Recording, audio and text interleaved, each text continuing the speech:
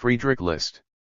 August 6, 1789 to November 30, 1846. The National System of Political Economy. L. Part 1, The History. L. Part 2, The Theory. L. Part 3, The Systems. L. Part 4, The Politics. The National System of Political Economy by Friedrich List, translated by Sampson S. Lloyd, 1885. First Book, The History. Chapter 1. The Italians. At the revival of civilization in Europe, no county was in so favorable a position as Italy in respect to commerce and industry. Barbarism had not been able entirely to eradicate the culture and civilization of ancient Rome. A genial climate and a fertile soil, notwithstanding an unskillful system of cultivation, yielded abundant nourishment for a numerous population. The most necessary arts and industries remained as little destroyed as the municipal institutions of ancient Rome. Prosperous coast fisheries served everywhere as nurseries for seamen, and navigation along Italy's extensive sea coasts abundantly compensated her lack of internal means of transport. Her proximity to Greece, Asia Minor, and Egypt, and her maritime intercourse with them, secured for Italy special advantages in the trade with the East which had previously, though not extensively, been carried on through Russia with the countries of the north. By means of this commercial intercourse Italy necessarily acquired those branches of knowledge and those arts and manufactures which Greece had preserved from the civilization of ancient times. From the period of the emancipation of the Italian cities by Otho the Great, they gave evidence of what history was testified alike in earlier and later times, namely, that freedom and industry are inseparable companions, even although not unfrequently the one has come into existence before the other. If commerce and industry are flourishing anywhere, one may be certain that their freedom is nigh at hand. If anywhere freedom was unfolded her banner, it is as certain that sooner or later industry will there establish herself, for nothing is more natural than that when man has acquired material or mental wealth he should strive to obtain guarantees for the transmission of his acquisitions to his successors, or that when he has acquired freedom, he should devote all his energies to improve his physical and intellectual condition. For the first time since the downfall of the free states of antiquity was the spectacle again presented to the world by the cities of Italy of free and rich communities. Cities and territories reciprocally rose to a state of prosperity and received a powerful impulse in that direction from the Crusades. The transport of the Crusaders and their baggage and material of war not only benefited Italy's navigation, it afforded also inducements and opportunities for the conclusion of advantageous commercial relations with the East, for the introduction of new industries, inventions, and plants, and for acquaintance with new enjoyments. On the other hand, the oppressions of feudal lordship were weakened and diminished in manifold ways, owing to the same cause, tending to the greater freedom of the cities and of the cultivation of the soil. Next after Venice and Genoa, Florence became especially conspicuous for her manufactures and her monetary exchange business. Already, in the 12th and 13th centuries, her silk and woolen manufactures were very flourishing. The guilds of those trades took part in the government, and under their influence the republic was constituted. The woolen manufacture alone employed 200 manufactories, which produced annually 80,000 pieces of cloth, the raw material for which was imported from Spain. In addition to these, raw cloth to the amount of 300,000 gulden was imported annually from Spain, France, Belgium, and Germany, which, after being finished at Florence, was exported to the Levant. Florence conducted the banking business of the whole of Italy, and contained 80 banking establishments. The annual revenue of her government amounted to 300,000 gulden, considerably more than the revenue of the kingdoms of Naples and Aragon at that period, and more than that of Great Britain and Ireland under Queen Elizabeth. We thus see Italy in the 12th and 13th centuries possessing all the elements of national economical prosperity, and in respect of both commerce and industry far in advance of all other nations. Her agriculture and her manufactures served as patterns and as motives for emulation to other countries. Her roads and canals were the best in Europe. The civilized world is indebted to her for banking institutions, the mariner's compass, improved naval architecture, the system of exchanges, and a host of the most useful commercial customs and commercial laws, as well as for a great part of its municipal and governmental institutions. Her commercial, marine, and naval power were by far the most important in the southern seas. She was in possession of the trade of the world, for, with the exception of the unimportant portion of it carried on over the northern seas, that trade was confined to the Mediterranean and the Black Sea. She supplied all nations with manufactures, with articles of luxury, and with tropical products, and was supplied by them with raw materials. One thing alone was wanting to Italy to enable her to become what England has become in our days, and because that one thing was wanting to her, every other element of prosperity passed away from her. She lacked national union and the power which springs from it. The cities and ruling powers of Italy did not act as members of one body, but made war on and ravaged one another like independent powers and states. While these wars raged externally, each commonwealth was successively overthrown by the internal conflicts between democracy, aristocracy, and autocracy. These conflicts, so destructive to national prosperity, were stimulated and increased by foreign powers and their invasions, and by the power of the priesthood at home and its pernicious influence, whereby the separate Italian communities were arrayed against one another in two hostile factions. How Italy thus destroyed herself may be best learned from the history of her maritime states. We first see Amalfi great and powerful. Her ships covered the seas, and all the coin which passed current in Italy and the Levant was that of Amalfi. She possessed the most practical code of maritime laws, and those laws were in force in every port of the Mediterranean. In the 12th century her naval power was destroyed by Pisa. Pisa in her turn fell under the attacks of Genoa, and Genoa herself, after a conflict of 100 years, was compelled to succumb to Venice. The fall of Venice herself appears to have indirectly resulted from this narrow-minded policy. To a league of Italian naval powers it could not have been a difficult task, not merely to maintain and uphold the preponderance of Italy in Greece, Asia Minor, the archipelago, and Egypt, but continually to extend and strengthen it, or to curb the progress of the Turks on land and repress their piracies at sea, while contesting with the Portuguese the passage round the Cape of Good Hope. As matters actually stood, however, Venice was not merely left to her own resources. She found herself crippled by the external attacks of her sister states and of the neighboring European powers. It could not have proved a difficult task to a well-organized league of Italian military powers to defend the independence of Italy against the aggression of the great monarchies. The attempt to form such a league was actually made in 1526, but then not until the moment of actual danger and only for temporary defense. The lukewarmness and treachery of the leaders and members of this league were the cause of the subsequent subjugation of Milan and the fall of the Tuscan Republic. From that period must be dated the downfall of the industry and commerce of Italy. In her earlier as well as in her later history Venice aimed at being a nation for herself alone. So long as she had to deal only with petty Italian powers or with decrepit Greece, she had no difficulty in maintaining a supremacy in manufactures and commerce through the countries bordering on the Mediterranean and Black Seas. As soon, however, as united and vigorous nations appeared on the political stage, it became manifest at once that Venice was merely a city and her aristocracy only a municipal one. It is true that she had conquered several islands and even extensive provinces, but she ruled over them only as conquered territory, and hence each conquest increased her weakness instead of her power. At the same period the spirit within the republic by which she had grown great gradually died away. The power and prosperity of Venice, the work of a patriotic and heroic aristocracy which had sprung from an energetic and liberty-loving democracy, maintained itself and increased so long as the freedom of democratic energy lent it support, and that energy was guided by the patriotism, the wisdom, and the heroic spirit of the aristocracy.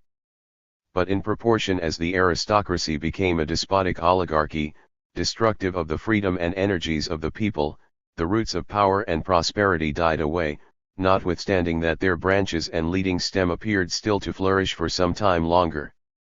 A nation which has fallen into slavery, says Montesquieu, strives rather to retain what it possesses than to acquire more, A free nation, on the contrary, strives rather to acquire than to retain. To this very true observation he might have added, and because anyone strives only to retain without acquiring, he must come to grief, for every nation which makes no forward progress sinks lower and lower, and must ultimately fall. Far from striving to extend their commerce and to make new discoveries, the Venetians never even conceived the idea of deriving benefit from the discoveries made by other nations. That they could be excluded from the trade with the East Indies by the discovery of the new commercial route thither, never occurred to them until they actually experienced it. What all the rest of the world perceived they would not believe, and when they began to find out the injurious results of the altered state of things, they strove to maintain the old commercial route instead of seeking to participate in the benefits of the new one. They endeavored to maintain by petty intrigues what could only be won by making wise use of the altered circumstances by the spirit of enterprise and by hardihood. And when they at length had lost what they had possessed, and the wealth of the East and West Indies was pouted into Cadiz and Lisbon instead of into their own ports, like simpletons or spendthrifts they turned their attention to alchemy. In the times when the Republic grew and flourished, to be inscribed in the Golden Book was regarded as a reward for distinguished exertions in commerce, in industry, or in the civil or military service of the state. On that condition this honor was open to foreigners, for example, to the most distinguished of the silk manufacturers who had immigrated from Florence. But that book was closed when men began to regard places of honor and state salaries as the family inheritance of the patrician class. At a later period, when men recognized the necessity of giving new life to the impoverished and enfeebled aristocracy, the book was reopened. But the chief title to inscription in it was no longer, as in former times, to have rendered services to the state, but the possession of wealth and noble birth. At length the honor of being inscribed in the Golden Book was so little esteemed, that it remained open for a century with scarcely any additional names. If we inquire of history what were the causes of the downfall of this republic and of its commerce, she replies that they principally consisted in the folly, neglect, and cowardice of a worn-out aristocracy, and in the apathy of a people who had sunk into slavery. The commerce and manufactures of Venice must have declined, even if the new route round the Cape of Good Hope had never been discovered. The cause of it, as of the fall of all the other Italian republics, is to be found in the absence of national unity, in the domination of foreign powers, in priestly rule at home, and in the rise of other greater, more powerful, and more united nationalities in Europe. If we carefully consider the commercial policy of Venice, we see at a glance that that of modern commercial and manufacturing nations is but a copy of that of Venice, only on an enlarged scale. By navigation laws and customs duties in each case native vessels and native manufactures were protected against those of foreigners, and the maxim thus early held good that it was sound policy to import raw materials from other states and to export to them manufactured goods. It has been recently asserted in defense of the principle of absolute and unconditional free trade, that her protective policy was the cause of the downfall of Venice. That assertion comprises a little truth with a great deal of error. If we investigate the history of Venice with an unprejudiced eye, we find that in her case, as in that of the great kingdoms at a later period, freedom of international trade as well as restrictions on it have been beneficial or prejudicial to the power and prosperity of the state at different epochs. Unrestricted freedom of trade was beneficial to the Republic in the first years of her existence, for how otherwise could she have raised herself from a mere fishing village to a commercial power? But a protective policy was also beneficial to her when she had arrived at a certain stage of power and wealth, for by means of it she attained to manufacturing and commercial supremacy. Protection first became injurious to her when her manufacturing and commercial power had reached that supremacy, because by it all competition with other nations became absolutely excluded, and thus indolence was encouraged. Therefore, not the introduction of a protective policy, but perseverance in maintaining it after the reasons for its introduction had passed away, was really injurious to Venice. Hence the argument to which we have adverted has this great fault, that it takes no account of the rise of great nations under hereditary monarchy. Venice, although mistress of some provinces and islands, yet being all the time merely one Italian city, stood in competition, at the period of her rise to a manufacturing and commercial power, merely with other Italian cities, and her prohibitory commercial policy could benefit her so long only as whole nations with united power did not enter into competition with her. But as soon as that took place, she could only have maintained her supremacy by placing herself at the head of a united Italy and by embracing in her commercial system the whole Italian nation. No commercial policy was ever clever enough to maintain continuously the commercial supremacy of a single city over united nations. From the example of Venice neither more nor less can be inferred than this, that a single city or a small state cannot establish and maintain such a policy successfully in competition with great states and kingdoms, also that any power which by means of a protective policy has attained a position of manufacturing and commercial supremacy, can revert with advantage to the policy of free trade. In the argument before adverted to, as in every other when international freedom of trade is the subject of discussion, we meet with a misconception which has been the parent of much error, occasioned by the misuse of the term freedom. Freedom of trade is spoken of in the same terms as religious freedom and municipal freedom. Hence the friends and advocates of freedom feel themselves especially bound to defend freedom in all its forms.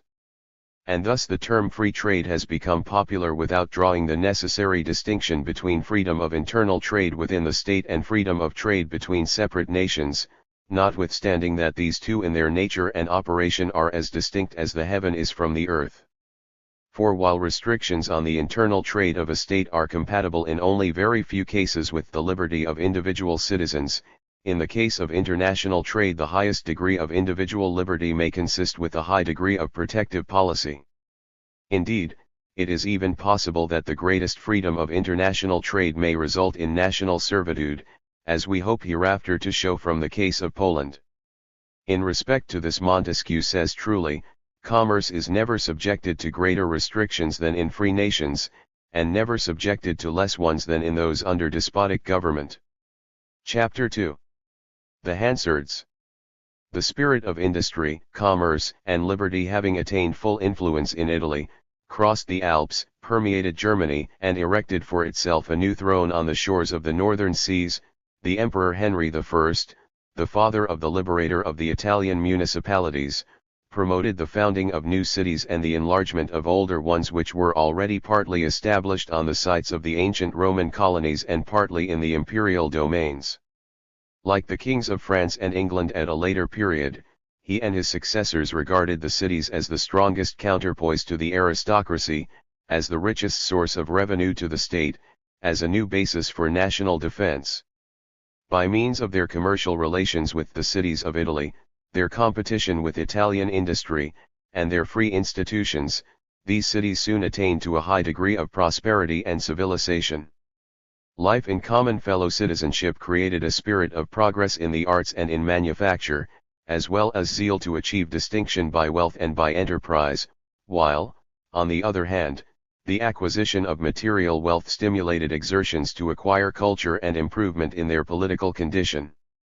Strong through the power of youthful freedom and of flourishing industry, but exposed to the attacks of robbers by land and sea, the maritime towns of northern Germany soon felt the necessity of a closer mutual union for protection and defense. With this object Hamburg and Lübeck formed a league in 1241, which before the close of that century embraced all the cities of any importance on the coasts of the Baltic and North Seas, or on the banks of the Oder, the Elbe, the Weser, and the Rhine. This confederation adopted the title of the Hansa, which in the Low German dialect signifies a league.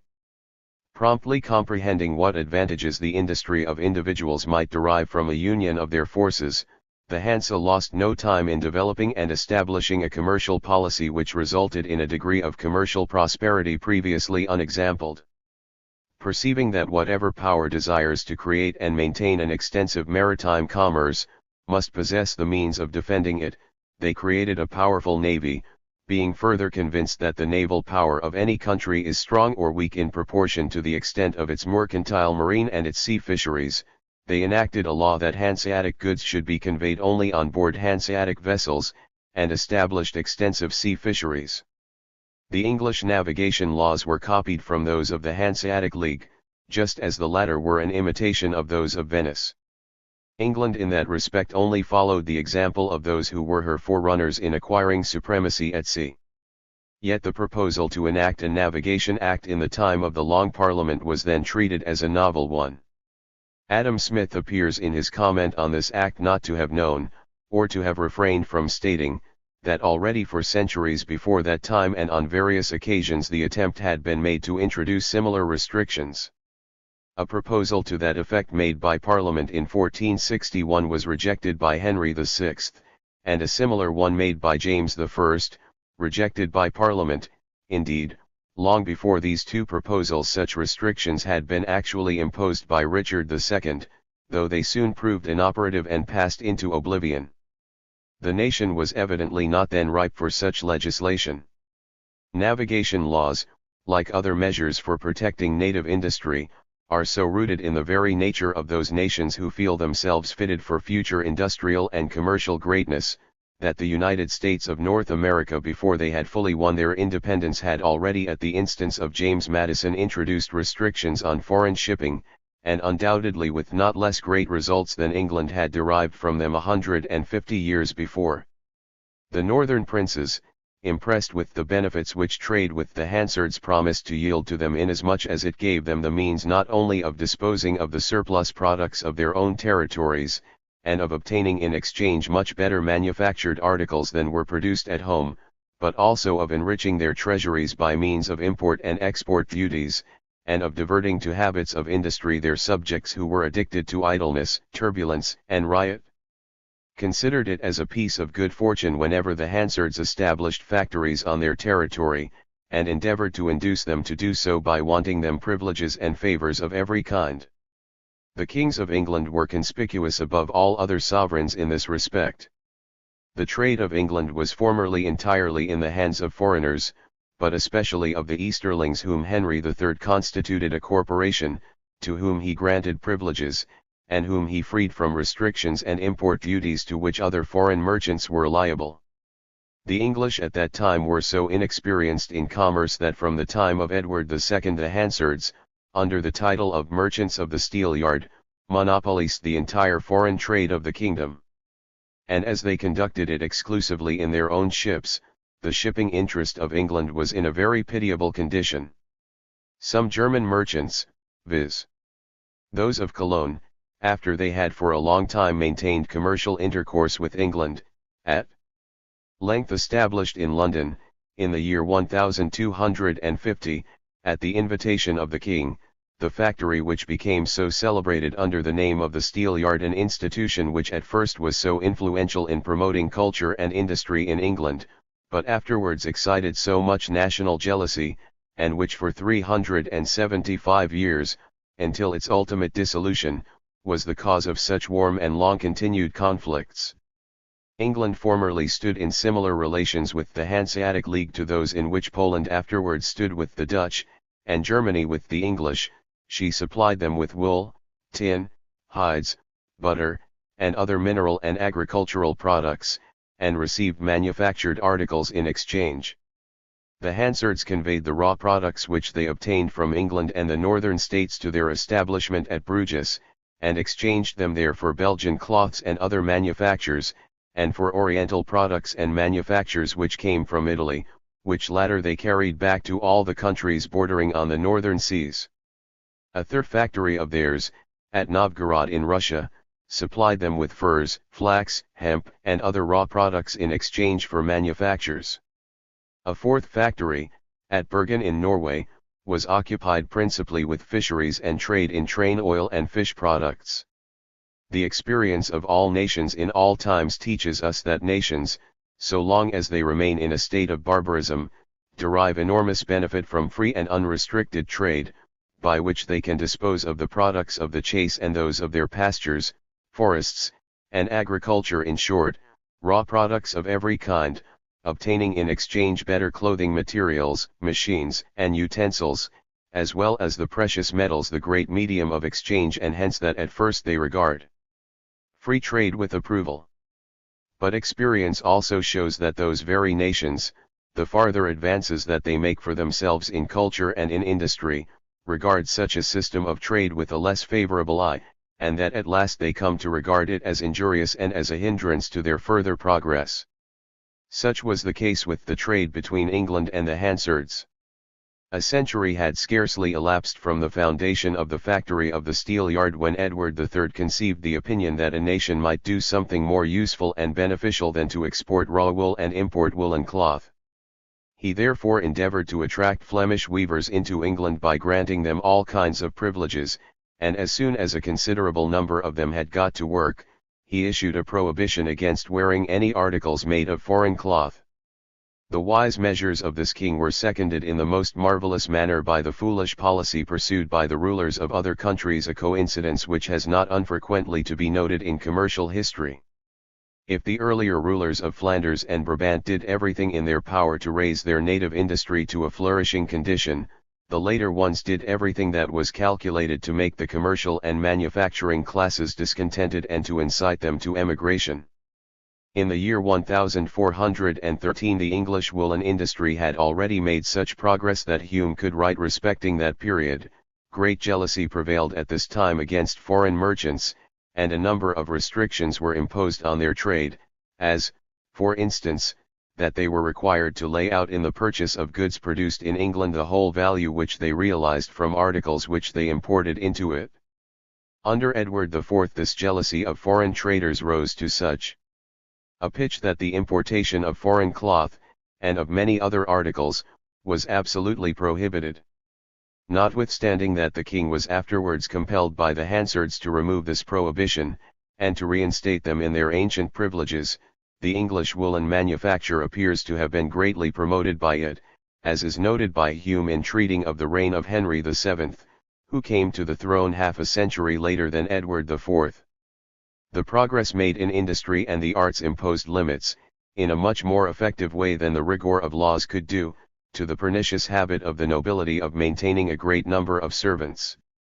Instead of vying with one another in the number and valor of their retainers, the nobility were animated by another kind of rivalry more in accordance with the spirit of civilization, inasmuch as they now sought to excel one another in the beauty of their houses, the elegance of their equipages, and the costliness of their furniture. As the people could no longer loiter about in pernicious idleness, in the service of their chieftains and patrons, they became compelled, by learning some kind of handiwork, to make themselves useful to the community. Laws were again enacted to prevent the export of the precious metals, both coined and uncoined, but as these were well known to be inoperative, the obligation was again imposed on foreign merchants to lay out the whole proceeds of goods imported by them, in articles of English manufacture. In the time of Henry VIII the prices of all articles of food had considerably risen, owing to the great number of foreign manufacturers in London, a sure sign of the great benefit which the home agricultural industry derived from the development of home manufacturing industry. The king, however, totally misjudging the causes and the operation of this phenomenon, gave ear to the unjust complaints of the English against the foreign manufacturers, whom the former perceived to have always excelled themselves in skill, industry, and frugality.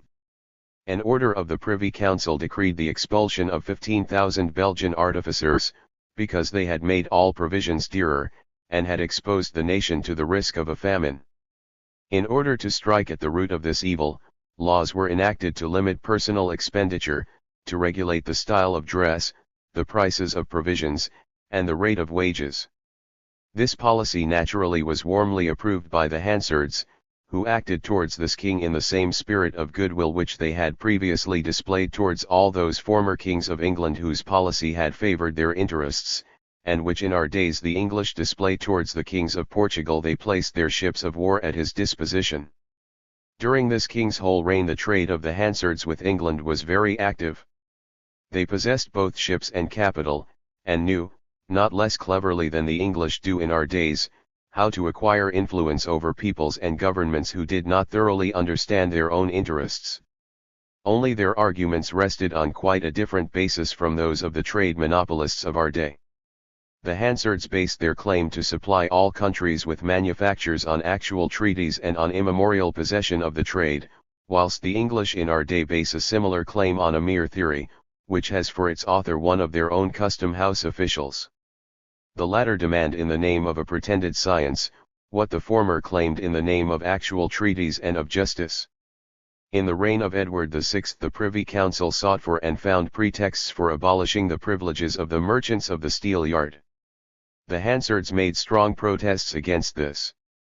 innovation. But the Privy Council persevered in its determination, and the step was soon followed by the most beneficial results to the nation. The English merchants possessed great advantages over the foreign ones, on account of their position as dwellers in the country, in the purchase of cloths, wool, and other articles, advantages which up to that time they had not so clearly perceived as to induce them to venture into competition with such a wealthy company.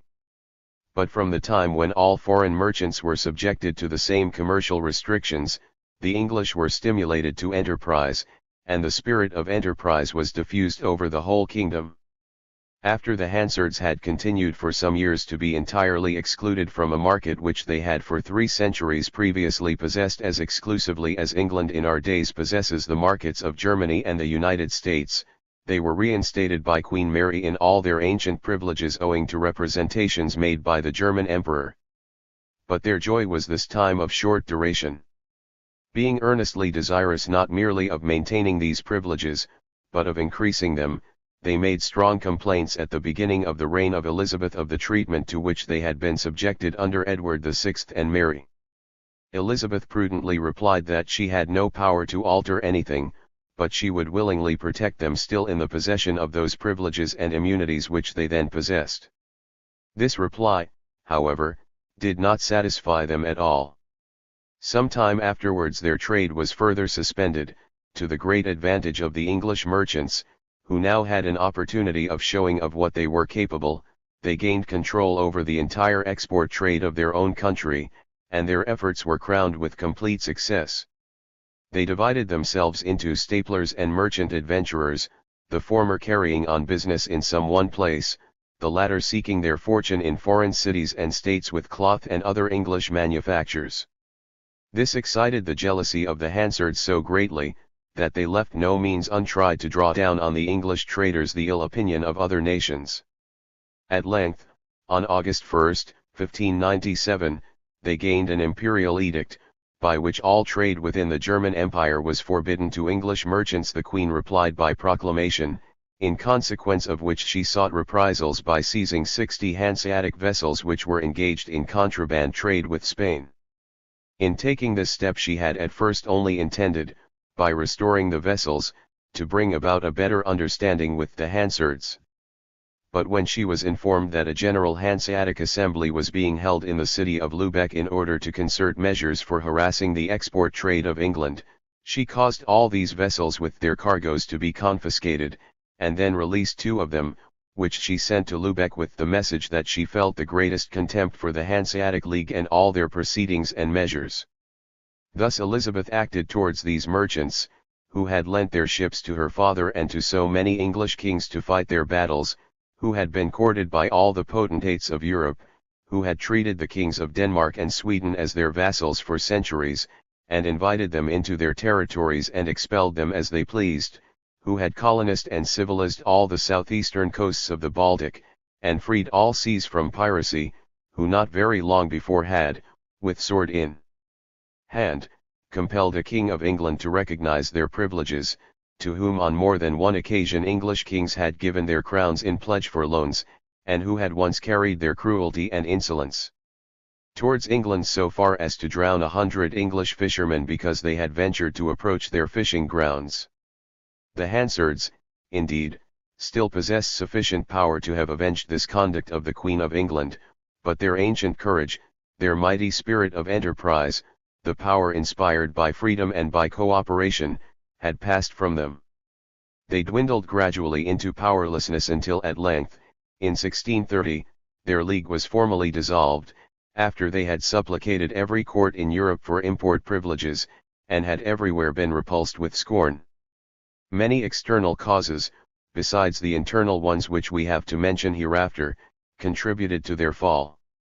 Denmark and Sweden sought to avenge themselves for the position of dependence in which they had been so long held by the League, and placed all possible obstructions in the way of its commerce. The Tsars of Russia had conferred privileges on an English company. The Order of Teutonic Knights, who had for centuries been the allies as well as the children of the League, declined and was dissolved.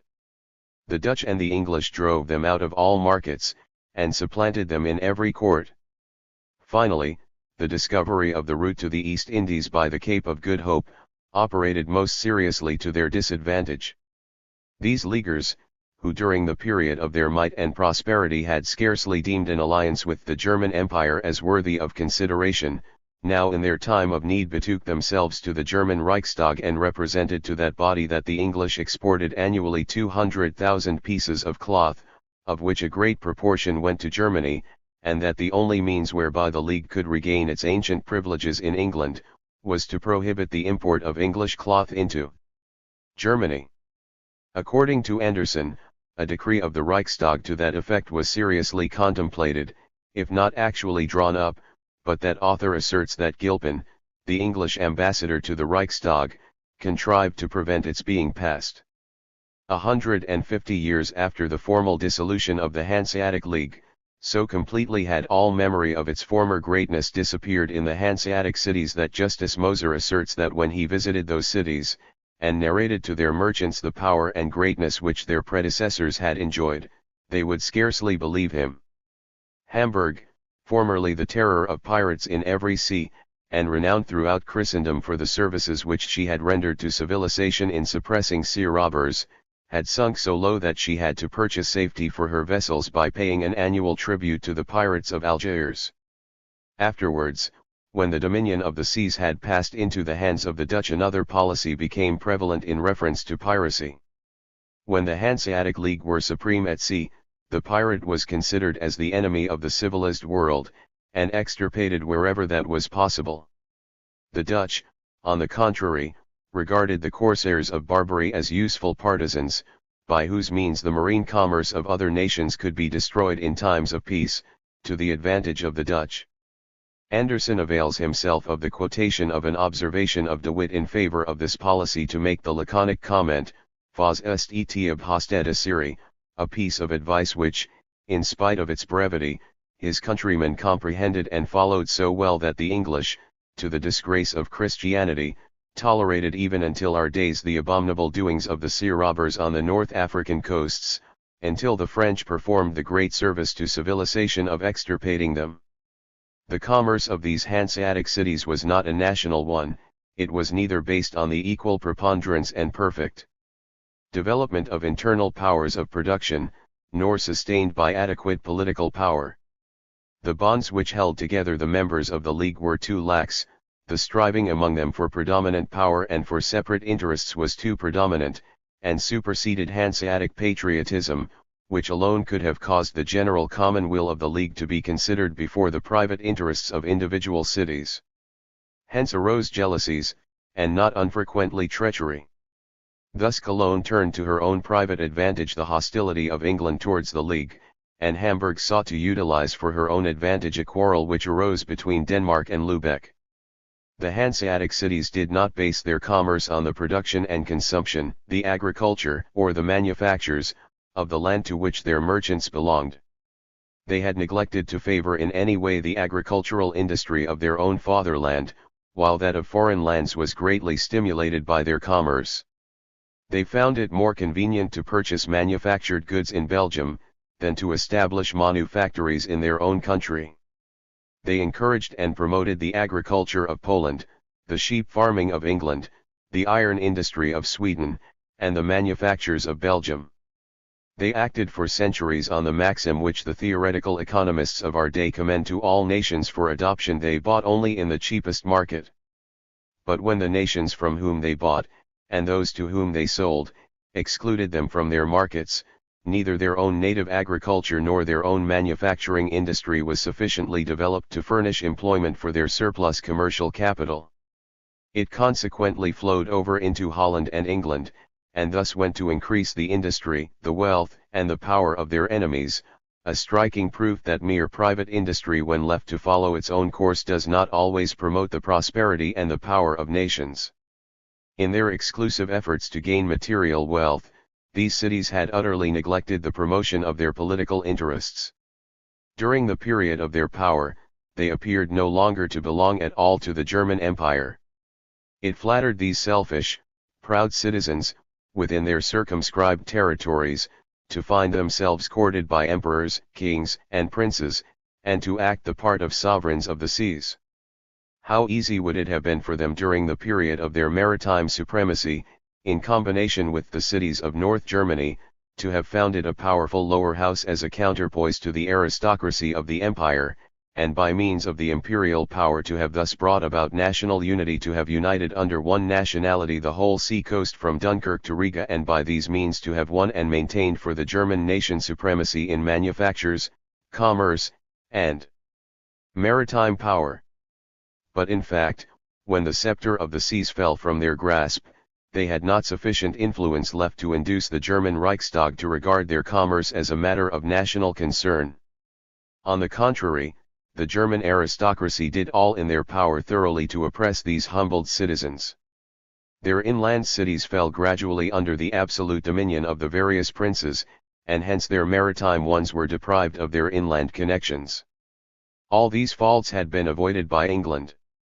Her merchant shipping and her foreign commerce rested on the solid basis of her native agriculture and native industry. Her internal trade developed itself in just proportion to her foreign trade, and individual freedom grew up without prejudice to national unity or to national power. In her case, the interests of the crown, the aristocracy, and the people became consolidated and united in the happiest manner. If these historical facts are duly considered, can anyone possibly maintain that the English could ever have so widely extended their manufacturing power, acquired such an immeasurably great commerce, or attained such overwhelming naval power, save by means of the commercial policy which they adopted and pursued? No, the assertion that the English have attained to their present commercial eminence and power, not by means of their commercial policy, but in spite of it, appears to us to be one of the greatest falsehoods promulgated in the present century. Had the English left everything to itself, laissez-faire et laissez-aller, as the popular economical school recommends, the merchants of the steel yard would be still carrying on their trade in London, the Belgians would be still manufacturing cloth for the English, England would have still continued to be the sheep farm of the Hansards, just as Portugal became the vineyard of England, and has remained so till our days, owing to the stratagem of a cunning diplomatist. Indeed, it is more than probable that without her commercial policy English won and would never have attained to such a large measure of municipal and individual freedom as she now possesses, for such freedom is the daughter of industry and of wealth. In view of such historical considerations, how has it happened that Adam Smith has never attempted to follow the history of the industrial and commercial rivalry between the Hanseatic League and England from its origin until its close? Yet some passages in his work show clearly that he was not unacquainted with the causes of the fall of the League and its results. A merchant, he says, is not necessarily the citizen of any particular country. It is in a great measure indifferent to him from what place he carries on his trade, and a very trifling disgust will make him remove his capital, and together with it all the industry which it supports, from one country to another. No part of it can be said to belong to any particular country till it has been spread, as it were, over the face of that country, either in buildings or in the lasting improvement of lands.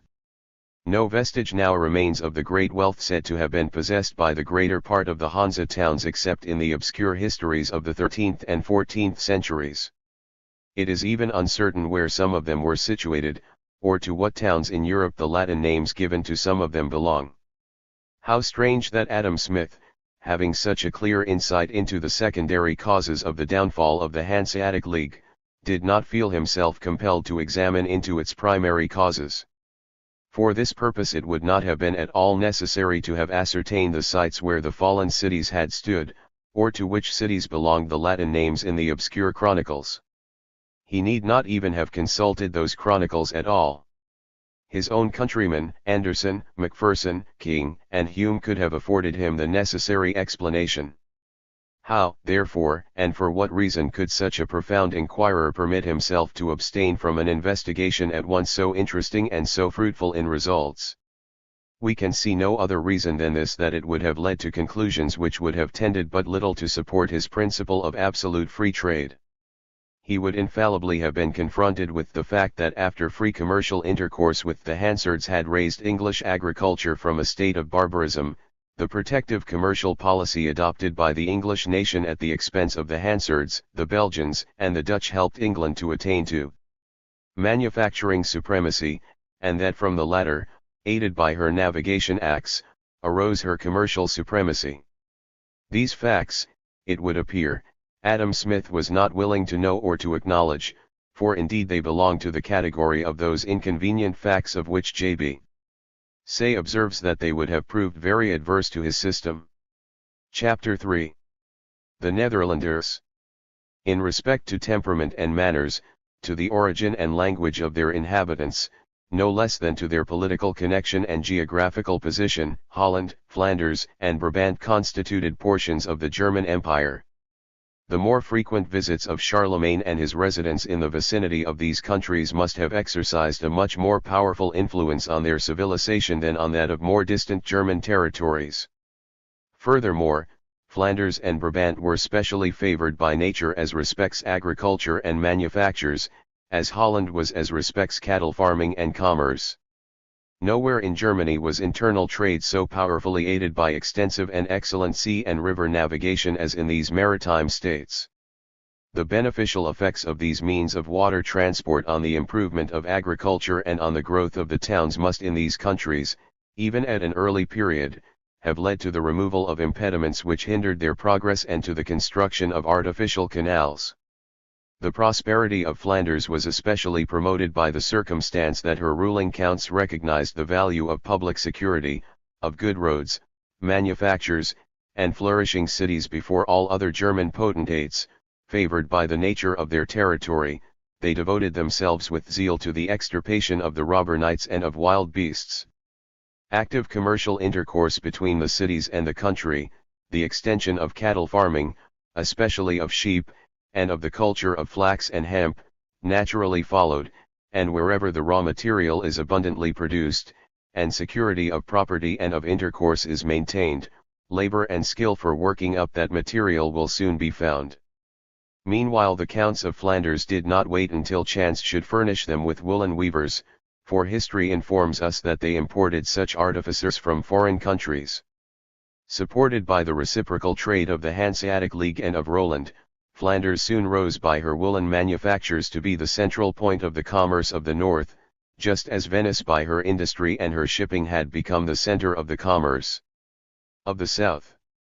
The merchant shipping, and reciprocal trade of the Hanseatic League and the Dutch, together with the manufacturing trade of Flanders, constituted one great whole, a real national industry. A policy of commercial restriction could not in their case be deemed necessary, because as yet no competition had arisen against the manufacturing supremacy of Flanders.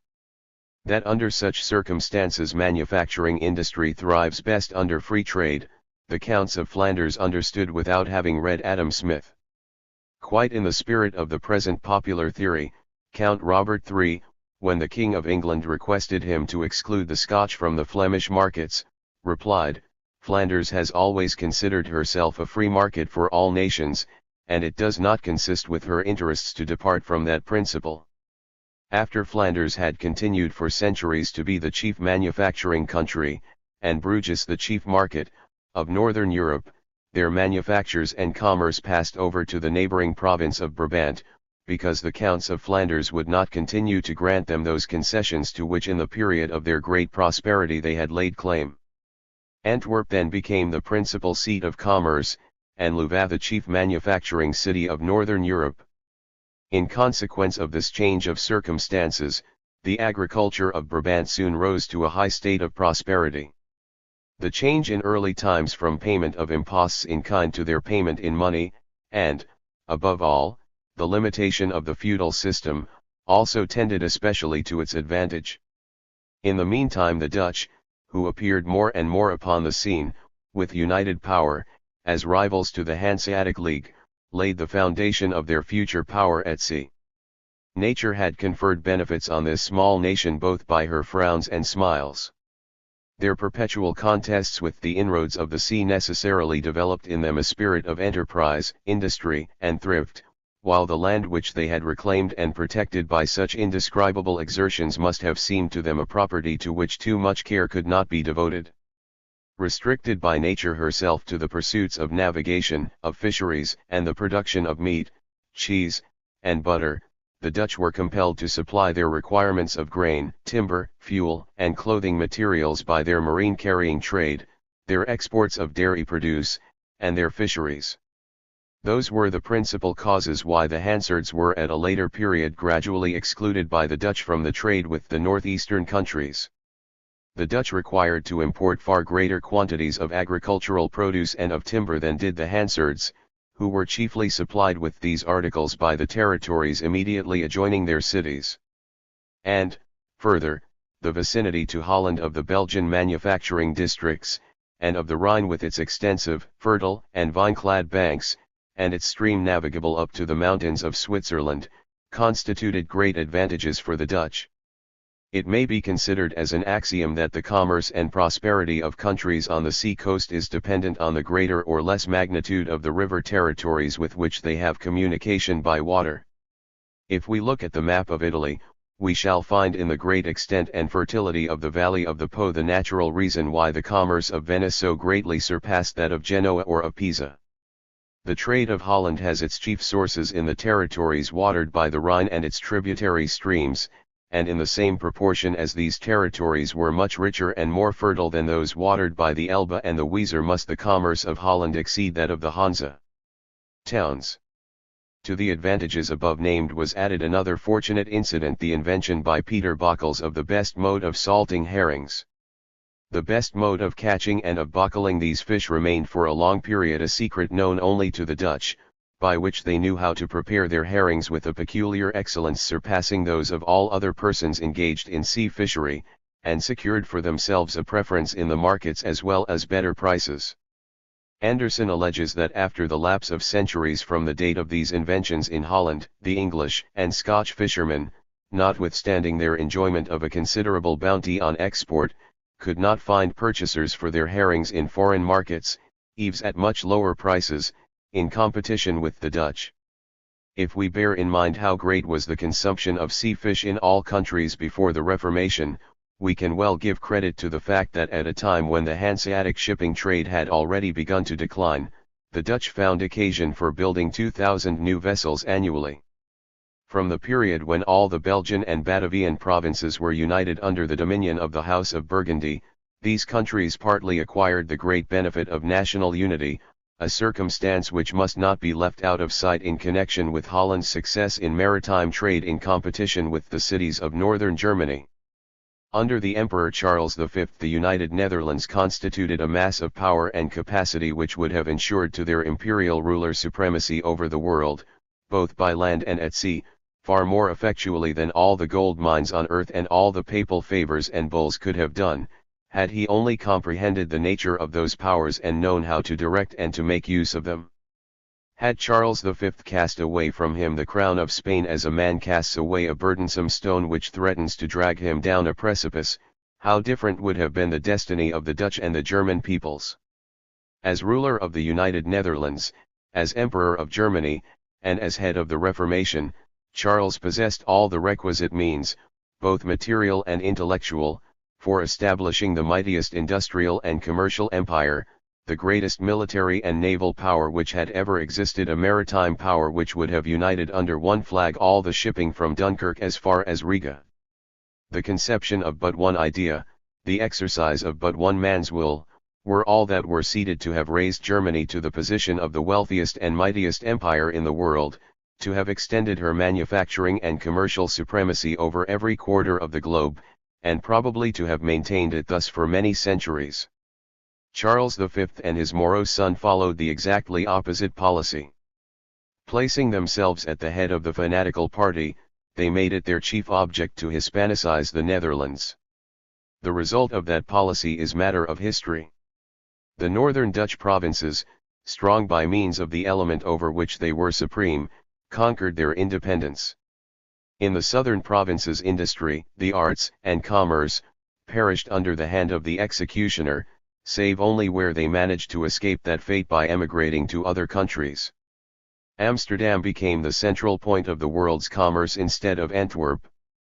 The cities of Holland, which already at an earlier period, in consequence of the disturbances in Brabant, had attracted a great number of Belgian woolen weavers, had now not room enough to afford refuge to all the Belgian fugitives, of whom a great number were consequently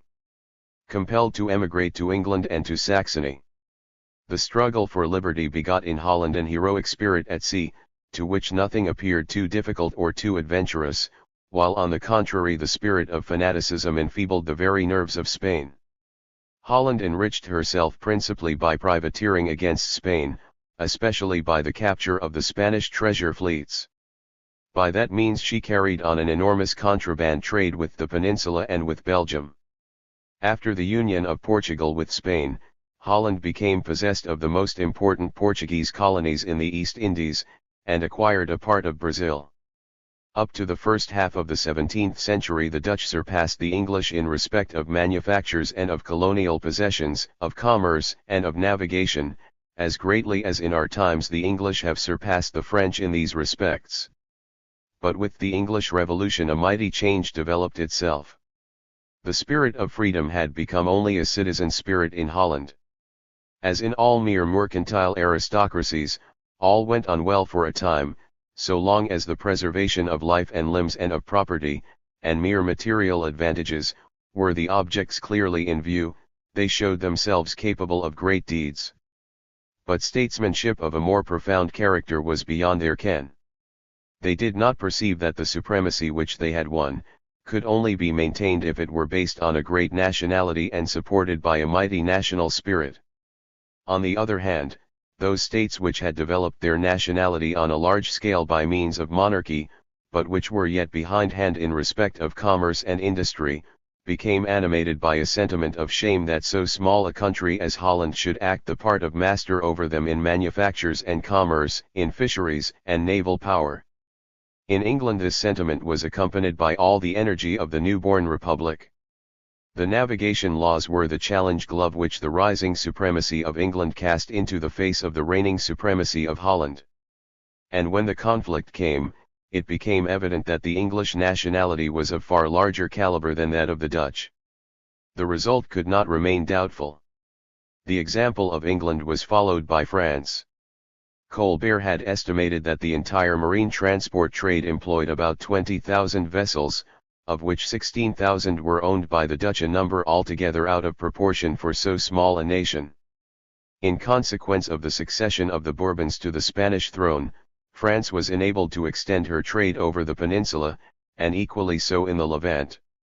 Simultaneously the protection by France of her native manufactures, navigation, and fisheries, made immense inroads on the industry and commerce of Holland.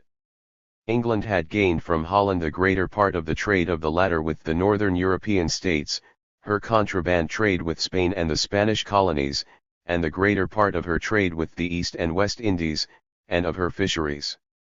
But the most serious blow was inflicted on her by the Methuen Treaty of 1703. From that the commerce of Holland with Portugal, the Portuguese colonies, and the East Indies, received a deadly wound. When Holland thus commenced to lose so large a portion of her foreign trade, the same result took place which had previously been experienced by the Hanseatic cities and by Venice. The material and mental capital which could now find no employment in Holland, was diverted by emigration or in the shape of loans to those countries which had acquired the supremacy from Holland which she had previously possessed. If Holland in union with Belgium, with the Rhenish districts, and with North Germany, had constituted one national territory, it would have been difficult for England and France to have weakened her naval power, her foreign commerce, and her internal industry by wars and by commercial policy, as they succeeded in doing. A nation such as that could have placed in competition with the commercial systems of other nations a commercial system of her own. And if owing to the development of the manufactures of those other nations her industry suffered some injury, her own internal resources, aided by founding colonies abroad, would have abundantly made good that loss.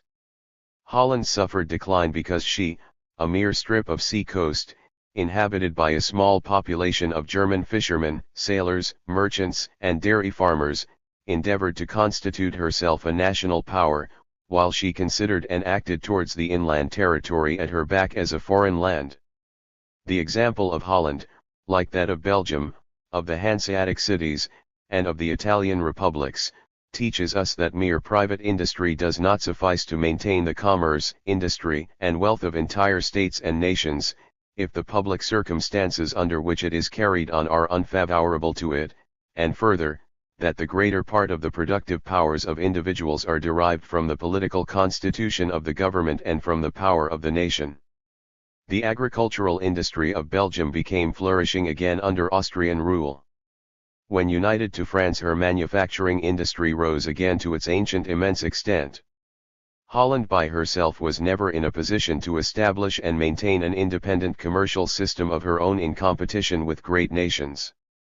But when by means of her union with Belgium after the general peace her internal resources, population, and national territory were increased to such an extent that she could rank herself among the great nationalities, and became possessed in herself of a great mass and variety of productive powers, we see the protective system established also in the Netherlands, and under its influence agriculture, manufactures, and commerce make a remarkable advance. This union has now been again dissolved, and thus the protective system in Holland has been deprived of the basis on which it rested, while in Belgium it is still maintained.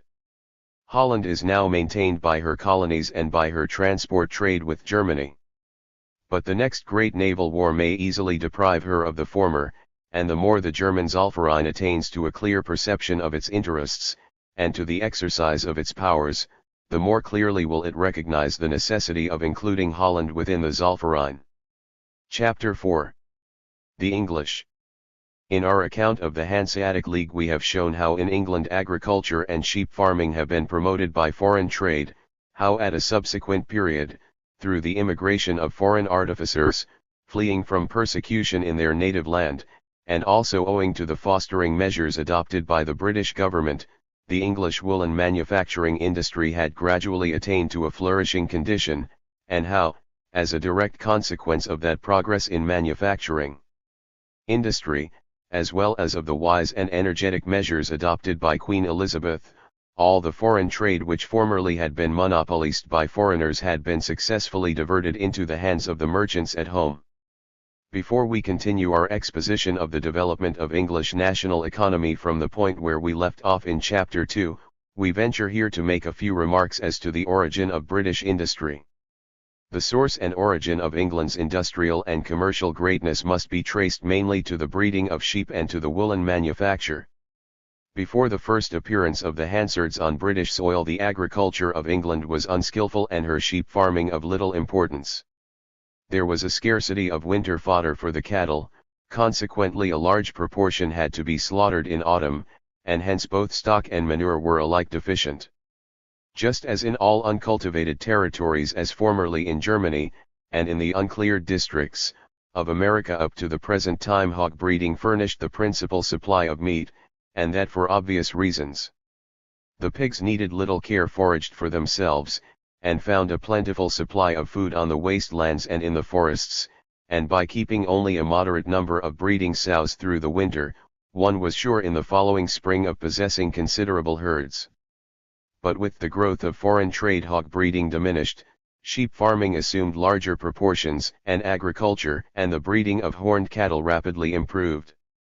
Hume, in his History of England, gives a very interesting account of the condition of English agriculture at the beginning of the 14th century. In the year 1327 Lord Spencer counted upon 63 estates in his possession, 28,000 sheep, 1,000 oxen, 1,200 cows, 560 horses, and 2,000 hogs, giving a proportion of 450 sheep, 35 head of cattle, 9 horses, and 22 hogs to each estate. From this statement we may perceive how greatly, even in those early days, the number of sheep in England exceeded that of all the other domestic animals put together.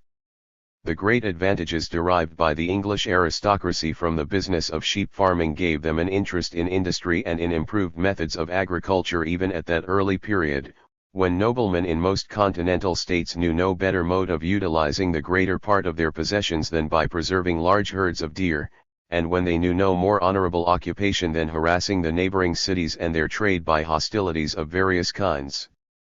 And at this period, as has been the case in Hungary more recently, the flocks so greatly increased that many estates could boast of the possession of from 10,000 to 24,000 sheep. Under these circumstances it necessarily followed that, under the protection afforded by the measures introduced by Queen Elizabeth, the woolen manufacture, which had already progressed very considerably in the days of former English rulers, should rapidly reach a very high degree of prosperity. In the petition of the Hansards to the Imperial Diet, mentioned in Chapter 2, which prayed for the enactment of retaliatory measures, England's export of cloth was estimated at 200,000 pieces, while in the days of James I the total value of English cloths exported had already reached the prodigious amount of £2 million sterling, while in the year 1354 the total money value of the wool exported had amounted only to 277,000 L, and that of all other articles of export to no more than 16,400 L. Down to the reign of the last named monarch the great bulk of the cloth manufactured in England used to be exported to Belgium in the rough state and was there dyed and dressed, but owing to the measures of protection and encouragement introduced under James I and Charles I the art of dressing cloth in England attained so high a pitch of perfection that thenceforward the importation of the finer descriptions of cloth nearly ceased, while only dyed and finely dressed cloths were exported. In order fully to appreciate the importance of these results of the English commercial policy, it must be here observed that, prior to the great development of the linen, cotton, silk, and iron manufactures in recent times, the manufacture of cloth constituted by far the largest proportion of the medium of exchange in the trade with all European nations, particularly with the northern kingdoms, as well as in the commercial intercourse with the Levant and the East and West Indies.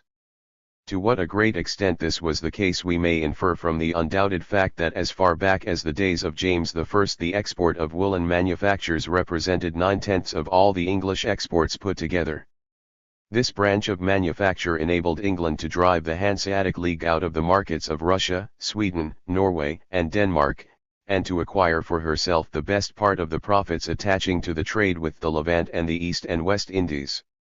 It was this industry that stimulated that of coal mining, which again gave rise to an extensive coasting trade and the fisheries, both which, as constituting the basis of naval power, rendered possible the passing of the famous navigation laws which really laid the foundation of England's maritime supremacy. It was round the woolen industry of England that all other branches of manufacture grew up as round a common parent stem, and it thus constitutes the foundation of England's greatness in industry, commerce, and naval power. At the same time the other branches of English manufacture were in no way neglected.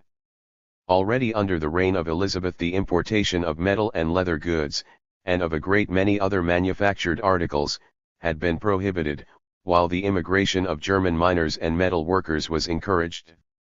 Formerly ships had been bought of the Hansards or were ordered to be built in the Baltic ports.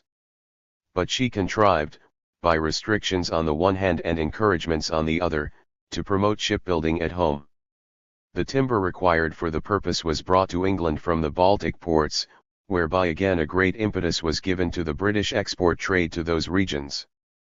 The herring fishery had been learned from the Dutch, whale fishing from the dwellers on the shores of the Bay of Biscay, and both these fisheries were now stimulated by means of bounties.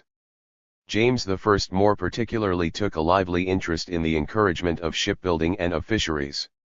Though we may smile at his unceasing exhortations to his people to eat fish, yet we must do him the justice to say that he very clearly perceived on what the future greatness of England depended. The immigration into England, moreover, of the Protestant artificers who had been driven from Belgium and France by Philip II and Louis XIV gave to England an incalculable increase of industrial skill and manufacturing capital. To these men England owes her manufactures of fine woolen cloth, her progress in the arts of making hats, linen, glass, paper, silk, clocks and watches, as well as a part of her metal manufacture, branches of industry which she knew how speedily to increase by means of prohibition and high duties. The island kingdom borrowed from every country of the continent its skill in special branches of industry, and planted them on English soil, under the protection of her customs system. Venice had to yield the art of glass manufacture, while Persia had to give up the art of carpet weaving and dyeing.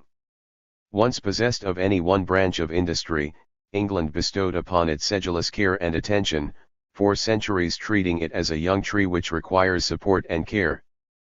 Whoever is not yet convinced that by means of diligence, skill, and economy, every branch of industry must become profitable in time, that in any nation already advanced in agriculture and civilization, by means of moderate protection, its infant manufactures, however defective and dear their productions at first may be, can by practice, experience, and internal competition readily attain ability to equal in every respect the older productions of their foreign competitors. Whoever is ignorant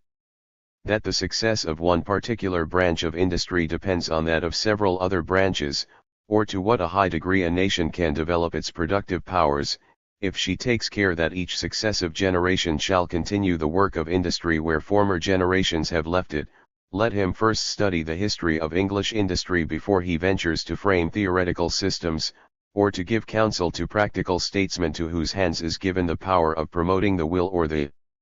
woe of nations. Under George I, English statesmen had long ago clearly perceived the grounds on which the greatness of the nation depends. At the opening of Parliament in 1721, the King is made to say by the Ministry, that it is evident that nothing so much contributes to promote the public well-being as the exportation of manufactured goods and the importation of foreign raw material. This for centuries had been the ruling maxim of English commercial policy, as formerly it had been that of the commercial policy of the Venetian Republic. It is in force at this day just as it was in the days of Elizabeth. The fruits it has borne lie revealed to the eyes of the whole world. The theorists have since contended that England has attained to wealth and power not by means of, but in spite of, her commercial policy. As well might they argue that trees have grown to vigor and fruitfulness, not by means of, but in spite of, the props and fences with which they had been supported when they were first planted. Nor does English history supply less conclusive evidence of the intimate connection subsisting between a nation's general political policy and political economy. Clearly the rise and growth of manufactures in England, with the increase of population resulting from it, tended to create an active demand for salt fish and for coals, which led to a great increase of the mercantile marine devoted to fisheries and the coasting trade. Both the fisheries and the coasting trade were previously in the hands of the Dutch. Stimulated by high customs duties and by bounties, the English now directed their own energies to the fishery trade, and by the navigation laws they secured chiefly to British sailors not only the transport of seaborne coal, but the whole of the carrying trade by sea. The consequent increase in England's mercantile marine led to a proportionate augmentation of her naval power, which enabled the English to bid defiance to the Dutch fleet. Shortly after the passing of the navigation laws, a naval war broke out between England and Holland, whereby the trade of the Dutch with countries beyond the English Channel suffered almost total suspension, while their shipping in the North Sea and the Baltic was almost annihilated by English privateers. Hume estimates the number of Dutch vessels which thus fell into the hands of English cruisers at 1,600, while Davenant, in his report on the public revenue, assures us that in the course of the 28 years next following the passing of the English navigation laws, the English shipping trade had increased to double its previous extent. Amongst the more important results of the navigation laws, the following deserve special mention, viz., 1. The expansion of the English trade with all the northern kingdoms, with Germany and Belgium, from which, according to Anderson's account, up to the year 1603 the English had been almost entirely shut out by the Dutch. 2. An immense extension of the contraband trade with Spain and Portugal, and their West Indian colonies. 3. A great increase of England's herring and whale fisheries, which the Dutch had previously almost entirely monopolized. 4. The conquest of the most important English colony in the West Indies, Jamaica, in 1655, and with that, the command of the West Indian sugar trade. 5. The conclusion of the Methuen Treaty with Portugal, of which we have fully treated in the chapters devoted to Spain and Portugal in this work. By the operation of this treaty, the Dutch and the Germans were entirely excluded from the important trade with Portugal and her colonies. Portugal sank into complete political dependence upon England, while England acquired the means, through the gold and silver earned in her trade with Portugal, of extending enormously her own commercial intercourse with China and the East Indies, and thereby subsequently of laying the foundation for her great Indian Empire, and dispossessing the Dutch from their most important trading stations. The two results last enumerated stand in intimate connection one with the other. And the skill is especially noteworthy with which England contrived to make these two countries, Portugal and India, the instruments of her own future greatness. Spain and Portugal had in the main little to dispose of besides the precious metals, while the requirements of the East, with the exception of cloths, consisted chiefly of the precious metals. So far everything suited most admirably. But the East had principally only cotton and silk manufactures to offer in exchange, and that did not fit in with the principle of the English ministry before referred to, namely, to export manufactured articles and import raw materials. How, then, did they act under the circumstances?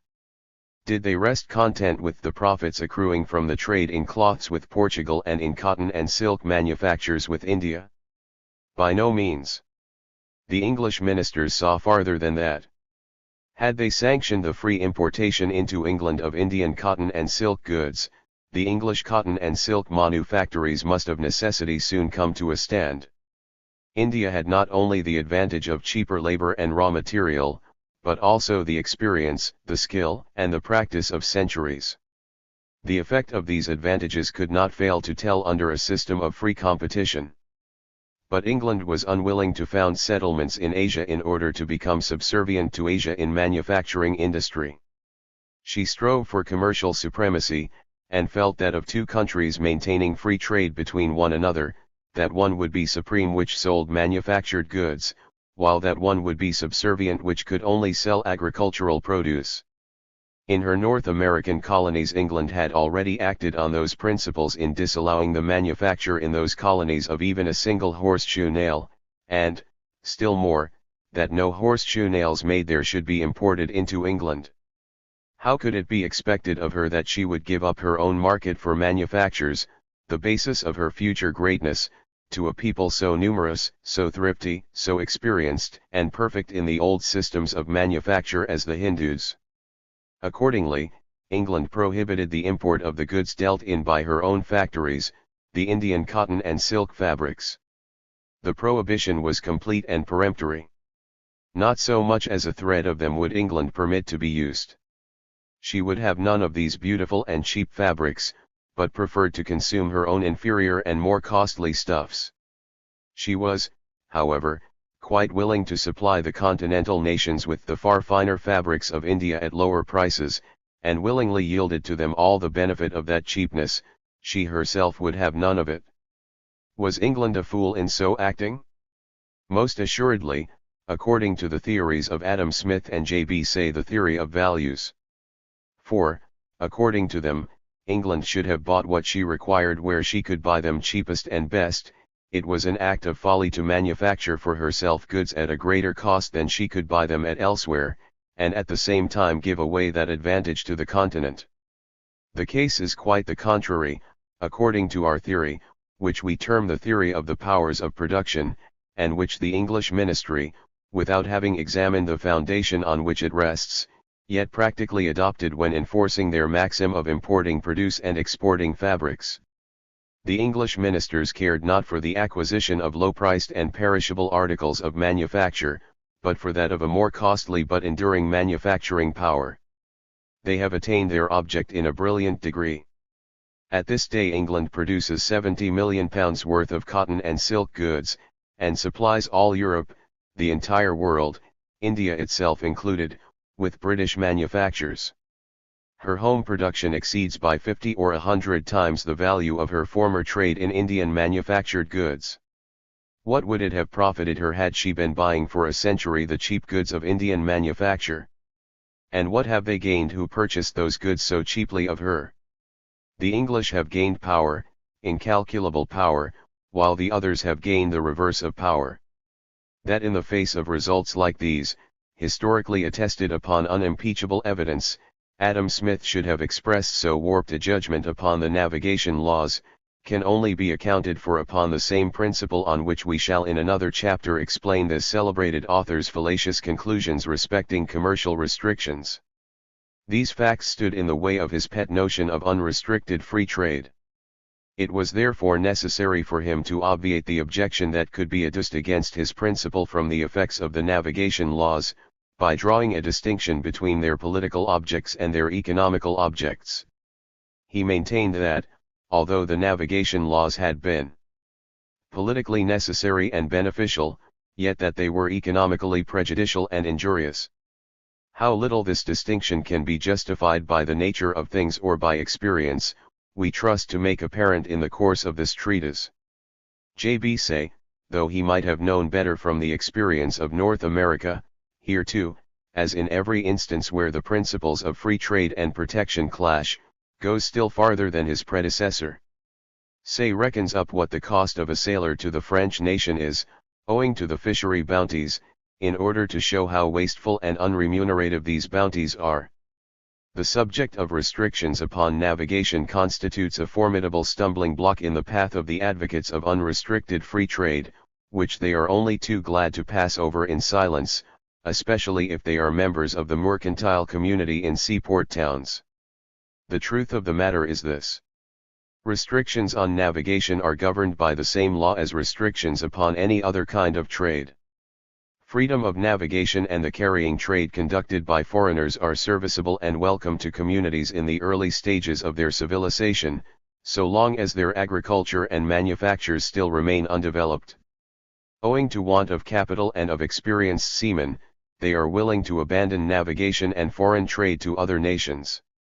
Later on, however, when they have developed their producing power to a certain point and acquired skill in shipbuilding and navigation, then they will desire to extend their foreign trade, to carry it on in their own ships, and become a naval power themselves. Gradually their own mercantile marine grows to such a degree that they feel themselves in a position to exclude the foreigner and to conduct their trade to the most distant places by means of their own vessels. Then the time has come when, by means of restrictions on navigation, a nation can successfully exclude the more wealthy, more experienced, and more powerful foreigner from participation in the profits of that business. When the highest degree of progress in navigation and maritime power has been reached, a new era will set in, no doubt, and such was that stage of advancement which Dr. Priestley had in his mind when he wrote that the time may come when it may be as politic to repeal this act as it was to make it. Then it is that,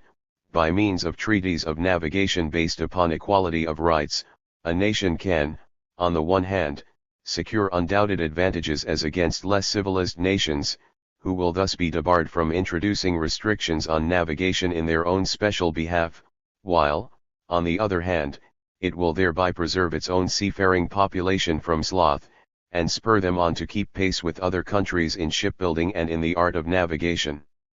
While engaged in her struggle for supremacy, Venice was doubtless greatly indebted to her policy of restrictions on navigation, but as soon as she had acquired supremacy in trade, manufactures, and navigation, it was folly to retain them. For owing to them she was left behind in the race, both as respects shipbuilding, navigation, and seamanship of her sailors, with other maritime and commercial nations which were advancing in her footsteps. Thus England by her policy increased her naval power, and by means of her naval power enlarged the range of her manufacturing and commercial powers, and again, by the latter, there accrued to her fresh accessions of maritime strength and of colonial possessions. Adam Smith, when he maintains that the navigation laws have not been beneficial to England in commercial respects, admits that, in any case, these laws have increased her power. And power is more important than wealth. That is indeed the fact. Power is more important than wealth. And why? Simply because national power is a dynamic force by which new productive resources are opened out, and because the forces of production are the tree on which wealth grows, and because the tree which bears the fruit is of greater value than the fruit itself. Power is of more importance than wealth because a nation, by means of power, is enabled not only to open up new productive sources, but to maintain itself in possession of former and of recently acquired wealth, and because the reverse of power, namely, feebleness, leads to the relinquishment of all that we possess, not of acquired wealth alone, but of our powers of production, of our civilization, of our freedom, nay, even of our national independence, into the hands of those who surpass us in might, as is abundantly attested by the history of the Italian republics, of the Hanseatic League, of the Belgians, the Dutch, the Spaniards, and the Portuguese. But how came it that, unmindful of this law of alternating action and reaction between political power, the forces of production and wealth, Adam Smith could venture to contend that the Methuen Treaty and the Act of Navigation had not been beneficial to England from a commercial point of view? We have shown how England by the policy which she pursued acquired power, and by her political power gained productive power, and by her productive power gained wealth. Let us now see further how, as a result of this policy, power has been added to power, and productive forces to productive forces. England has got into her possession the keys of every sea, and placed a sentry over every nation, over the Germans, Heligoland, over the French, Guernsey and Jersey, over the inhabitants of North America, Nova Scotia and the Bermudas, over Central America, the island of Jamaica, over all countries bordering on the Mediterranean, Gibraltar, Malta and the Ionian Islands. She possesses every important strategical position on both the routes to India with the exception of the Isthmus of Suez, which she is striving to acquire. She dominates the Mediterranean by means of Gibraltar, the Red Sea by Aden, and the Persian Gulf by Bushehr and Kerak. She needs only the further acquisition of the Dardanelles, the Sound, and the Isthmuses of Suez and Panama, in order to be able to open and close at her pleasure every sea and every maritime highway.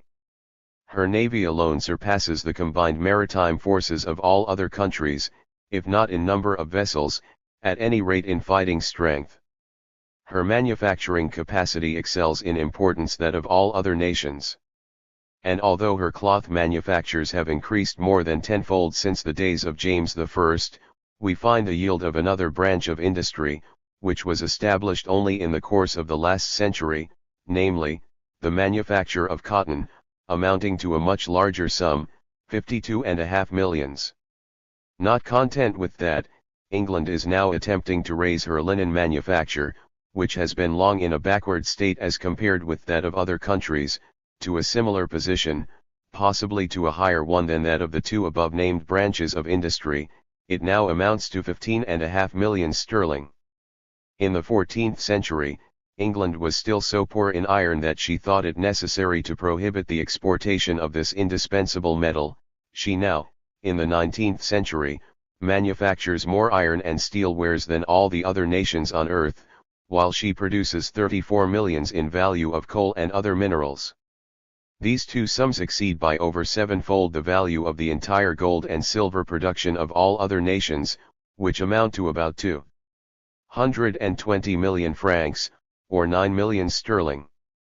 At this day she produces more silk goods than all the Italian republics produced in the Middle Ages together, namely, 13.5 million pounds. Industries which at the time of Henry VIII and Elizabeth scarcely deserved classification, now yield enormous sums, as, for instance, the glass, china, and stoneware manufactures, representing 11 millions, the copper and brass manufactures, 4.5 millions, the manufactures of paper, books, colors, and furniture, 14 millions. England produces, moreover, 16 millions worth of leather goods, besides 10 millions worth of enumerated articles. The manufacture of beer and spirit-use liquors in England alone greatly exceeds in value the aggregate of national production in the days of James I, namely, 47 millions sterling. The entire manufacturing production of the United Kingdom at the present time, is estimated to amount to 259.5 million sterling.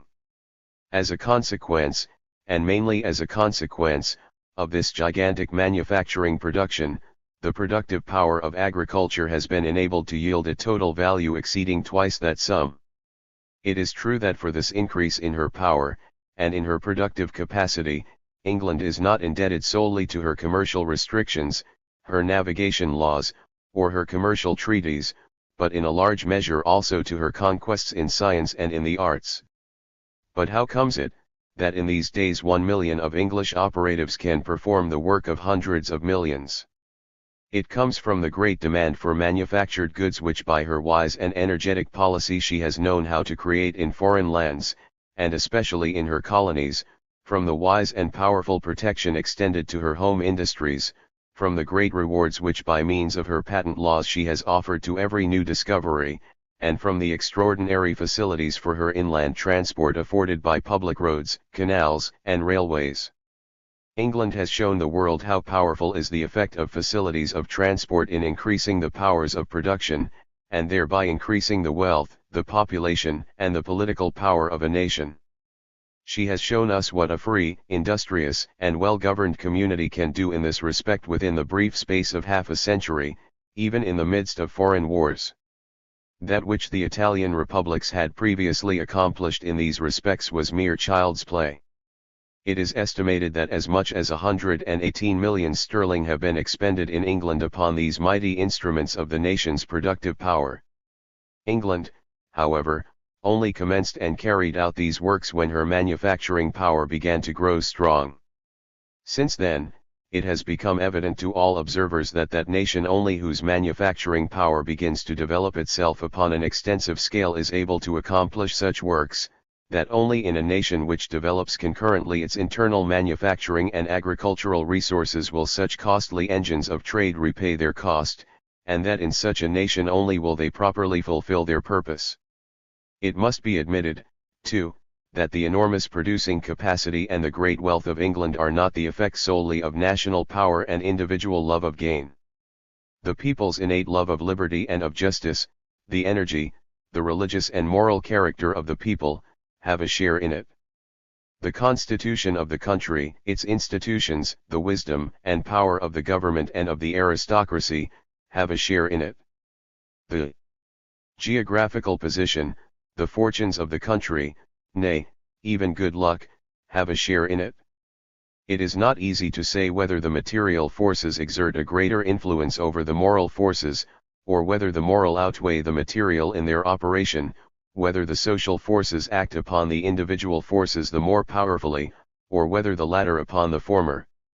This much is certain, however, namely, that between the two there subsists an interchanging sequence of action and reaction, with the result that the increase of one set of forces promotes the increase of the other, and that the enfeeblement of the one ever involves the enfeeblement of the other. Those who seek for the fundamental causes of England's rise and progress in the blending of Anglo-Saxon with the Norman blood, should first cast a glance at the condition of the country before the reign of Edward III. Where were then the diligence and the habits of thrift of the nation? Those again who would look for them in the constitutional liberties enjoyed by the people will do well to consider how Henry VIII and Elizabeth treated their parliaments.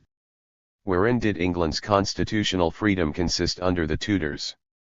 At that period the cities of Germany and Italy enjoyed a much greater amount of individual freedom than the English did. Only one jewel out of the treasure house of freedom was preserved by the Anglo-Saxon Norman race before other peoples of Germanic origin, and that was the germ from which all the English ideas of freedom and justice have sprung, the right of trial by jury. While in Italy the Pandects were being unearthed, and the exhumed remains were spreading the pestilence of the codes amongst continental nations, we find the English barons declaring they would not hear of any change in the law of the land. What a store of intellectual force did they not thereby secure for the generations to come? How much did this intellectual force subsequently influence the forces of material production? How greatly did the early banishment of the Latin language from social and literary circles, from the state departments, and the courts of law in England, influence the development of the nation, its legislation, law administration, literature, and industry. What has been the effect upon Germany of the long retention of the Latin in conjunction with foreign codes, and what has been its effect in Hungary to the present day? What an effect have the invention of gunpowder, the art of printing, the Reformation, the discovery of the new routes to India and of America, had on the growth of English liberties, of English civilization, and of English industry. Compare with this their effect upon Germany and France. In Germany, discord in the empire, in the provinces, even within the walls of cities, miserable controversies, barbarism in literature, in the administration of the state and of the law, civil war, persecutions, expatriation, foreign invasion, depopulation, desolation, the ruin of cities, the decay of industry, agriculture, and trade, of freedom and civic institutions, supremacy of the great nobles, decay of the imperial power, and of nationality, severance of the fairest provinces from the empire. In France, subjugation of the cities and of the nobles in the interest of despotism, alliance with the priesthood against intellectual freedom, but at the same time national unity and power, conquest with its gain and its curse, but, as against that, downfall of freedom and of industry. In England, the rise of cities, progress in agriculture, commerce, and manufactures. Subjection of the aristocracy to the law of the land, and hence a preponderating participation by the nobility in the work of legislation, in the administration of the state and of the law, as also in the advantages of industry, development of resources at home, and of political power abroad, internal peace, influence over all less advanced communities, limitation of the powers of the crown, but gain by the crown in royal revenues, in splendor and stability. Altogether, a higher degree of well-being, civilization, and freedom at home, and preponderating might abroad. But who can say how much of these happy results is attributable to the English national spirit and to the Constitution, how much to England's geographical position and circumstances in the past, or again, how much to chance, to destiny, to fortune? Let Charles V and Henry VIII change places, and, in consequence of a villanous divorce trial, it is conceivable that Germany and the Netherlands might have become what England and Spain have become. Place in the position of Elizabeth, a weak woman allying herself to a Philip II, and how would it have fared with the power, the civilization, and the liberties of Great Britain? If the force of national character will alone account for everything in this mighty revolution, must not then the greatest share of its beneficial results have accrued to the nation from which it sprang, namely, to Germany? Instead of that, it is just the German nation which reaped nothing save trouble and weakness from this movement in the direction of progress. In no European kingdom is the institution of an aristocracy more judiciously designed than in England for securing to the nobility, in their relation to the crown and the commonalty, individual independence, dignity, and stability, to give them a parliamentary training and position, to direct their energies to patriotic and national aims, to induce them to attract to their own body the elite of the commonalty, to include in their ranks every commoner who earns distinction, whether by mental gifts, exceptional wealth, or great achievements, and, on the other hand, to cast back again amongst the commons the surplus progeny of aristocratic descent, thus leading to the amalgamation of the nobility and the commonalty in future generations. By this process the nobility is ever receiving from the commons fresh accessions of civic and patriotic energy, of science, learning, intellectual and material resources, while it is ever restoring to the people a portion of the culture and of the spirit of independence peculiarly its own, leaving its own children to trust to their own resources, and supplying the commonalty with incentives to renewed exertion. In the case of the English lord, however large may be the number of his descendants, only one can hold the title at a time. The other members of the family are commoners, who gain a livelihood either in one of the learned professions, or in the civil service, in commerce, industry, or agriculture. The story goes that some time ago one of the first dukes in England conceived the idea of inviting all the blood relations of his house to a banquet, but he was fain to abandon the design because their name was legion, notwithstanding that the family pedigree had not reached farther back than for a few centuries. It would require a whole volume to show the effect of this institution upon the spirit of enterprise, the colonization, the might and the liberties, and especially upon the forces of production of this nation. The geographical position of England, too, has exercised an immense influence upon the independent development of the nation. England in its relation to the continent of Europe has ever been a world by itself, and was always exempt from the effects of the rivalries, the prejudices, the selfishness, the passions, and the disasters of her continental neighbors. To this isolated condition she is mainly indebted for the independent and unalloyed growth of her political constitution, for the undisturbed consummation of the Reformation, and for the secularization of ecclesiastical property which has proved so beneficial to her industries. To the same cause she is also indebted for that continuous peace, which, with the exception of the period of the Civil War, she has enjoyed for a series of centuries, and which enabled her to dispense with standing armies, while facilitating the early introduction of a consistent customs system. By reason of her insular position, England not only enjoyed immunity from territorial wars, but she also derived immense advantages for her manufacturing supremacy from the continental wars. Land wars and devastations of territory inflict manifold injury upon the manufactures at the seat of hostilities, directly, by interfering with the farmer's work and destroying the crops, which deprives the tiller of the soil of the means wherewithal to purchase manufactured goods, and to produce raw material and food for the manufacturer, indirectly, by often destroying the manufactories, or at any rate ruining them, because hostilities interfere with the importation of raw material and with the exportation of goods, and because it becomes a difficult matter to procure capital and labor just at the very time when the masters have to bear extraordinary imposts and heavy taxation, and lastly the injurious effects continue to operate even after the cessation of the war, because both capital and individual effort are ever attracted towards agricultural work and diverted from manufactures, precisely in that proportion in which the war may have injured the farmers and their crops, and thereby opened up a more directly profitable field for the employment of capital and of labor than the manufacturing industries would then afford. While in Germany this condition of things recurred twice in every 100 years, and caused German manufactures to retrograde, those of England made uninterrupted progress. English manufacturers, as opposed to their continental competitors, enjoyed a double and treble advantage whenever England, by fitting out fleets and armies, by subsidies, or by both these means combined, proceeded to take an active part in foreign wars.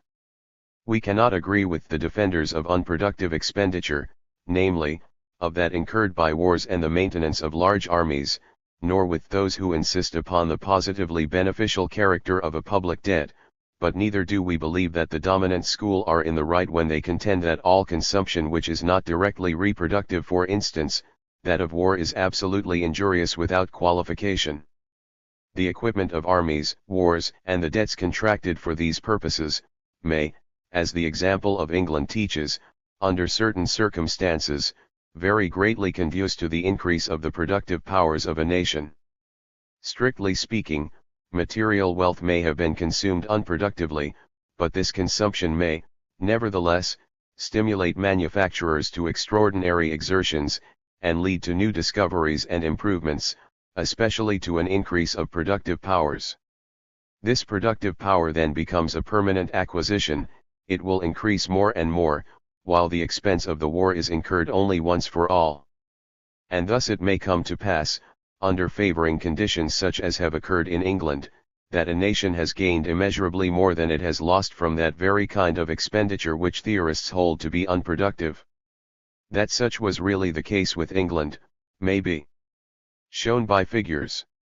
For in the course of the war, that country had acquired in the cotton manufacture alone a power of production which yields annually a much larger return in value than the amount which the nation has to find to defray the interest upon the increased national debt, not to mention the vast development of all other branches of industry, and the additions to her colonial wealth. Most conspicuous was the advantage accruing to the English manufacturing interest during the Continental Wars, when England maintained army corps on the continent or paid subsidies. The whole expenditure on these was sent, in the shape of English manufactures, to the seat of war, where these imports then materially contributed to crush the already sorely suffering foreign manufacturers, and permanently to acquire the market of the foreign country for English manufacturing industry. It operated precisely like an export bounty instituted for the benefit of British and for the injury of foreign manufacturers. In this way, the industry of the continental nations has ever suffered more from the English as allies, than from the English as enemies. In support of this statement we need refer only to the 7 Years' War, and to the wars against the French Republic and Empire. Great, however, as have been the advantages heretofore mentioned, they have been greatly surpassed in their effect by those which England derived from immigrations attracted by her political, religious, and geographical conditions. As far back as the 12th century political circumstances induced Flemish woolen weavers to emigrate to Wales. Not many centuries later exiled Italians came over to London to carry on business as money changers and bankers. That from Flanders and Brabant entire bodies of manufacturers thronged to England at various periods, we have shown in Chapter 2. From Spain and Portugal came persecuted Jews, from the Hansa towns, and from Venice in her decline, merchants who brought with them their ships, their knowledge of business, their capital, and their spirit of enterprise. Still more important were the immigrations of capital and of manufacturers in consequence of the Reformation and the religious persecutions in Spain, Portugal, France, Belgium, Germany, and Italy, as also of merchants and manufacturers from Holland in consequence of the stagnation of trade and industry in that country occasioned by the Act of Navigation and the Methuen Treaty. Every political movement, every war upon the continent, brought England vast accessions of fresh capital and talents, so long as she possessed the privileges of freedom, the right of asylum, internal tranquility and peace, the protection of the law, and general well-being. So more recently did the French Revolution and the wars of the Empire, and so did the political commotions, the revolutionary and reactionary movements and the wars in Spain, in Mexico, and in South America. By means of her patent laws, England long monopolized the inventive genius of every nation. It is no more than fair that England, now that she has attained the culminating point of her industrial growth and progress, should restore again to the nations of continental Europe a portion of those productive forces which she originally derived from them. Chapter 5. The Spaniards and Portuguese. Whilst the English were busied for centuries in raising the structure of their national prosperity upon the most solid foundations, the Spaniards and the Portuguese made a fortune rapidly by means of their discoveries and attained to great wealth in a very short space of time. But it was only the wealth of a spendthrift who had won the first prize in a lottery, whereas the wealth of the English may be likened to the fortune accumulated by the diligent and saving head of a family. The former may for a time appear more to be envied than the latter on account of his lavish expenditure and luxury, but wealth in his case is only a means for prodigality and momentary enjoyment, whereas the latter will regard wealth chiefly as a means of laying a foundation for the moral and material well-being of his latest posterity. The Spaniards possessed flocks of well-bred sheep at so early a period that Henry I of England was moved to prohibit the importation of Spanish wool in 1172, and that as far back as the 10th and 11th centuries Italian woolen manufacturers used to import the greater portion of their wool supplies from Spain. 200 years before that time the dwellers on the shores of the Bay of Biscay had already distinguished themselves in the manufacture of iron, in navigation, and in fisheries. They were the first to carry on the whale fishery, and even in the year 1619 they still so far excelled the English in that business that they were asked to send fishermen to England to instruct the English in this particular branch of the fishing trade. Already in the 10th century, under Abdul Rahman III, the Moors had established in the fertile plains around Valencia extensive plantations of cotton, sugar, and rice, and carried on silk cultivation. Córdoba, Seville, and Granada contained at the time of the Moors important cotton and silk manufactories. Valencia, Segovia, Toledo, and several other cities in Castile were celebrated for their woolen manufactures. Seville alone at an early period of history contained as many as 16,000 looms, while the woolen manufactories of Segovia in the year 1552 were employing 13,000 operatives. Other branches of industry, notably the manufacture of arms and of paper, had become developed on a similar scale. In Colbert's day the French were still in the habit of procuring supplies of cloth from Spain. The Spanish seaport towns were the seat of an extensive trade and of important fisheries, and up to the time of Philip II Spain possessed a most powerful navy. In a word, Spain possessed all the elements of greatness and prosperity, when bigotry, in alliance with despotism, set to work to stifle the high spirit of the nation. The first commencement of this work of darkness was the expulsion of the Jews, and its crowning act the expulsion of the Moors, whereby 2 millions of the most industrious and well-to-do inhabitants were driven out of Spain with their capital. While the Inquisition was thus occupied in driving native industry into exile, it at the same time effectually prevented foreign manufacturers from settling down in the country. The discovery of America and of the route round the Cape only increased the wealth of both kingdoms after a specious and ephemeral fashion indeed. By these events a death blow was first given to their national industry and to their power. For then, instead of exchanging the produce of the East and West Indies against home manufactures, as the Dutch and the English subsequently did, the Spaniards and Portuguese purchased manufactured goods from foreign nations with the gold and the silver which they had wrung from their colonies. They transformed their useful and industrious citizens into slave dealers and colonial tyrants. Thus they promoted the industry, the trade, and the maritime power of the Dutch and English, in whom they raised up rivals who soon grew strong enough to destroy their fleets and rob them of the sources of their wealth. In vain the kings of Spain enacted laws against the exportation of specie and the importation of manufactured goods. The spirit of enterprise, industry, and commerce can only strike root in the soil of religious and political liberty. Gold and silver will only abide where industry knows how to attract and employ them.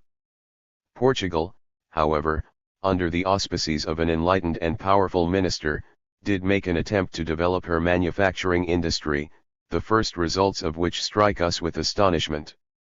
That country, like Spain, had possessed from time immemorial fine flocks of sheep.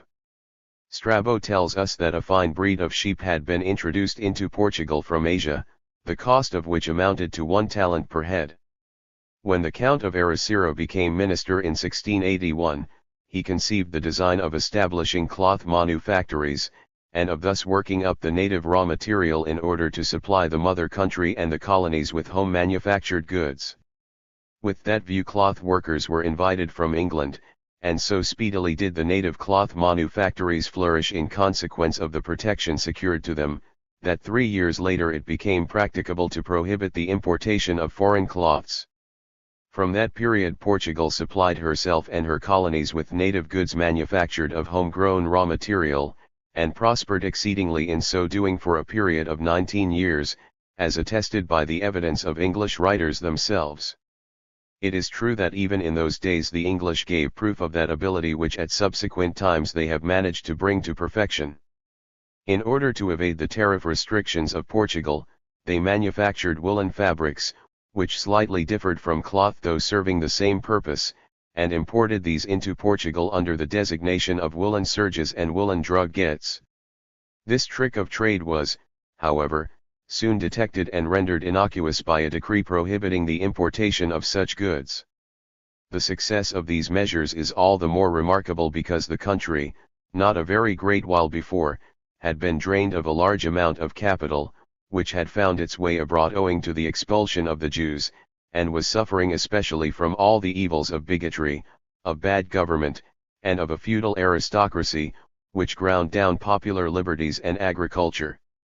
In the year 1703, after the death of Count Ercilla, however, the famous British ambassador Paul Methuen succeeded in persuading the Portuguese government that Portugal would be immensely benefited if England were to permit the importation of Portuguese wines at a duty 1/3 less than the duty levied upon wines of other countries, in consideration of Portugal admitting English cloths at the same rate of import duty which had been charged upon such goods prior to the year 1684. It seems as though on the part of the king the hope of an increase in his customs revenue, and on the part of the nobility the hope of an increased income from rents, supplied the chief motives for the conclusion of that commercial treaty in which the Queen of England styles the King of Portugal her oldest friend and ally on much the same principle as the Roman Senate was formerly wont to apply such designations to those rulers who had the misfortune to be brought into closer relations with that assembly. Directly after the conclusion of this treaty, Portugal was deluged with English manufactures, and the first result of this inundation was the sudden and complete ruin of the Portuguese manufactories, a result which had its perfect counterparts in the subsequent so-called Eden Treaty with France and in the abrogation of the continental system in Germany. According to Anderson's testimony, the English, even in those days, had become such adepts in the art of understating the value of their goods in their custom house bills of entry, that in effect, they paid no more than half the duty chargeable on them by the tariff. After the repeal of the prohibition, says the British merchant, we managed to carry away so much of their silver currency that there remained but very little for their necessary occasions, thereupon we attacked their gold. This trade the English continued down to very recent times. They exported all the precious metals which the Portuguese had obtained from their colonies, and sent a large portion of them to the East Indies and to China, where, as we saw in Chapter 4, they exchanged them for goods which they disposed of on the continent of Europe against raw materials. The yearly exports of England to Portugal exceed the imports from that country by the amount of 1 million sterling. This favorable balance of trade lowered the rate of exchange to the extent of 15% to the disadvantage of Portugal. The balance of trade is more favorable to us in our dealings with Portugal than it is with any other country, says the author of The British Merchant in his dedication to Sir Paul Methuen, the son of the famous minister, and our imports of specie from that country have risen to the sum of 1.5 million sterling, whereas formerly they amounted only to 300,000 L. All the merchants and political economists, as well as all the statesmen of England, have ever since eulogized this treaty as the masterpiece of English commercial policy.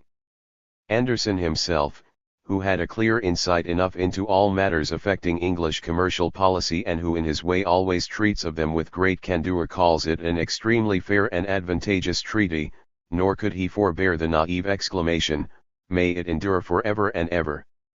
For Adam Smith alone it was reserved to set up a theory directly opposed to this unanimous verdict, and to maintain that the Methuen Treaty had in no respect proved a special boon to British commerce. Now, if anything will suffice to show the blind reverence with which public opinion has accepted the views of this celebrated man, surely it is the fact that the particular opinion above mentioned has hitherto been left unrefuted.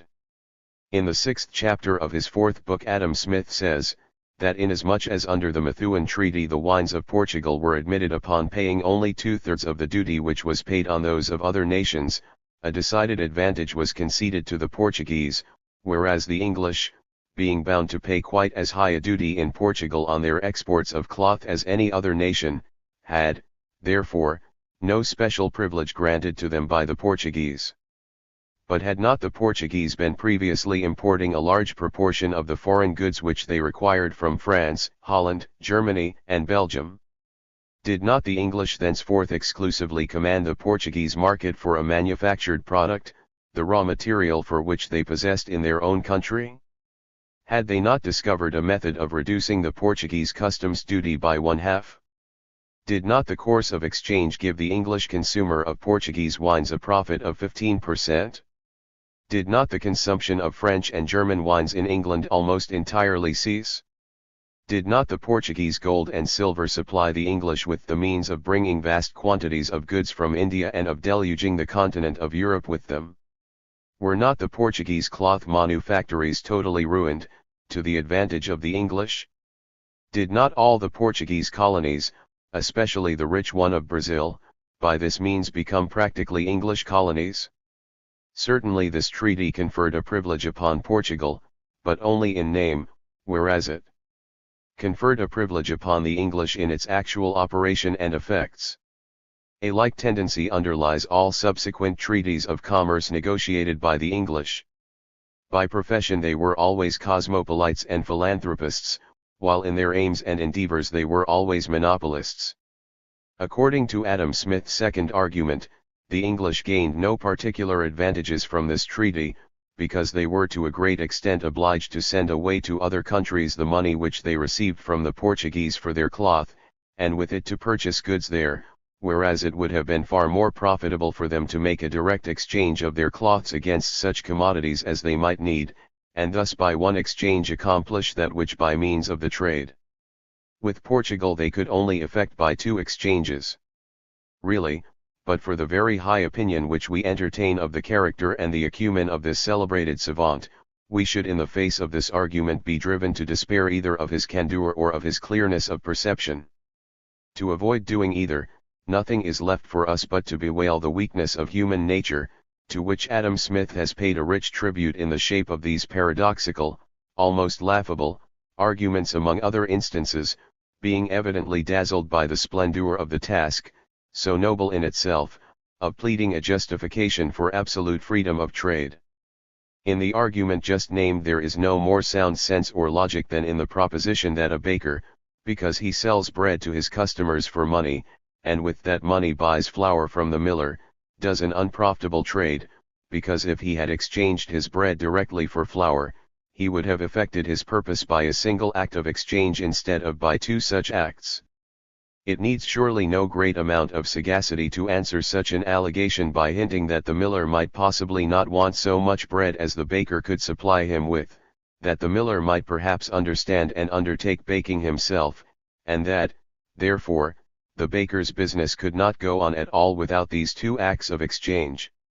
Such in effect were the commercial conditions of Portugal and England at the date of the treaty. Portugal received gold and silver from South America in exchange for manufactured goods which she then exported to those regions, but too indolent or too shiftless to manufacture these goods herself, she bought them of the English in exchange for the precious metals. The latter employed the precious metals, in so far as they did not require them for the circulation at home, in exportation to India or China, and bought goods there which they sold again on the European continent, whence they brought home agricultural produce, raw material, or precious metals once again. We now ask, in the name of common sense, who would have purchased of the English all those cloths which they exported to Portugal, if the Portuguese had chosen either to make them at home or procure them from other countries? The English could not in that case have sold them to Portugal, and to other nations they were already selling as much as those nations would take. Consequently the English would have manufactured so much less cloth than they had been disposing of to the Portuguese, they would have exported so much less specie to India than they had obtained from Portugal. They would have brought to Europe and sold on the continent just that much less of East Indian merchandise, and consequently would have taken home with them that much less of raw material. Quite as untenable is Adam Smith's third argument that, if Portuguese money had not flowed in upon them, the English might have supplied their requirements of this article in other ways. Portugal, he conceived, must in any case have exported her superfluous store of precious metals, and these would have reached England through some other channel. We here assume that the Portuguese had manufactured their cloths for themselves, had themselves exported their superfluous stock of precious metals to India and China, and had purchased the return cargoes in other countries, and we take leave to ask the question whether under these circumstances the English would have seen much of Portuguese money. It would have been just the same if Portugal had concluded a Methuen treaty with Holland or France.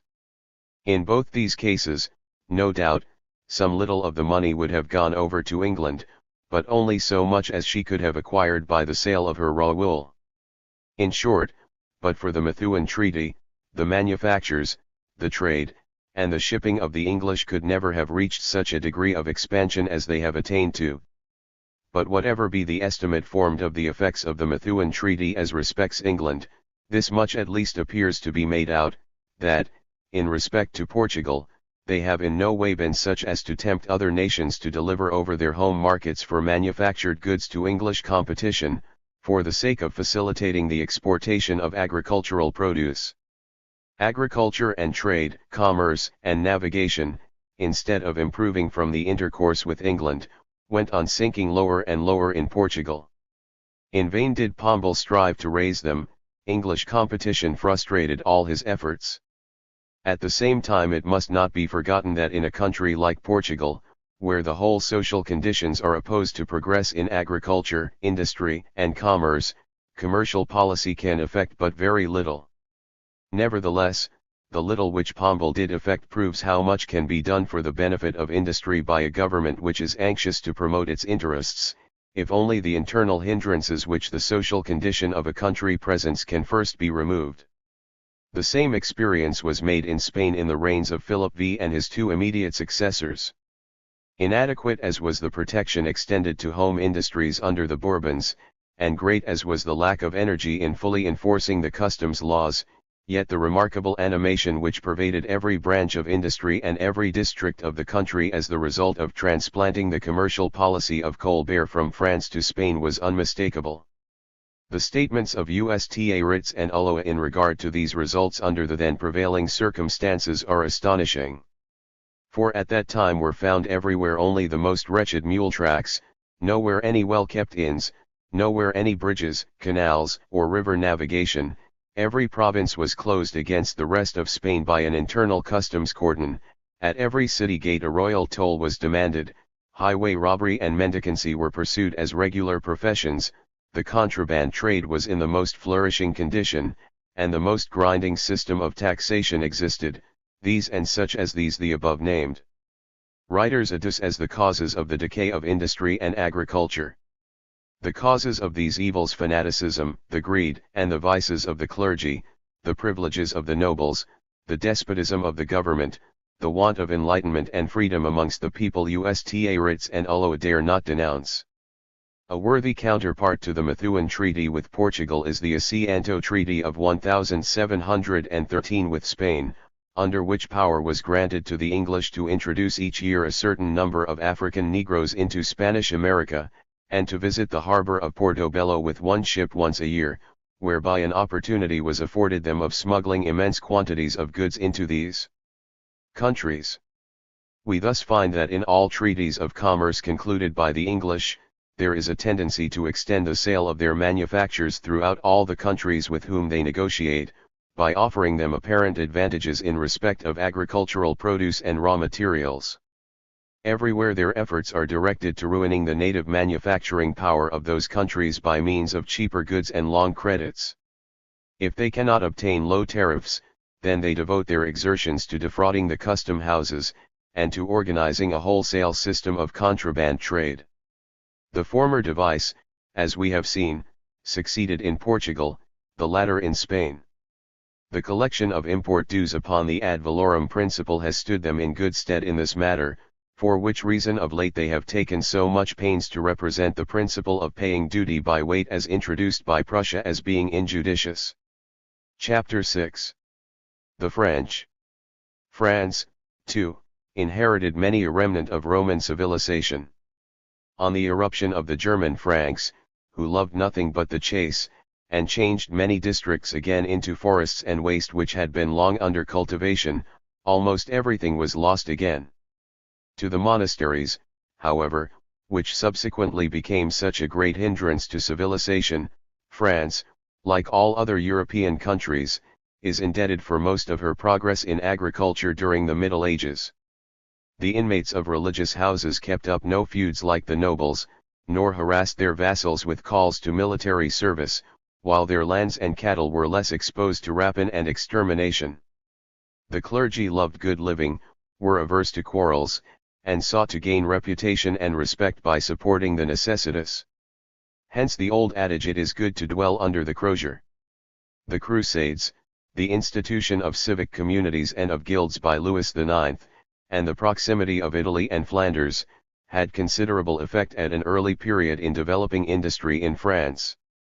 Already in the 14th century, Normandy and Brittany supplied woolen and linen cloths for home consumption and for export to England.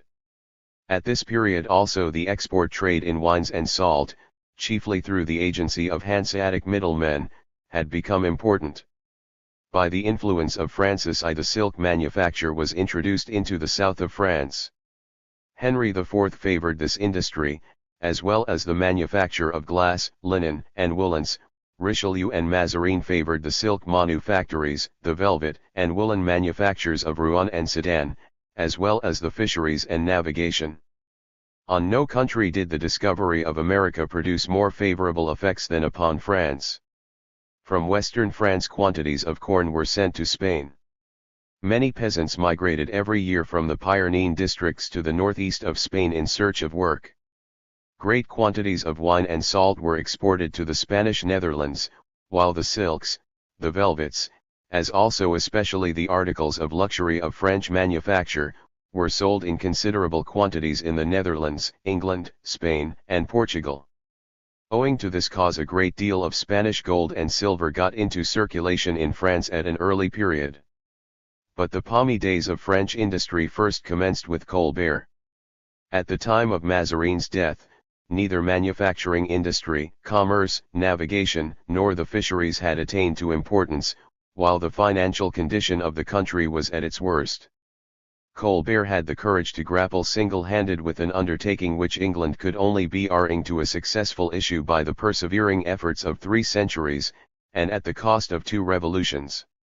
From all countries he obtained the most skillful workmen, bought up trade secrets, and procured better machinery and tools. By a general and efficient tariff he secured the home markets for native industry. By abolishing, or by limiting as much as possible, the provincial customs collections, by the construction of highways and canals, he promoted internal traffic. These measures benefited agriculture even more than manufacturing industry because the number of consumers was thereby doubled and trebled, and the producers were brought into easy and cheap communication with the consumers. He further promoted the interests of agriculture by lowering the amounts of direct imposts levied upon landed property, by mitigating the severity of the stringent measures previously adopted in collecting the revenue, by equalizing the incidence of taxation, and lastly by introducing measures for the reduction of the rate of interest. He prohibited the exportation of corn only in times of scarcity and high prices. To the extension of the foreign trade and the promotion of fisheries he devoted special attention. He re-established the trade with the Levant, enlarged that with the colonies, and opened up a trade with the North. Into all branches of the administration he introduced the most stringent economy and perfect order. At his death France possessed 50,000 looms engaged in the manufacture of woolens. She produced annually silk manufactures to the value of 50 millions of francs. The state revenues had increased by 28 millions of francs. The kingdom was in possession of flourishing fisheries, of an extensive mercantile marine, and a powerful navy. A century later, the economists have sharply censured Colbert, and maintained that the statesman had been anxious to promote the interests of manufactures at the expense of agriculture, a reproach which proves nothing more than that these authorities were themselves incapable of appreciating the nature of manufacturing industry. If, however, Colbert was in error in opposing periodical obstacles to the exportation of raw materials, yet by fostering the growth and progress of native industries he so greatly increased the demand for agricultural produce that he gave the agricultural interest tenfold compensation for any injury which he caused to it by the above-named obstacles. If, contrary to the dictates of enlightened statesmanship, he prescribed new processes of manufacture, and compelled the manufacturers by penal enactments to adopt them, it should be borne in mind that these processes were the best and the most profitable known in his day, and that he had to deal with a people which, sunk into the utmost apathy by reason of a long despotic rule, resisted every innovation even though it was an improvement. The reproach, however, that France had lost a large portion of her native industry through Colbert's protective system, could be levelled against Colbert only by that school which utterly ignored the revocation of the Edict of Nantes with its disastrous consequences. In consequence of these deplorable measures, in the course of 3 years after Colbert's death 500,000 of the most industrious, skillful, and thriving inhabitants of France were banished, who, consequently, to the double injury of France which they had enriched, transplanted their industry and their capital to Switzerland, to every Protestant country in Germany, especially to Prussia, as also to Holland and England. Thus the intrigues of a bigoted courtesan ruined in 3 years the able and gifted work of a whole generation, and cast France back again into its previous state of apathy, while England, under the aegis of her constitution, and invigorated by a revolution which called forth all the energies of the nation, was prosecuting with increasing ardor and without intermission the work commenced by Elizabeth and her predecessors. The melancholy condition to which the industry and the finances of France had been reduced by a long course of misgovernment, and the spectacle of the great prosperity of England, aroused the emulation of French statesmen shortly before the French Revolution. Infatuated with the hollow theory of the economists, they looked for a remedy, in opposition to Colbert's policy, in the establishment of free trade. It was thought that the prosperity of the country could be restored at one blow if a better market were provided for French wines and brandies in England, at the cost of permitting the importation of English manufactures upon easy terms. England, delighted at the proposal, willingly granted to the French a second edition of the Methuen Treaty, in the shape of the so-called Eden Treaty of 1786, a copy which was soon followed by results not less ruinous than those produced by the Portuguese original. The English, accustomed to the strong wines of the peninsula, did not increase their consumption to the extent which had been expected, whilst the French perceived with horror that all they had to offer the English were simply fashions and fancy articles, the total value of which was insignificant, whereas the English manufacturers, in all articles of prime necessity, the total amount of which was enormous, could greatly surpass the French manufacturers in cheapness of prices, as well as in quality of their goods, and in granting of credit. When, after a brief competition, the French manufacturers were brought to the brink of ruin, while French wine growers had gained but little, then the French government sought to arrest the progress of this ruin by terminating the treaty, but only acquired the conviction that it is much easier to ruin flourishing manufactories in a few years than to revive ruined manufactories in a whole generation. English competition had engendered a taste for English goods in France, the consequence of which was an extensive and long-continued contraband trade which it was difficult to suppress. Meanwhile it was not so difficult for the English, after the termination of the treaty, to accustom their palates again to the wines of the peninsula. Notwithstanding that the commotions of the Revolution and the incessant wars of Napoleon could not have been favorable to the prosperity of French industry, notwithstanding that the French lost during this period most of their maritime trade and all their colonies, yet French manufactories, solely from their exclusive possession of their home markets, and from the abrogation of feudal restrictions, attained during the empire to a higher degree of prosperity than they had ever enjoyed under the preceding Ancien regime. The same effects were noticeable in Germany and in all countries over which the continental blockade extended. Napoleon said in his trenchant style, that under the existing circumstances of the world any state which adopted the principle of free trade must come to the ground. In these words he uttered more political wisdom in reference to the commercial policy of France than all contemporary political economists in all their writings. We cannot but wonder at the sagacity with which this great genius, without any previous study of the systems of political economy, comprehended the nature and importance of manufacturing power. Well was it for him and for France that he had not studied these systems. Formerly, said Napoleon, there was but one description of property, the possession of land, but a new property has now arisen up, namely, industry. Napoleon saw, and in this way clearly enunciated, what contemporary economists did not see, or did not clearly enunciate, namely, that a nation which combines in itself the power of manufactures with that of agriculture is an immeasurably more perfect and more wealthy nation than a purely agricultural one. What Napoleon did to found and promote the industrial education of France, to improve the country's credit, to introduce and set going new inventions and improved processes, and to perfect the means of internal communication in France, it is not necessary to dwell upon in detail, for these things are still too well remembered. But what, perhaps, does call for special notice in this connection, is the biased and unfair judgment passed upon this enlightened and powerful ruler by contemporary theorists. With the fall of Napoleon, English competition, which had been till then restricted to a contraband trade, recovered its footing on the continents of Europe and America. Now for the first time the English were heard to condemn protection and to eulogize Adam Smith's doctrine of free trade, a doctrine which heretofore those practical islanders considered as suited only to an ideal state of utopian perfection.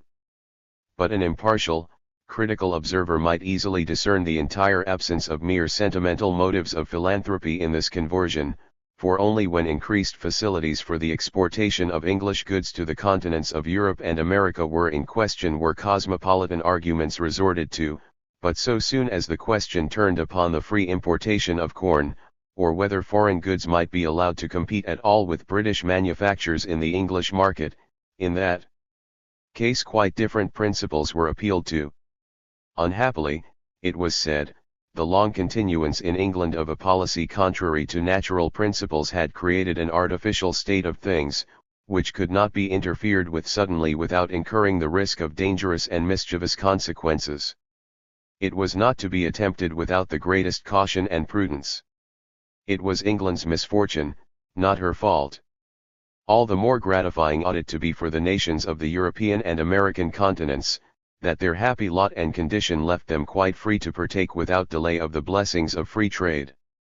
In France, although her ancient dynasty reascended the throne under the protection of the banner of England, or at any rate by the influence of English gold, the above arguments did not obtain currency for very long. England's free trade wrought such havoc amongst the manufacturing industries which had prospered and grown strong under the continental blockade system, that a prohibitive regime was speedily resorted to, under the protecting aegis of which, according to Dupin's testimony, the producing power of French manufactories was doubled between the years 1815 and 1827. Chapter 7. The Germans. In the chapter on the Hanseatic League we saw how, next in order to Italy, Germany had flourished, through extensive commerce, long before the other European states. We have now to continue the industrial history of that nation, after first taking a rapid survey of its earliest industrial circumstances and their development. In ancient Germania, the greater part of the land was devoted to pasturage and parks for game. The insignificant and primitive agriculture was abandoned to serfs and to women. The sole occupation of the freeman was warfare and the chase, and that is the origin of all the German nobility. The German nobles firmly adhered to the system throughout the Middle Ages, oppressing agriculturists and opposing manufacturing industry, while quite blind to the benefits which must accrue to them, as the lords of the soil, from the prosperity of both. Indeed, so deeply rooted has the passion for their hereditary favorite occupation ever continued with the German nobles, that even in the our days, long after they have been enriched by the plowshare and shuttle, they still dream in legislatively about the preservation of game and the game laws, as though the wolf and the sheep, the bear and the bee, could dwell in peace side by side, as though landed property could be devoted at one and the same time to gardening, timber growing, and scientific farming, and to the preservation of wild boars, deer, and hares. German husbandry long remained in a barbarous condition, notwithstanding that the influence of towns and monasteries on the districts in their immediate vicinity could not be ignored. Towns sprang up in the ancient Roman colonies, at the seats of the temporal and ecclesiastical princes and lords, near monasteries, and, where favored by the emperor, to a certain extent within their domains and enclosures, also on sites where the fisheries, combined with facilities for land and water transport, offered inducements to them. They flourished in most cases only by supplying the local requirements, and by the foreign transport trade. An extensive system of native industry capable of supplying an export trade could only have grown up by means of extensive sheep farming and extensive cultivation of flax. But flax cultivation implies a high standard of agriculture, while extensive sheep farming needs protection against wolves and robbers.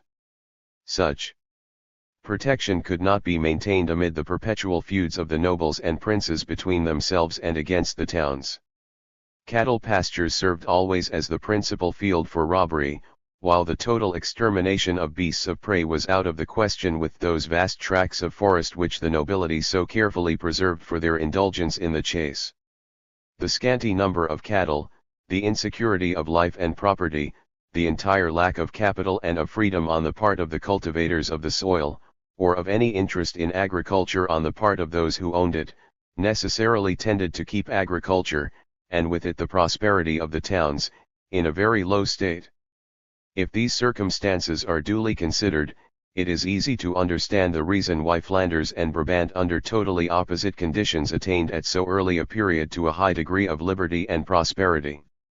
Notwithstanding these impediments, the German cities on the Baltic and the German Ocean flourished, owing to the fisheries, to navigation, and the foreign trade at sea, in southern Germany and at the foot of the Alps, owing to the influence of Italy, Greece, and the transport trade by land, on the Rhine, the Elbe, and the Danube, by means of viticulture and the wine trade, owing to the exceptional fertility of the soil and the facilities of water communication, which in the Middle Ages was of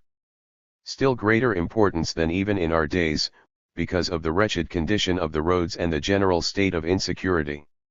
This diversity of origin will explain the diversity characterizing the several confederations of German cities, such as the Hanseatic, the Rhenish, the Swabian, the Dutch, and the Helvetic. Though they continued powerful for a time owing to the spirit of youthful freedom which pervaded them, yet these leagues lacked the internal guarantee of stability, the principle of unity, the cement. Separated from each other by the estates of the nobility, by the serfdom of the population of the country, their union was doomed sooner or later to break down, owing to the gradual increase and enrichment of the agricultural population, among whom, through the power of the princes, the principle of unity was maintained.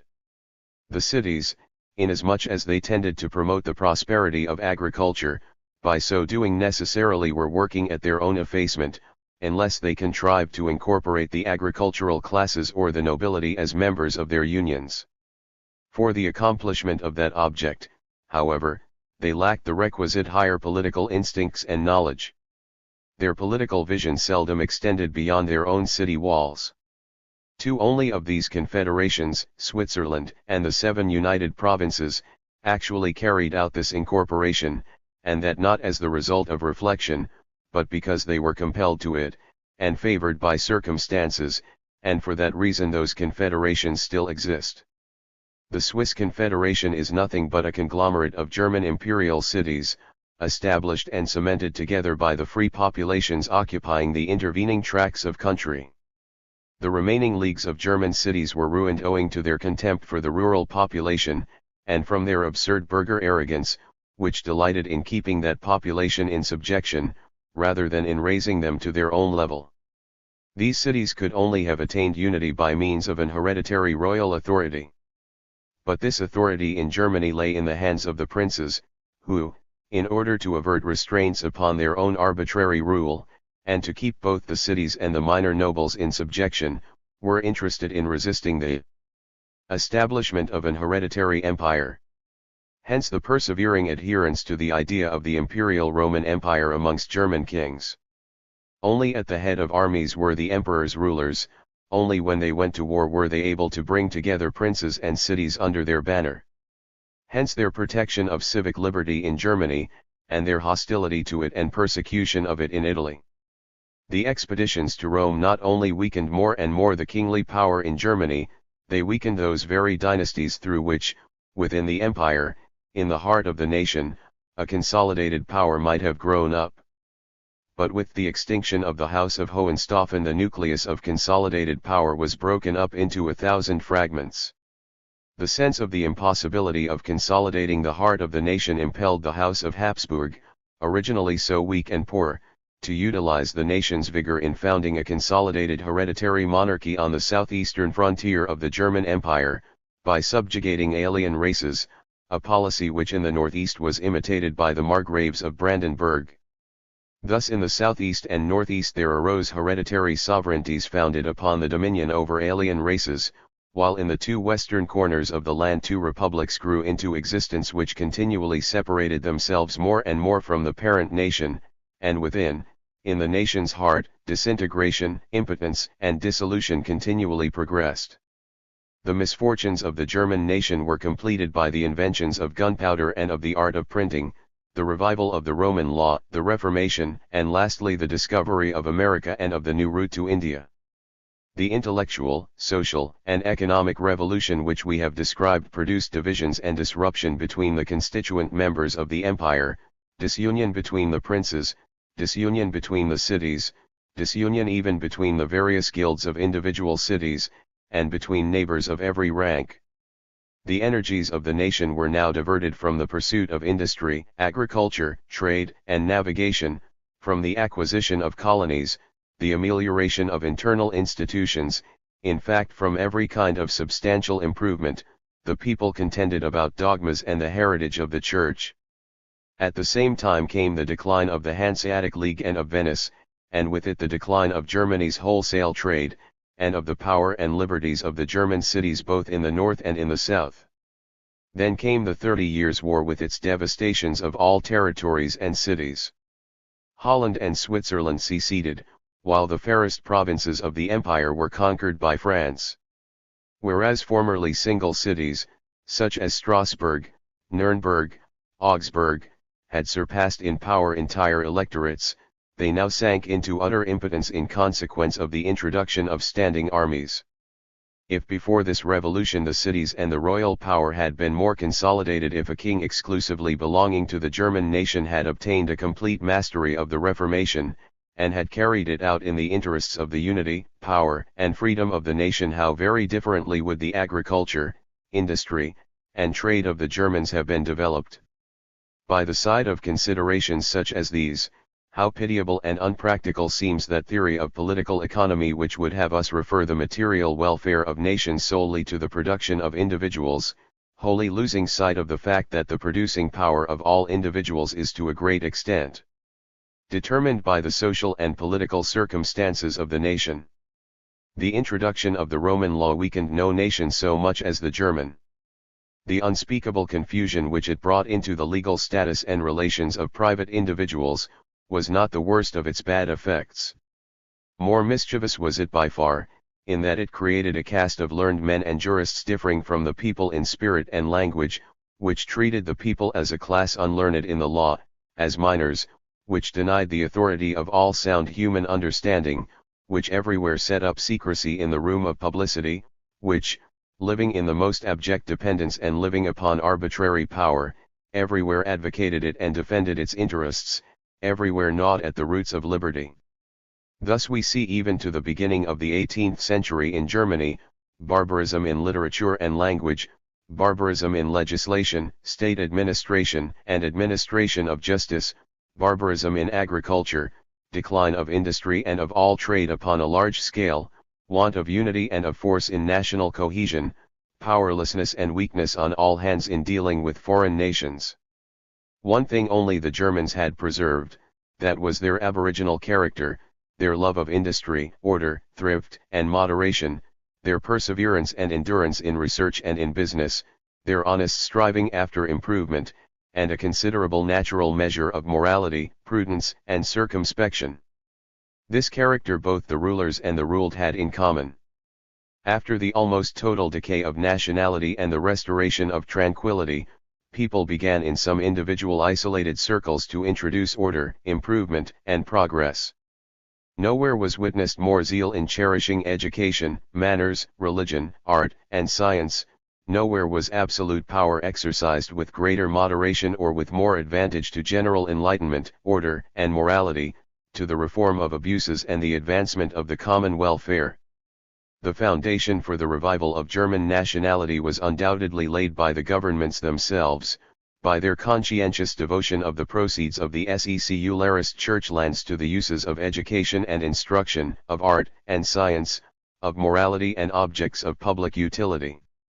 By these measures light made its way into the state administration and the administration of justice, into education and literature, into agriculture, industry, and commerce, and above all amongst the masses.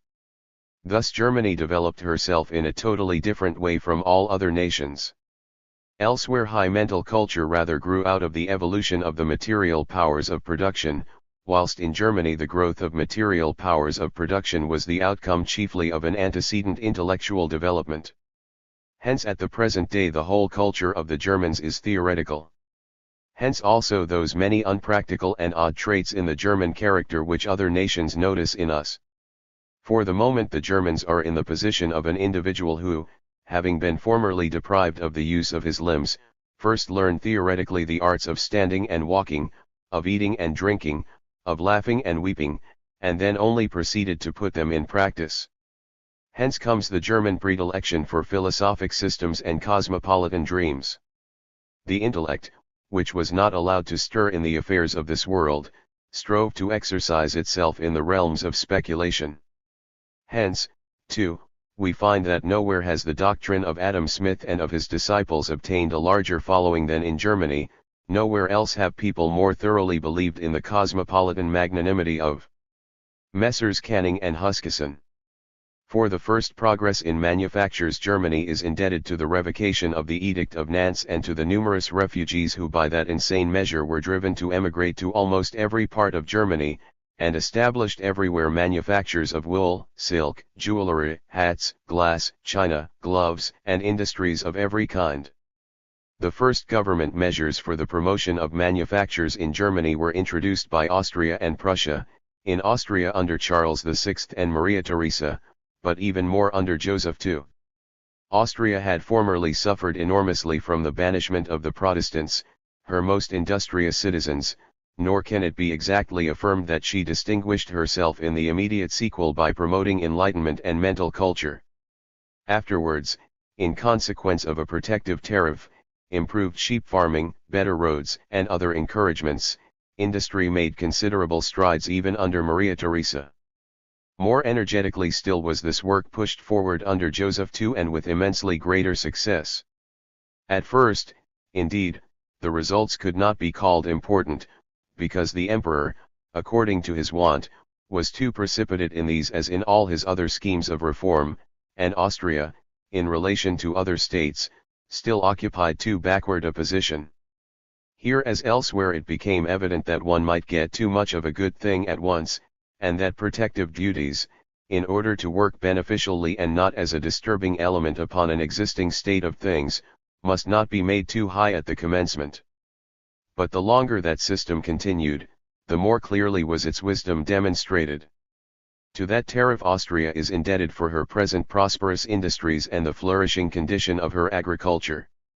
The industry of Prussia had suffered more than that of any other country from the devastations of the 30 Years' War. Her most important industry, the manufacture of cloth in the Margravate of Brandenburg, was almost entirely annihilated. The majority of cloth workers had migrated to Saxony, while English imports at the time held every competition in check. To the advantage of Prussia now came the revocation of the Edict of Nantes and the persecution of the Protestants in the Palatinate and in Salzburg. The great elector saw at a glance what Elizabeth before him had so clearly understood. In consequence of the measures devised by him a great number of the fugitives directed their steps to Prussia, fertilized the agricultural industry of the land, established a large number of manufactures, and cultivated science and art. All his successors followed in his footsteps, none with more zeal than the great king, greater by his policy in times of peace than by his successes in war.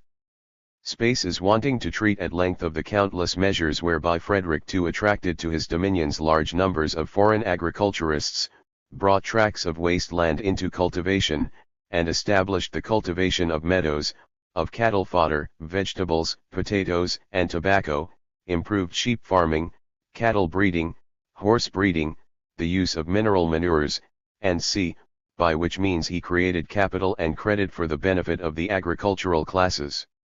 Still more than by these direct measures he promoted indirectly the interests of agriculture by means of those branches of manufacture which, in consequence of the customs tariff and the improved means of transport which he established, as well as the establishment of a bank, made greater advances in Prussia than in any other German state, notwithstanding that that country's geographical position, and its division into several provinces separated from one another, were much less favorable for the success of such measures, and that the disadvantages of a customs cordon, namely, the damaging effects of a contraband trade, must be felt more acutely there than in great states whose territories are compact and well protected by boundaries of seas, rivers, and chains of mountains. At the same time we are nowise anxious, under cover of this eulogy, to defend the faults of the system, such as, for example, the restrictions laid upon the exportation of raw material. Still, that in despite of these faults the national industry was considerably advanced by it, no enlightened and impartial historian would venture to dispute. To every unprejudiced mind, unclouded by false theories, it must be clear that Prussia gained her title to rank amongst the European powers not so much by her conquests as by her wise policy in promoting the interests of agriculture, industry, and trade, and by her progress in literature and science, and all this was the work of one great genius alone. And yet the crown was not yet supported by the energy of free institutions, but simply by an administrative system, well ordered and conscientious, but unquestionably trammeled by the dead mechanical routine of a hierarchical bureaucracy. Meanwhile all the rest of Germany had for centuries been under the influence of free trade, that is to say, the whole world was free to export manufactured products into Germany, while no one consented to admit German manufactured goods into other countries. This rule had its exceptions, but only a few.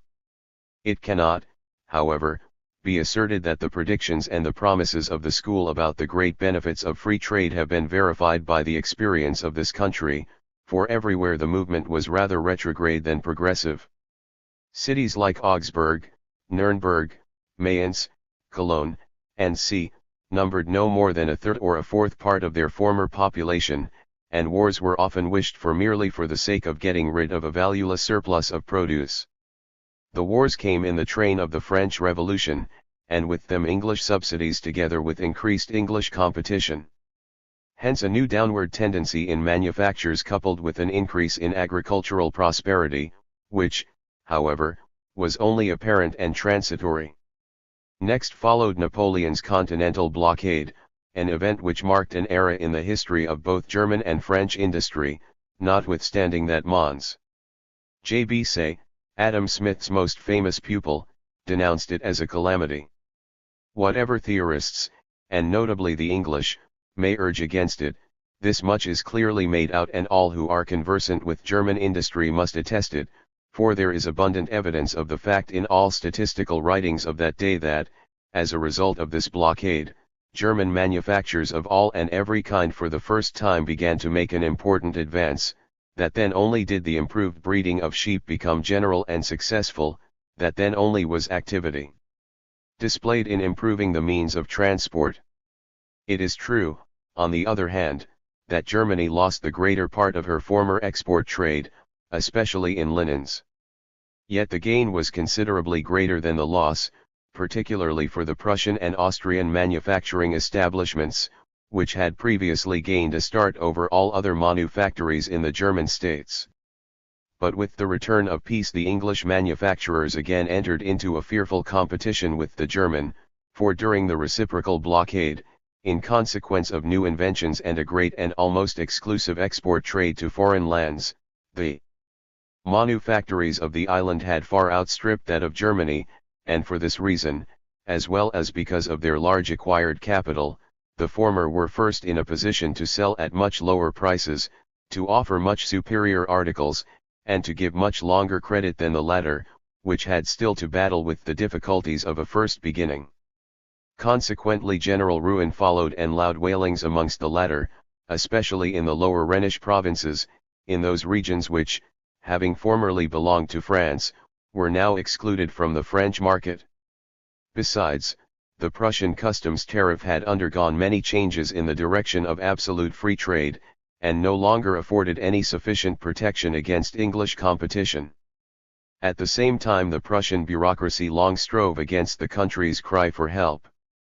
They had become too strongly imbued with Adam Smith's theory at the universities to discern the want of the times with sufficient promptness. There even still existed political economists in Prussia who harbored the bold design of reviving the long exploded physiocratic system. Meanwhile the nature of things here too proved a mightier force than the power of theories. The cry of distress raised by the manufacturers, hailing as it did from districts still yearning after their former state of connection with France, whose sympathies it was necessary to conciliate, could not be safely disregarded too long. More and more the opinion spread at the time that the English government were favoring in an unprecedented manner a scheme for glutting the markets on the continent with manufactured goods in order to stifle the continental manufactures in the cradle. This idea has been ridiculed, but it was natural enough that it should prevail, first, because this glutting really took place in such a manner as though it had been deliberately planned, and, secondly, because a celebrated member of Parliament, Mr. Henry Brougham, had openly said, in 1815, that it was well worthwhile to incur a loss on the exportation of English manufactures in order to stifle in the cradle the foreign manufactures.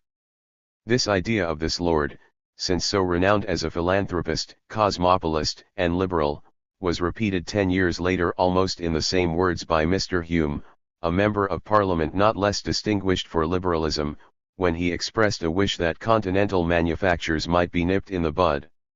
At length the prayer of the Prussian manufacturers found a hearing late enough, indeed, as must be admitted when one considers how painful it is to be wrestling with death year after year, but at last their cry was heard to real good purpose. The Prussian customs tariff of 1818 answered, for the time in which it was established, all the requirements of Prussian industry, without in any way overdoing the principle of protection or unduly interfering with the country's beneficial intercourse with foreign countries. Its scale of duties was much lower than those of the English and French customs systems, and necessarily so, for in this case there was no question of a gradual transition from a prohibitive to a protective system, but of a change from free trade to a protective system. Another great advantage of this tariff, considered as a whole, was that the duties were mostly levied according to the weight of goods and not according to their value. By this means not only were smuggling and too low valuations obviated, but also the great object was gained, that articles of general consumption, which every country can most easily manufacture for itself, and the manufacture of which, because of their great total money value, is the most important of any for the country, were burdened with the highest import duty, while the protective duty fell lower and lower in proportion to the fineness and costliness of the goods, also as the difficulty of making such articles at home increased, and also as both the inducements and the facilities for smuggling increased.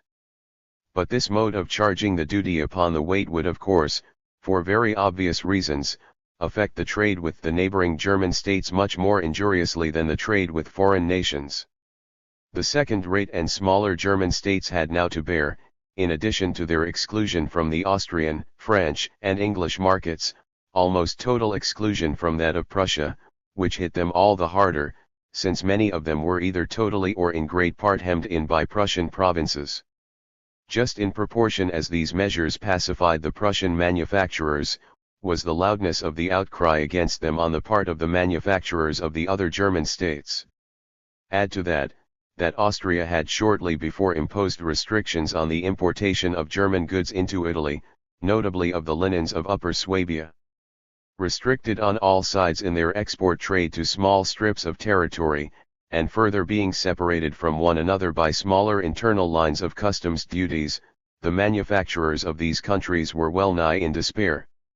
It was this state of urgent necessity which led to the formation of that private union of 5,000 to 6,000 German manufacturers and merchants, which was founded in the year 1819 at the spring fair held in Frankfurt on the Main, with the object of abolishing all the separate tariffs of the various German states, and on the other hand of establishing a common trade and custom house system for the whole of Germany. This union was formally organized. Its articles of association were submitted to the Diet, and to all the rulers and governments of the German states for approval. In every German town a local correspondent was appointed, each German state had its provincial correspondent.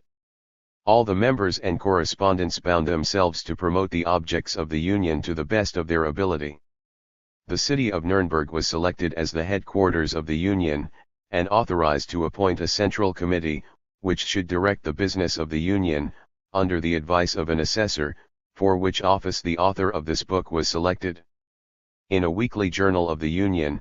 bearing the title of Organ de Deutschen Handels und Fabrikantenstands, the transactions and measures of the Central Committee were made known, and ideas, proposals, treatises, and statistical papers relating to the objects of the Union were published. Each year at the Spring Fair in Frankfurt a general meeting of the Union was held, at which the Central Committee gave an account of its stewardship. After this Union had presented a petition to the German Diet showing the need and expediency of the measures proposed by their organization, the Central Committee at Nuremberg commenced operations. Deputations were sent to every German court, and finally one to the Congress of Plenipotentiaries held at Vienna in 1820. At this Congress so much at least was gained, that several of the second-class and smaller German states agreed to hold a separate Congress on the subject at Darmstadt. The effect of the deliberations of this last-named Congress was, first, to bring about a union between Württemberg and Bavaria, secondly, a union of some of the German states and Prussia, then a union between the Middle German states, lastly, and chiefly in consequence of the exertions of Freiherr von Katte to fuse the above-named three unions into a general customs confederation, so that at this present time, with the exception of Austria, the two Mecklenburgs, Hanover, and the Hansa towns, the whole of Germany is associated in a single customs union, which has abolished the separate customs lines amongst its members, and has established a uniform tariff in common against the foreigner, the revenue derived from which is distributed pro rata amongst the several states according to their populations. The tariff of this union is substantially the same as that established by Prussia in 1818, that is to say, it is a moderate protectionist tariff. In consequence of this unification of customs, the industry, trade, and agriculture of the German states forming the Union have already made enormous strides. Chapter 8. The Russians. Russia owes her first progress in civilization and industry to her intercourse with Greece, to the trade of the Hanseatic towns with Novgorod and to the trade which arose with the English and Dutch, in consequence of the discovery of the water communication with the coasts of the White Sea. But the great increase of her industry, and especially of her civilization, dates from the reign of Peter the Great. The history of Russia during the last 140 years offers a most striking proof of the great influence of national unity and political circumstances on the economic welfare of a nation. To the imperial power which established and maintained this union of innumerable barbaric hordes, Russia owes the foundations of her manufactures, her vast progress in agriculture and population, the facilities offered to her interior traffic by the construction of canals and roads, a very large foreign trade, and her standing as a commercial power. Russia's independent system of trade dates, however, only from the year 1821. Under Catherine II, trade and manufactures had certainly made some progress, on account of the privileges she offered to foreign artisans and manufacturers, but the culture of the nation was still too imperfect to allow of its getting beyond the first stages in the manufacture of iron, glass, linen, and sea, and especially in those branches of industry in which the country was specially favored by its agricultural and mineral wealth. Besides this, further progress in manufactures would not, at that time, have been conducive to the economic interests of the nation. If foreign countries had taken in payment the provisions, raw material, and rude manufactures which Russia was able to furnish if, further, no wars and exterior events had intervened, Russia by means of intercourse with nations more advanced than herself would have been much more prosperous, and her culture in general would in consequence of this intercourse have made greater progress than under the manufacturing system.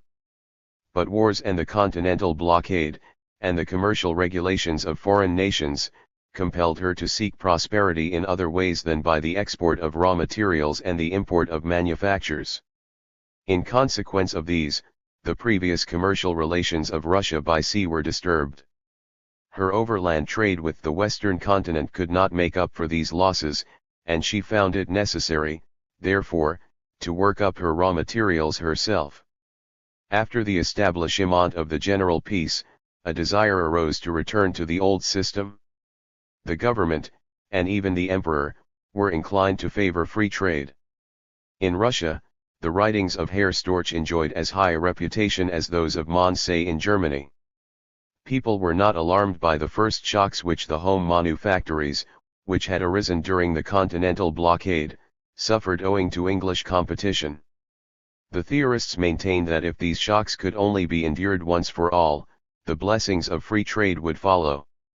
And indeed the circumstances of the commercial world at the time were uncommonly favorable to this transition. The failure of crops in Western Europe caused a great export of agricultural produce, by which Russia for a long time gained ample means to balance her large importation of manufactured goods. But when this extraordinary demand for Russian agricultural produce had ceased, when, on the other hand, England had imposed restrictions on the import of corn for the benefit of her aristocracy, and on that of foreign timber for the benefit of Canada, the ruin of Russia's home manufactories and the excessive import of foreign manufactures made itself doubly felt. Although people had formerly, with Herr Storch, considered the balance of trade as a chimera, to believe in the existence of which was, for a reasonable and enlightened man, no less outrageous and ridiculous than the belief in witchcraft in the 17th century had been, it was now seen with alarm that there must be something of the nature of a balance of trade as between independent nations. The most enlightened and discerning statesman of Russia, Count Nesselrode, did not hesitate to confess to this belief. He declared in an official circular of 1821, Russia finds herself compelled by circumstances to take up an independent system of trade, the products of the empire have found no foreign market, the home manufactures are ruined or on the point of being so, all the ready money of the country flows towards foreign lands, and the most substantial trading firms are nearly ruined. The beneficial effects of the Russian protective system contributed no less than the injurious consequences of the re-establishment of free trade had done to bring into discredit the principles and assertions of the theorists. Foreign capital, talent, and labor flowed into the country from all civilized lands, especially from England and Germany, in order to share in the advantages offered by the home manufactories. The nobility imitated the policy of the empire at large. As they could obtain no foreign market for their produce, they attempted to solve the problem inversely by bringing the market into proximity with the produce. They established manufactories on their estates. In consequence of the demand for fine wool produced by the newly created woolen manufactories, the breed of sheep was rapidly improved. Foreign trade increased, instead of declining, particularly that with China, Persia, and other neighboring countries of Asia. The commercial crises entirely ceased, and one need only read the latest reports of the Russian Minister of Commerce to be convinced that Russia owes a large measure of prosperity to the system, and that she is increasing her national wealth and power by enormous strides. It is foolish for Germans to try to make little of this progress and to complain of the injury which it has caused to the northeastern provinces of Germany. Each nation, like each individual, has its own interests nearest at heart. Russia is not called upon to care for the welfare of Germany, Germany must care for Germany, and Russia for Russia. It would be much better, instead of complaining, instead of hoping and waiting and expecting the messiah of a future free trade, to throw the cosmopolitan system into the fire and take a lesson from the example of Russia. That England should look with jealousy on this commercial policy of Russia is very natural. By its means Russia has emancipated herself from England, and has qualified herself to enter into competition with her in Asia. Even if England manufactures more cheaply, this advantage will in the trade with Central Asia be outweighed by the proximity of the Russian Empire and by its political influence. Although Russia may still be, in comparison with Europe, but a slightly civilized country, yet, as compared with Asia, she is a civilized one. Meantime, it cannot be denied that the want of civilization and political institutions will greatly hinder Russia in her further industrial and commercial progress, especially if the imperial government does not succeed in harmonizing her political conditions with the requirements of industry, by the introduction of efficient municipal and provincial constitutions, by the gradual limitation and final abolition of serfdom, by the formation of an educated middle class and a free peasant class, and by the completion of means of internal transport and of communication with Central Asia. These are the conquests to which Russia is called in the present century, and on them depends her further progress in agriculture and industry, in trade, navigation, and naval power. But in order to render reforms of this kind possible and practicable, the Russian aristocracy must first learn to feel that their own material interests will be most promoted by them. Chapter 9. The North Americans. After our historical examination of the commercial policy of the European nations, with the exception of those from which there is nothing of importance to be learned, we will cast a glance beyond the Atlantic Ocean at a people of colonists which has been raising itself almost before our eyes from the condition of entire dependence on the mother country, and of separation into a number of colonial provinces having no kind of political union between themselves, to that of a united, well-organized, free, powerful, industrious, rich, and independent nation, which will perhaps in the time of our grandchildren exalt itself to the rank of the first naval and commercial power in the world. The history of the trade and industry of North America is more instructive for our subject than any other can be, because here the course of development proceeds rapidly, the periods of free trade and protection follow closely on each other, their consequences stand out clearly and sharply defined, and the whole machinery of national industry and state administration moves exposed before the eyes of the spectator. The North American colonies were kept, in respect of trade and industry, in such complete thraldom by the mother country, that no sort of manufacture was permitted to them beyond domestic manufacture and the ordinary handicrafts. So late as the year 1750 a hat manufactory in the state of Massachusetts created so great sensation and jealousy in Parliament, that it declared all kinds of manufactories to be common nuisances, not excepting iron works, notwithstanding that the country possessed in the greatest abundance all the requisite materials for the manufacture of iron. Even more recently, namely, in 1770, the great Chatham, made uneasy by the first manufacturing attempts of the New Englanders, declared that the colonies should not be permitted to manufacture so much as a horseshoe nail. To Adam Smith belongs the merit of having first pointed out the injustice of this policy. The monopoly of all manufacturing industry by the mother country was one of the chief causes of the American Revolution. The tea duty merely afforded an opportunity for its outbreak. Freed from restrictions, in possession of all material and intellectual resources for manufacturing work, and separated from that nation from which they had previously been supplied with manufactured goods, and to which they had been selling their produce, and thus thrown with all their wants upon their own resources, manufactures of every kind in the North American Free States received a mighty stimulus during the War of Revolution, which in its turn had the effect of benefiting agriculture to such an extent that, notwithstanding the burdens and the devastation consequent upon the then recent war, the value of land and the rate of wages in these states everywhere rose immensely. But as, after the Peace of Paris, the faulty constitution of the Free States made the introduction of a united commercial system impossible, and consequently English manufactured goods again obtained free admission, competition with which the newly established American manufactories had not strength enough to bear. The prosperity which had arisen during the war vanished much more quickly than it had grown up. An orator in Congress said afterwards of this crisis, "We did buy, according to the advice of modem theorists, where we could buy cheapest, and our markets were flooded with foreign goods, English goods sold cheaper in our seaport towns than in Liverpool or London. Our manufacturers were being ruined, our merchants, even those who thought to enrich themselves by importation, became bankrupt, and all these causes together were so detrimental to agriculture, that landed property became very generally worthless, and consequently bankruptcy became general even among our landowners. This condition of things was by no means temporary, it lasted from the Peace of Paris until the establishment of the Federal Constitution, and contributed more than any other circumstance to bring about a more intimate union between the Free States and to impel them to give to Congress full powers for the maintenance of a united commercial policy.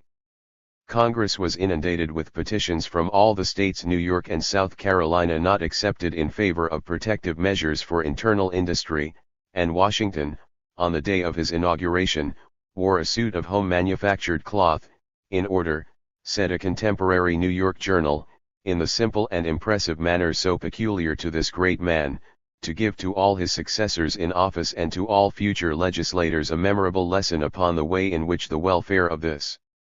country is to be promoted. Although the first American tariff levied only light duties on the importation of the most important manufactured articles, it yet worked so beneficially from the very first years of its introduction that Washington in his message in 1791 was able to congratulate the nation on the flourishing condition of its manufactures, agriculture, and trade. The inadequacy of this protection was, however, soon apparent, for the effect of the slight import duties was easily overcome by English manufacturers, who had the advantage of improved methods of production. Congress did certainly raise the duty on the most important manufactured articles to 15%, but this was not till the year 1804, when it was compelled, owing to deficient customs receipts, to raise more revenue, and long after the inland manufacturers had exhausted every argument in favor of having more protection, while the interests opposed to them were equally strenuous upon the advantages of free trade and the injurious effects of high import duties. In striking contrast with the slight progress which had, on the whole, been made by the manufacturers of the country, stood the improved condition of its navigation, which since the year 1789, upon the motion of James Madison, had received effectual protection. From a tonnage of 200,000 in 1789 their mercantile marine had increased in 1801 to more than 1 million tons. Under the protection of the tariff of 1804, the manufacturing interest of the United States could just barely maintain itself against the English manufactories, which were continually being improved, and had attained a colossal magnitude, and it would doubtless have had to succumb entirely to English competition, had it not been for the help of the embargo and declaration of war of 1812. In consequence of these events, just as at the time of the War of Independence, the American manufactories received such an extraordinary impetus that they not only sufficed for the home demand, but soon began to export as well. According to a report of the Committee on Trade and Manufactures to Congress in 1815, 100,000 hands were employed in the woolen and cotton manufactures alone, whose yearly production amounted to the value of more than $60 million. As in the days of the War of Independence, and as a necessary consequence of the increase in manufacturing power, there occurred a rapid rise in all prices, not only of produce and in wages, but also of landed property, and hence universal prosperity amongst landowners, laborers, and all engaged in internal trade. After the Peace of Ghent, Congress, warned by the experience of 1786, decreed that for the first year the previous duties should be doubled, and during this period the country continued to prosper. Coerced, however, by powerful private interests which were opposed to those of the manufacturers, and persuaded by the arguments of theorists, it resolved in the year 1816 to make a considerable reduction in the import duties, whereupon the same effects of external competition reappeared which had been experienced from 1786 to 1789, viz. Ruin of manufactories, unsalability of produce, fall in the value of property and general calamity among landowners. After the country had for a second time enjoyed in wartime the blessings of peace, it suffered, for a second time, greater evils through peace than the most devastating war could have brought upon it. It was only in the year 1824, after the effects of the English Corn Laws had been made manifest to the full extent of their unwise tendency, thus compelling the agricultural interest of the central, northern, and western states to make common cause with the manufacturing interest, that a somewhat higher tariff was passed in Congress, which, however, as Mr. Huskisson immediately brought forward counteracting measures with the view of paralysing the effects of this tariff on English competition, soon proved insufficient, and had to be supplemented by the tariff of 1828, carried through Congress after a violent struggle. Recently published official statistics of Massachusetts give a tolerable idea of the start taken by the manufacturers of the United States, especially in the central and northern states of the Union, in consequence of the protective system, and in spite of the subsequent modification of the tariff of 1828. In the year 1837, there were in this state 282 cotton mills and 565,031 spindles in operation, employing 4,997 male and 14,757 female hands. 37,275,917 pounds of cotton were worked up, and 126 million yards of textile fabrics manufactured, of the value of $13,056,659, produced by a capital of $14,369,719. In the woolen manufacture there were 192 mills, 501 machines, and 3,612 male and 3,485 female operatives employed, who worked up 10,858,988 pounds of wool, and produced 11,313,426 yards of cloth, of the value of $10,399,807 on a working capital of $5,770,750. 16,689,877 pairs of shoes and boots were manufactured, to the value of $14,642,520. The other branches of manufacture stood in relative proportion to the above. The combined value of the manufactures of the state amounted to over $86 million, with a working capital of about $60 million. The number of operatives was 117,352, and the total number of inhabitants of the state was 701,331. Misery, brutality, and crime are unknown among the manufacturing population here. On the contrary, among the numerous male and female factory workers the strictest morality, cleanliness, and neatness in dress, exist. Libraries are established to furnish them with useful and instructive books, the work is not exhausting, the food nourishing and good. Most of the women save a dowry for themselves. This last is evidently the effect of the cheap prices of the common necessaries of life, light taxation, and an equitable customs tariff. Let England repeal the restrictions on the import of agricultural produce, decrease the existing taxes on consumption by 1/2 or 2/3, cover the loss by an income tax, and her factory workers will be put into the same position. No nation has been so misconstrued and so misjudged as respects its future destiny and its national economy as the United States of North America, by theorists as well as by practical men. Adam Smith and J.B. Say had laid it down that the United States were, like Poland, destined for agriculture. This comparison was not very flattering for the union of some dozen of new, aspiring, youthful republics, and the prospect thus held out to them for the future not very encouraging.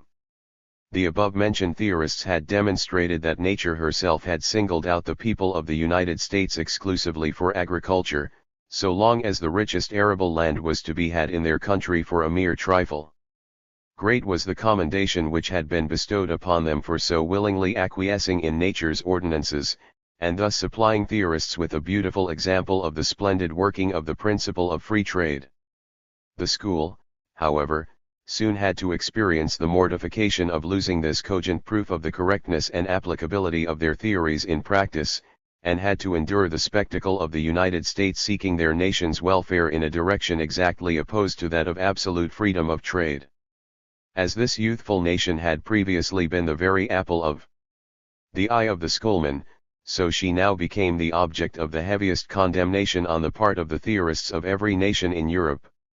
It was said to be a proof of the slight progress of the New World in political knowledge, that while the European nations were striving with the most honest zeal to render universal free trade possible, while England and France especially were actually engaged in endeavoring to make important advances towards this great philanthropic object, the United States of North America were seeking to promote their national prosperity by a return to that long exploded mercantile system which had been clearly refuted by theory. A country like the United States, in which such measureless tracts of fruitful land still remained uncultivated and where wages ruled so high, could not utilize its material wealth and increase of population to better purpose than in agriculture, and when this should have reached complete development, then manufactures would arise in the natural course of events without artificial forcing. but by an artificial development of manufactures the United States would injure not only the countries which had long before enjoyed civilization, but themselves most of all. With the Americans, however, sound common sense, and the instinct of what was necessary for the nation, were more potent than a belief in theoretical propositions. The arguments of the theorists were thoroughly investigated, and strong doubts entertained of the infallibility of a doctrine which its own disciples were not willing to put in practice. To the argument concerning the still uncultivated tracts of fruitful land, it was answered that tracts of such land in the populous, well-cultivated states of the Union which were ripe for manufacturing industry, were as rare as in Great Britain, that the surplus population of those states would have to migrate at great expense to the West, in order to bring tracts of land of that description into cultivation, thus not only annually causing the Eastern states large losses in material and intellectual resources, but also, inasmuch as such emigration would transform customers into competitors, the value of landed property and agricultural produce would thereby be lessened. It could not be to the advantage of the Union that all waste land belonging to it should be cultivated up to the Pacific Ocean before either the population, the civilization, or the military power of the old states had been fully developed. On the contrary, the cultivation of distant virgin lands could confer no benefit on the eastern states unless they themselves devoted their attention to manufacturing, and could exchange their manufactures against the produce of the West. People went still further. Was not England, it was asked, in much the same position?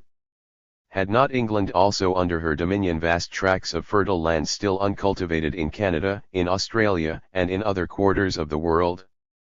Was it not almost as easy for England to transplant her surplus population to those countries as for the North Americans to transplant theirs from the shores of the Atlantic to the banks of the Missouri? If so, what occasion had England not only continuously to protect her home manufactures, but to strive to extend them more and more?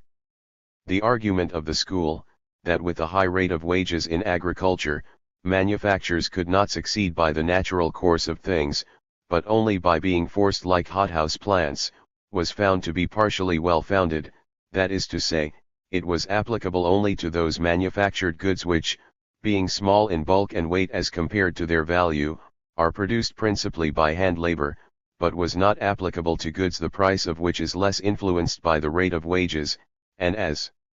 to which the disadvantage of higher wages can be neutralized by the use of machinery, by water power as yet unused, by cheap raw materials and food, by abundance of cheap fuel and building materials, by light taxation and increased efficiency of labor. Besides, the Americans had long ago learned from experience that agriculture cannot rise to a high state of prosperity unless the exchange of agricultural produce for manufactures is guaranteed for all future time, but that, when the agriculturist lives in America and the manufacturer in England, that exchange is not unfrequently interrupted by wars, commercial crises, or foreign tariffs, and that consequently, if the national well-being is to rest on a secure foundation, the manufacturer, to use Jefferson's words, must come and settle down in close proximity to the agriculturist.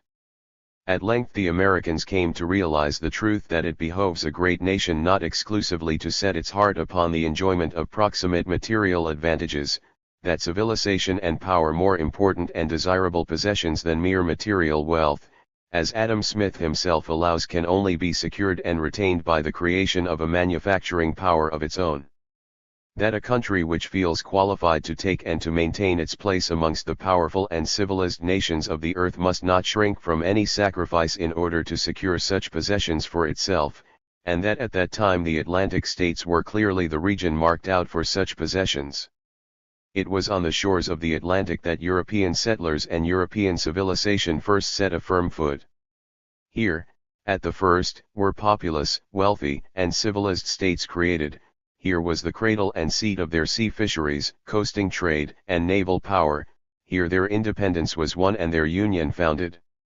Through these states on the coast the foreign trade of the union is carried on, through them it is connected with the civilized world, through them it acquires the surplus population, material, capital, and mental powers of Europe. Upon the civilization, power, and wealth of these seaboard states depend the future civilization, power, wealth, and independence of the whole nation and its future influence over less civilized communities. Suppose that the population of these Atlantic states decreased instead of growing larger, that their fisheries, coasting trade, shipping engaged in foreign trade and foreign trade itself, and, above all, their general prosperity, were to fall off or remain stationary instead of progressing, then we should see the resources of civilization of the whole nation, the guarantees for its independence and external power, diminish too in the same degree. It is even conceivable that, were the whole territory of the United States laid under cultivation from sea to sea, covered with agricultural states, and densely populated in the interior, the nation itself might nevertheless be left in a low grade as respects civilization, independence, foreign power, and foreign trade. There are certainly many nationalities who are in such a position and whose shipping and naval power are nil, though possessing a numerous inland population. If a power existed that cherished the project of keeping down the rise of the American people and bringing them under subjection to itself industrially, commercially, or politically, it could only succeed in its aim by trying to depopulate the Atlantic states of the Union and driving all increase of population, capital, and intellectual power into the interior. By that means it would not only check the further growth of the nation's naval power, but might also indulge the hope of getting possession in time of the principal defensive strategical positions on the Atlantic coast and at the mouths of the rivers. The means to this end would not be difficult to imagine. It would only be necessary to hinder the development of manufacturing power in the Atlantic states and to ensure the acceptance of the principle of absolute freedom of foreign trade in America. If the Atlantic states do not become manufacturers, they will not only be unable to keep up their present degree of civilization, but they must sink, and sink in every respect. Without manufactures, how are the towns along the Atlantic coast to prosper? Not by the forwarding of inland produce to Europe and of English manufactured goods to the interior, for a very few thousand people would be sufficient to transact this business. How are the fisheries to prosper? The majority of the population who have moved inland prefer fresh meat and freshwater fish to salted. They require no train oil, or at least but a small quantity. How is the coasting trade along the Atlantic seaboard to thrive? As the largest portion of the coast states are peopled by cultivators of land who produce for themselves all the provisions, building materials, fuel, and sea which they require, there is nothing along the coast to sustain a transport trade. How are foreign trade and shipping to distant places to increase? The country has nothing to offer but what less cultivated nations possess in superabundance, and those manufacturing nations to which it sends its produce encourage their own shipping. How can a naval power arise when fisheries, the coasting trade, ocean navigation, and foreign trade decay? How are the Atlantic states to protect themselves against foreign attacks without a naval power? How is agriculture even to thrive in these states, when by means of canals, railways, and sea the produce of the much more fertile and cheaper tracts of land in the west which require no manure, can be carried to the east much more cheaply than it could be there produced upon soil exhausted long ago? How under such circumstances can civilization thrive and population increase in the eastern states, when it is clear that under free trade with England all increase of population and of agricultural capital must flow to the west? The present state of Virginia gives but a faint idea of the condition into which the Atlantic states would be thrown by the absence of manufactures in the east, for Virginia, like all the southern states on the Atlantic coast, at present takes a profitable share in providing the Atlantic states with agricultural produce. All these things bear quite a different complexion, owing to the existence of a flourishing manufacturing power in the Atlantic states. Now population, capital, technical skill, and intellectual power, flow into them from all European countries. Now the demand for the manufactured products of the Atlantic states increases simultaneously with their consumption of the raw materials supplied by the West. Now the population of these states, their wealth, and the number and extent of their towns increase in equal proportion with the cultivation of the western virgin lands. Now, on account of the larger population, and the consequently increased demand for meat, butter, cheese, milk, garden produce, oleaginous seeds, fruit, and sea, their own agriculture is increasing. Now the sea fisheries are flourishing in consequence of the larger demand for salted fish and train oil, now quantities of provisions, building materials, coal, and sea are being conveyed along the coast to furnish the wants of the manufacturing population. Now the manufacturing population produce a large quantity of commodities for export to all the nations of the earth, from whence result profitable return freights. Now the nation's naval power increases by means of the coasting trade, the fisheries, and navigation to distant lands, and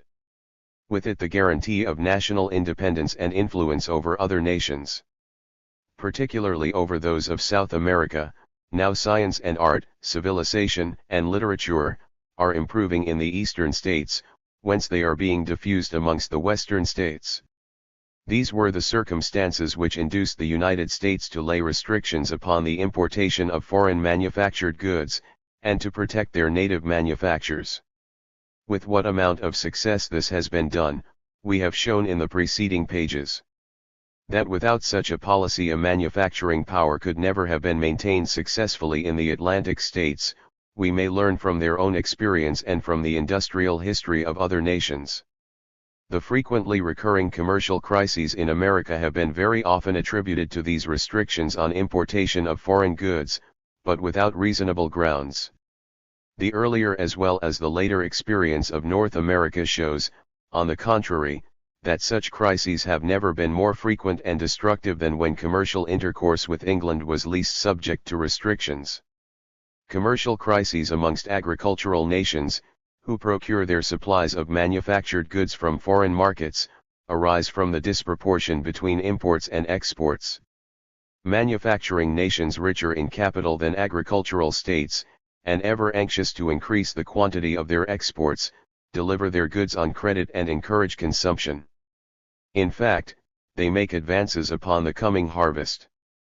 But if the harvest turn out so poor that its value falls greatly below that of the goods previously consumed, or if the harvest proves so rich that the supply of produce meets with no adequate demand and falls in price, while at the same time the markets still continue to be overstocked with foreign goods, then a commercial crisis will occur by reason of the disproportion existing between the means of payment and the quantity of goods previously consumed, as also by reason of the disproportion between supply and demand in the markets for produce and manufactured goods. The operations of foreign and native banks may increase and promote such a crisis, but they cannot create it. In a future chapter we shall endeavor more closely to elucidate the subject. Chapter 10. The Teachings of History. Everywhere and at all times has the well-being of the nation been in equal proportion to the intelligence, morality, and industry of its citizens. According to these, wealth has accrued or been diminished, but industry and thrift, invention and enterprise, on the part of individuals, have never as yet accomplished aught of importance where they were not sustained by municipal liberty, by suitable public institutions and laws, by the state administration and foreign policy, but above all by the unity and power of the nation. History everywhere shows us a powerful process of reciprocal action between the social and the individual powers and conditions. In the Italian and the Hanseatic cities, in Holland and England, in France and America, we find the powers of production, and consequently the wealth of individuals, growing in proportion to the liberties enjoyed, to the degree of perfection of political and social institutions, while these, on the other hand, derive material and stimulus for their further improvement from the increase of the material wealth and of the productive power of individuals. The real rise of the industry and power of England dates only from the days of the actual foundation of England's national freedom, while the industry and power of Venice, of the Hansa towns, of the Spanish and Portuguese, decayed concurrently with their loss of freedom. However industrious, thrifty, inventive, and intelligent, individual citizens might be, they could not make up for the lack of free institutions. History also teaches that individuals derive the greater part of their productive powers from the social institutions and conditions under which they are placed. The influence of liberty, intelligence, and enlightenment over the power, and therefore over the productive capacity and wealth of a nation, is exemplified in no respect so clearly as in navigation. Of all industrial pursuits, navigation most demands energy, personal courage, enterprise, and endurance, qualifications that can only flourish in an atmosphere of freedom. In no other calling do ignorance, superstition, and prejudice, indolence, cowardice, effeminacy, and weakness produce such disastrous consequences. Nowhere else is a sense of self-reliance so indispensable. Hence history cannot point to a single example of an enslaved people taking a prominent part in navigation. The Hindus, the Chinese, and the Japanese have ever strictly confined their efforts to canal and river navigation and the coasting trade. In ancient Egypt maritime navigation was held in abhorrence, probably because priests and rulers dreaded lest by means of it the spirit of freedom and independence should be encouraged. The freest and most enlightened states of ancient Greece were also the most powerful at sea. Their naval power ceased with their freedom, and however much history may narrate of the victories of the kings of Macedonia on land, she is silent as to their victories at sea. When were the Romans powerful at sea, and when is nothing more heard of their fleets? When did Italy lay down the law in the Mediterranean, and since when has her very coasting trade fallen into the hands of foreigners? Upon the Spanish navy the Inquisition had passed sentence of death long ere the English and the Dutch fleets had executed the decree. With the coming into power of the mercantile oligarchies in the Hansa towns, power and the spirit of enterprise took leave of the Hanseatic League. Of the Spanish Netherlands only the maritime provinces achieved their freedom, whereas those held in subjection by the Inquisition had even to submit to the closing of their rivers.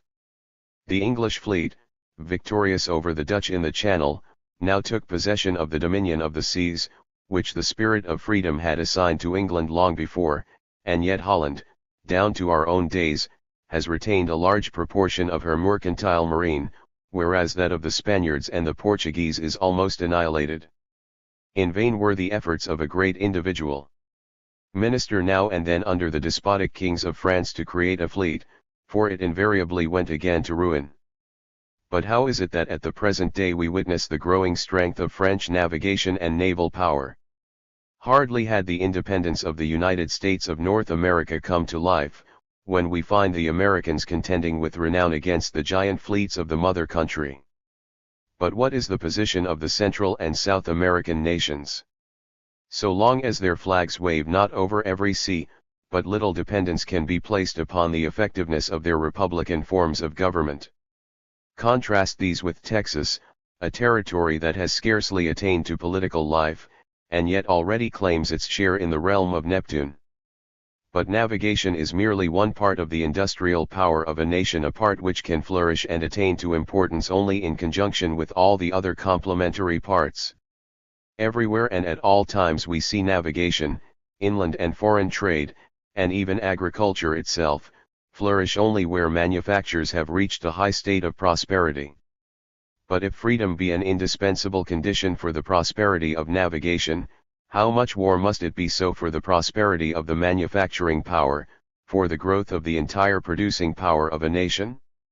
History contains no record of a rich, commercial, and industrial community that was not at the same time in the enjoyment of freedom. Manufactures everywhere first brought into operation improved means of transport, improved river navigation, improved highways, steam navigation, and railways, which constitute the fundamental elements of improved systems of agriculture and of civilization. History teaches that arts and trades migrated from city to city, from one country to another. Persecuted and oppressed at home, they took refuge in cities and in countries where freedom, protection, and support were assured to them. In this way they migrated from Greece and Asia to Italy, from Italy to Germany, Flanders, and Brabant, and from thence to Holland and England. Everywhere it was want of sense and despotism that drove them away, and the spirit of freedom that attracted them. But for the folly of the continental governments, England would have had difficulty in attaining supremacy in industry. But does it appear more consistent with wisdom for us in Germany to wait patiently until other nations are impolitic enough to drive out their industries and thus compel them to seek a refuge with us, or that we should, without waiting for such contingencies, invite them by proffered advantages to settle down amongst us? It is true that experience teaches that the wind bears the seed from one region to another, and that thus waste moorlands have been transformed into dense forests, but would it on that account be wise policy for the forester to wait until the wind in the course of ages affects this transformation? Is it unwise on his part if by sowing and planting he seeks to attain the same object within a few decades? History tells us that whole nations have successfully accomplished that which we see the forester do. Single free cities, or small republics and confederations of such cities and states, limited in territorial possessions, of small population and insignificant military power, but fortified by the energy of youthful freedom and favored by geographical position as well as by fortunate circumstances and opportunities, flourished by means of manufactures and commerce long before the great monarchies, and by free commercial intercourse with the latter, by which they exported to them manufactured goods and imported raw produce in exchange, raised themselves to a high degree of wealth and power. Thus did Venice, the Hansa towns, the Belgians and the Dutch. Nor was this system of free trade less profitable at first to the great monarchies themselves, with whom these smaller communities had commercial intercourse.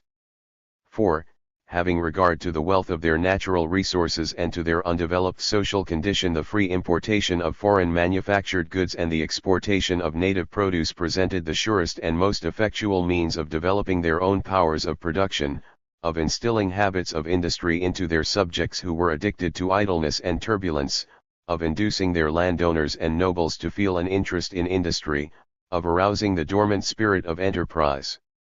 amongst their merchants, and especially of raising their own civilization, industry, and power.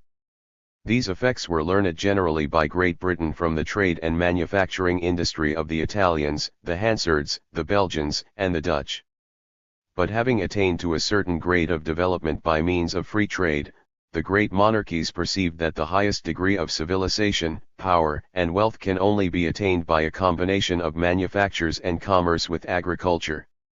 They perceived that their newly established native manufactures could never hope to succeed in free competition with the old and long-established manufactures of foreigners, that their native fisheries and native mercantile marine, the foundations of their naval power, could never make successful progress without special privileges, and that the spirit of enterprise of their native merchants would always be kept down by the overwhelming reserves of capital, the greater experience and sagacity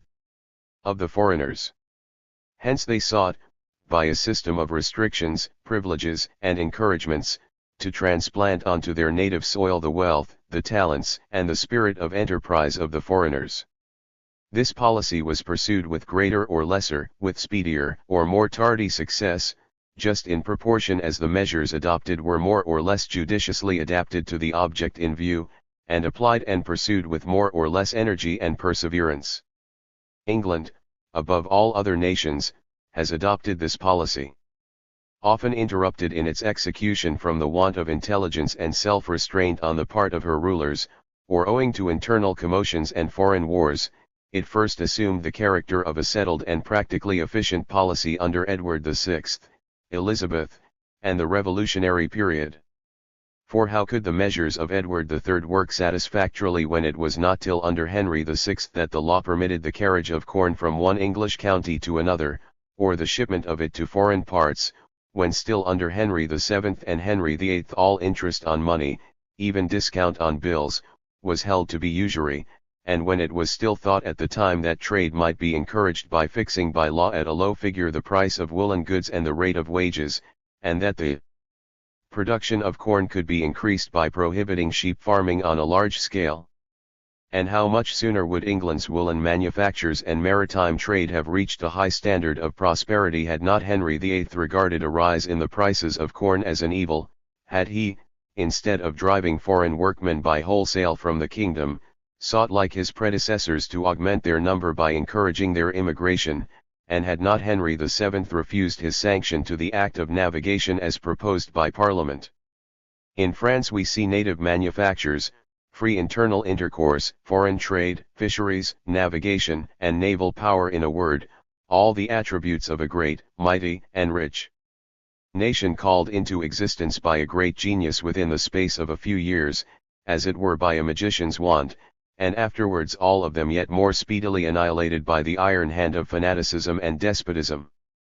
We see the principle of free trade contending in vain under unfavorable conditions against restriction powerfully enforced. The Hanseatic League is ruined, while Holland sinks under the blows of England and France. That a restrictive commercial policy can be operative for good only so far as it is supported by the progressive civilization and free institutions of a nation, we learn from the decay of Venice, Spain, and Portugal, from the relapse of France in consequence of the revocation of the Edict of Nantes, and from the history of England, in which country liberty kept pace at all times with the advance of industry, trade, and national wealth. That, on the contrary, a highly advanced state of civilization, with or without free institutions, unless supported by a suitable system of commercial policy, will prove but a poor guarantee for a nation's economic progress, may be learned on the one hand from the history of the North American Free States, and on the other from the experience of Germany. Modern Germany, lacking a system of vigorous and united commercial policy, exposed in her home markets to competition with a foreign manufacturing power in every way superior to her own, while excluded at the same time from foreign markets by arbitrary and often capricious restrictions, and very far indeed from making that progress in industry to which her degree of culture entitles her, cannot even maintain her previously acquired position, and is made a convenience of by that very nation, which centuries ago was worked upon in like manner by the merchants of Germany, until at last the German states have resolved to secure their home markets for their own industry, by the adoption of a united vigorous system of commercial policy. The North American Free States, who, more than any other nation before them, are in a position to benefit by freedom of trade, and influenced even from the very cradle of their independence by the doctrines of the cosmopolitan school, are striving more than any other nation to act on that principle. But owing to wars with Great Britain, we find that nation twice compelled to manufacture at home the goods which it previously purchased under free trade from other countries, and twice, after the conclusion of peace, brought to the brink of ruin by free competition with foreigners, and thereby admonished of the fact that under the present conditions of the world every great nation must seek the guarantees of its continued prosperity and independence, before all other things, in the independent and uniform development of its own powers and resources. Thus history shows that restrictions are not so much the inventions of mere speculative minds, as the natural consequences of the diversity of interests, and of the strivings of nations after independence or overpowering ascendancy, and thus of national emulation and wars, and therefore that they cannot be dispensed with until this conflict of national interests shall cease, in other words until all nations can be united under one and the same system of law. Thus the question as to whether, and how, the various nations can be brought into one united federation, and how the decisions of law can be invoked in the place of military force to determine the differences which arise between independent nations, has to be solved concurrently with the question how universal free trade can be established in the place of separate national commercial systems. The attempts which have been made by single nations to introduce freedom of trade in face of a nation which is predominant in industry, wealth, and power, no less than distinguished for an exclusive tariff system as Portugal did in 1703, France in 1786, North America in 1786 and 1816, Russia from 1815 till 1821, and as Germany has done for centuries go to show us that in this way the prosperity of individual nations is sacrificed, without benefit to mankind in general, solely for the enrichment of the predominant manufacturing and commercial nation. Switzerland constitutes an exception, which proves just as much as it proves little for or against one or the other system. Colbert appears to us not to have been the inventor of that system which the Italians have named after him, for, as we have seen, it was fully elaborated by the English long before his time. Colbert only put in practice what France, if she wished to fulfill her destinies, was bound to carry out sooner or later. If Colbert is to be blamed at all, it can only be charged against him that he attempted to put into force under a despotic government a system which could subsist only after a fundamental reform of the political conditions. But against this reproach to Colbert's memory it may very well be argued that, had his system been continued by wise princes and sagacious ministers, it would in all probability have removed by means of reforms all those hindrances which stood in the way of progress in manufactures, agriculture, and trade, as well as of national freedom, and France would then have undergone no revolution, but rather, impelled along the path of development by the reciprocating influences of industry and freedom. She might for the last century and a half have been successfully competing with England in manufactures, in the promotion of her internal trade, in foreign commerce, and in colonization, as well as in her fisheries, her navigation, and her naval power.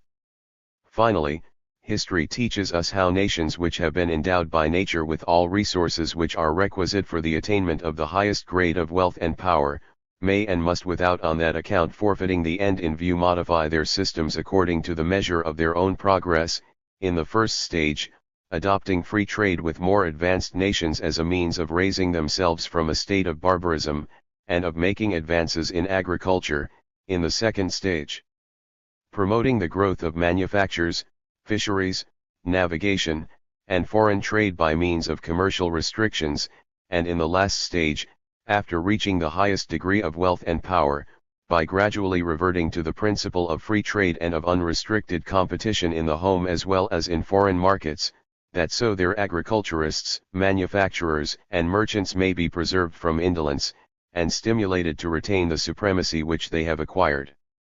In the first stage, we see Spain, Portugal, and the Kingdom of Naples; in the second, Germany and the United States of North America. France apparently stands close upon the boundary line of the last stage, but Great Britain alone at the present time has actually reached it. Second book. The Theory. Chapter 11. Political and Cosmopolitical Economy.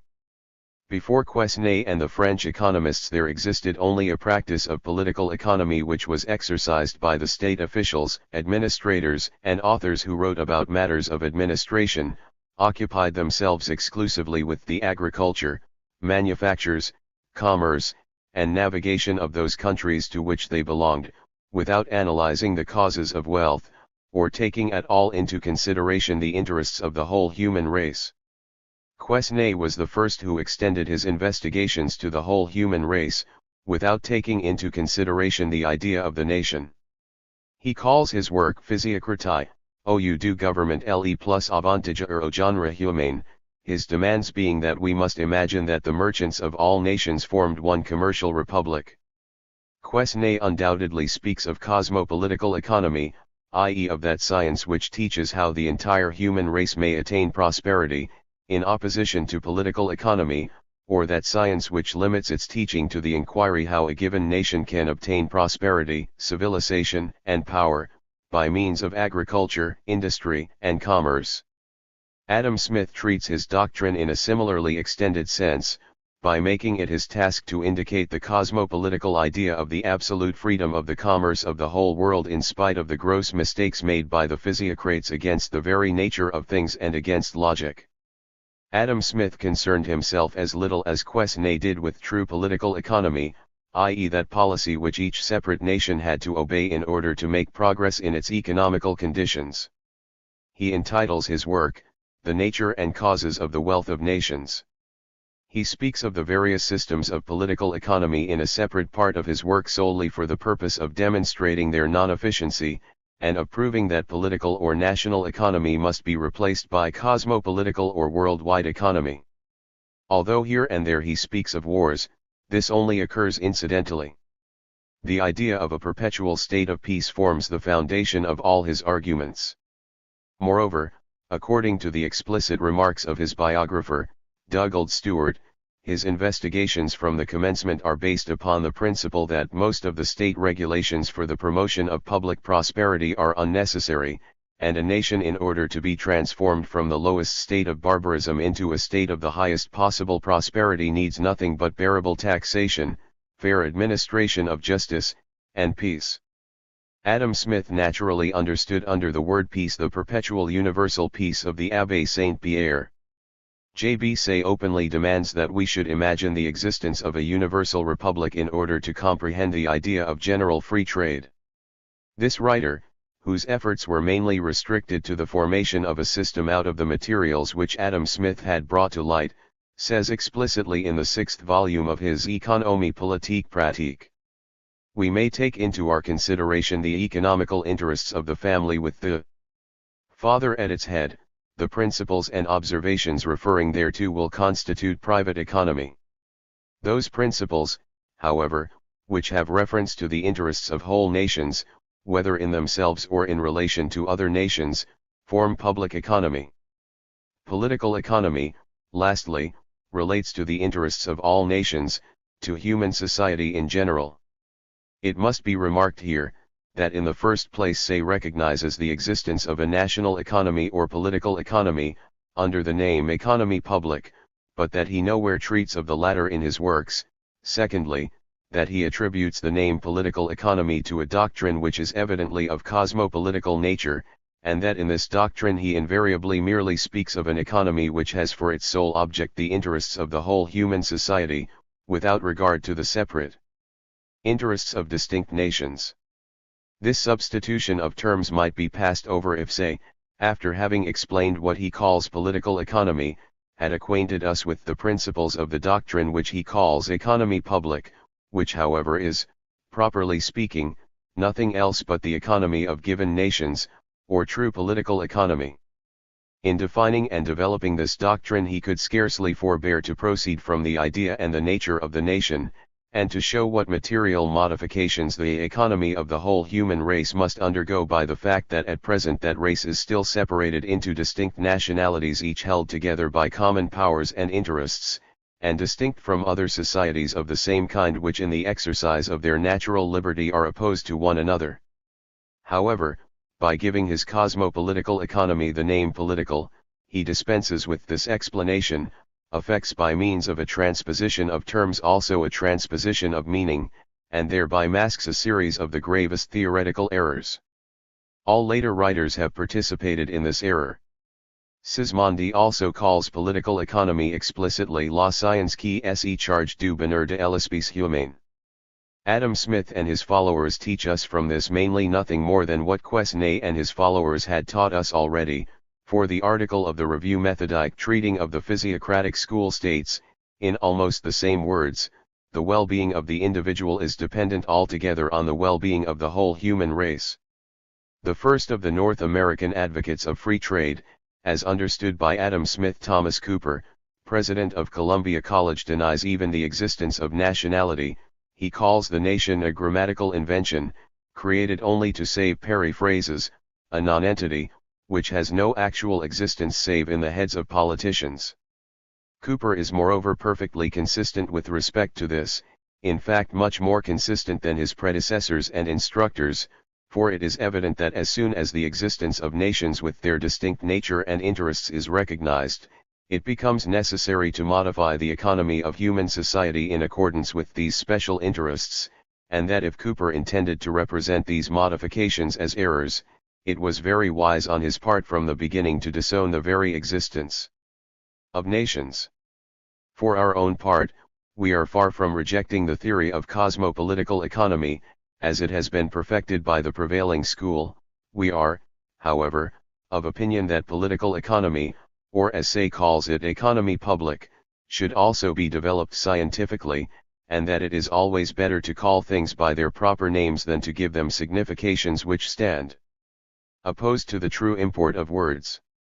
If we wish to remain true to the laws of logic and of the nature of things, we must set the economy of individuals against the economy of societies, and discriminate in respect to the latter between true political or national economy and cosmopolitical economy, which originates in the assumption that all nations of the earth form but one society living in a perpetual state of peace.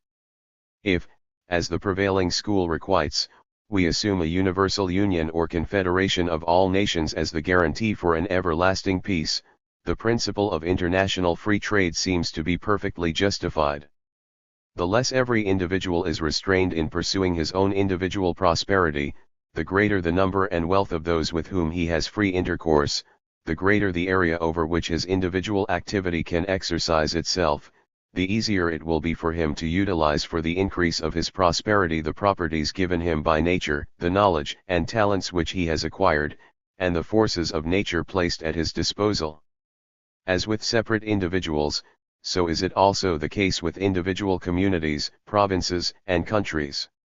A simpleton only could maintain that a union for free commercial intercourse between themselves is not as advantageous to the different states included in the United States of North America, to the various departments of France, and to the various German allied states, as would be their separation by internal provincial customs tariffs. In the union of the three kingdoms of Great Britain and Ireland, the world witnesses a great and irrefragable example of the immeasurable efficacy of free trade between united nations. Let us only suppose all other nations of the earth to be united in a similar manner, and the most vivid imagination will not be able to picture to itself the sum of prosperity and good fortune which the whole human race would thereby acquire.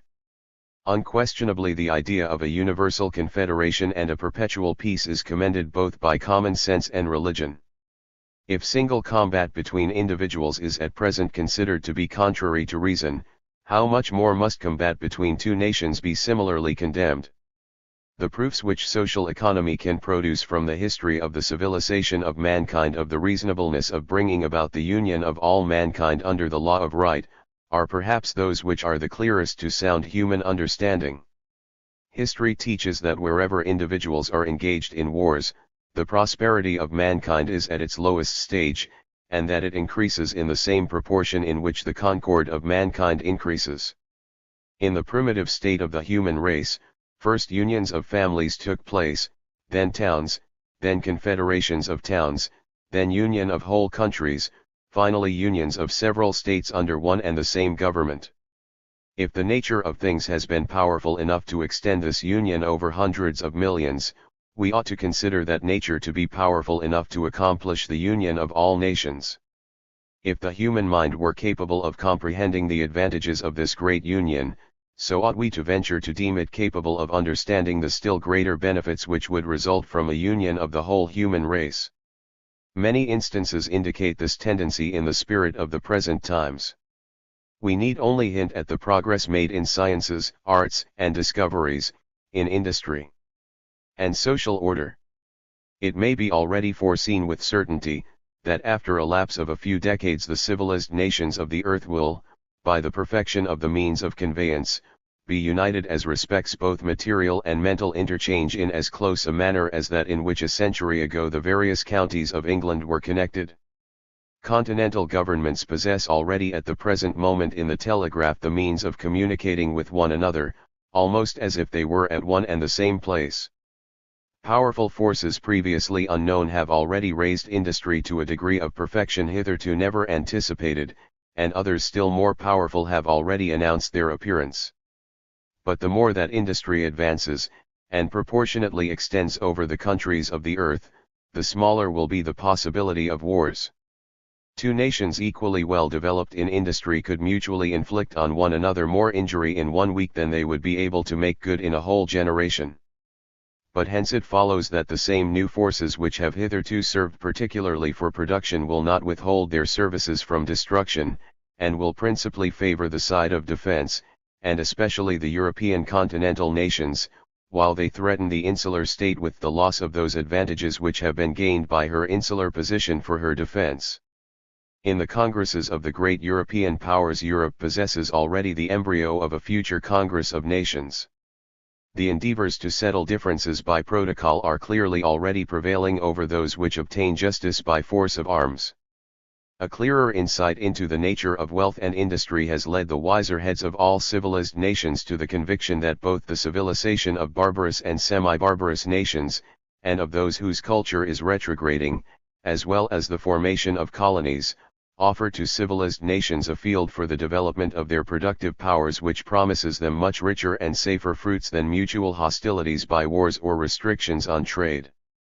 The farther we advance in this perception, and the more the uncivilized countries come into contact with the civilized ones by the progress made in the means of transport, so much more will the civilized countries comprehend that the civilization of barbarous nations, of those distracted by internal anarchy, or which are oppressed by bad government, is a task which offers to all equal advantages, a duty incumbent on them all alike, but one which can only be accomplished by unity. That the civilization of all nations, the culture of the whole globe, forms a task imposed on the whole human race, is evident from those unalterable laws of nature by which civilized nations are driven on with irresistible power to extend or transfer their powers of production to less cultivated countries.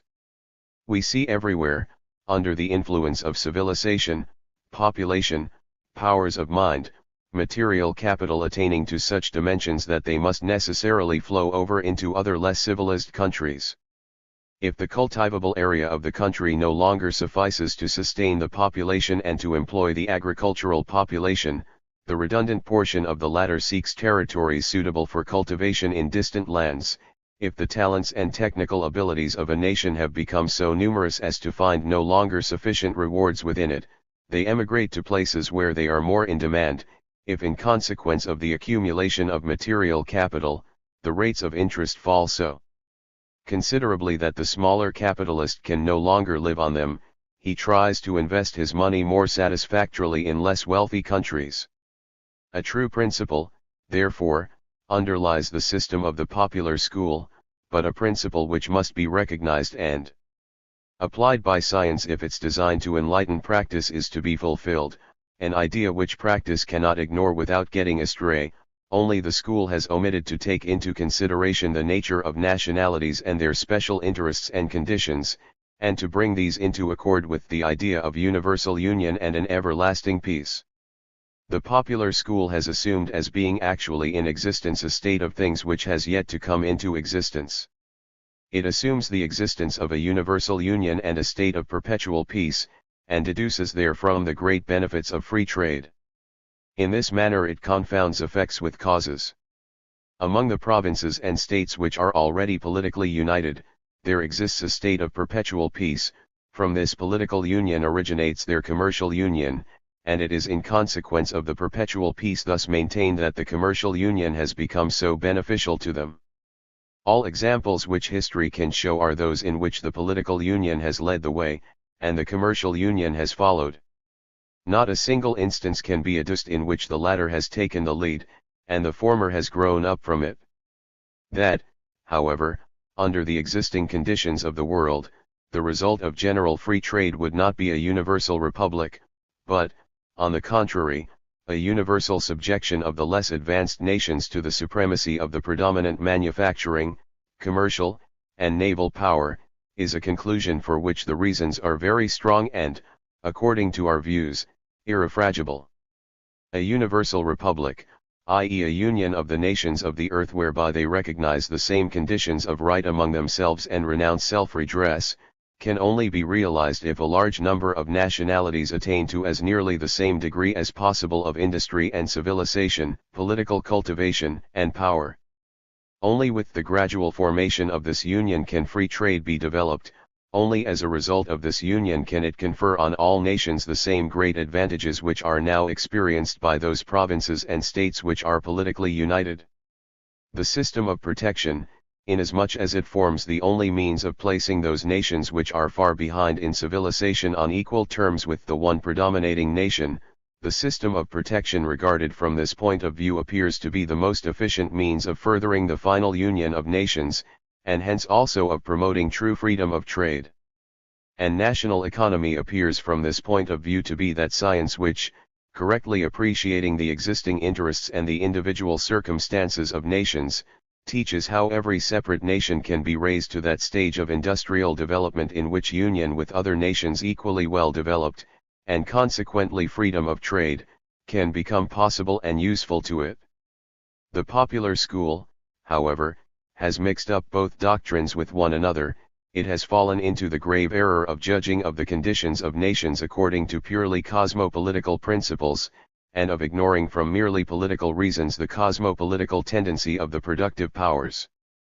Only by ignoring the cosmopolitical tendency of the productive powers could Malthus be led into the error of desiring to restrict the increase of population, or Chalmers and Torrens maintain more recently the strange idea that augmentation of capital and unrestricted production are evils the restriction of which the welfare of the community imperatively demands, or Sismondi declare that manufactures are things injurious to the community. Their theory in this case resembles Saturn, who devours his own children, the same theory which allows that from the increase of population, of capital and machinery division of labor takes place, and explains from this the welfare of society, finally considers these forces as monsters which threaten the prosperity of nations, because it merely regards the present conditions of individual nations, and does not take into consideration the conditions of the whole globe and the future progress of mankind. It is not true that population increases in a larger proportion than production of the means of subsistence. It is at least foolish to assume such disproportion, or to attempt to prove it by artificial calculations or sophistical arguments, so long as on the globe a mass of natural forces still lies inert by means of which 10 times or perhaps 100 times more people than are now living can be sustained. It is mere narrow-mindedness to consider the present extent of the productive forces as the test of how many persons could be supported on a given area of land. The savage, the hunter, and the fisherman, according to his own calculation, would not find room enough for 1 million persons, the shepherd not for 10 millions, the raw agriculturist not for 100 millions on the whole globe, and yet 200 millions are living at present in Europe alone. The culture of the potato and of food-yielding plants, and the more recent improvements made in agriculture generally, have increased tenfold the productive powers of the human race for the creation of the means of subsistence. In the Middle Ages the yield of wheat of an acre of land in England was fourfold, today it is 10 to 20-fold, and in addition to that 5 times more land is cultivated. In many European countries the yield at present does not exceed fourfold. Who will venture to set further limits to the discoveries, inventions, and improvements of the human race? Agricultural chemistry is still in its infancy. Who can tell that tomorrow, by means of a new invention or discovery, the produce of the soil may not be increased 5 or 10-fold? We already possess, in the artesian well, the means of converting unfertile wastes into rich cornfields, and what unknown forces may not yet be hidden in the interior of the earth? Let us merely suppose that through a new discovery we were enabled to produce heat everywhere very cheaply and without the aid of the fuels at present known. What spaces of land could thus be utilized for cultivation, and in what an incalculable degree would the yield of a given area of land be increased? If Malthus' doctrine appears to us in its tendency narrow-minded, it is also in the methods by which it could act an unnatural one, which destroys morality and power, and is simply horrible.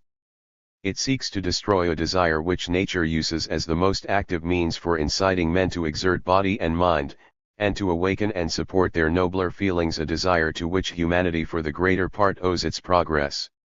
It would elevate the most heartless egotism to the position of a law. It requires us to close our hearts against the starving man, because if we hand him food and drink, another might starve in his place in 30 years' time. It substitutes cold calculation for sympathy. This doctrine tends to convert the hearts of men into stones. But what could be finally expected of a nation whose citizens should carry stones instead of hearts in their bosoms? What else than the total destruction of all morality, and with it of all productive forces, and therefore of all the wealth, civilization, and power of the nation? If in a nation the population increases more than the production of the means of subsistence, if capital accumulates at length to such an extent as no longer to find investment, if machinery throws a number of operatives out of work and manufactured goods accumulate to a large excess, this merely proves that nature will not allow industry, civilization, wealth, and power to fall exclusively to the lot of a single nation, or that a large portion of the globe suitable for cultivation should be merely inhabited by wild animals, and that the largest portion of the human race should remain sunk in savagery, ignorance, and poverty. We have shown into what errors the school has fallen by judging the productive forces of the human race from a political point of view. We have now also to point out the mistakes which it has committed by regarding the separate interests of nations from a cosmopolitical point of view. If a confederation of all nations existed in reality, as is the case with the separate states constituting the Union of North America, the excess of population, talents, skilled abilities, and material capital would flow over from England to the continental states, in a similar manner to that in which it travels from the eastern states of the American Union to the western, provided that in the continental states the same security for persons and property, the same constitution and general laws prevailed, and that the English government was made subject to the united will of the Universal Confederation. Under these suppositions there would be no better way of raising all these countries to the same stage of wealth and cultivation as England than free trade. This is the argument of the school. But how would it tally with the actual operation of free trade under the existing conditions of the world? The Britons as an independent and separate nation would henceforth take their national interest as the sole guide of their policy. The Englishman, from predilection for his language, for his laws, regulations, and habits, would whenever it was possible devote his powers and his capital to develop his own native industry, for which the system of free trade, by extending the market for English manufactures over all countries, would offer him sufficient opportunity. He would not readily take a fancy to establish manufactures in France or Germany. All excess of capital in England would be at once devoted to trading with foreign parts of the world. If the Englishman took it into his head to emigrate, or to invest his capital elsewhere than in England, he would as he now does prefer those more distant countries where he would find already existing his language, his laws and regulations, rather than the benighted countries of the continent. All England would thus be developed into one immense manufacturing city. Asia, Africa, and Australia would be civilized by England, and covered with new states modelled after the English fashion. In time a world of English states would be formed, under the presidency of the mother state, in which the European continental nations would be lost as unimportant, unproductive races. By this arrangement it would fall to the lot of France, together with Spain and Portugal, to supply this English world with the choicest wines, and to drink the bad ones herself. At most France might retain the manufacture of a little millinery. Germany would scarcely have more to supply this English world with than children's toys, wooden clocks, and philological writings, and sometimes also an auxiliary corps, who might sacrifice themselves to pine away in the deserts of Asia or Africa, for the sake of extending the manufacturing and commercial supremacy, the literature and language of England. It would not require many centuries before people in this English world would think and speak of the Germans and French in the same tone as we speak at present of the Asiatic nations. True political science, however, regards such a result of universal free trade as a very unnatural one. It will argue that had universal free trade been introduced at the time of the Hanseatic League, the German nationality instead of the English would have secured an advance in commerce and manufacture over all other countries. It would be most unjust, even on cosmopolitical grounds, now to resign to the English all the wealth and power of the earth, merely because by them the political system of commerce was first established and the cosmopolitical principle for the most part ignored. In order to allow freedom of trade to operate naturally, the less advanced nations must first be raised by artificial measures to that stage of cultivation to which the English nation has been artificially elevated. In order that, through that cosmopolitical tendency of the powers of production to which we have alluded, the more distant parts of the world may not be benefited and enriched before the neighboring European countries, those nations which feel themselves to be capable, owing to their moral, intellectual, social, and political circumstances, of developing a manufacturing power of their own must adopt the system of protection as the most effectual means for this purpose. The effects of this system for the purpose in view are of two kinds. In the first place, by gradually excluding foreign manufactured articles from our markets, a surplus would be occasioned in foreign nations, of workmen, talents, and capital, which must seek employment abroad, and secondly by the premium which our system of protection would offer to the immigration into our country of workmen, talents, and capital, that excess of productive power would be induced to find employment with us, instead of emigrating to distant parts of the world and to colonies. Political science refers to history, and inquires whether England has not in former times drawn from Germany, Italy, Holland, France, Spain, and Portugal by these means a mass of productive power. She asks, why does the cosmopolitical school, when it pretends to weigh in the balance the advantages and the disadvantages of the system of protection, utterly ignore this great and remarkable instance of the results of that system? Chapter 12. The theory of the powers of production and the theory of values. Adam Smith's celebrated work is entitled, The Nature and Causes of the Wealth of Nations. The founder of the prevailing economical school has therein indicated the double point of view from which the economy of nations, like that of private separate individuals, should be regarded. The causes of wealth are something totally different from wealth itself. A person may possess wealth, i.e. exchangeable value, if, however, he does not possess the power of producing objects of more value than he consumes, he will become poorer. A person may be poor, if he, however, possesses the power of producing a larger amount of valuable articles than he consumes, he becomes rich. The power of producing wealth is therefore infinitely more important than wealth itself. It ensures not only the possession and the increase of what has been gained, but also the replacement of what has been lost. This is still more the case with entire nations than with private individuals.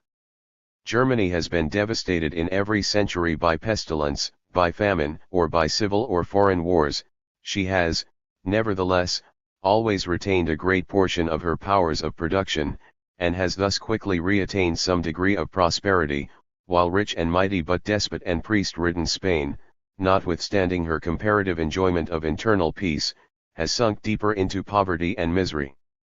The same sun still shines on the Spaniards, they still possess the same area of territory, their minds are still as rich, they are still the same people as before the discovery of America, and before the introduction of the Inquisition, but that nation has gradually lost her powers of production, and has therefore become poor and miserable.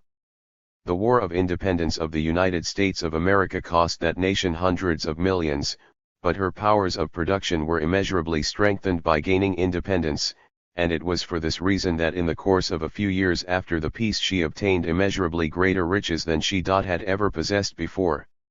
If we compare the state of France in the year 1809 with that of the year 1839, what a difference in favor of the latter.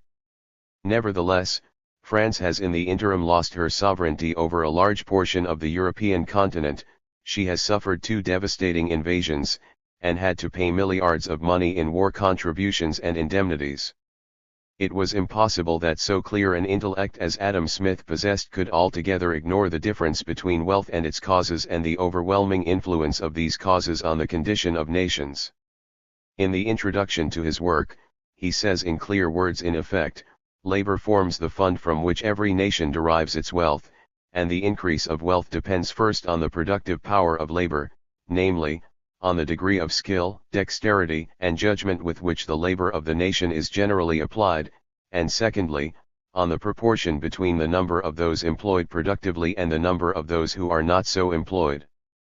From this we see how clearly Smith in general perceived that the condition of nations is principally dependent on the sum of their productive powers.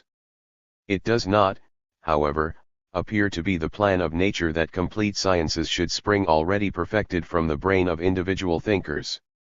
It is evident that Smith was too exclusively possessed by the cosmopolitical idea of the physiocrats, universal freedom of trade, and by his own great discovery, the division of labor, to follow up the idea of the importance to a nation of its powers of production. However much science may be indebted to him in respect of the remaining parts of his work, the idea division of labor seemed to him his most brilliant thought. It was calculated to secure for his book a name, and for himself posthumous fame. He had too much worldly wisdom not to perceive that whoever wishes to sell a precious jewel does not bring the treasure to market most profitably by burying it in a sack of wheat, however useful the grains of wheat may be, but better by exposing it at the forefront. He had too much experience not to know that a debutante who in the first act creates a furore is easily excused if in the following ones he only occasionally raises himself above mediocrity. He had every motive for making the introduction to his book, The Doctrine of Division of Labor. Smith has not been mistaken in his calculations. His first chapter has made the fortune of his book, and founded his authority as an economist.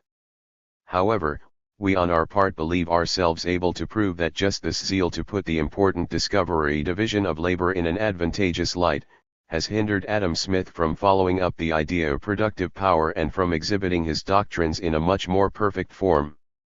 By the great value which he attached to his idea division of labor, he has evidently been misled into representing labor itself as the fund of all the wealth of nations, although he himself clearly perceives and also states that the productiveness of labor principally depends on the degree of skill and judgment with which the labor is performed. We ask, can it be deemed scientific reasoning if we assign as the cause of a phenomenon that which in itself is the result of a number of deeper lying causes?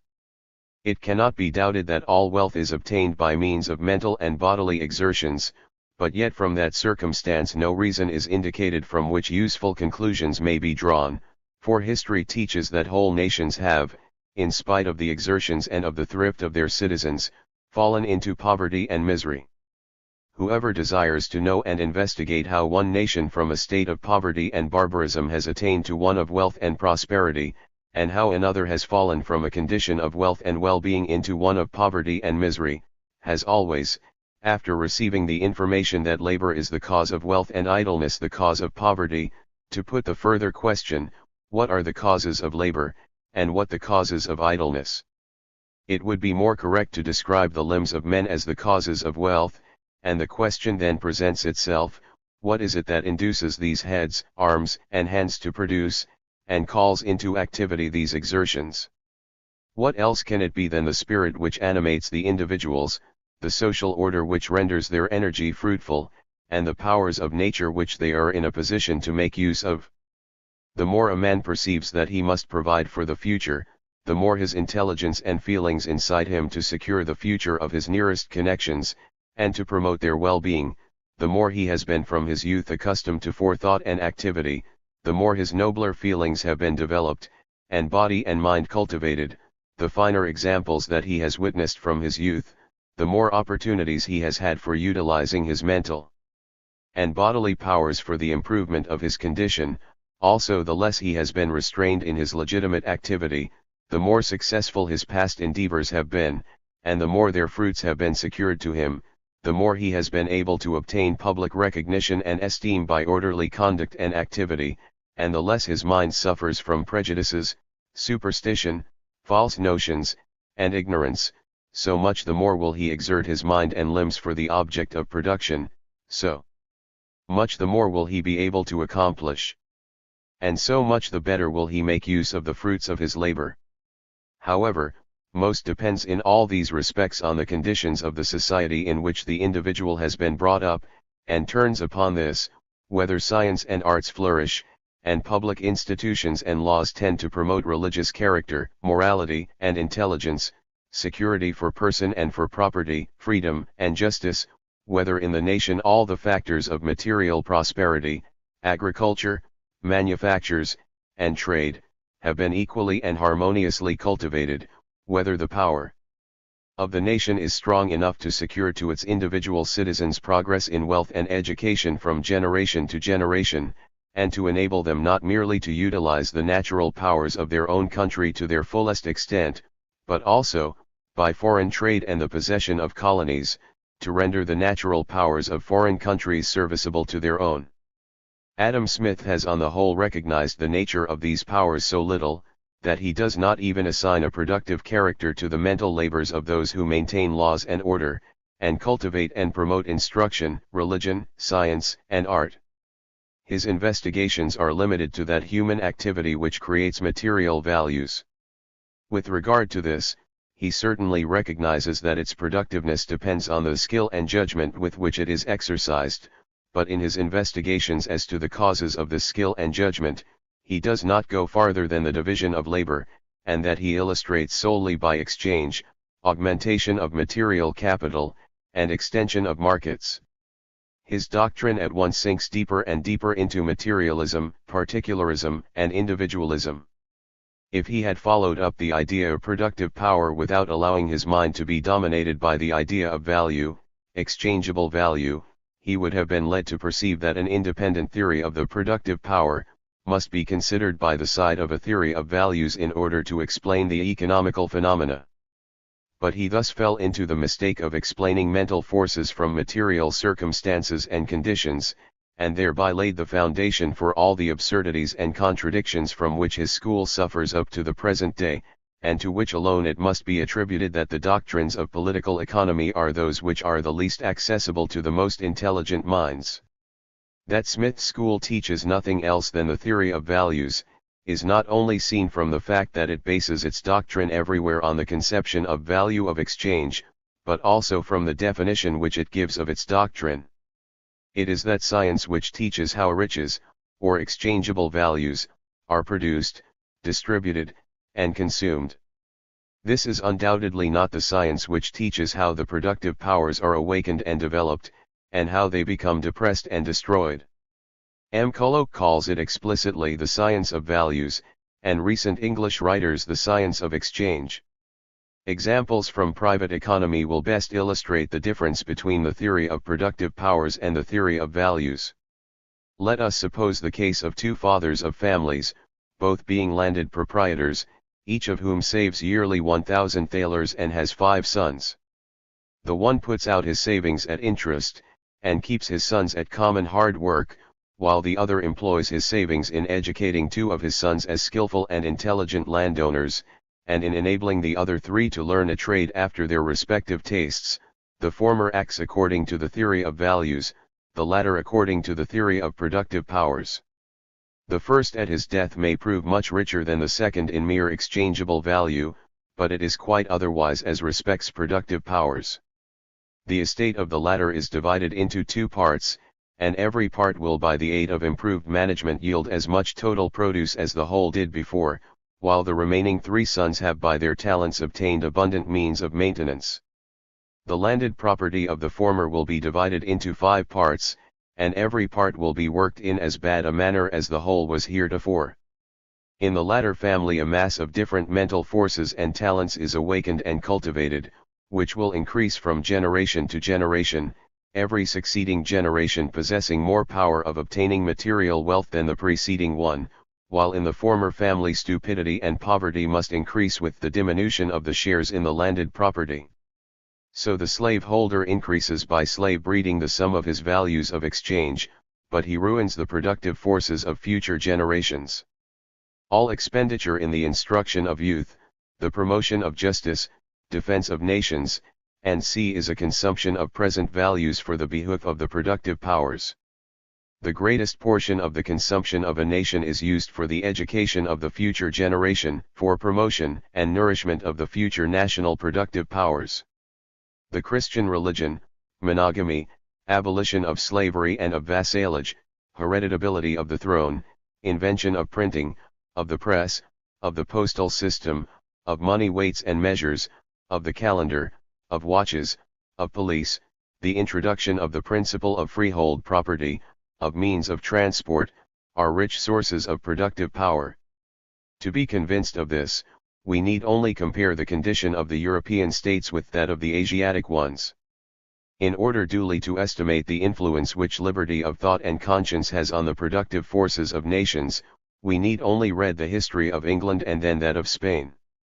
The publicity of the administration of justice, trial by jury, parliamentary legislation, public control of state administration, self-administration of the commonalties and municipalities, liberty of the press, liberty of association for useful purposes, impart to the citizens of constitutional states, as also to their public functionaries, a degree of energy and power which can hardly be produced by other means. We can scarcely conceive of any law or any public legal decision which would not exercise a greater or smaller influence on the increase or decrease of the productive power of the nation. If we consider merely bodily labor as the cause of wealth, how can we then explain why modern nations are incomparably richer, more populous, more powerful, and prosperous than the nations of ancient times? The ancient nations employed infinitely more hands, the work was much harder, each individual possessed much more land, and yet the masses were much worse fed and clothed than is the case in modern nations. In order to explain these phenomena, we must refer to the progress which has been made in the course of the last 1,000 years in sciences and arts, domestic and public regulations, cultivation of the mind and capabilities of production. The present state of the nations is the result of the accumulation of all discoveries, inventions, improvements, perfections, and exertions of all generations which have lived before us, they form the mental capital of the present human race, and every separate nation is productive only in the proportion in which it has known how to appropriate these attainments of former generations and to increase them by its own acquirements, in which the natural capabilities of its territory, its extent and geographical position, its population and political power, have been able to develop as completely and symmetrically as possible all sources of wealth within its boundaries, and to extend its moral, intellectual, commercial, and political influence over less advanced nations and especially over the affairs of the world. The popular school of economists would have us believe that politics and political power cannot be taken into consideration in political economy. So far as it makes only values and exchange the subjects of its investigations, this may be correct. We can define the ideas of value and capital, profit, wages, and rent. We can resolve them into their elements, and speculate on what may influence their rising or falling, and see without thereby taking into account the political circumstances of the nation. Clearly, however, these matters appertain as much to private economy as to the economy of whole nations. We have merely to consider the history of Venice, of the Hanseatic League, of Portugal, Holland, and England, in order to perceive what reciprocal influence material wealth and political power exercise on each other. The school also always falls into the strangest inconsistencies whenever this reciprocal influence forces itself on their consideration. Let us here only call to mind the remarkable dictum of Adam Smith on the English navigation laws. The popular school, inasmuch as it does not duly consider the nature of the powers of production, and does not take into account the conditions of nations in their aggregate, disregards especially the importance of developing in an equal ratio agriculture, manufactures and commerce, political power and internal wealth, and disregards especially the value of a manufacturing power belonging specially to the nation and fully developed in all its branches. It commits the error of placing manufacturing power in the same category with agricultural power, and of speaking of labor, natural power, capital, and sea in general terms without considering the differences which exist between them. It does not perceive that between a state devoted merely to agriculture and a state possessing both agriculture and manufactures, a much greater difference exists than between a pastoral state and an agricultural one. In a condition of merely agricultural industry, caprice and slavery, superstition and ignorance, want of means of culture, of trade, and of transport, poverty and political weakness exist. In the merely agricultural state only the least portion of the mental and bodily powers existing in the nation is awakened and developed, and only the least part of the powers and resources placed by nature at its disposal can be made use of, while little or no capital can be accumulated. Let us compare Poland with England. Both nations at one time were in the same stage of culture, and now what a difference! Manufactories and manufactures are the mothers and children of municipal liberty, of intelligence, of the arts and sciences, of internal and external commerce, of navigation and improvements in transport, of civilization and political power. They are the chief means of liberating agriculture from its chains, and of elevating it to a commercial character and to a degree of art and science, by which the rents, farming profits, and wages are increased, and greater value is given to landed property. The popular school has attributed the civilizing power to foreign trade, but in that it has confounded the mere exchanger with the originator. Foreign manufactures furnish the goods for the foreign trade, which the latter conveys to us, and which occasion consumption of products and raw materials which we give in exchange for the goods in lieu of money payments. If, however, trade in the manufactures of far distant lands exercises admittedly so beneficial an influence on our agricultural industry, how much more beneficial must the influence be of those manufactures which are bound up with us locally, commercially, and politically, which not only take from us a small portion, but the largest portion of their requirements of food and of raw materials, which are not made dearer to us by great costs of transport, our trade in which cannot be interrupted by the chance of foreign manufacturing nations learning to supply their own wants themselves, or by wars and prohibitory import duties. We now see into what extraordinary mistakes and contradictions the popular school has fallen in making material wealth or value of exchange the sole object of its investigations, and by regarding mere bodily labor as the sole productive power. The man who breeds pigs is, according to this school, a productive member of the community, but he who educates men is a mere non-productive. The maker of bagpipes or Jews' harps for sale is a productive, while the great composers and virtuosos are non-productive simply because that which they play cannot be brought into the market. The physician who saves the lives of his patients does not belong to the productive class, but on the contrary the chemist's boy does so, although the values of exchange which he produces may exist only for a few minutes before they pass into a valueless condition. A Newton, a Watt, or a Kepler is not so productive as a donkey, a horse, or a draft ox. We must not believe that J.B. Say has remedied this defect in the doctrine of Adam Smith by his fiction of immaterial goods or products. He has Thursday's merely somewhat varnished over the folly of its results, but not raised it out of its intrinsic absurdity. The mental producers are merely productive, according to his views, because they are remunerated with values of exchange, and because their attainments have been obtained by sacrificing values of exchange, and not because they produce productive powers. They merely seem to him an accumulated capital. M. Kulloch goes still further. He says that man is as much a product of labor as the machine which he produces, and it appears to him that in all economical investigations he must be regarded from this point of view. He thinks that Smith comprehended the correctness of this principle, only he did not deduce the correct conclusion from it.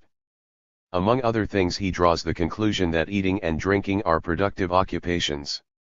Thomas Cooper values a clever American lawyer at $3,000, which is about 3 times as much as the value of a strong slave.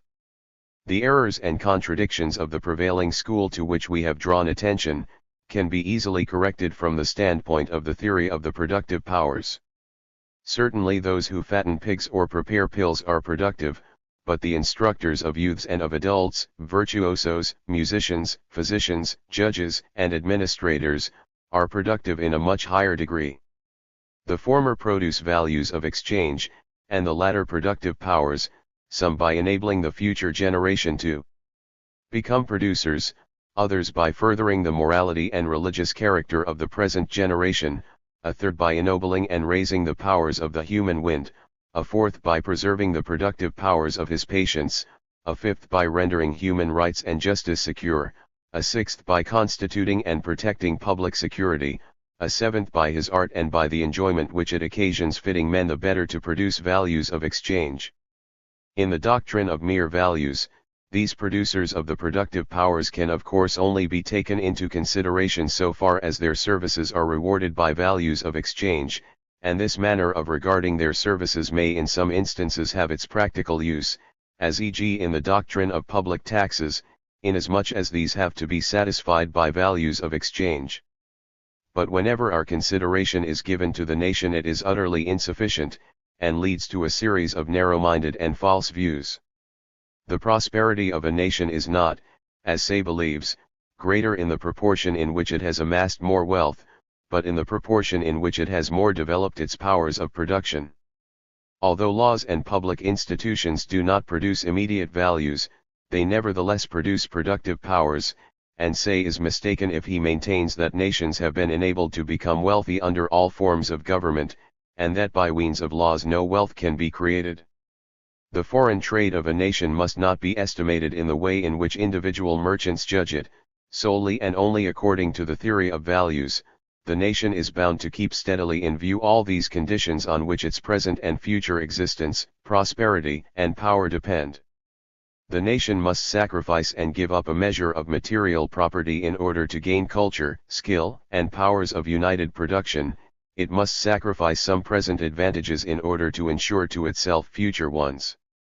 If, therefore, a manufacturing power developed in all its branches forms a fundamental condition of all higher advances in civilization, material prosperity, and political power in every nation, if it be true that in the present conditions of the world a new unprotected manufacturing power cannot possibly be raised up under free competition with a power which has long since grown in strength and is protected on its own territory, How can anyone possibly undertake to prove by arguments only, based on the mere theory of values, that a nation ought to buy its goods like individual merchants, at places where they are to be had the cheapest, that we act foolishly if we manufacture anything at all which can be got cheaper from abroad, that we ought to place the industry of the nation at the mercy of the self-interest of individuals, that protective duties constitute monopolies, which are granted to the individual home manufacturers at the expense of the nation. It is true that protective duties at first increase the price of manufactured goods, but it is just as true, and moreover acknowledged by the prevailing economical school, that in the course of time, by the nation being enabled to build up a completely developed manufacturing power of its own, those goods are produced more cheaply at home than the price at which they can be imported from foreign parts. If, therefore, a sacrifice of value is caused by protective duties, it is made good by the gain of a power of production, which not only secures to the nation an infinitely greater amount of material goods, but also industrial independence. In case of war, through industrial independence and the internal prosperity derived from it, the nation obtains the means for successfully carrying on foreign trade and for extending its mercantile marine. It increases its civilization, perfects its institutions internally, and strengthens its external power. A nation capable of developing a manufacturing power, if it makes use of the system of protection, thus acts quite in the same spirit as that landed proprietor did, who by the sacrifice of some material wealth allowed some of his children to learn a productive trade. Into what mistakes the prevailing economical school has fallen by judging conditions according to the mere theory of values, which ought properly to be judged according to the theory of powers of production, may be seen very clearly by the judgment which J.B. Say passes upon the bounties which foreign countries sometimes offer in order to facilitate exportation. He maintains that these are presents made to our nation.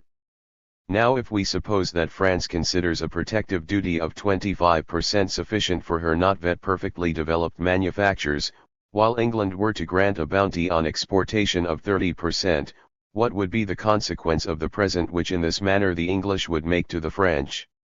The French consumers would obtain for a few years the manufactured articles which they needed much cheaper than hitherto, but the French manufactories would be ruined, and millions of men be reduced to beggary or obliged to emigrate, or to devote themselves to agriculture for employment. Under the most favorable circumstances, the present consumers and customers of the French agriculturists would be converted into competitors with the latter, agricultural production would be increased, and the consumption lowered. The necessary consequence would be diminution in value of the products, decline in the value of property, national poverty, and national weakness in France. The English present in mere value would be dearly paid for in loss of power. It would seem like the present which the Sultan is wont to make to his pashas by sending them valuable silken cords.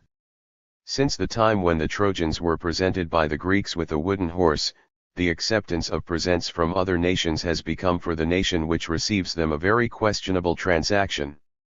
The English have given the continent presents of immense value in the form of subsidies, but the continental nations have paid for them dearly by the loss of power. These subsidies acted like a bounty on exportation in favor of the English, and were detrimental to the German manufactories. If England bound herself today to supply the Germans gratuitously for years with all they required in manufactured articles, we could not recommend them to accept such an offer. If the English are enabled through new inventions to produce linen 40% cheaper than the Germans can by using the old process, and if in the use of their new process they merely obtain a start of a few years over the Germans, in such a case, were it not for protective duties, one of the most important and oldest branches of Germany's industry will be ruined.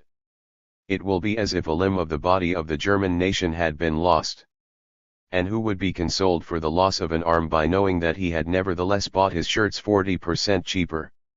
If the English very often find occasion to offer presents to foreign nations, very different are the forms in which this is done. It is not unfrequently done against their will. Always does it behove foreign nations well to consider whether or not the present should be accepted. Through their position as the manufacturing and commercial monopolists of the world, their manufactories from time to time fall into the state which they call glut, and which arises from what they call overtrading. At such periods everybody throws his stock of goods into the steamers. After the elapse of 8 days the goods are offered for sale in Hamburg, Berlin, or Frankfurt, and after 3 weeks in New York, at 50% under their real value. The English manufacturers suffer for the moment, but they are saved, and they compensate themselves later on by better prices. The German and American manufacturers receive the blows which were deserved by the English. They are ruined. The English nation merely sees the fire and hears the report of the explosion. The fragments fall down in other countries, and if their inhabitants complain of bloody heads, the intermediate merchants and dealers say, the crisis has done it all.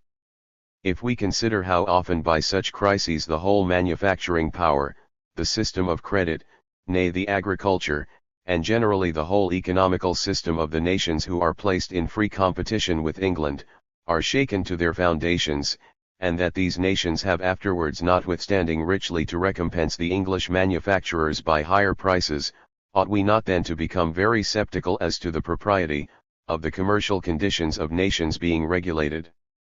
according to the mere theory of values and according to cosmopolitical principles? The prevailing economical school has never deemed it expedient to elucidate the causes and effects of such commercial crises. The great statesmen of all modern nations, almost without exception, have comprehended the great influence of manufactures and manufactories on the wealth, civilization, and power of nations, and the necessity of protecting them. Edward III comprehended this like Elizabeth, Frederick the Great like Joseph II, Washington like Napoleon. Without entering into the depths of the industry theory, their foreseeing minds comprehended the nature of in its entirety, and appreciated it correctly. It was reserved for the school of physiocrats to regard this nature from another point of view in consequence of a sophistical line of reasoning.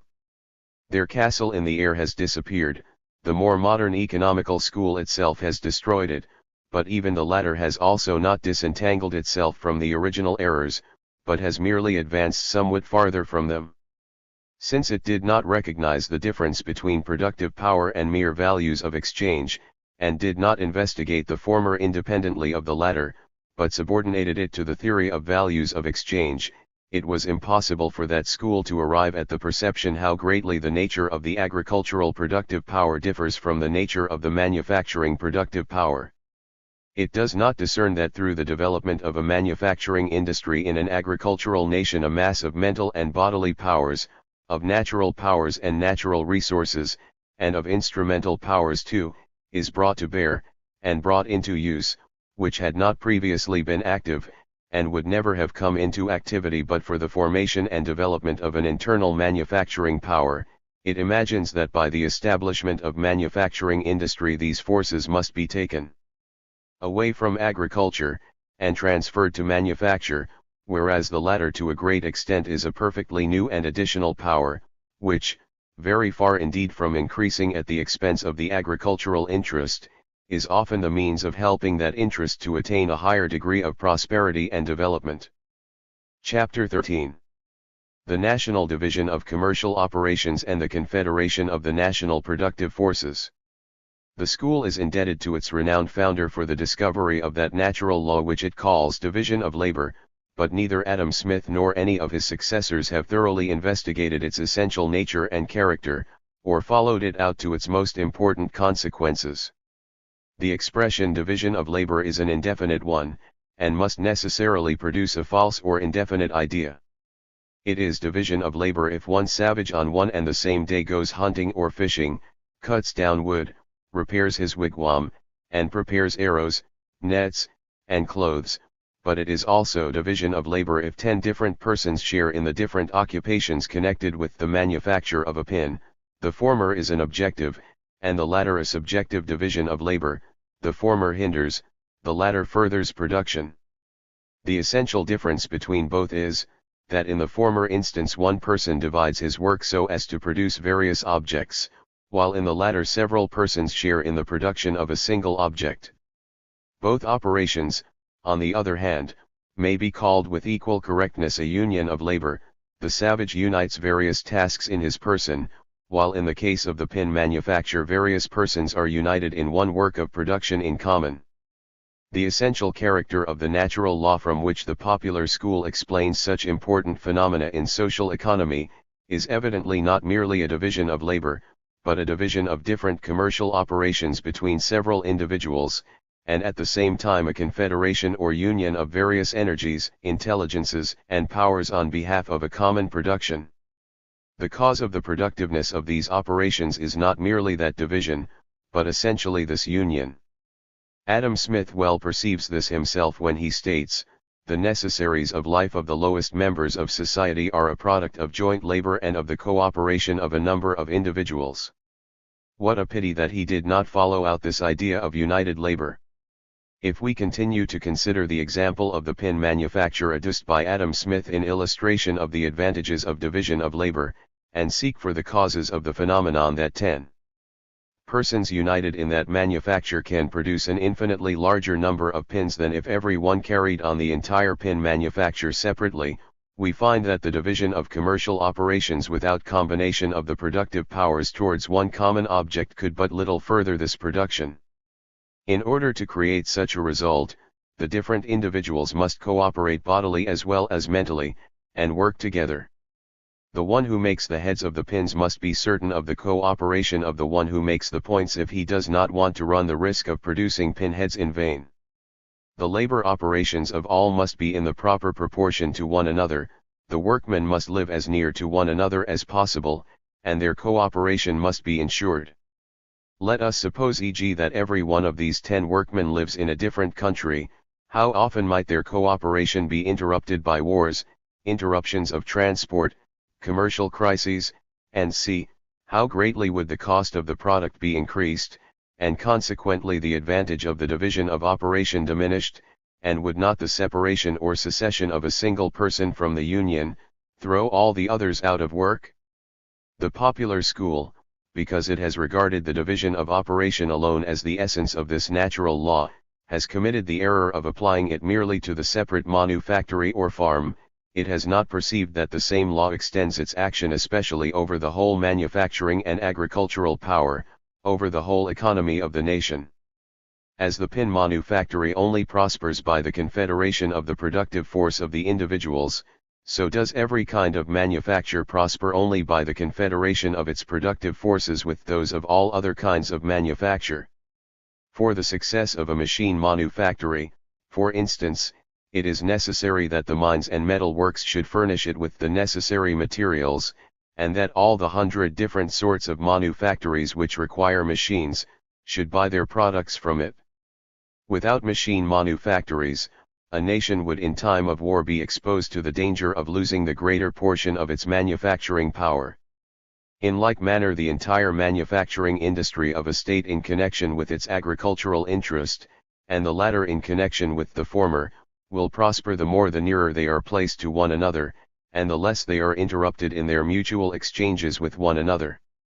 The advantages of their confederation under one and the same political power in times of war, of national differences, of commercial crises, failure of crops, and c. are not less perceptible than are the advantages of the union of the persons belonging to a pin manufactory under one and the same roof. Smith affirms that the division of labor is less applicable to agriculture than to manufactures. Smith had in view only the separate manufactory and the separate farm. He has, however, neglected to extend his principle over whole districts and provinces. Nowhere has the division of commercial operations and the confederation of the productive powers greater influence than where every district and every province is in a position to devote itself exclusively, or at least chiefly, to those branches of agricultural production for which they are mostly fitted by nature. In one district corn and hops chiefly thrive, in another vines and fruit, in a third timber production and cattle rearing, and c. If every district is devoted to all these branches of production, it is clear that its labor and its land cannot be nearly so productive as if every separate district were devoted mainly to those branches of production for which it is specially adapted by nature, and as if it exchanged the surplus of its own special products for the surplus produce of those provinces which in the production of other necessaries of life and raw materials possess a natural advantage equally peculiar to themselves. This division of commercial operations, this confederation of the productive forces occupied in agriculture, can only take place in a country which has attained the greatest development of all branches of manufacturing industry, for in such a country only can a great demand for the greatest variety of products exist, or the demand for the surplus of agricultural productions be so certain and considerable that the producer can feel certain of disposing of any quantity of his surplus produce. During this, or at least during next year at suitable prices, in such a country only can considerable capital be devoted to speculation in the produce of the country and holding stocks of it, or great improvements in transport, such as canals and railway systems, lines of steamers, improved roads, be carried out profitably, and only by means of thoroughly good means of transport can every district or province convey the surplus of its peculiar products to all other provinces, even to the most distant ones, and procure in return supplies of the peculiar products of the latter. Where everybody supplies himself with what he requires, there is but little opportunity for exchange, and therefore no need for costly facilities of transport. We may notice how the augmentation of the powers of production in consequence of the separation of occupations and the cooperation of the powers of individuals begins in the separate manufactory and extends to the united nation. The manufactory prospers so much the more in proportion as the commercial operations are divided, the more closely the workmen are united, and the more the cooperation of each person is ensured for the whole. The productive powers of every separate manufactory are also increased in proportion as the whole manufacturing power of the country is developed in all its branches, and the more intimately it is united with all other branches of industry. The agricultural power of production is so much greater the more intimately a manufacturing power developed in all its branches is united locally, commercially, and politically with agriculture. In proportion as the manufacturing power is thus developed will the division of the commercial operations and the cooperation of the productive powers in agriculture also develop themselves and be raised to the highest stage of perfection. That nation will therefore possess most productive power, and will consequently be the richest, which has cultivated manufacturing industry in all branches within its territory to the highest perfection, and whose territory and agricultural production is large enough to supply its manufacturing population with the largest part of the necessaries of life and raw materials which they require. Let us now consider the opposite side of this argument.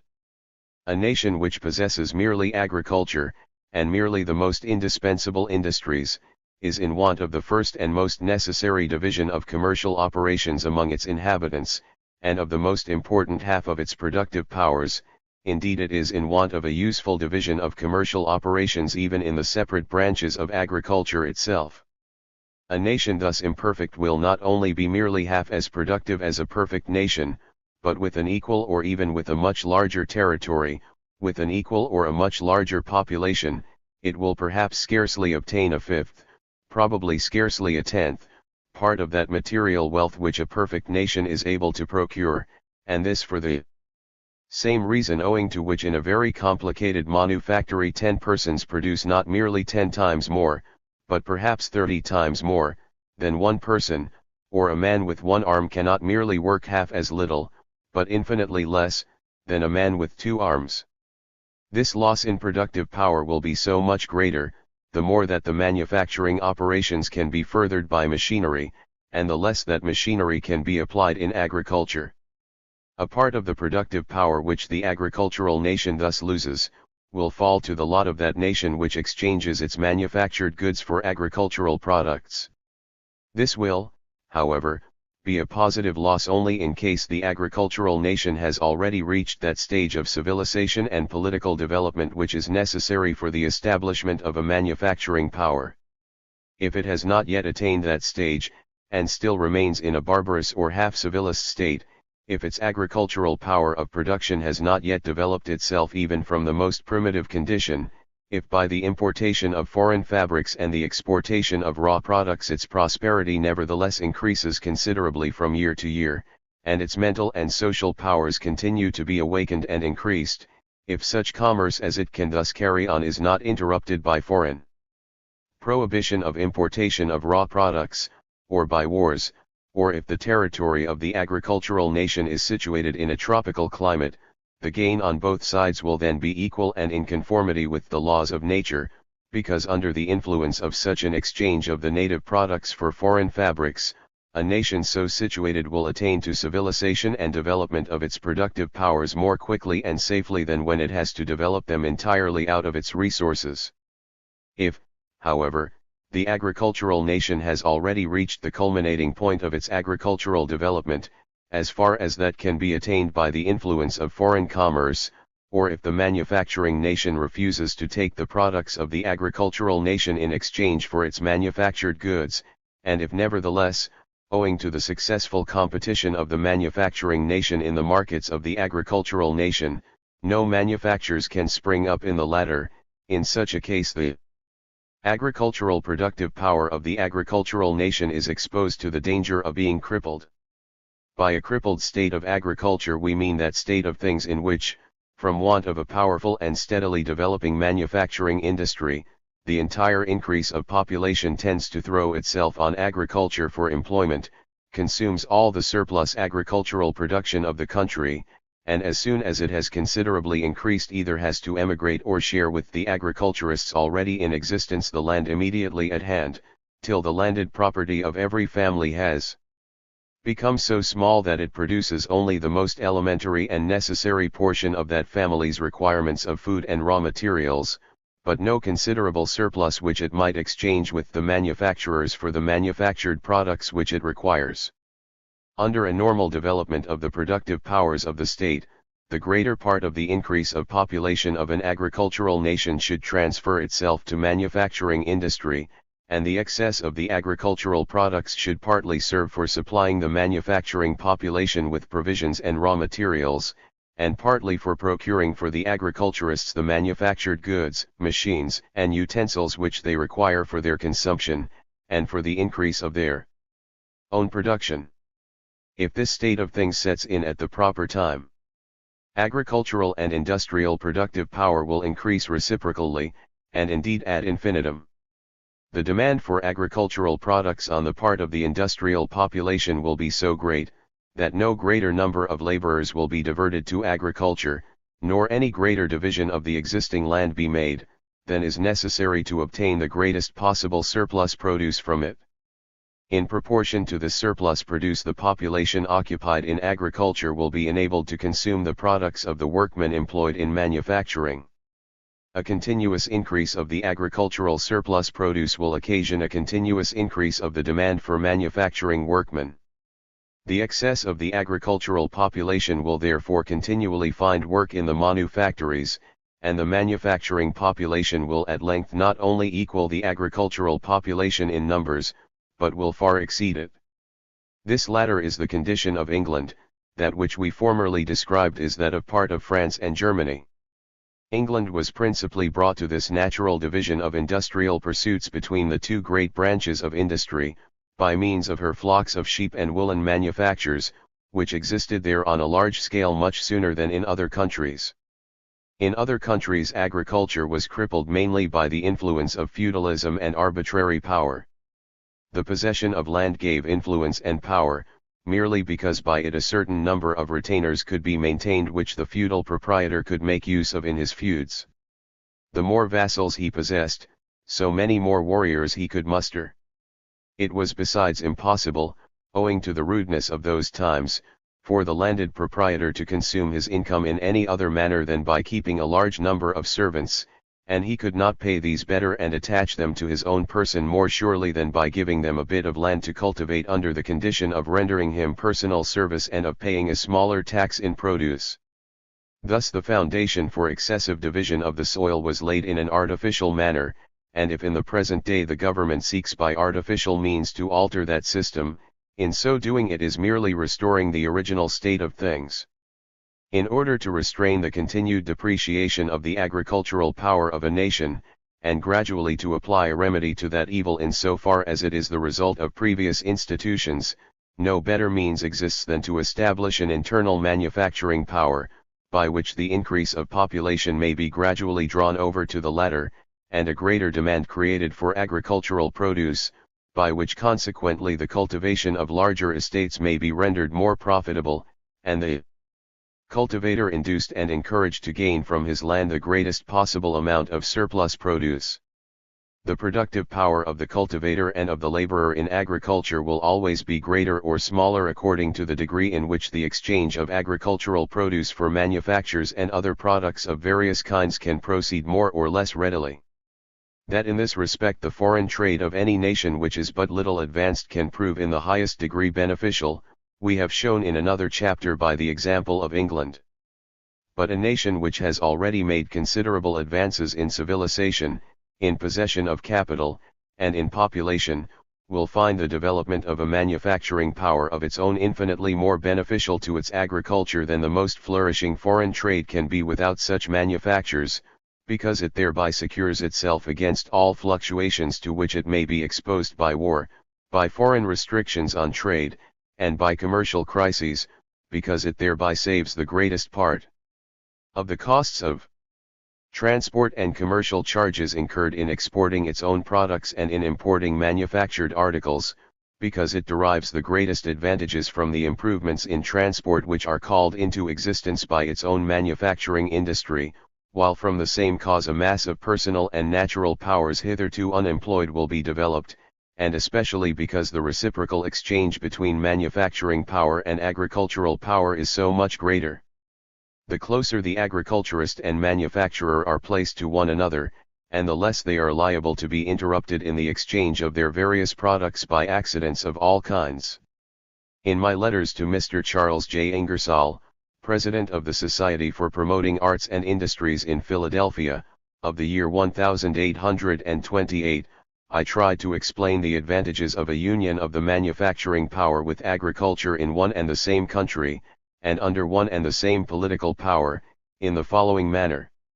Supposing you did not understand the art of grinding corn, which has certainly been a great art in its time, supposing further that the art of baking bread had remained unknown to you, as the real art of salting herrings was still unknown to the English in the 17th century, supposing, therefore, that you had to send your corn to England to be ground into flour and baked into bread, how large a quantity of your corn would not the English retain as pay for the grinding and baking, how much of it would the carters, seamen, and merchants consume, who would have to be employed in exporting the corn and importing the bread, and how much would come back into the hands of those who cultivated the corn? There is no doubt that by such a process the foreign trade would receive a considerable impetus, but it is very doubtful whether this intercourse would be specially advantageous to the welfare and independence of the nation.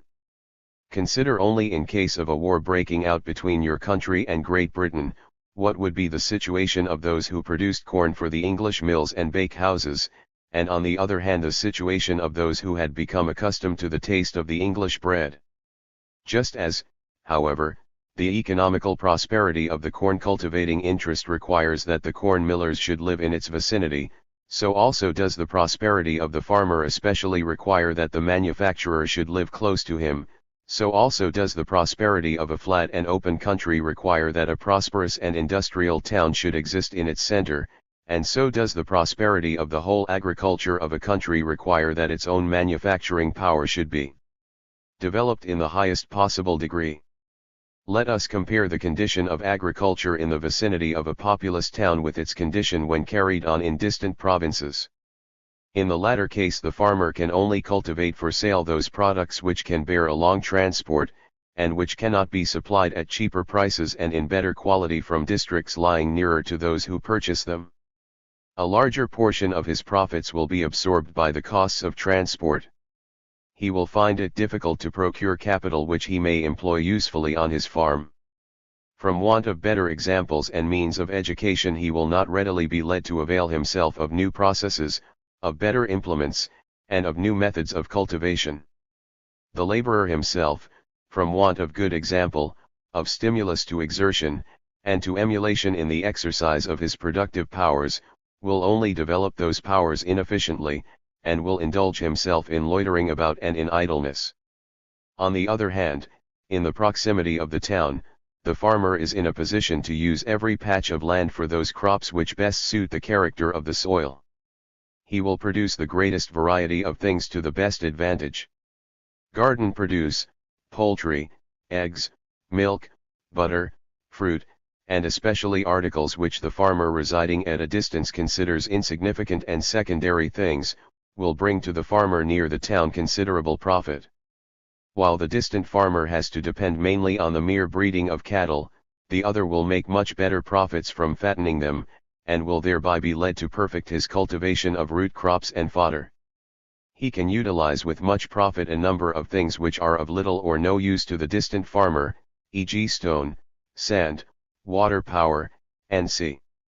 the most numerous and best machines and implements as well as all means for his instruction, are close at hand. It will be easy for him to accumulate the capital necessary for the improvement of his farm. Landed proprietors and workmen, by the means of recreation which the town affords, the emulation which it excites among them, and the facility of making profits, will be incited to exert all their mental and bodily powers for the improvement of their condition. And precisely the same difference exists between a nation which unites agriculture and manufactures on its own territory, and a nation which can only exchange its own agricultural products for foreign manufactured goods. The whole social state of a nation will be chiefly determined by the principle of the variety and division of occupations and the cooperation of its productive powers. What the pin is in the pin manufactory, that the national well-being is to the large society which we term the nation. The most important division of occupations in the nation is that between the mental and material ones. Both are mutually dependent on one another. The more the mental producers succeed in promoting morality, religion, enlightenment, increase of knowledge, extension of liberty and of perfection of political institutions, security of persons and property within the state, and the independence and power of the nation externally, so much greater will be the production of material wealth.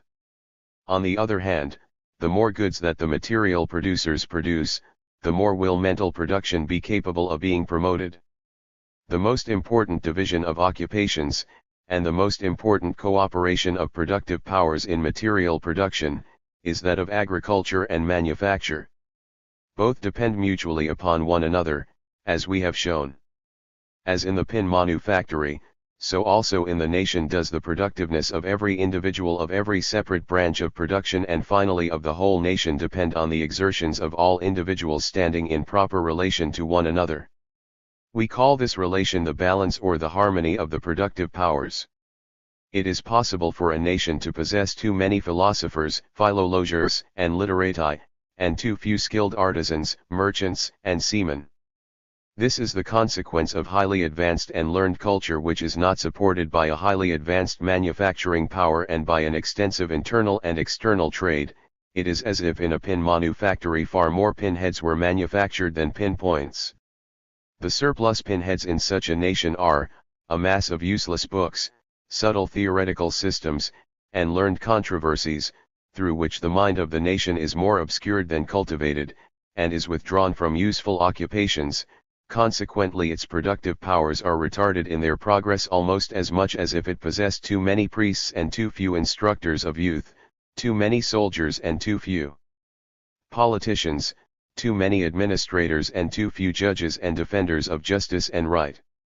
A nation which only carries on agriculture, is an individual who in his material production lacks one arm.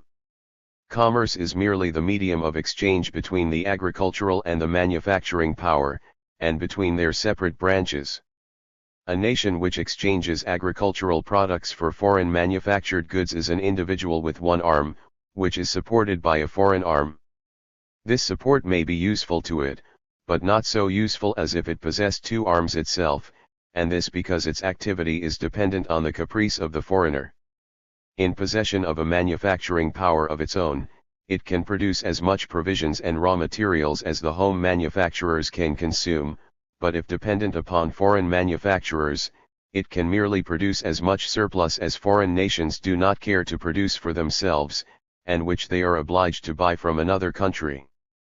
As between the different districts of one and the same country, so does the division of labor and the cooperation of the productive powers operate between the various nations of the earth. The former is conducted by internal or national, the latter by international commerce. The international cooperation of productive powers is, however, a very imperfect one, inasmuch as it may be frequently interrupted by wars, political regulations, commercial crises, and c.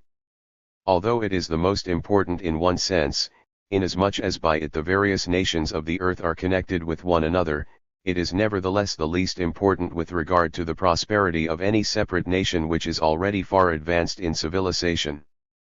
This is admitted by writers of the popular school, who declare that the home market of a nation is without comparison more important than its foreign market.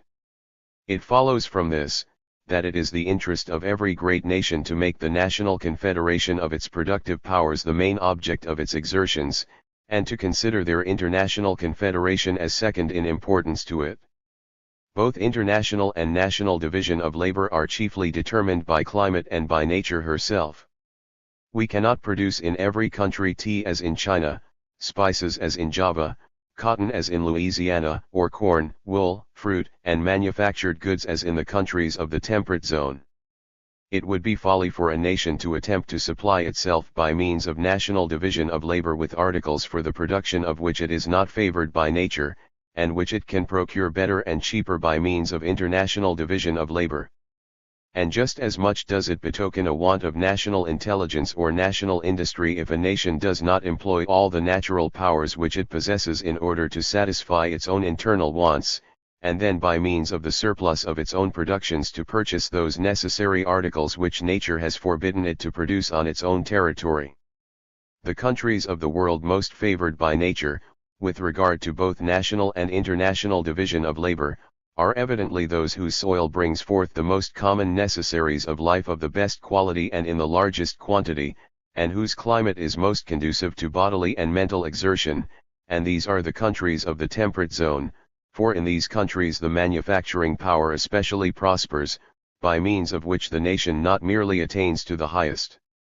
degree of mental and social development and of political power, but is also enabled to make the countries of tropical climates and of inferior civilization tributary in a certain measure to itself. The countries of the temperate zone therefore are above all others called upon to bring their own national division of labor to the highest perfection, and to use the international division of labor for their enrichment. Chapter 14. Private Economy and National Economy. We have proved historically that the unity of the nation forms the fundamental condition of lasting national prosperity, and we have shown that only where the interest of individuals has been subordinated to those of the nation, and where successive generations have striven for one and the same object, the nations have been brought to harmonious development of their productive powers, and how little private industry can prosper without the united efforts both of the individuals who are living at the time, and of successive generations directed to one common object. We have further tried to prove in the last chapter how the law of union of powers exhibits its beneficial operation in the individual manufactory, and how it acts with equal power on the industry of whole nations. In the present chapter we have now to demonstrate how the popular school has concealed its misunderstanding of the national interests and of the effects of national union of powers, by confounding the principles of private economy with those of national economy. What is prudence in the conduct of every private family, says Adam Smith, can scarce be folly in that of a great kingdom. Every individual in pursuing his own interests necessarily promotes thereby also the interests of the community. It is evident that every individual, inasmuch as he knows his own local circumstances best and pays most attention to his occupation, is far better able to judge than the statesman or legislator how his capital can most profitably be invested. He who would venture to give advice to the people how to invest their capital would not merely take upon himself a useless task, but would also assume to himself an authority which belongs solely to the producer, and which can be entrusted to those persons least of all who consider themselves equal to so difficult a task. Adam Smith concludes from this, restrictions on trade imposed on the behalf of the internal industry of a country, are mere folly. Every nation, like every individual, ought to buy articles where they can be procured the cheapest. In order to attain to the highest degree of national prosperity, we have simply to follow the maxim of letting things alone.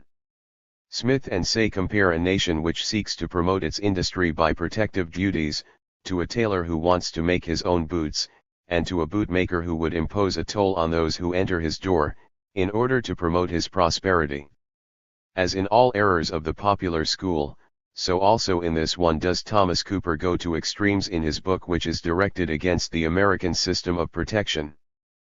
Political economy, he alleges, is almost synonymous with the private economy of all individuals. Politics are no essential ingredient of political economy. It is folly to suppose that the community is something quite different from the individuals of whom it is composed. Every individual knows best how to invest his labor and his capital.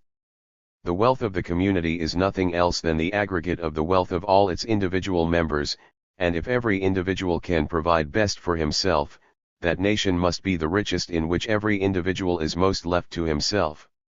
The adherents of the American system of protection had opposed themselves to this argument, which had formerly been adduced by importing merchants in favor of free trade. The American navigation laws had greatly increased the carrying trade, the foreign commerce, and fisheries of the United States, and for the mere protection of their mercantile marine millions had been annually expended on their fleet. According to his theory, those laws and this expense also would be as reprehensible as protective duties. In any case, exclaims Mr. Cooper, no commerce by sea is worth a naval war. The merchants may be left to protect themselves. Thus the popular school, which had begun by ignoring the principles of nationality and national interests, finally comes to the point of altogether denying their existence, and of leaving individuals to defend them as they may solely by their own individual powers. How is the wisdom of private economy also wisdom in national economy? Is it in the nature of individuals to take into consideration the wants of future centuries, as those concern the nature of the nation and the state? Let us consider only the first beginning of an American town. Every individual left to himself would care merely for his own wants, or at the most for those of his nearest successors, whereas all individuals united in one community provide for the convenience and the wants of the most distant generations. They subject the present generation for this object to privations and sacrifices which no reasonable person could expect from individuals. Can the individual further take into consideration in promoting his private economy, the defense of the country, public security, and the thousand other objects which can only be attained by the aid of the whole community? Does not the state require individuals to limit their private liberty according to what these objects require? Does it not even require that they should sacrifice for these some part of their earnings, of their mental and bodily labor, nay, even their own life? We must first root out, as Cooper does, the very ideas of state and nation before this opinion can be entertained. No, that may be wisdom in national economy which would be folly in private economy, and vice versa, and owing to the very simple reason, that a tailor is no nation and a nation no tailor, that one family is something very different from a community of millions of families, that one house is something very different from a large national territory. Nor does the individual merely by understanding his own interests best, and by striving to further them, if left to his own devices, always further the interests of the community. We ask those who occupy the benches of justice, whether they do not frequently have to send individuals to the treadmill on account of their excess of inventive power, and of their all too great industry. Robbers, thieves, smugglers, and cheats know their own local and personal circumstances and conditions extremely well, and pay the most active attention to their business, but it by no means follows therefrom, that society is in the best condition where such individuals are least restrained in the exercise of their private industry. In 1,000 cases the power of the state is compelled to impose restrictions on private industry. It prevents the ship owner from taking on board slaves on the west coast of Africa, and taking them over to America. It imposes regulations as to the building of steamers and the rules of navigation at sea, in order that passengers and sailors may not be sacrificed to the avarice and caprice of the captains. In England certain rules have recently been enacted with regard to shipbuilding, because an infernal union between assurance companies and ship owners has been brought to light, whereby yearly thousands of human lives and millions in value were sacrificed to the avarice of a few persons. In North America millers are bound under a penalty to pack into each cask not less than 198 pounds of good flour, and for all market goods market inspectors are appointed, although in no other country is individual liberty more highly prized. Everywhere does the state consider it to be its duty to guard the public against danger and loss, as in the sale of necessaries of life, so also in the sale of medicines, and But the cases which we have mentioned concern unlawful damages to property and to the person, not the honorable exchange of useful objects, not the harmless and useful industry of private individuals. To impose restrictions on these latter the state has no right whatever. Of course not, so long as they remain harmless and useful. That which, however, is harmless and useful in itself, in general commerce with the world, can become dangerous and injurious in national internal commerce, and vice versa. In time of peace, and considered from a cosmopolitan point of view, privateering is an injurious profession. In time of war, governments favor it. The deliberate killing of a human being is a crime in time of peace. In war it becomes a duty. Trading in gunpowder, lead, and arms in time of peace is allowed, but whoever provides the enemy with them in time of war, is punished as a traitor. For similar reasons the state is not merely justified in imposing, but bound to impose, certain regulations and restrictions on commerce for the best interests of the nation. By prohibitions and protective duties it does not give directions to individuals how to employ their productive powers and capital. It does not tell the one, you must invest your money in the building of a ship, or in the erection of a manufactory, or the other, you must be a naval captain or a civil engineer. It leaves it to the judgment of every individual how and where to invest his capital, or to what vocation he will devote himself. It merely says, it is to the advantage of our nation that we manufacture these or the other goods ourselves, but as by free competition with foreign countries we can never obtain possession of this advantage, we have imposed restrictions on that competition, so far as in our opinion is necessary, to give those among us who invest their capital in these new branches of industry, and those who devote their bodily and mental powers to them, the requisite guarantees that they shall not lose their capital and shall not miss their vocation in life, and further to stimulate foreigners to come over to our side with their productive powers. In this manner, it does not in the least degree restrain private industry. On the contrary, it secures to the personal, natural, and moneyed powers of the nation a greater and wider field of activity. It does not thereby do something which its individual citizens could understand better and do better than it. On the contrary, it does something which the individuals, even if they understood it, would not be able to do for themselves. The allegation of the school, that the system of protection occasions unjust and anti-economical encroachments by the power of the state against the employment of the capital and industry of private individuals, appears in the least favorable light if we consider that it is the foreign commercial regulations which allow such encroachments on our private industry to take place, and that only by the aid of the system of protection are we enabled to counteract those injurious operations of the foreign commercial policy. If the English shut out our corn from their markets, what else are they doing than compelling our agriculturists to grow so much less corn than they would have sent out to England under systems of free importation? If they put such heavy duties on our wool, our wines, or our timber, that our export trade to England wholly or in great measure ceases, what else is thereby effected than that the power of the English nation restricts proportionately our branches of production? In these cases a direction is evidently given by foreign legislation to our capital and our personal productive powers, which but for the regulations made by it they would scarcely have followed. It follows from this, that were we to disown giving, by means of our own legislation, a direction to our own national industry in accordance with our own national interests, we could not prevent foreign nations from regulating our national industry after a fashion which corresponds with their own real or presumed advantage, and which in any case operates disadvantageously to the development of our own productive powers. But can it possibly be wiser on our part, and more to the advantage of those who nationally belong to us, for us to allow our private industry to be regulated by a foreign national legislature, in accordance with foreign national interests, rather than regulated by means of our own legislature and in accordance with our own interests? Does the German or American agriculturist feel himself less restricted if he has to study every year the English Acts of Parliament, In order to ascertain whether that body deems it advantageous to encourage or to impose restrictions on his production of corn or wool, then if his own legislature imposes certain restrictions on him in respect of foreign manufactured goods, but at the same time ensures him a market for all his products, of which he can never again be deprived by foreign legislation. If the school maintains that protective duties secure to the home manufacturers a monopoly to the disadvantage of the home consumers, in so doing it makes use of a weak argument.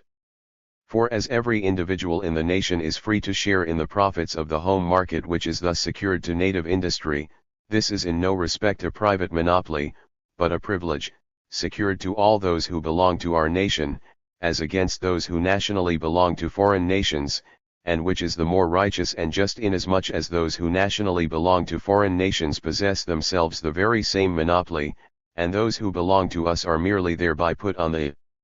same footing with them.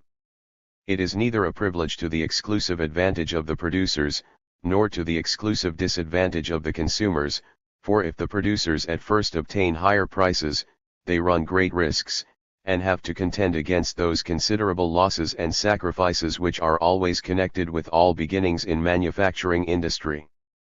But the consumers have ample security that these extraordinary profits shall not reach unreasonable limits, or become perpetual, by means of the competition at home which follows later on, and which, as a rule, always lowers prices further than the level at which they had steadily ranged under the free competition of the foreigner.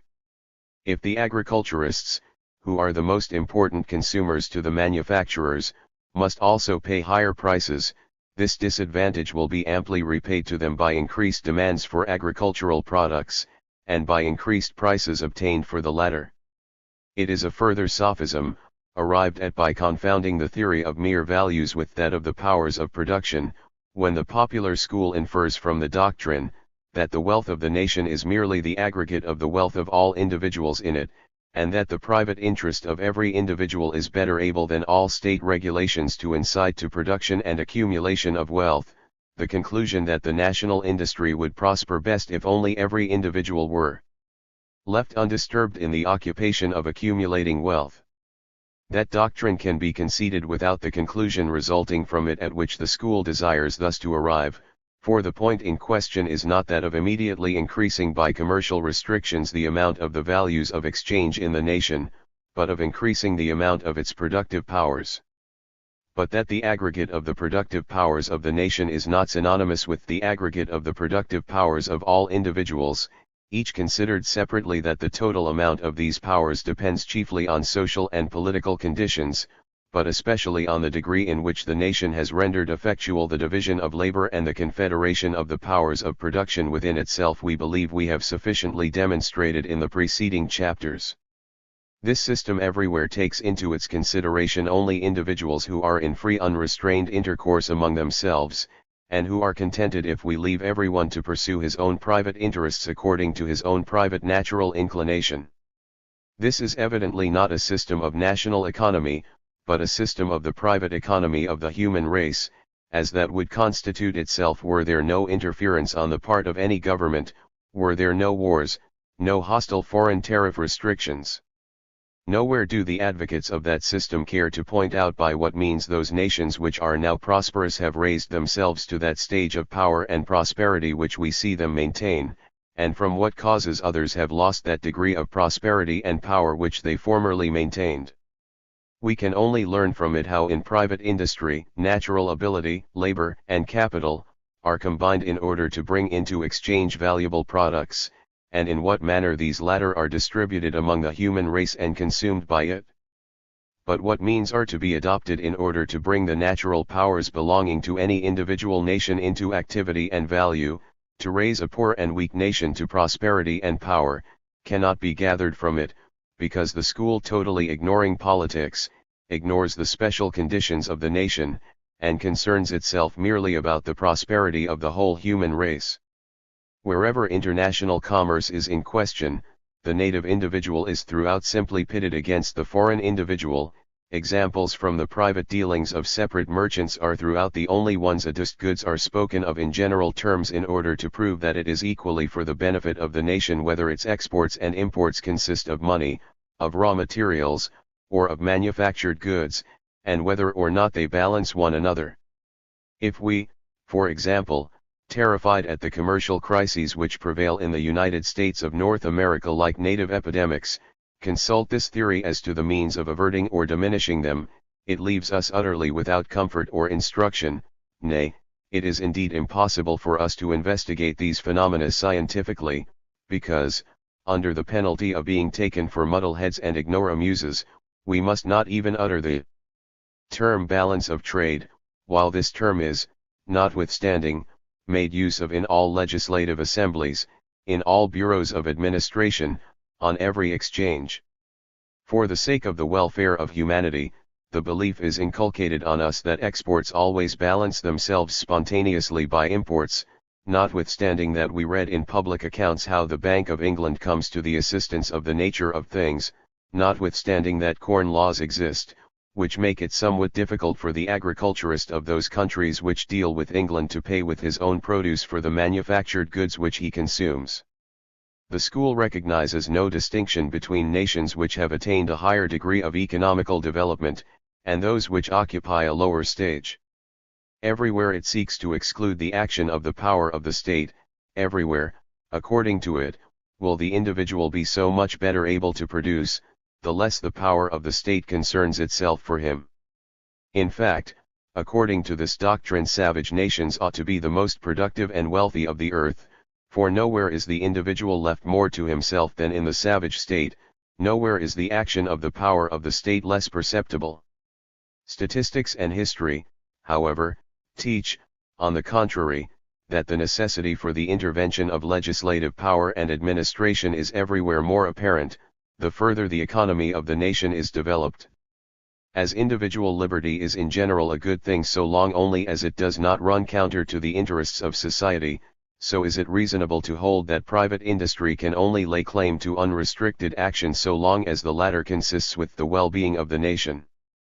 But whenever the enterprise and activity of individuals does not suffice for this purpose, or in any case where these might become injurious to the nation, there does private industry rightly require support from the whole power of the nation, there ought it for the sake of its own interests to submit to legal restrictions. If the school represents the free competition of all producers as the most effectual means for promoting the prosperity of the human race, it is quite right from the point of view which it assumes. On the hypothesis of a universal union, every restriction on the honest exchange of goods between various countries seems unreasonable and injurious. But so long as other nations subordinate the interests of the human race as a whole to their national interests, it is folly to speak of free competition among the individuals of various nations. The arguments of the school in favor of free competition are thus only applicable to the exchange between those who belong to one and the same nation. Every great nation, therefore, must endeavor to form an aggregate within itself, which will enter into commercial intercourse with other similar aggregates so far only as that intercourse is suitable to the interests of its own special community. These interests of the community are, however, infinitely different from the private interests of all the separate individuals of the nation, if each individual is to be regarded as existing for himself alone and not in the character of a member of the national community, if we regard individuals as mere producers and consumers, not citizens of states or members of nations, for as such, mere individuals do not concern themselves for the prosperity of future generations. They deem it foolish to make certain and present sacrifices in order to endeavor to obtain a benefit which is as yet uncertain and lying in the vast field of the future. They care but little for the continuance of the nation. They would expose the ships of their merchants to become the prey of every bold pirate. They trouble themselves but little about the power, the honor, or the glory of the nation. At the most they can persuade themselves to make some material sacrifices for the education of their children, and to give them the opportunity of learning a trade, provided always that after the lapse of a few years the learners are placed in a position to earn their own bread.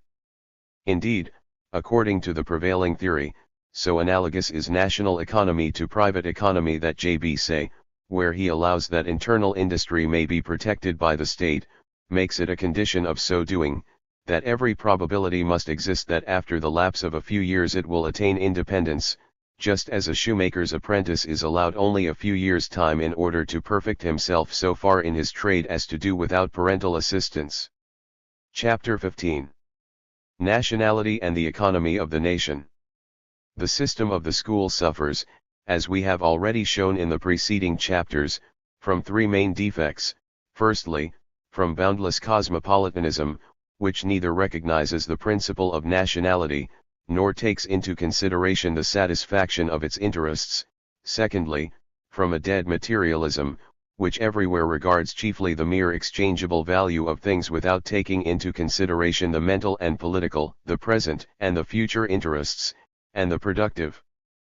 powers of the nation. Thirdly, from a disorganizing particularism and individualism, which, ignoring the nature and character of social labor and the operation of the union of powers in their higher consequences, considers private industry only as it would develop itself under a state of free interchange with society were that race not divided into separate national societies.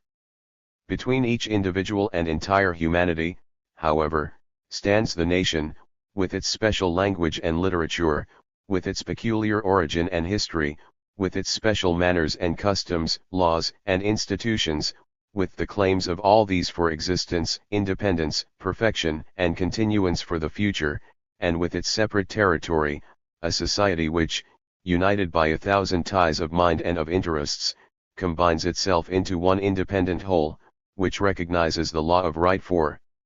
and within itself, and in its united character is still opposed to other societies of a similar kind in their national liberty, and consequently can only under the existing conditions of the world maintain self-existence and independence by its own power and resources. As the individual chiefly obtains by means of the nation and in the nation mental culture, power of production, security and prosperity, so is the civilization of the human race only conceivable and possible by means of the civilization and development of the individual nations. Meanwhile, however, an infinite difference exists in the condition and circumstances of the various nations. We observe among them giants and dwarfs, well-formed bodies and cripples, civilized, half-civilized, and barbarous nations, but in all of them, as in the individual human being, exists the impulse of self-preservation, the striving for improvement which is implanted by nature. It is the task of politics to civilize the barbarous nationalities, to make the small and weak ones great and strong, but, above all, to secure to them existence and continuance. It is the task of national economy to accomplish the economical development of the nation, and to prepare it for admission into the universal society of the future. A nation in its normal state possesses one common language and literature, a territory endowed with manifold natural resources, extensive, and with convenient frontiers and a numerous population. Agriculture, manufactures, commerce, and navigation must be all developed in it proportionately. Arts and sciences, educational establishments, and universal cultivation must stand in it on an equal footing with material production. Its constitution, laws, and institutions must afford to those who belong to it a high degree of security and liberty, and must promote religion, morality, and prosperity, in a word, must have the well-being of its citizens as their object. It must possess sufficient power on land and at sea to defend its independence and to protect its foreign commerce. It will possess the power of beneficially affecting the civilization of less advanced nations, and by means of its own surplus population and of their mental and material capital to found colonies and beget new nations. A large population, and an extensive territory endowed with manifold national resources, are essential requirements of the normal nationality. They are the fundamental conditions of mental cultivation as well as of material development and political power. A nation restricted in the number of its population and in territory, especially if it has a separate language, can only possess a crippled literature, crippled institutions for promoting art and science. A small state can never bring to complete perfection within its territory the various branches of production. In it all protection becomes mere private monopoly. Only through alliances with more powerful nations, by partly sacrificing the advantages of nationality, and by excessive energy, can it maintain with difficulty its independence. A nation which possesses no coasts, mercantile marine, or naval power, or has not under its dominion and control the mouths of its rivers, is in its foreign commerce dependent on other countries. It can neither establish colonies of its own nor form new nations. All surplus population, mental and material means, which flows from such a nation to uncultivated countries, is lost to its own literature, civilization, and industry, and goes to the benefit of other nationalities. A nation not bounded by seas and chains of mountains lies open to the attacks of foreign nations, and can only by great sacrifices, and in any case only very imperfectly, establish and maintain a separate tariff system of its own. Territorial deficiencies of the nation can be remedied either by means of hereditary succession, as in the case of England and Scotland, or by purchase, as in the case of Florida and Louisiana, or by conquests, as in the case of Great Britain and Ireland. In modern times a fourth means has been adopted, which leads to this object in a manner much more in accordance with justice and with the prosperity of nations than conquest, and which is not so dependent on accidents as hereditary succession, namely, the union of the interests of various states by means of free conventions. By its Zollverein, the German nation first obtained one of the most important attributes of its nationality. But this measure cannot be considered complete so long as it does not extend over the whole coast, from the mouth of the Rhine to the frontier of Poland, including Holland and Denmark. A natural consequence of this union must be the admission of both these countries into the German Bund, and consequently into the German nationality, whereby the latter will at once obtain what it is now in need of, namely, fisheries and naval power, maritime commerce and colonies. Besides, both these nations belong, as respects their descent and whole character, to the German nationality. The burden of debt with which they are oppressed is merely a consequence of their unnatural endeavors to maintain themselves as independent nationalities, and it is in the nature of things that this evil should rise to a point when it will become intolerable to those two nations themselves, and when incorporation with a larger nationality must seem desirable and necessary to them. Belgium can only remedy by means of confederation with a neighboring larger nation her needs which are inseparable from her restricted territory and population.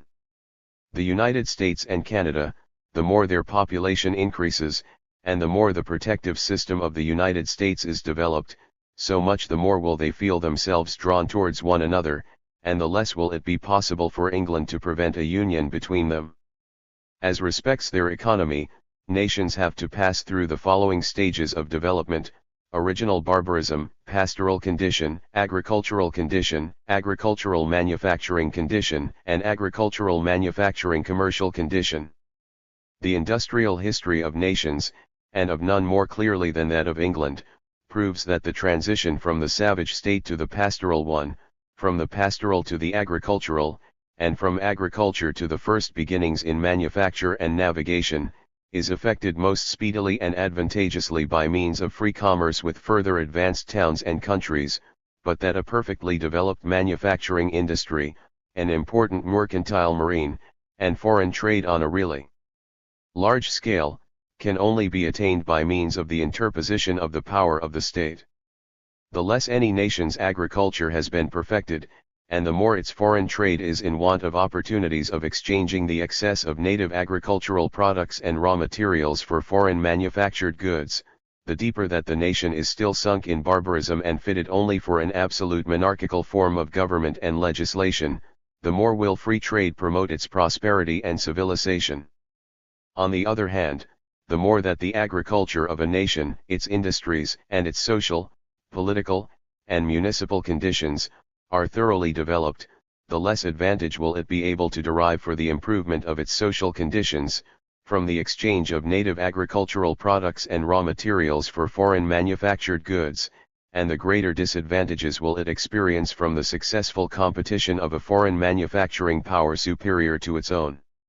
Solely in nations of the latter kind, namely, those which possess all the necessary mental and material conditions and means for establishing a manufacturing power of their own, and of thereby attaining the highest degree of civilization, and development of material prosperity and political power, but which are retarded in their progress by the competition of a foreign manufacturing power which is already farther advanced than their own. Only in such nations are commercial restrictions justifiable for the purpose of establishing and protecting their own manufacturing power, and even in them it is justifiable only until that manufacturing power is strong enough no longer to have any reason to fear foreign competition, and thenceforth only so far as may be necessary for protecting the inland manufacturing power in its very roots.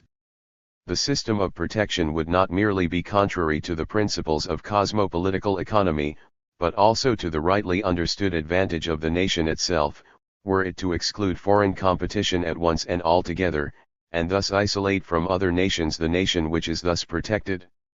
If the manufacturing power to be protected be still in the first period of its development, the protective duties must be very moderate, they must only rise gradually with the increase of the mental and material capital, of the technical abilities and spirit of enterprise of the nation.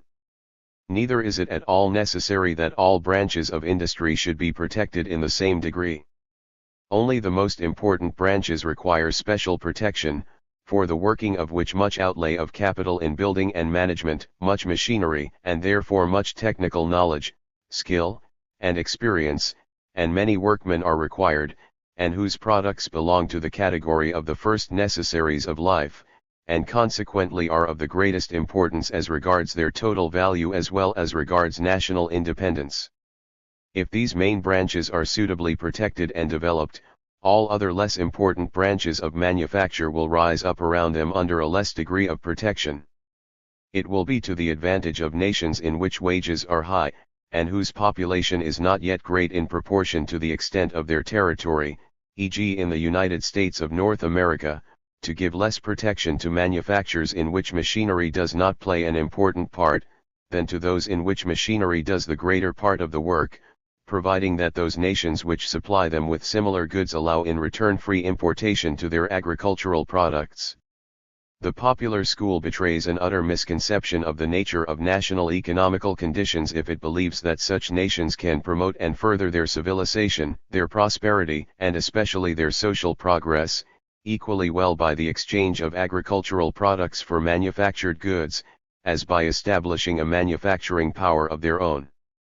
A mere agricultural nation can never develop to any considerable extent its home and foreign commerce, its inland means of transport, and its foreign navigation, increase its population in due proportion to their well-being, or make notable progress in its moral, intellectual, social, and political development. It will never acquire important political power, or be placed in a position to influence the cultivation and progress of less advanced nations and to form colonies of its own.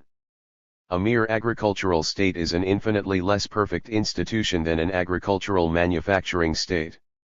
The former is always more or less economically and politically dependent on those foreign nations which take from it agricultural products in exchange for manufactured goods. It cannot determine for itself how much it will produce, it must wait and see how much others will buy from it. These latter, on the contrary, produce for themselves large quantities of raw materials and provisions, and supply merely the deficiency by importation from the purely agricultural nations. The purely agricultural nations are thus in the first place dependent for their power of effecting sales on the chances of a more or less plentiful harvest in the agricultural manufacturing nations. In the next place they have to compete in these sales with other purely agricultural nations, whereby their power of sale, in itself very uncertain, thus becomes still more uncertain. Lastly, they are exposed to the danger of being totally ruined in their trading with foreign manufacturing nations by wars, or new foreign tariff regulations whereby they suffer the double disadvantage of finding no buyers for their surplus agricultural products, and of failing to obtain supplies of the manufactured goods which they require. An agricultural nation is, as we have already stated, an individual with one arm, who makes use of a foreign arm, but who cannot make sure of the use of it in all cases. An agricultural manufacturing nation is an individual who has two arms of his own always at his disposal. It is a fundamental error of the school when it represents the system of protection as a mere device of speculative politicians which is contrary to nature. History is there to prove that protective regulations originated either in the natural efforts of nations to attain to prosperity, independence, and power, or in consequence of wars and of the hostile commercial legislation of predominating manufacturing nations. The idea of independence and power originates in the very idea of the nation. The school never takes this into consideration, because it does not make the economy of the separate nation, but the economy of society generally, i.e. of the whole human race, the object of its investigations. If we imagine, for instance, that all nations were united by means of a universal confederation, their individual independence and power would cease to be an object of regard. The security for the independence of every nation would in such a case rest on the legal provisions of the universal society, just as e.g. the security of the independence of the states of Rhode Island and Delaware lies in the union of all the free states constituting the American Union. Since the first foundation of that union, it has never yet occurred to any of these smaller states to care for the enlargement of its own political power, or to consider its independence less secured than is that of the largest states of the Union. In proportion, however, as the principle of a universal confederation of nations is reasonable, in just the same degree would a given nation act contrary to reason if, in anticipation of the great advantages to be expected from such a union, and from a state of universal and perpetual peace, it were to regulate the principles of its national policy as though this universal confederation of nations existed already. We ask, would not every sane person consider a government to be insane which, in consideration of the benefits and the reasonableness of a state of universal and perpetual peace, propose to disband its armies, destroy its fleet, and demolish its fortresses? But such a government would be doing nothing different in principle from what the popular school requires from governments when, because of the advantages which would be derivable from general free trade, it urges that they should abandon the advantages derivable from protection. War has a ruinous effect on the reciprocal commercial relations between nation and nation. The agriculturist living in one country is by it forcibly separated from the manufacturer living in another country. While, however, the manufacturer readily finds compensation from the agriculturists of his own country, or from those of other accessible agricultural countries, the inhabitant of the purely agricultural country suffers doubly through this interruption of intercourse. The market for his agricultural products will fail him entirely, and he will consequently lose the means of paying for those manufactured goods which have become necessaries to him owing to previously existing trade. His power both of production and consumption will be diminished. If, however, one agricultural nation whose production and consumption are thus diminished by war has already made considerable advances in population, civilization, and agriculture, manufactures and factories will spring up in it in consequence of the interruption of international commerce by war. War acts on it like a prohibitive tariff system. It thereby becomes acquainted with the great advantages of a manufacturing power of its own. It becomes convinced by practical experience that it has gained more than it has lost by the commercial interruptions which war has occasioned. The conviction gains ground in it, that it is called to pass from the condition of a mere agricultural state to the condition of an agricultural manufacturing state, and in consequence of this transition, to attain to the highest degree of prosperity, civilization, and power. But if after such a nation has already made considerable progress in the manufacturing career which was opened to it by war, peace is again established, and should both nations then contemplate the resumption of their previously existing commercial intercourse, they will both find that during the war new interests have been formed, which would be destroyed by re-establishing the former commercial interchange. The former agricultural nation will feel, that in order to resume the sale of its agricultural products to the foreigner, it would have to sacrifice its own manufacturing industry which has in the meanwhile been created. The manufacturing nation will feel that a portion of its home agricultural production, which has been formed during the war, would again be destroyed by free importation. Both, therefore, try to protect these interests by means of imposing duties on imports. This is the history of commercial politics during the last 50 years. It is war that has called into existence the more recent systems of protection, and we do not hesitate to assert, that it would have been to the interest of the manufacturing nations of the second and third rank to retain a protective policy and further develop it, even if England after the conclusion of peace had not committed the monstrous mistake of imposing restrictions on the importation of necessaries of life and of raw materials, and consequently of allowing the motives which had led to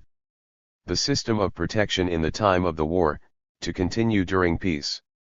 As an uncivilized nation, having a barbarous system of agriculture, can make progress only by commerce with civilized manufacturing nations, so after it has attained to a certain degree of culture, in no other way can it reach the highest grade of prosperity, civilization, and power, than by possessing a manufacturing industry of its own. A war which leads to the change of the purely agricultural state into an agricultural manufacturing state is therefore a blessing to a nation, just as the War of Independence of the United States of North America, in spite of the enormous sacrifices which it required, has become a blessing to all future generations. But a peace which throws back into a purely agricultural condition a nation which is fitted to develop a manufacturing power of its own, becomes a curse to it, and is incomparably more injurious to it than a war. It is fortunate for the manufacturing powers of the second and third rank, that England after the restoration of the general peace has herself imposed a limit to her main tendency, by imposing restrictions on the importation of foreign means of subsistence and raw materials. Certainly the English agriculturists, who had enjoyed a monopoly of supplying the English market with products during the war, would of course have painfully felt the foreign competition, but that only at first. At a later period, these losses would have been made up to them tenfold by the fact that England had obtained a monopoly of manufacturing for the whole world. But it would have been still more injudicious if the manufacturing nations of the second and third rank, after their own manufacturing power had just been called into existence, in consequence of wars lasting for 25 years, and after that power has been strengthened so far that possibly it only required another 10 or 15 years of strict protection in order to sustain successfully free competition with English manufactures, if these nations, after having endured the sacrifices of half a century, were to give up the immense advantages of possessing a manufacturing power of their own, and were to descend once more from the high state of culture, prosperity, and independence, which is peculiar to agricultural manufacturing countries, to the low position of dependent agricultural nations, merely because it now pleases the English nation to perceive its error and the closely impending advances of the continental nations which enter into competition with it.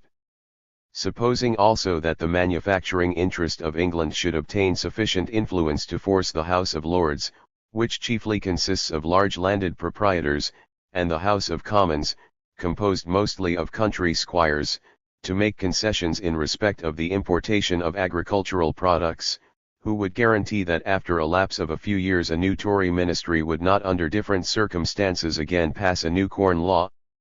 Who can guarantee that a new naval war or a new continental system may not separate the agriculturists of the continent from the manufacturers of the island kingdom, and compel the continental nations to recommence their manufacturing career, and to spend their best energies in overcoming its primary difficulties, merely in order, at a later period, to sacrifice everything again at the conclusion of peace?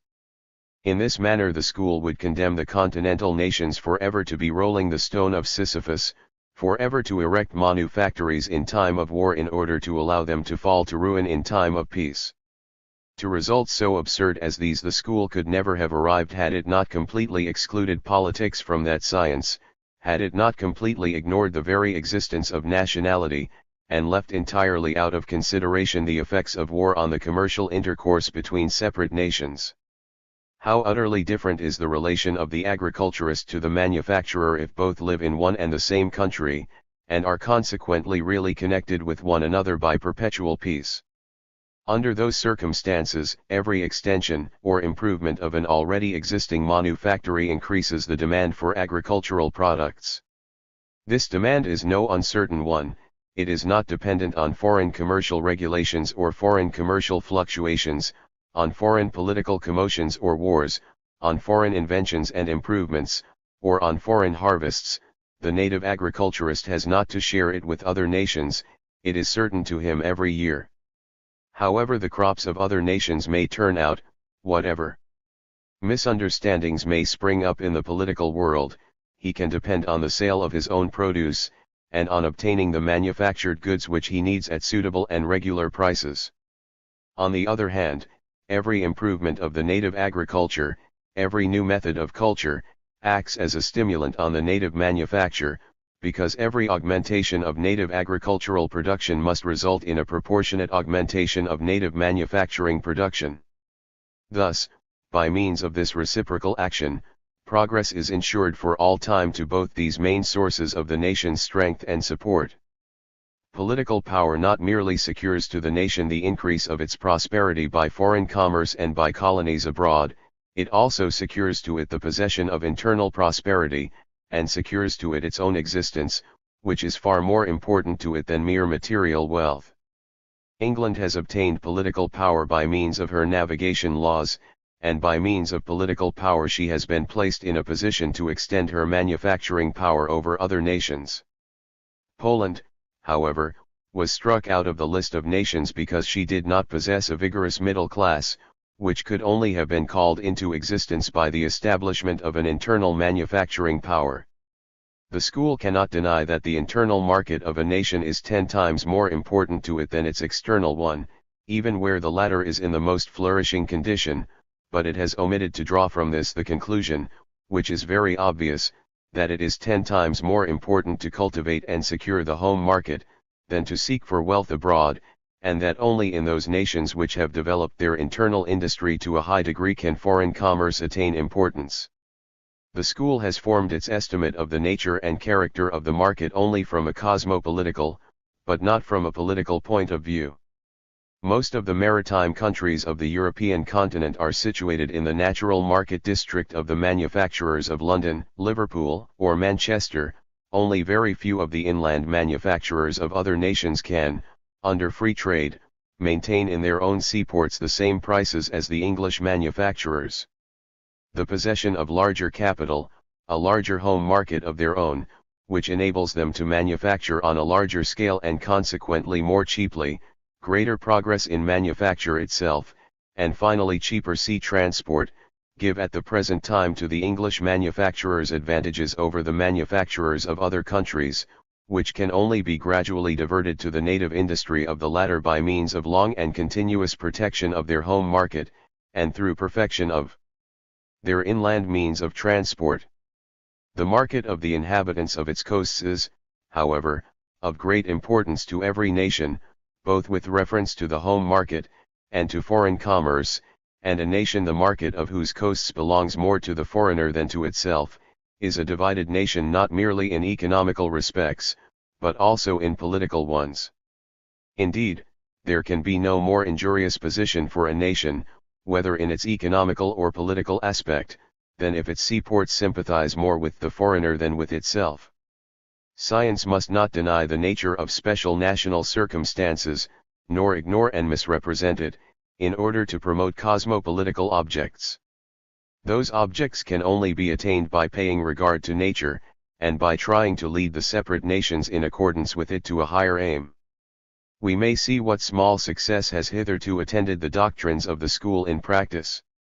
This is not so much the fault of practical statesmen, by whom the character of the national circumstances has been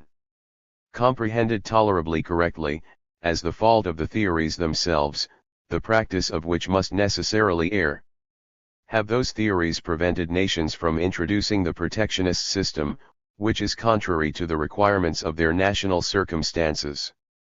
Or have they prevented the extension of protectionism to the production of provisions and raw materials, which, however, needs no protection, and in which the restriction of commercial intercourse must be disadvantageous under all circumstances to both nations, to that which imposes, as well as to that which suffers from such restrictions? Has this theory prevented the finer manufactured goods, which are essentially articles of luxury, from being comprehended among objects requiring protection, while it is nevertheless clear that these can be exposed to competition without the least danger to the prosperity of the nation?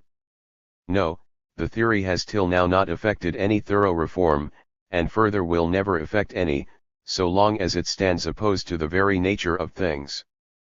but it can and must effect great reforms as soon as it consents to base itself on that nature. It will first of all establish a benefit extending to all nations, to the prosperity and progress of the whole human race, if it shows that the prevention of free trade in natural products and raw materials causes to the nation itself which prevents it the greatest disadvantage, and that the system of protection can be justified solely and only for the purpose of the industrial development of the nation.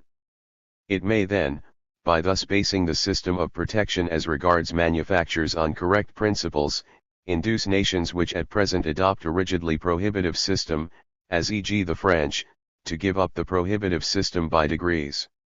The manufacturers will not oppose such a change as soon as they become convinced that the theorists, very far from planning the ruin of existing manufactures, consider their preservation and their further development as the basis of every sensible commercial policy.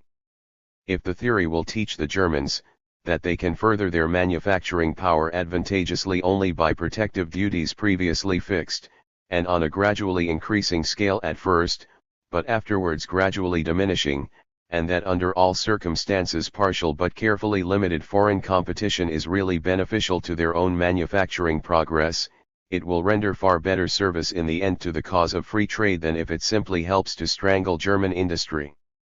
The theory must not expect from the United States of North America that they are to sacrifice to free competition from the foreigner, those manufactures in which they are protected by cheap raw materials and provisions, and by machine power.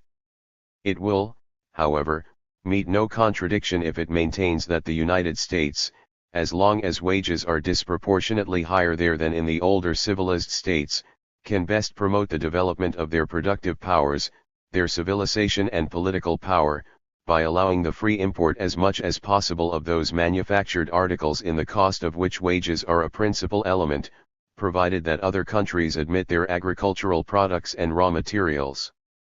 The theory of free trade will then find admission into Spain, Portugal, Naples, Turkey, Egypt, and all barbarous and half-civilized or hot countries.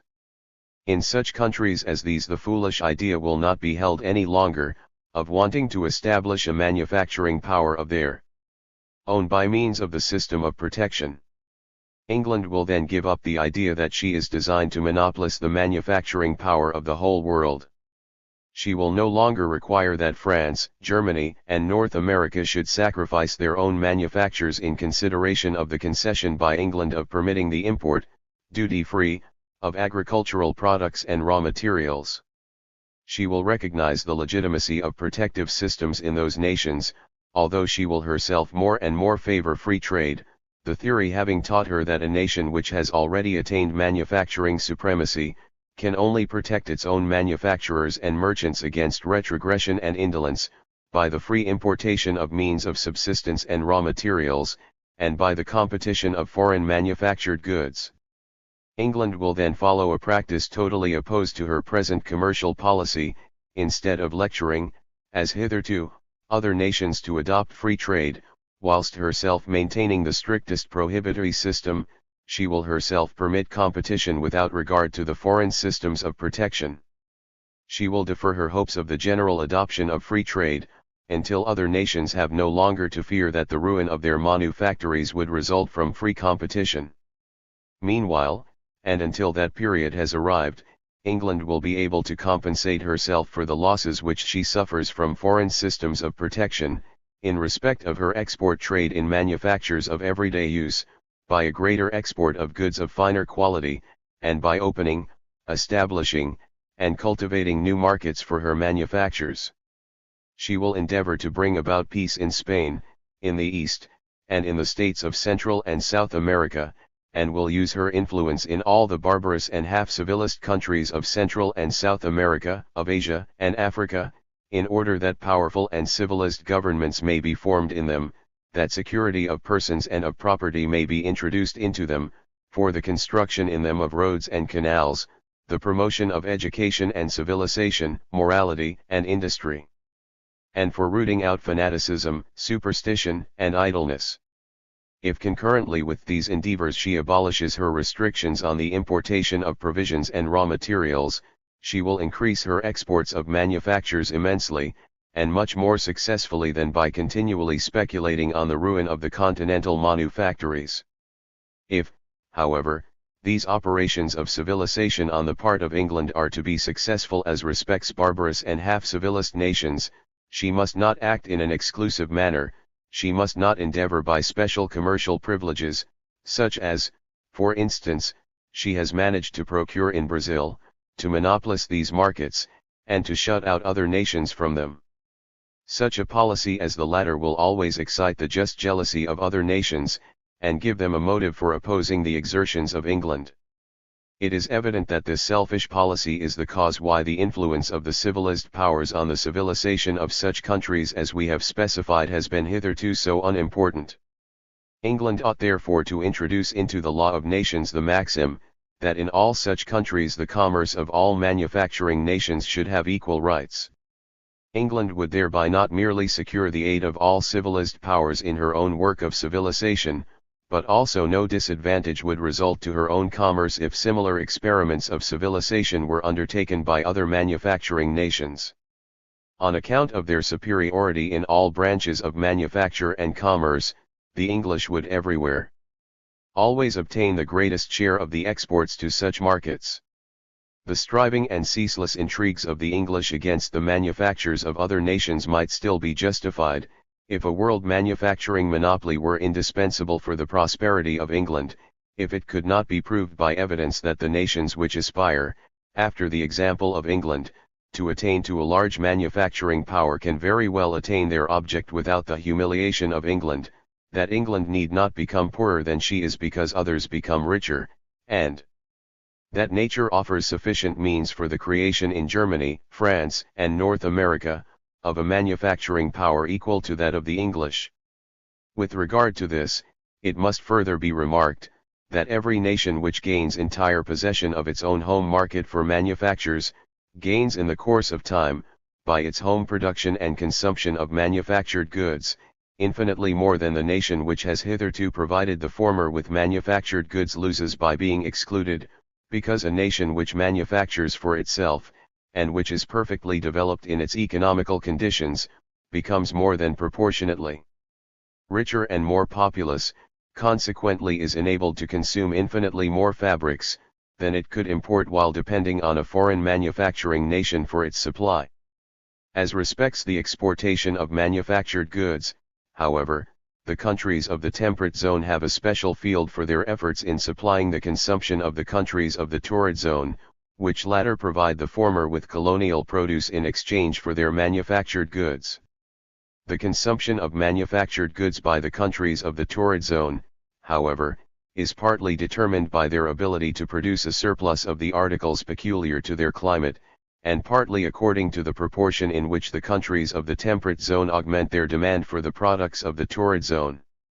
If it can now be proved, that in the course of time the countries of the torrid zone can produce sugar, rice, cotton, coffee, and seed to an extent 5 or 10 times greater than hitherto, and that the countries of the temperate zone can consume 5 or 10 times more of these articles than hitherto, it will be simultaneously proved that the countries of the temperate zone can increase their exportation of manufactured goods to the countries of the torrid zone by from 5 to 10 times their present total quantity. The capability of the continental nations to increase their consumption of colonial produce thus considerably, is indicated by the increase of consumption in England for the last 50 years, in reference to which it must further be borne in mind, that increase would probably have become very much greater still were it not for the excessive taxes on consumption. Of the possibility of augmenting the productions of the torrid zone, Holland in Sumatra and Java, and England in the East Indies, have given us during the last 5 years irrefragable proofs. England has quadrupled her importation of sugar from the East Indies from 1835 to 1839, her importation of coffee has increased even in a still larger proportion, while the importation of East India cotton is also greatly increasing. In one word, the latest English papers announced with great rejoicing that the capability of the East Indies for the production of these articles is unlimited, and that the time is not far distant when England will make herself independent of the importation of these articles from America and the West Indies. Holland on her part is already embarrassed for means of sale of her colonial products, and seeks actively for new markets.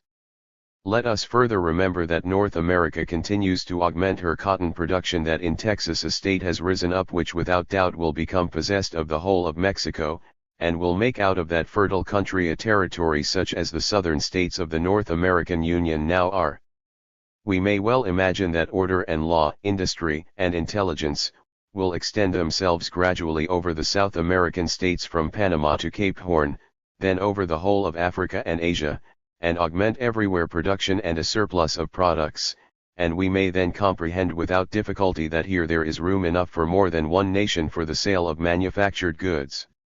By calculating the area of the land which has up to this time been actually used for the production of colonial produce, and comparing it with the entire area which is fitted by nature for such production, we shall find that at present scarcely the 50th part of the land fitted for this production is actually used. How, then, could England be able to monopolize the manufacturing markets of all countries which yield colonial produce, if she is able to supply her own entire requirements of such produce by means of importation from the East Indies alone? How can England indulge the hope of selling manufactured goods to countries whose colonial products she cannot take in exchange? Or how can a great demand for colonial produce spring up in the continent of Europe, if the continent is not enabled by its manufacturing production to pay for, and thus to consume, these goods? It is therefore evident, that keeping down the manufacturing industry of the continent, though it certainly hinders the progress of the continental nations, does not in the least further the prosperity of England. It is further clear, that, at present, as well as for some long time to come, the countries of the torrid zone will offer to all nations which are fitted for manufacturing production abundant materials for exchange.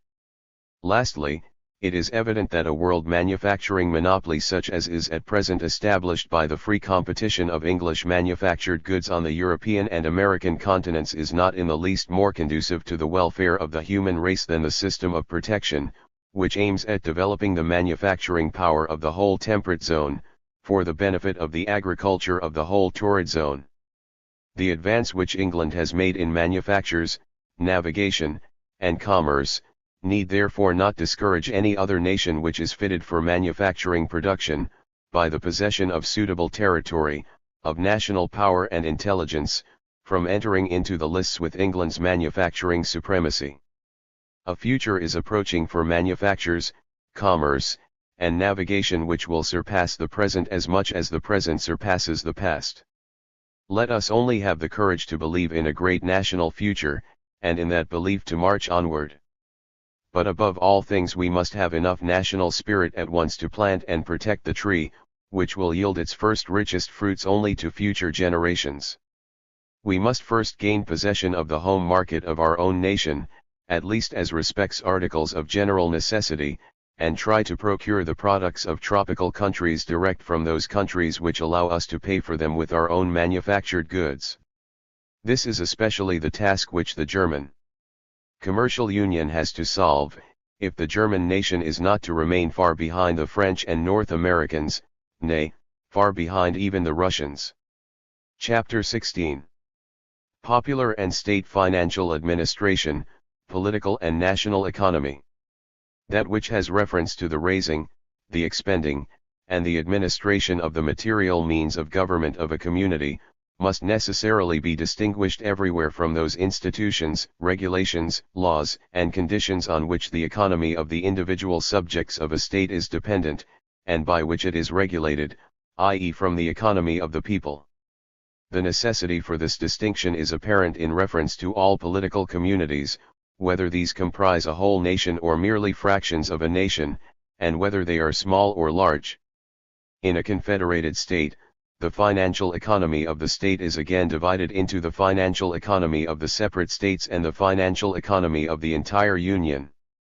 The economy of the people becomes identical with national economy where the state or the confederated state embraces a whole nation fitted for independence by the number of its population, the extent of its territory, by its political institutions, civilization, wealth, and power, and thus fitted for stability and political influence. The economy of the people and national economy are, under these circumstances, one and the same.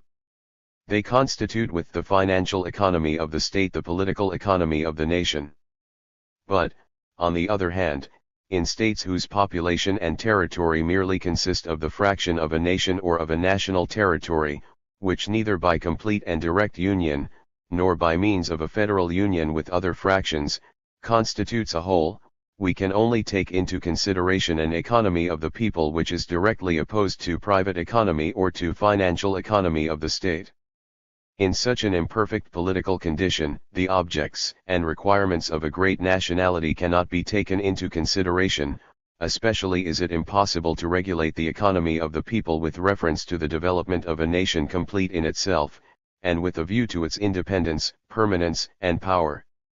Here politics must necessarily remain excluded from economy. Here can one only take account of the natural laws of social economy, as these would develop and shape themselves if no large united nationality or national economy existed anywhere.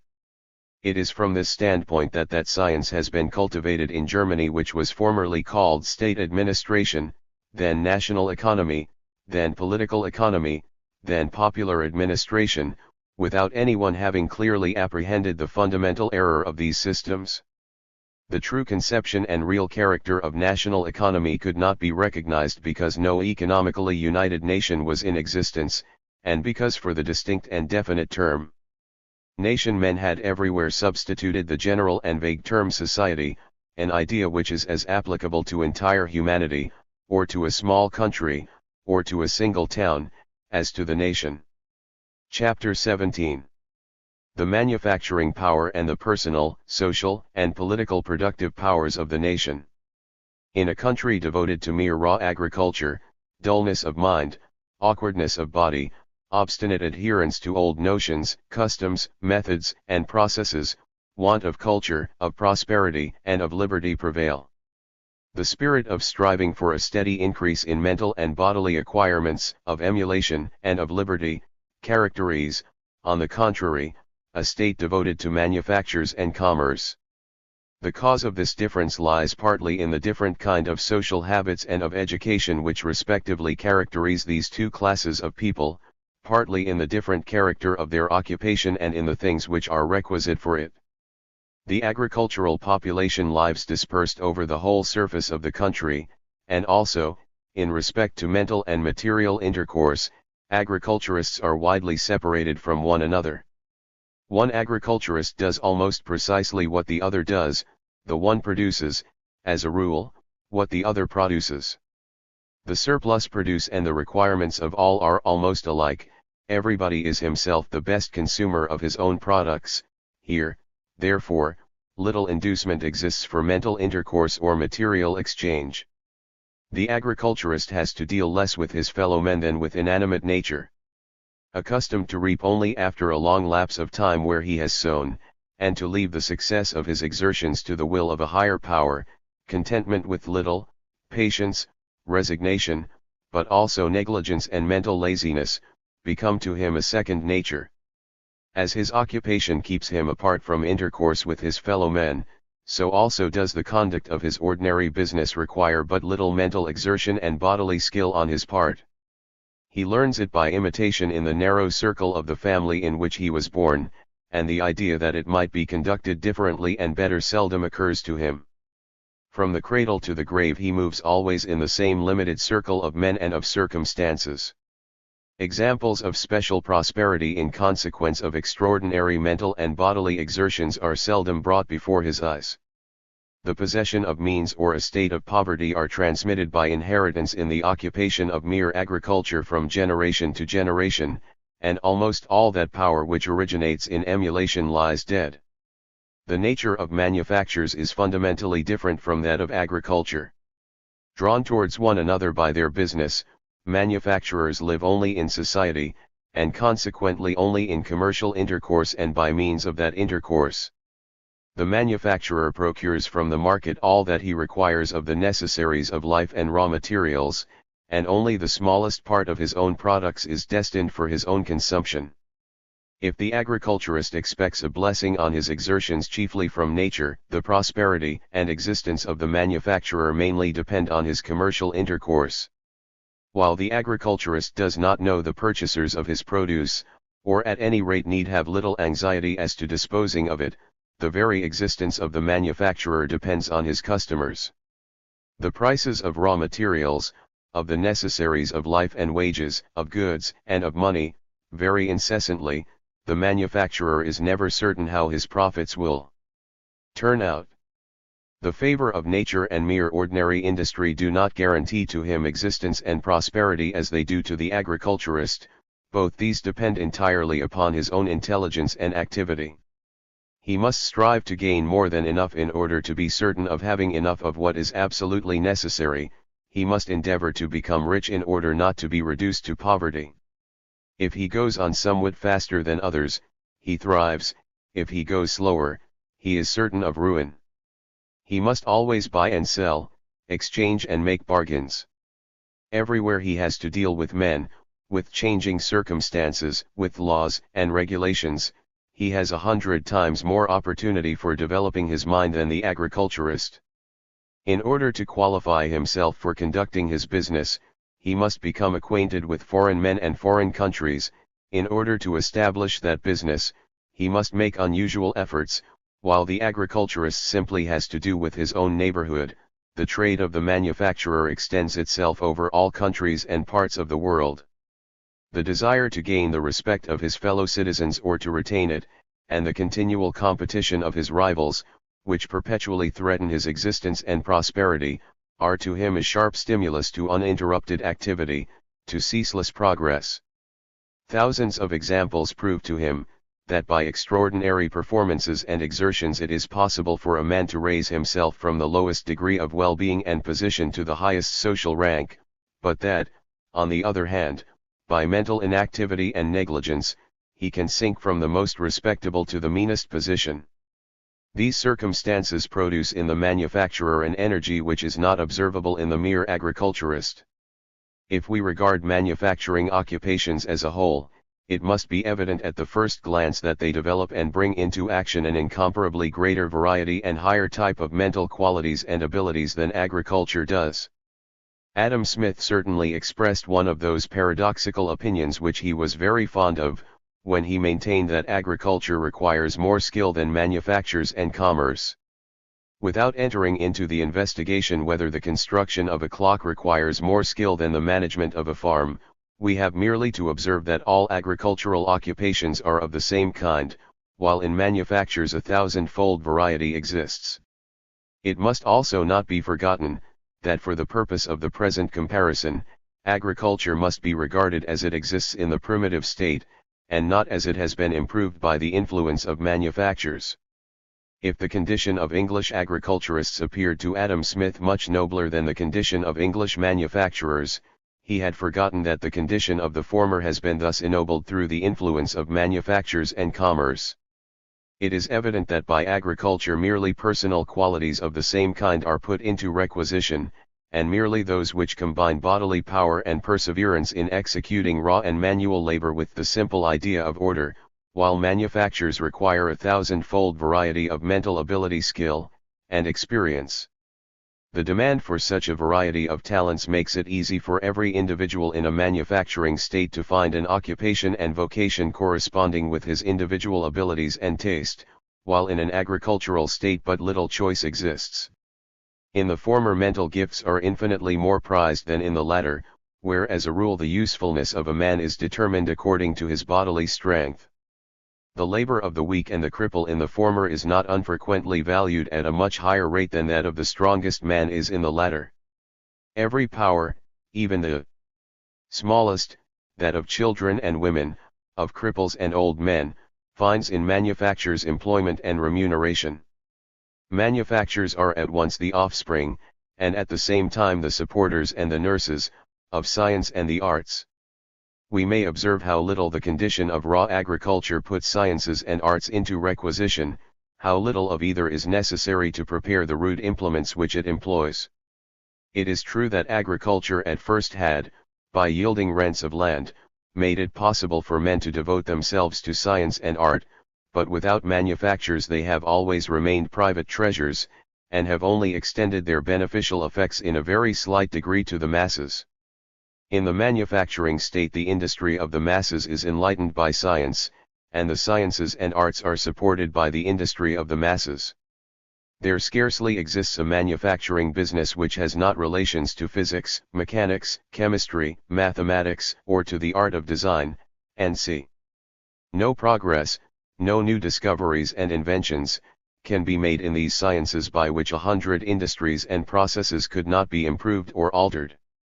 In the manufacturing state, therefore, sciences and arts must necessarily become popular. The necessity for education and instruction, through writings and lectures by a number of persons who have to bring into practice the results of scientific investigations, induces men of special talents to devote themselves to instruction and authorship. The competition of such talents, owing to the large demand for their efforts, creates both a division and cooperation of scientific activity, which has a most beneficial influence not merely on the further progress of science itself, but also on the further perfection of the arts and of industries. The effects of these improvements are soon afterwards extended even to agriculture. Nowhere can more perfect agricultural machines and implements be found, nowhere is agriculture carried on with so much intelligence, as in countries where industry flourishes. Under the influence of manufactures, agriculture itself is raised to a skilled industry, an art, a science. The sciences and industry in combination have produced that great material power which in the new state of society has replaced with tenfold benefits the slave labor of ancient times, and which is destined to exercise on the condition of the masses, on the civilization of barbarous countries, on the peopling of uninhabited lands, and on the power of the nations of primitive culture, such an immeasurable influence, namely, the power of machinery. A manufacturing nation has 100 times more opportunities of applying the power of machinery than an agricultural nation. A cripple can accomplish by directing a steam engine 100 times more than the strongest man can with his mere hand. The power of machinery, combined with the perfection of transport facilities in modern times, affords to the manufacturing state an immense superiority over the mere agricultural state. It is evident that canals, railways, and steam navigation are called into existence only by means of the manufacturing power, and can only by means of it be extended over the whole surface of the country. In the mere agricultural state, where everybody produces for himself the greater part of what he requires, and consumes himself the greater part of what he produces, where the individuals among themselves can only carry on a small amount of goods and passenger traffic, it is impossible that a sufficiently large traffic in either goods or passengers can take place to defray the costs of the erection and maintenance of the machinery of transport. New inventions and improvements in the mere agricultural state are of but little value. Those who occupy themselves with such things in such a state fall themselves, as a rule, a sacrifice to their investigations and endeavors, while in the manufacturing state there is no path which leads more rapidly to wealth and position than that of invention and discovery. Thus, in the manufacturing state genius is valued and rewarded more highly than skill, and skill more highly than mere physical force. In the agricultural state, however, excepting in the public service, the reverse is almost the rule. As, however, manufactures operate beneficially on the development of the mental powers of the nation, so also do they act on the development of the physical power of labor, by affording to the laborers means of enjoyment, inducements to exert their powers, and opportunities for making use of them. It is an undisputed observation, that in flourishing manufacturing states the workman, irrespective of the aid which he obtains from better machinery and tools, accomplishes a far larger day's work than in mere agricultural countries. Moreover, the circumstance that in manufacturing states the value of time is recognized much more than in agricultural states, affords proof of the higher standing in the former of the power of labor. The degree of civilization of a nation and the value of its labor power cannot be estimated more accurately than according to the degree of the value which it attributes to time. The savage lies for days idle in his hut. How can the shepherd learn to estimate the value of time, to whom time is simply a burden which his pastoral pipe or sleep alone makes tolerable to him. How can a slave, a serf, a peasant, subject to tributes of forced labor, learn to value time, he to whom labor is penalty, and idleness gain? Nations only arrive at the recognition of the value of time through industry. At present, time gained brings gain of profit, loss of time, loss of profit. The zeal of the manufacturer to utilize his time in the highest possible degree imparts itself to the agriculturist. Through the increased demand for agricultural products caused by manufactures, the rent and therefore the value of land is raised, larger capital is employed in cultivating it, profits are increased, a larger produce must be obtained from the soil in order to be able to provide for the increased rent and interest of capital, and for the increased consumption. One is in a position to offer higher wages, but one also requires more work to be done. The workman begins to feel that he possesses in his bodily powers, and in the skill with which he uses them, the means of improving his condition. He begins to comprehend why the Englishman says, "Time is money." Owing to the isolation in which the agriculturist lives, and to his limited education, he is but little capable of adding anything to general civilization or learning to estimate the value of political institutions, and much less still to take an active part in the administration of public affairs and of justice, or to defend his liberty and rights. Hence he is mostly in a state of dependence on the landed proprietor. Everywhere merely agricultural nations have lived in slavery, or oppressed by despotism, feudalism, or priestcraft. The mere exclusive possession of the soil gave the despot, the oligarchy, or the priestly caste a power over the mass of the agricultural population, of which the latter could not rid themselves of their own accord. Under the powerful influence of habit, everywhere among merely agricultural nations has the yoke which brute force or superstition and priestcraft imposed upon them so grown into their very flesh, that they come to regard it as a necessary constituent of their own body, as a condition of their very existence. On the other hand, the separation and variety of the operations of business, and the confederation of the productive powers, press with irresistible force the various manufacturers towards one another. Friction produces sparks of the mind, as well as those of natural fire. Mental friction, however, only exists where people live together closely, where frequent contact in commercial, scientific, social, civil, and political matters exists, where there is large interchange both of goods and ideas. The more men live together in one and the same place, the more every one of these men depends in his business on the cooperation of all others, the more the business of every one of these individuals requires knowledge, circumspection, education, and the less that obstinacy, lawlessness, oppression and arrogant opposition to justice interfere with the exertions of all these individuals and with the objects at which they aim, so much the more perfect will the civil institutions be found, so much larger will be the degree of liberty enjoyed, so much more opportunity will be given for self-improvement and for cooperation in the improvement of others.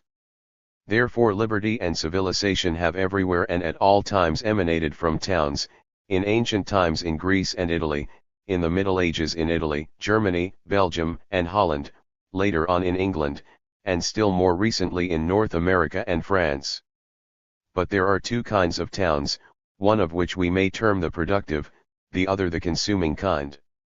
There are towns which work up raw materials, and pay the country districts for these, as well as for the means of subsistence which they require, by means of manufactured goods.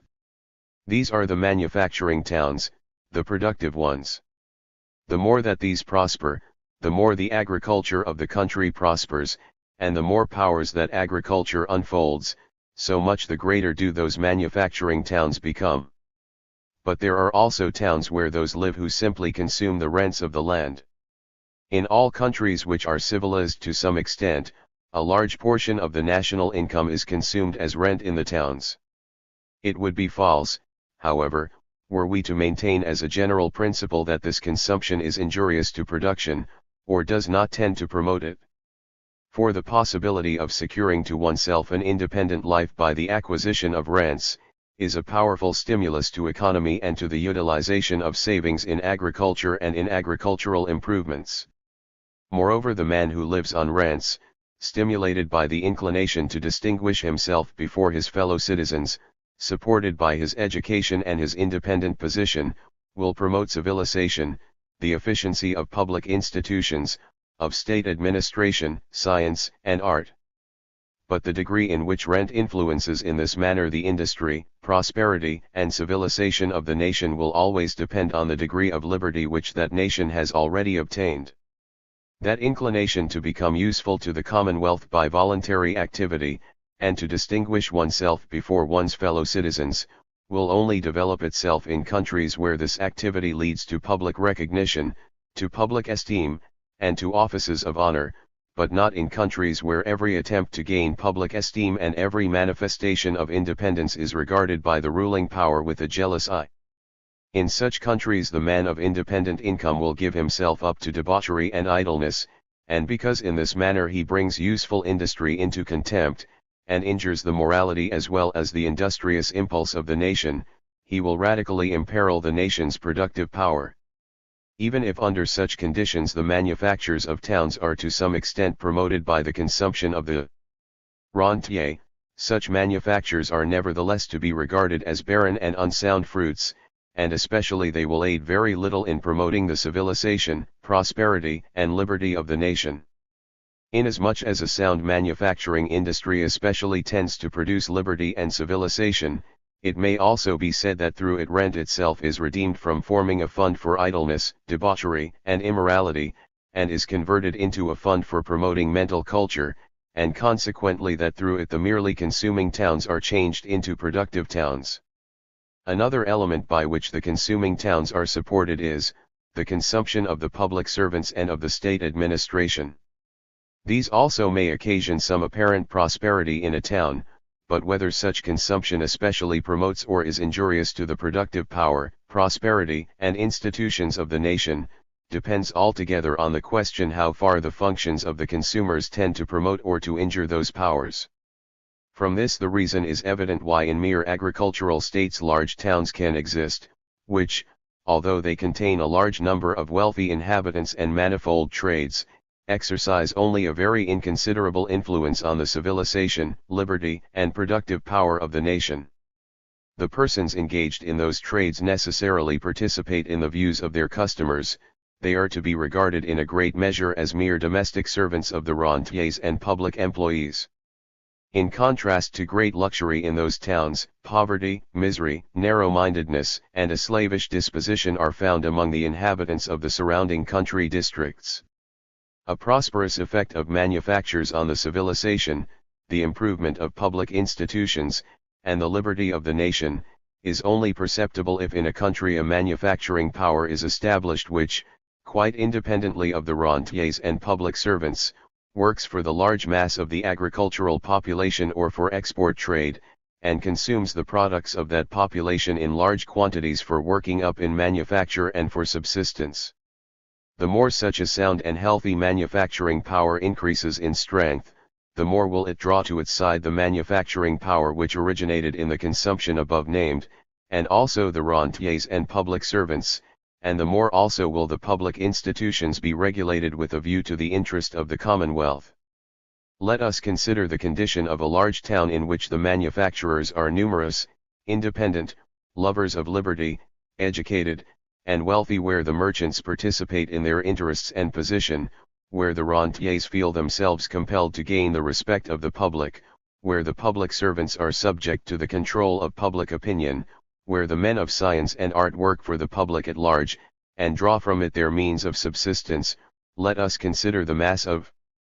mental and material means which are combined together in such a narrow space, and further how closely this mass of power is united through the law of the division of the operations of business and the confederation of powers. We may note again how quickly every improvement, every progress in public institutions, and in social and economical conditions, on the one hand, and how, on the other hand, every retrogression, every injury of the public interests, must be felt by this mass. Then, again,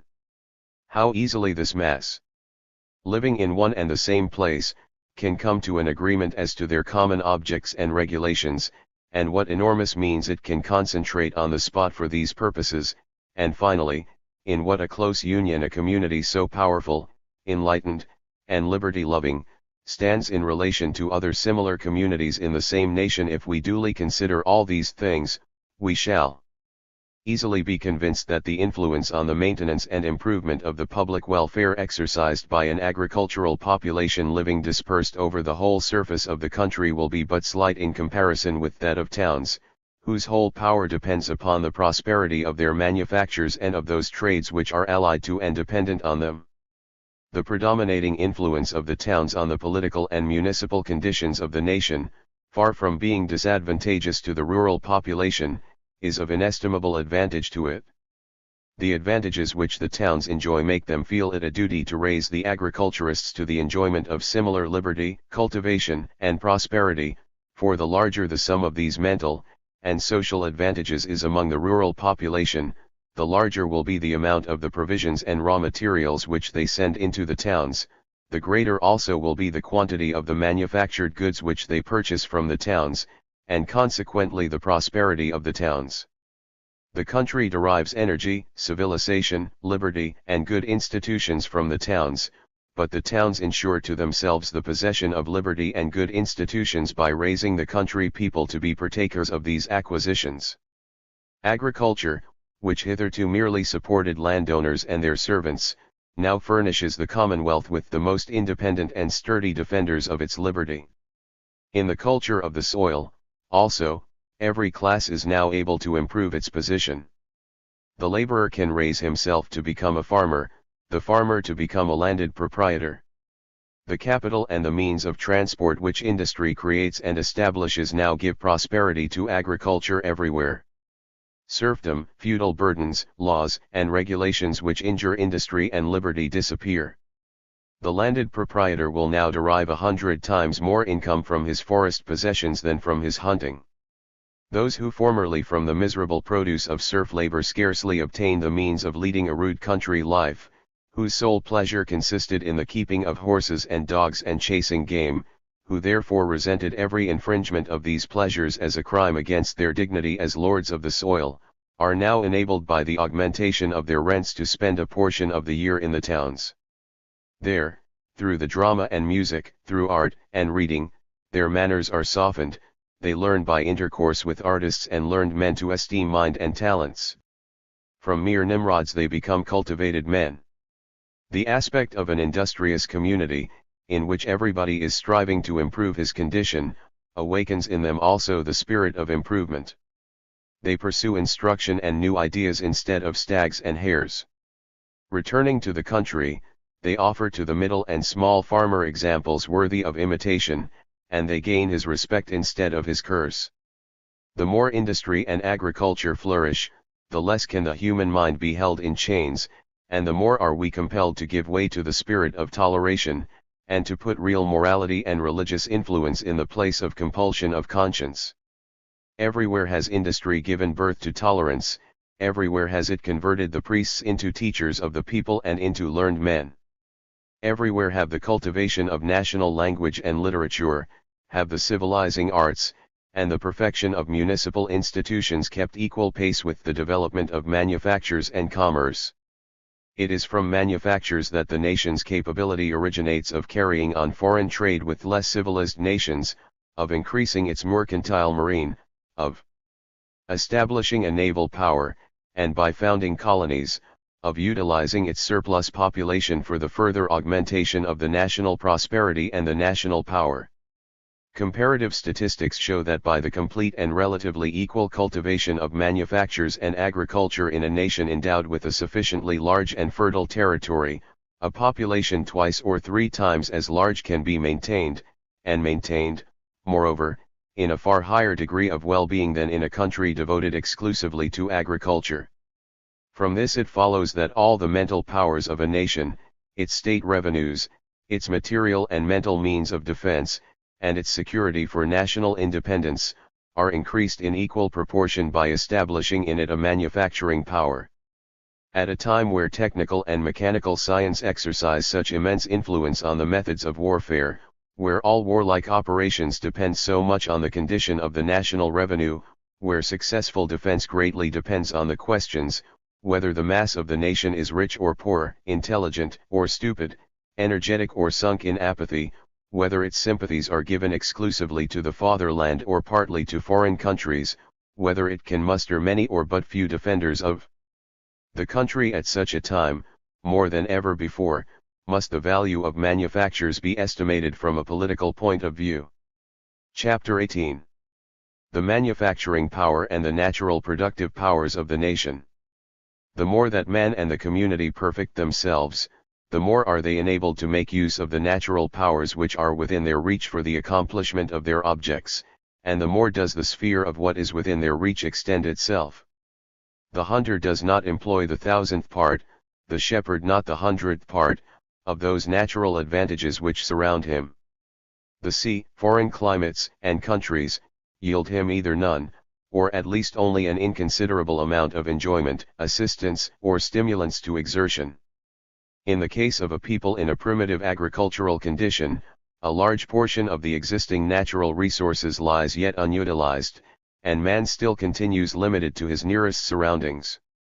The greater part of the water power and wind power which exists, or can be obtained, is unemployed. The various mineral products which the manufacturers so well understand how to utilize profitably, lie dead. Various sorts of fuel are wasted or regarded as a mere hindrance to cultivation. Stone, sand, and lime are used but little as building materials. The rivers, instead of being means of freight and transport for man, or of fertilizing the neighboring fields, are allowed to devastate the country by floods. Warmer climates and the sea yield to the agricultural country but few of their products. In fact, in the agricultural state, that power of nature on which production especially depends, the natural fertility of the soil, can only be utilized to a smaller extent so long as agriculture is not supported by manufacturing industry. Every district in the agricultural state must itself produce as much of the things necessary to it as it requires to use, for it can neither effect considerable sales of that which it has in excess to other districts, nor procure that which it requires from other districts. A district may be ever so fertile and adapted for the culture of plants yielding oil, dyeing materials, and fodder. Yet it must plant forests for fuel, because to procure fuel from distant mountain districts, over wretched country roads, would be too expensive. Land which if utilized for the cultivation of the vine and for garden produce could be made to yield 3 to 4 times more returns must be used for cultivating corn and fodder. He who could most profitably devote himself solely to the breeding of cattle must also fatten them. On the other hand, he who could most profitably devote himself merely to fattening stock, must also carry on cattle breeding. How advantageous it would be to make use of mineral manures, or to burn peat, coal, and sea instead of wood, and to bring the forest lands under cultivation, but in such a state there exists no means of transport by means of which these articles can be conveyed with advantage for more than very short distances. What rich returns would the meadows in the valleys yield, if irrigation works on a large scale were established? The rivers now merely serve to wash down and carry away the fertile soil. Through the establishment of manufacturing power in an agricultural state, roads are made, railways constructed, canals excavated, rivers rendered navigable, and lines of steamers established. By these not merely is the surplus produce of the agricultural land converted into machinery for yielding income, not merely are the powers of labor of those who are employed by it brought into activity, not only is the agricultural population enabled to obtain from the natural resources which it possesses an infinitely greater return than before, but all minerals, all metals, which heretofore were lying idle in the earth are now rendered useful and valuable. Articles which could formerly only bear a freight of a few miles, such as salt, coals, stone, marble, slate, gypsum, lime, timber, bark, and sea, can now be distributed over the surface of an entire kingdom. Hence such articles, formerly quite valueless, can now assume a degree of importance in the statistical returns of the national produce, which far surpasses the total of the entire agricultural production in previous times. Not a cubic foot of waterfall will then exist which is not made to perform some service. Even in the most distant districts of a manufacturing country, timber and fuel will now become valuable, of which previously no one knew how to make any use. Through the introduction of manufactures, a demand for a quantity of articles of food and raw materials is created, to the production of which certain districts can be far more profitably devoted than to the growth of corn.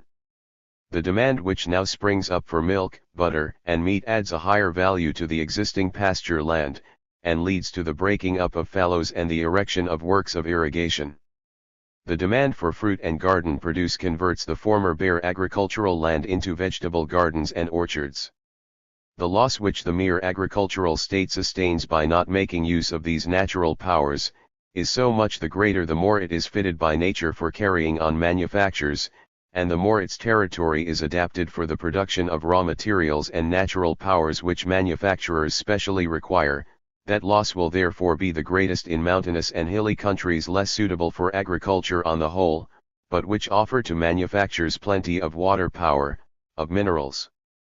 timber and stone, and to the farmer the opportunity of cultivating the products which are specially required by the manufacturer. Countries with a temperate climate are adapted for factories and manufacturing industry. The moderate temperature of the air promotes the development and exertion of power far more than a hot temperature. But the severe season of the year, which appears to the superficial observer as an unfavorable effect of nature, is the most powerful promoter of habits of energetic activity, of forethought, order, and economy. A man who has the prospect before him of 6 months in which he is not merely unable to obtain any fruits from the earth, but also requires special provisions and clothing materials for the sustenance of himself and his cattle, and for protection against the effects of cold, must necessarily become far more industrious and economical than the one who merely requires protection from the rain, and into whose mouth the fruits are ready to drop during the whole year. Diligence, economy, order, and forethought are at first produced by necessity, afterwards by habit, and by the steady cultivation of those virtues. Morality goes hand in hand with the exertion of one's powers and economy, and immorality with idleness and extravagance. Each are reciprocally fertile sources, the one of power, the other of weakness. An agricultural nation, which inhabits a country of temperate climate, leaves therefore the richest part of its natural resources unutilized. The school, inasmuch as, in judging the influences of climate on the production of wealth, it has not distinguished between agriculture and manufacturing industry, has fallen into the gravest errors in respect to the advantages and disadvantages of protective regulations, which we cannot here omit thoroughly to expose, although we have already made mention of them in general terms elsewhere. In order to prove that it is foolish to seek to produce everything in one and the same country, the school asks the question, whether it would be reasonable if we sought to produce wine by growing grapes in Scottish and English greenhouses.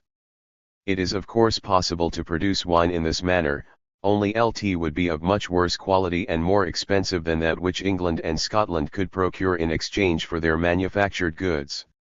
To anyone who either is unwilling or unable to penetrate more deeply into the nature of things, this argument is a striking one, and the school is indebted to it for a large portion of its popularity, at any rate among the French vine growers and silk manufacturers, and among the North American cotton planters and cotton merchants.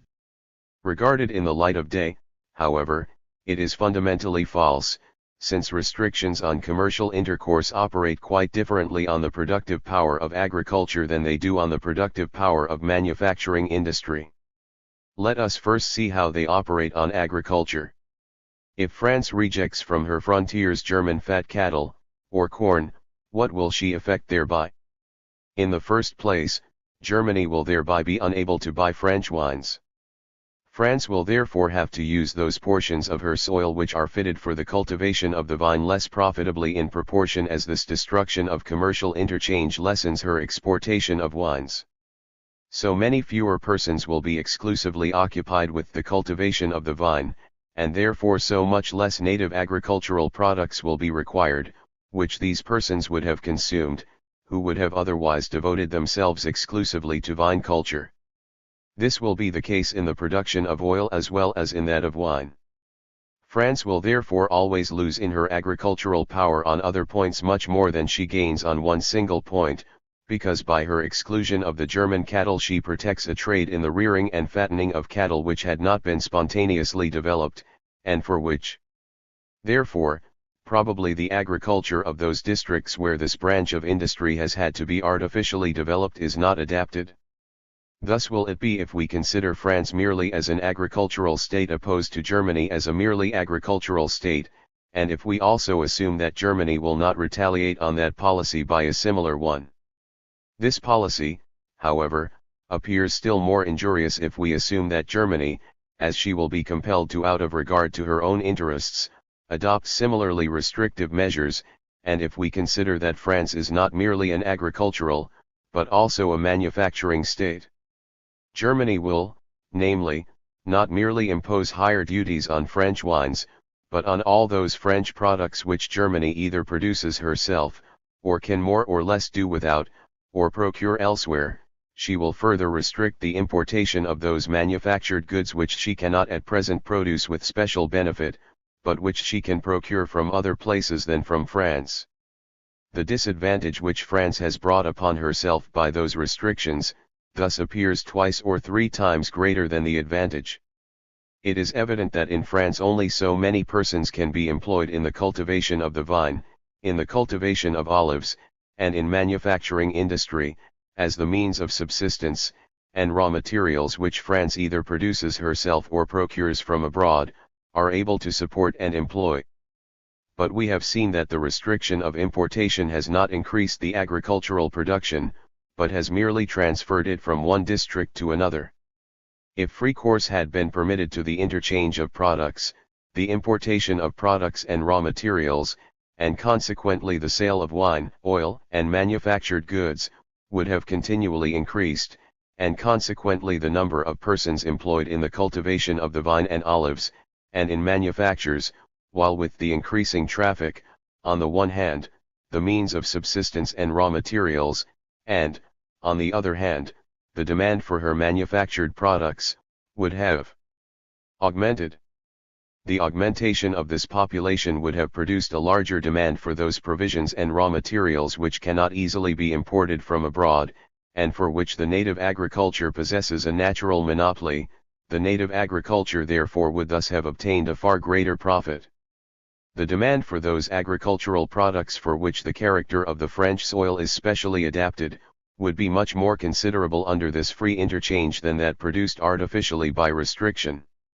One agriculturist would not have lost what another gained, the whole agriculture of the country would have gained, but still more the manufacturing industry. Through restriction, the agricultural power of the country therefore is not increased, but limited, and besides this, that manufacturing power is annihilated which would have grown up from the augmentation of the internal agriculture, as well as from the foreign importation of provisions and raw materials. All that has been attained through the restriction is an increase of prices in favor of the agriculturists of one district at the expense of the agriculturists of another district, but above all, at the expense of the total productive force of the country. The disadvantages of such restrictions on the interchange of products are still more clearly brought to light in the case of England than in that of France. Through the corn laws, on doubt, a quantity of unfertile land is brought under cultivation, but it is a question whether these lands would not have been brought under cultivation without them. The more wool, timber, cattle, and corn that England would have imported, the more manufactured goods would she have sold, the greater number of workmen would have been enabled to live in England, the higher would the prosperity of the working classes have risen. England would probably have doubled the number of her workmen. Every single workman would have lived better, would have been better able to cultivate a garden for his pleasure and for the production of useful vegetables, and would have supported himself and his family much better. It is evident that such a large augmentation of the working population, as well as of its prosperity and of the amount of what it consumed, would have produced an enormous demand for those products for which the island possesses a natural monopoly, and it is more than probable that thereby double and 3 times as much land could have been brought into cultivation than by unnatural restrictions. The proof of this may be seen in the vicinity of every large town. However large the mass of products may be which is brought into this town from distant districts for miles around it, one cannot discover a single tract of land uncultivated, however much that land may have been neglected by nature. If you forbid the importation into such a town of corn from distant districts, you thereby merely effect a diminution of its population, of its manufacturing industry, and its prosperity, and compel the farmer who lives near the town to devote himself to less profitable culture. It will be perceived that thus far we are quite in accord with the prevailing theory. With regard to the interchange of raw products, the school is perfectly correct in supposing that the most extensive liberty of commerce is, under all circumstances, most advantageous to the individual as well as to the entire state. One can, indeed, augment this production by restrictions, but the advantage obtained thereby is merely apparent. We only thereby divert, as the school says, capital and labor into another and less useful channel. But the manufacturing productive power, on the contrary, is governed by other laws, which have, unfortunately, entirely escaped the observation of the school. If restriction on the importation of raw products hinder the utilization of the natural resources and powers of a state, restrictions on the importation of manufactured goods, on the contrary, call into life and activity a mass of natural powers, indeed, without doubt, the greater half of all natural powers, which in the merely agricultural state lie idle and dead forever. If, on the one hand, restrictions on the importation of raw products are a hindrance to the development not only of the manufacturing, but also of the agricultural productive powers of a state, on the other hand, an internal manufacturing productive power produced by restrictions on the importation of foreign manufactures, stimulates the whole agricultural productive powers of a state to a degree which the most flourishing foreign trade is never able to do. If the importation of raw products makes the foreign country dependent on us and takes from it the means of manufacturing for itself, so in like manner, by the importation of foreign manufactures, are we rendered dependent on the foreign country, and the means are taken from us of manufacturing for ourselves. If the importation of products and raw materials withdraws from the foreign country the material for the employment and support of its population and diverts it to our nation, so does the importation of manufactured fabrics take from us the opportunity of increasing our own population and of providing it with employment. If the importation of natural products and raw materials increases the influence of our nation on the affairs of the world and gives us the means of carrying on commerce with all other nations and countries, so by the importation of manufactured fabrics are we chained to the most advanced manufacturing nation, which can rule over us almost as it pleases, as England rules over Portugal. In short, history and statistics alike prove the correctness of the dictum expressed by the ministers of George I, that nations are richer and more powerful the more they export manufactured goods, and import the means of subsistence and raw materials. In fact, it may be proved that entire nations have been ruined merely because they have exported only means of subsistence and raw materials, and have imported only manufactured goods. Montesquieu, who understood better than anyone either before or after him how to learn from history the lessons which she imparts to the legislator and politician, has well perceived this, although it was impossible for him in his times, when political economy was as yet but little studied, clearly to unfold the causes of it. In contradiction to the groundless system of the physiocratic school, he maintained that Poland would be more prosperous if she gave up altogether foreign commerce, i.e. if she established a manufacturing power of her own, and worked up and consumed her own raw materials and means of subsistence. Only by the development of an internal manufacturing power, by free, populous, and industrious cities, could Poland obtain a strong internal organization, national industry, liberty, and wealth. Only thus could she maintain her independence and political superiority over less cultivated neighbors. Instead of foreign manufactured goods she should have introduced foreign manufacturers and foreign manufacturing capital. Her aristocracy, however, preferred to export the paltry fruits of serf labor to foreign markets, and to obtain in return the cheap and fine goods made by foreign countries.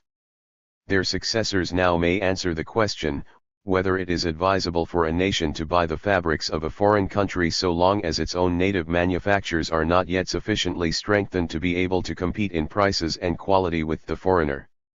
The aristocracy of other countries may bear her fate in mind whenever they are instigated by feudal inclinations. They may then cast a glance at the English aristocracy in order to inform themselves as to what is the value to the great landed proprietors of a strengthened manufacturing power, of free municipal institutions, and of wealthy towns.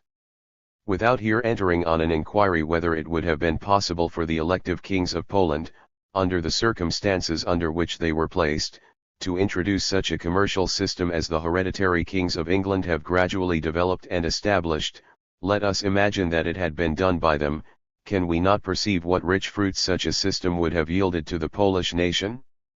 By the aid of large and industrious towns, the crown would have been rendered hereditary, the nobility would have been obliged to make it convenient to take part in legislation in a House of Peers, and to emancipate their serfs. Agriculture would have developed itself, as it has developed itself in England. The Polish nobility would now be rich and respected. The Polish nation would, even if not so respected and influential in the affairs of the world as the English nation is, would have long ago become so civilized and powerful as to extend its influence over the less cultivated East. Without a manufacturing power she has become ruined and partitioned, and were she not so already she must have become so. Of its own accord and spontaneously no manufacturing power was developed in her. It could not be so, because its efforts would have been always frustrated by further advanced nations. Without a system of protection, and under a system of free trade with further advanced nations, even if Poland had retained her independence up to the present time, she could never have carried on anything more than a crippled agriculture. She could never have become rich, powerful, and outwardly influential. By the circumstance that so many natural resources and natural powers are converted by the manufacturing power into productive capital is the fact chiefly to be accounted for, that protective regulations act so powerfully on the augmentation of national wealth. This prosperity is not a false appearance, like the effects of restrictions on the trade in mere natural products. It is a reality.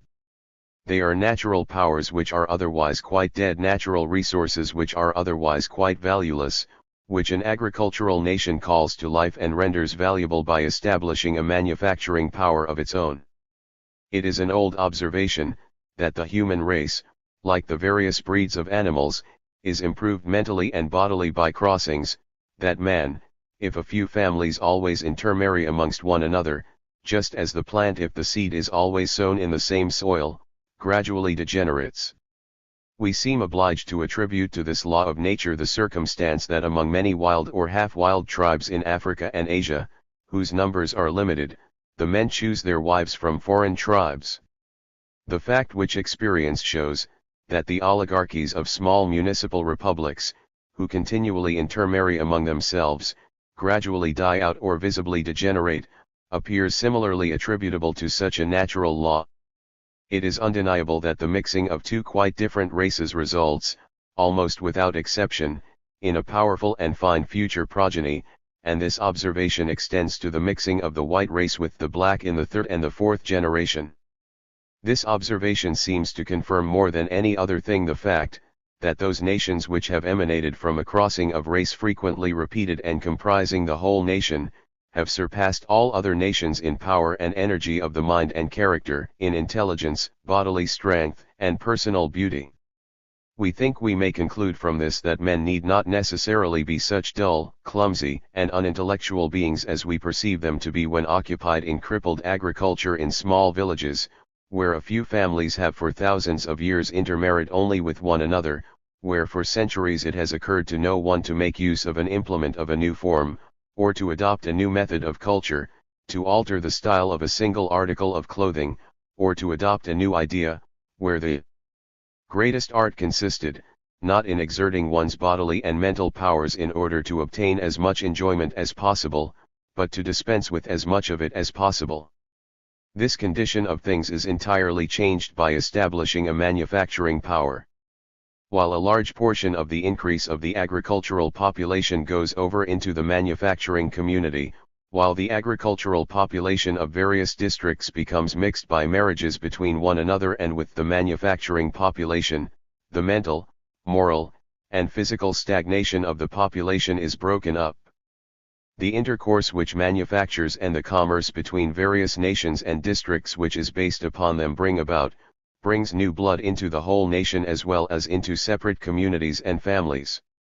The development of the manufacturing power has no less important an influence on the improvement of the breeds of cattle.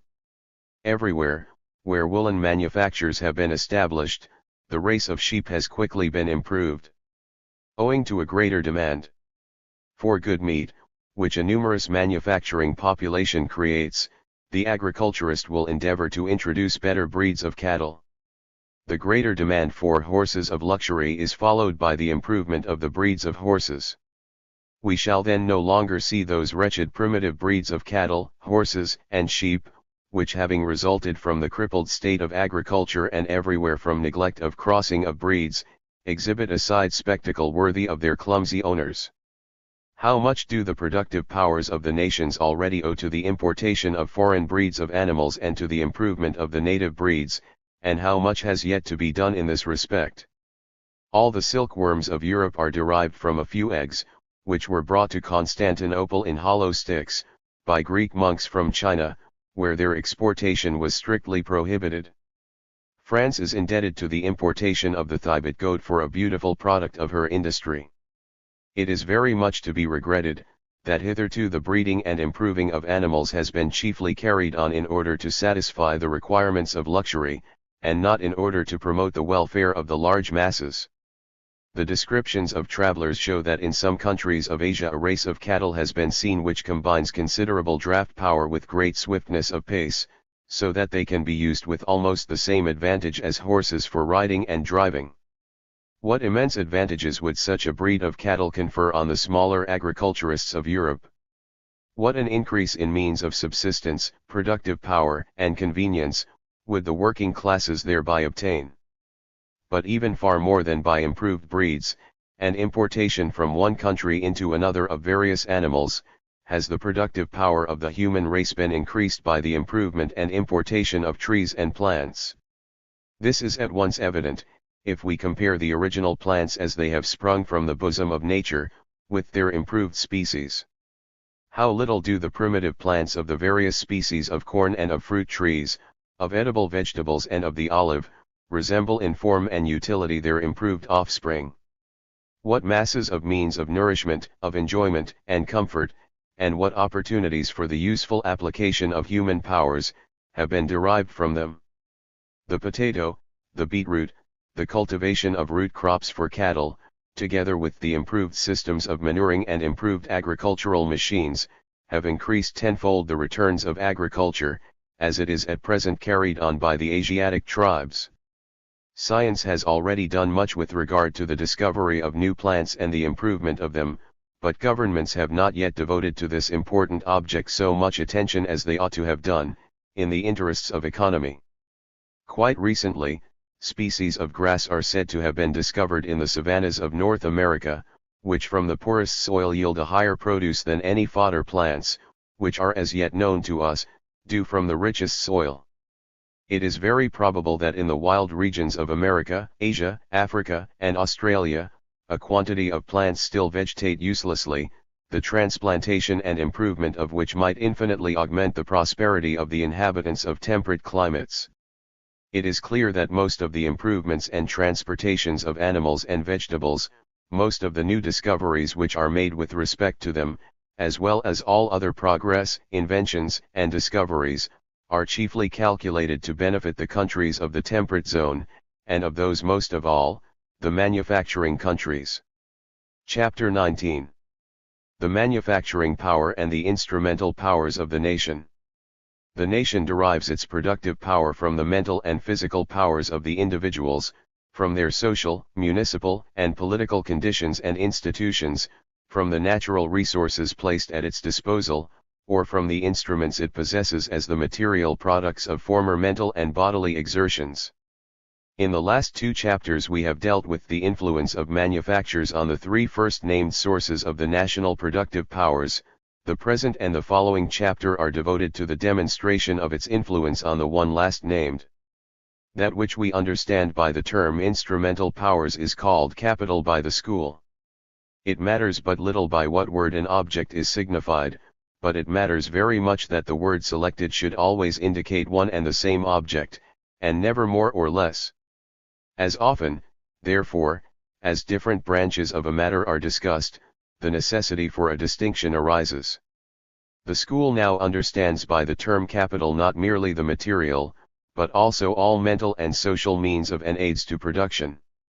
It clearly ought, therefore, to specify wherever it speaks of capital, whether the material capital, the material instruments of production, or the mental capital, the moral and physical powers which are inherent in individuals, or which individuals derive from social, municipal, and political conditions, are meant.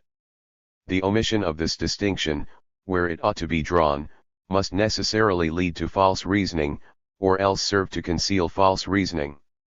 Meanwhile, however, as it is not so much our business to found a new nomenclature as to expose the errors committed under the cover of an inexact and inadequate nomenclature, we will adopt the term capital, but distinguish between mental and material capital, between material, agricultural, manufacturing, and commercial capital, between private and national capital. Adam Smith urges the following argument against the protective commercial policy which is adopted to the present day by all his followers. A country can indeed by means of such regulations produce a special description of manufactures sooner than without them, and this special kind of manufactures will be able to yield after some time as cheap or still cheaper productions than the foreign country. But although in this manner we can succeed in directing national industry sooner into those channels into which it would later have flowed of its own accord, it does not in the least follow that the total amount of industry or of the incomes of the community can be increased by means of such measures. The industry of the community can only be augmented in proportion as its capital increases, and the capital of the community can only increase in accordance with the savings which it gradually makes from its income. Now, the immediate effect of these measures is to decrease the income of the community. But it is certain that that which decreases that income cannot increase the capital more quickly than it would have been increased by itself, if it, as well as industry, had been left free. As a proof of this argument, the founder of the school adduces the well-known example, refuted by us in the previous chapter, how foolish it would be to plant the vine in Scotland. In the same chapter he states, the annual income of the community is nothing else but the value in exchange of those objects which the national industry produces annually. In the above-named argument lies the chief proof of the school against the protective commercial policy. It admits that by measures of protection manufactories can be established and enabled to produce manufactured goods as cheap or even cheaper than they can be obtained from abroad, but it maintains that the immediate effect of these measures is to decrease the income of the community. It thereby weakens its power of acquiring capital, for capital is formed by the savings which the nation makes out of its annual income. The total of the capital, however, determines the total of the national industry, and the latter can only increase in proportion to the former. It therefore weakens its industry by means of those measures by producing an industry which, in the nature of things, if they had been left to their own free course would have originated of its own accord. It is firstly to be remarked in opposition to this reasoning, that Adam Smith has merely taken the word capital in that sense in which it is necessarily taken by rentiers or merchants in their bookkeeping and their balance sheets, namely, as the grand total of their values of exchange in contradistinction to the income accruing therefrom. He has forgotten that he himself includes the mental and bodily abilities of the producers under this term. He wrongly maintains that the revenues of the nation are dependent only on the sum of its material capital. His own work, on the contrary, contains 1,000 proofs that these revenues are chiefly conditional on the sum of its mental and bodily powers, and on the degree to which they are perfected, in social and political respects, and that although measures of protection require sacrifices of material goods for a time, these sacrifices are made good 100-fold in powers, in the ability to acquire values of exchange, and are consequently merely reproductive outlay by the nation. He has forgotten that the ability of the whole nation to increase the sum of its material capital consists mainly in the possibility of converting unused natural powers into material capital, into valuable and income-producing instruments, and that in the case of the merely agricultural nation a mass of natural powers lies idle or dead which can be quickened into activity only by manufactures. He has not considered the influence of manufactures on the internal and external commerce, on the civilization and power of the nation, and on the maintenance of its independence, as well as on the capability arising from these of gaining material wealth. He has e.g. not taken into consideration what a mass of capital the English have obtained by means of colonization. He, who nevertheless elsewhere proves so clearly that the capital employed in intermediate commerce is not to be regarded as belonging to any given nation, so long as it is not equally embodied in that nation's land, has here not duly considered that the nationalization of such capital is most effectually realized by favoring the nation's inland manufactures. He has not taken into account, that by the policy of favoring native manufacture a mass of foreign capital, mental as well as material, is attracted into the country. He falsely maintains that these manufactures have originated in the natural course of things and of their own accord, notwithstanding that in every nation the political power interferes to give to this so-called natural course an artificial direction for the nation's own special advantage. He has illustrated his argument, founded on an ambiguous expression and consequently fundamentally wrong, by a fundamentally wrong example, in seeking to prove that because it would be foolish to produce wine in Scotland by artificial methods, therefore it would be foolish to establish manufactures by artificial methods. He reduces the process of the formation of capital in the nation to the operation of a private rentier, whose income is determined by the value of his material capital, and who can only increase his income by savings which he again turns into capital. He does not consider that this theory of savings, which in the merchant's office is quite correct, if followed by a whole nation must lead to poverty, barbarism, powerlessness, and decay of national progress. Where everyone saves and economizes as much as he possibly can, no motive can exist for production. Where everyone merely takes thought for the accumulation of values of exchange, the mental power required for production vanishes. A nation consisting of such insane misers would give up the defense of the nation from fear of the expenses of war, and would only learn the truth after all its property had been sacrificed to foreign extortion, that the wealth of nations is to be attained in a manner different to that of the private rentier. The private rentier himself, as the father of a family, must follow a totally different theory to the shopkeeper theory of the material values of exchange which is here set up. He must at least expend on the education of his heirs as much value of exchange as will enable them to administer the property which is some day to fall to their lot.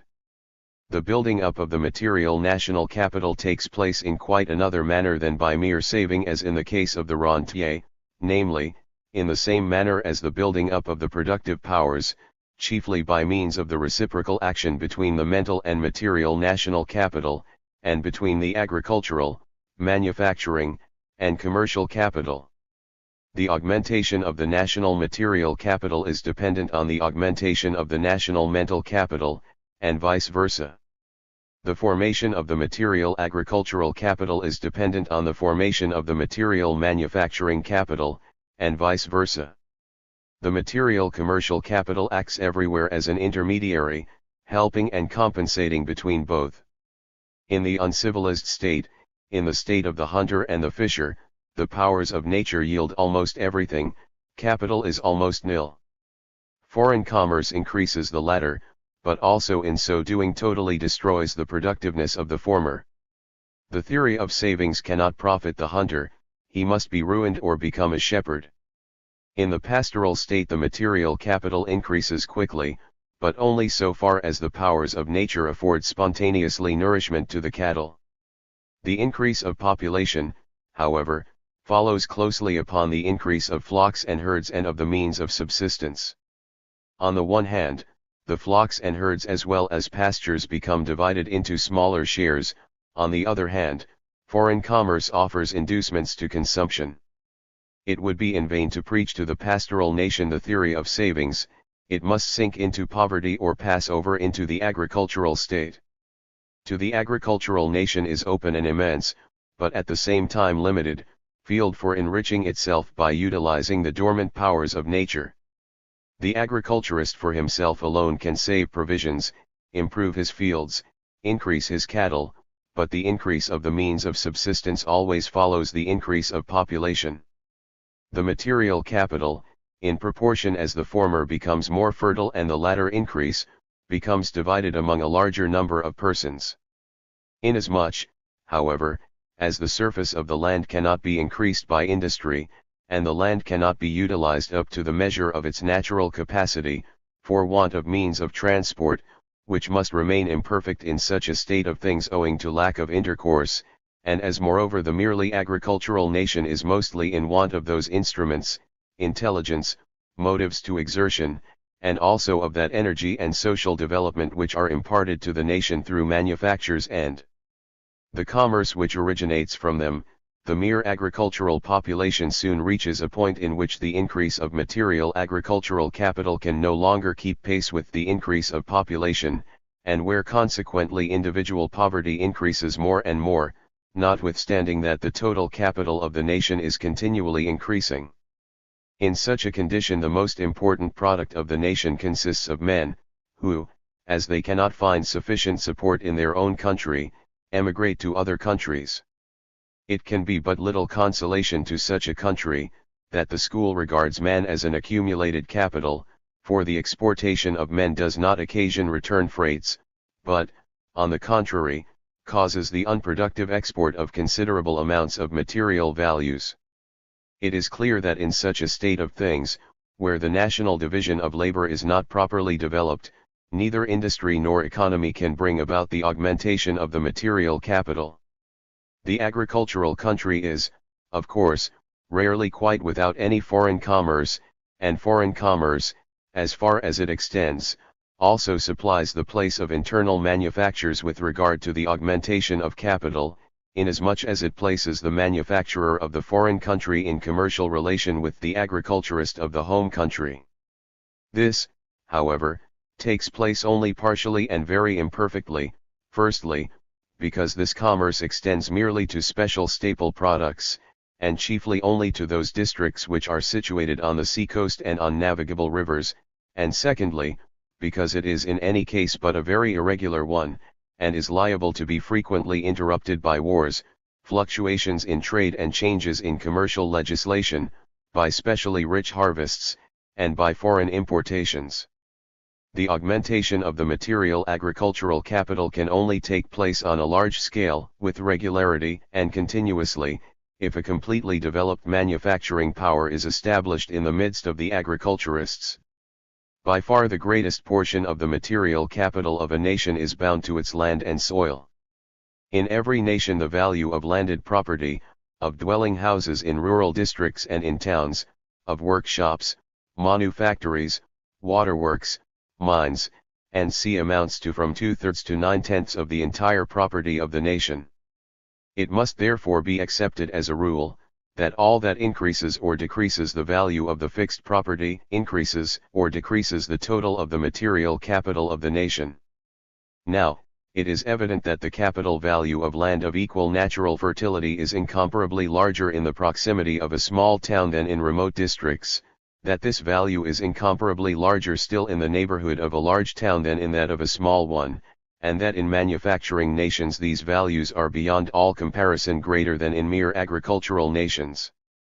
We may observe that the value of the dwelling houses and manufacturing buildings in towns, and that of building land, rises or falls in the same ratio in which the commercial intercourse of the town with the agriculturists is extended or restricted, or in which the prosperity of these agriculturists progresses or recedes. From this it is evident that the augmentation of the agricultural capital is dependent on the augmentation of the manufacturing capital, and the latter on the former. This reciprocal action is, however, in the case of the change from the agricultural state into the manufacturing state much stronger on the part of manufacture than on the part of agriculture. For as the increase of capital which results from the change from the condition of the mere hunter to the pastoral condition is chiefly affected by the rapid increase of flocks and herds, as the increase of capital resulting from the change from the pastoral condition into the agricultural condition is chiefly affected by the rapid increase in cultivated land and in surplus produce, so, in the event of a change from the agricultural condition into the manufacturing condition, is the augmentation of the material capital of the nation chiefly affected by those values and powers which are devoted to the establishment of manufactures, because thereby a mass of formerly unutilized natural and mental powers are converted into mental and material capital. Far from hindering the saving of material capital, the establishment of manufactures is the first thing which affords to the nation the means of employing its agricultural savings in an economical manner, and it is the first means by which the nation can be incited to agricultural economy. In the legislative bodies of North America it has often been mentioned that corn there rots in the ear from want of sale, because its value will not pay the expense of harvesting it. In Hungary it is asserted that the agriculturist is almost choked with excess of produce, while manufactured goods are 3 to 4 times dearer there than in England. Germany even can remember such times. In agricultural states, therefore, all surplus agricultural produce is not material capital.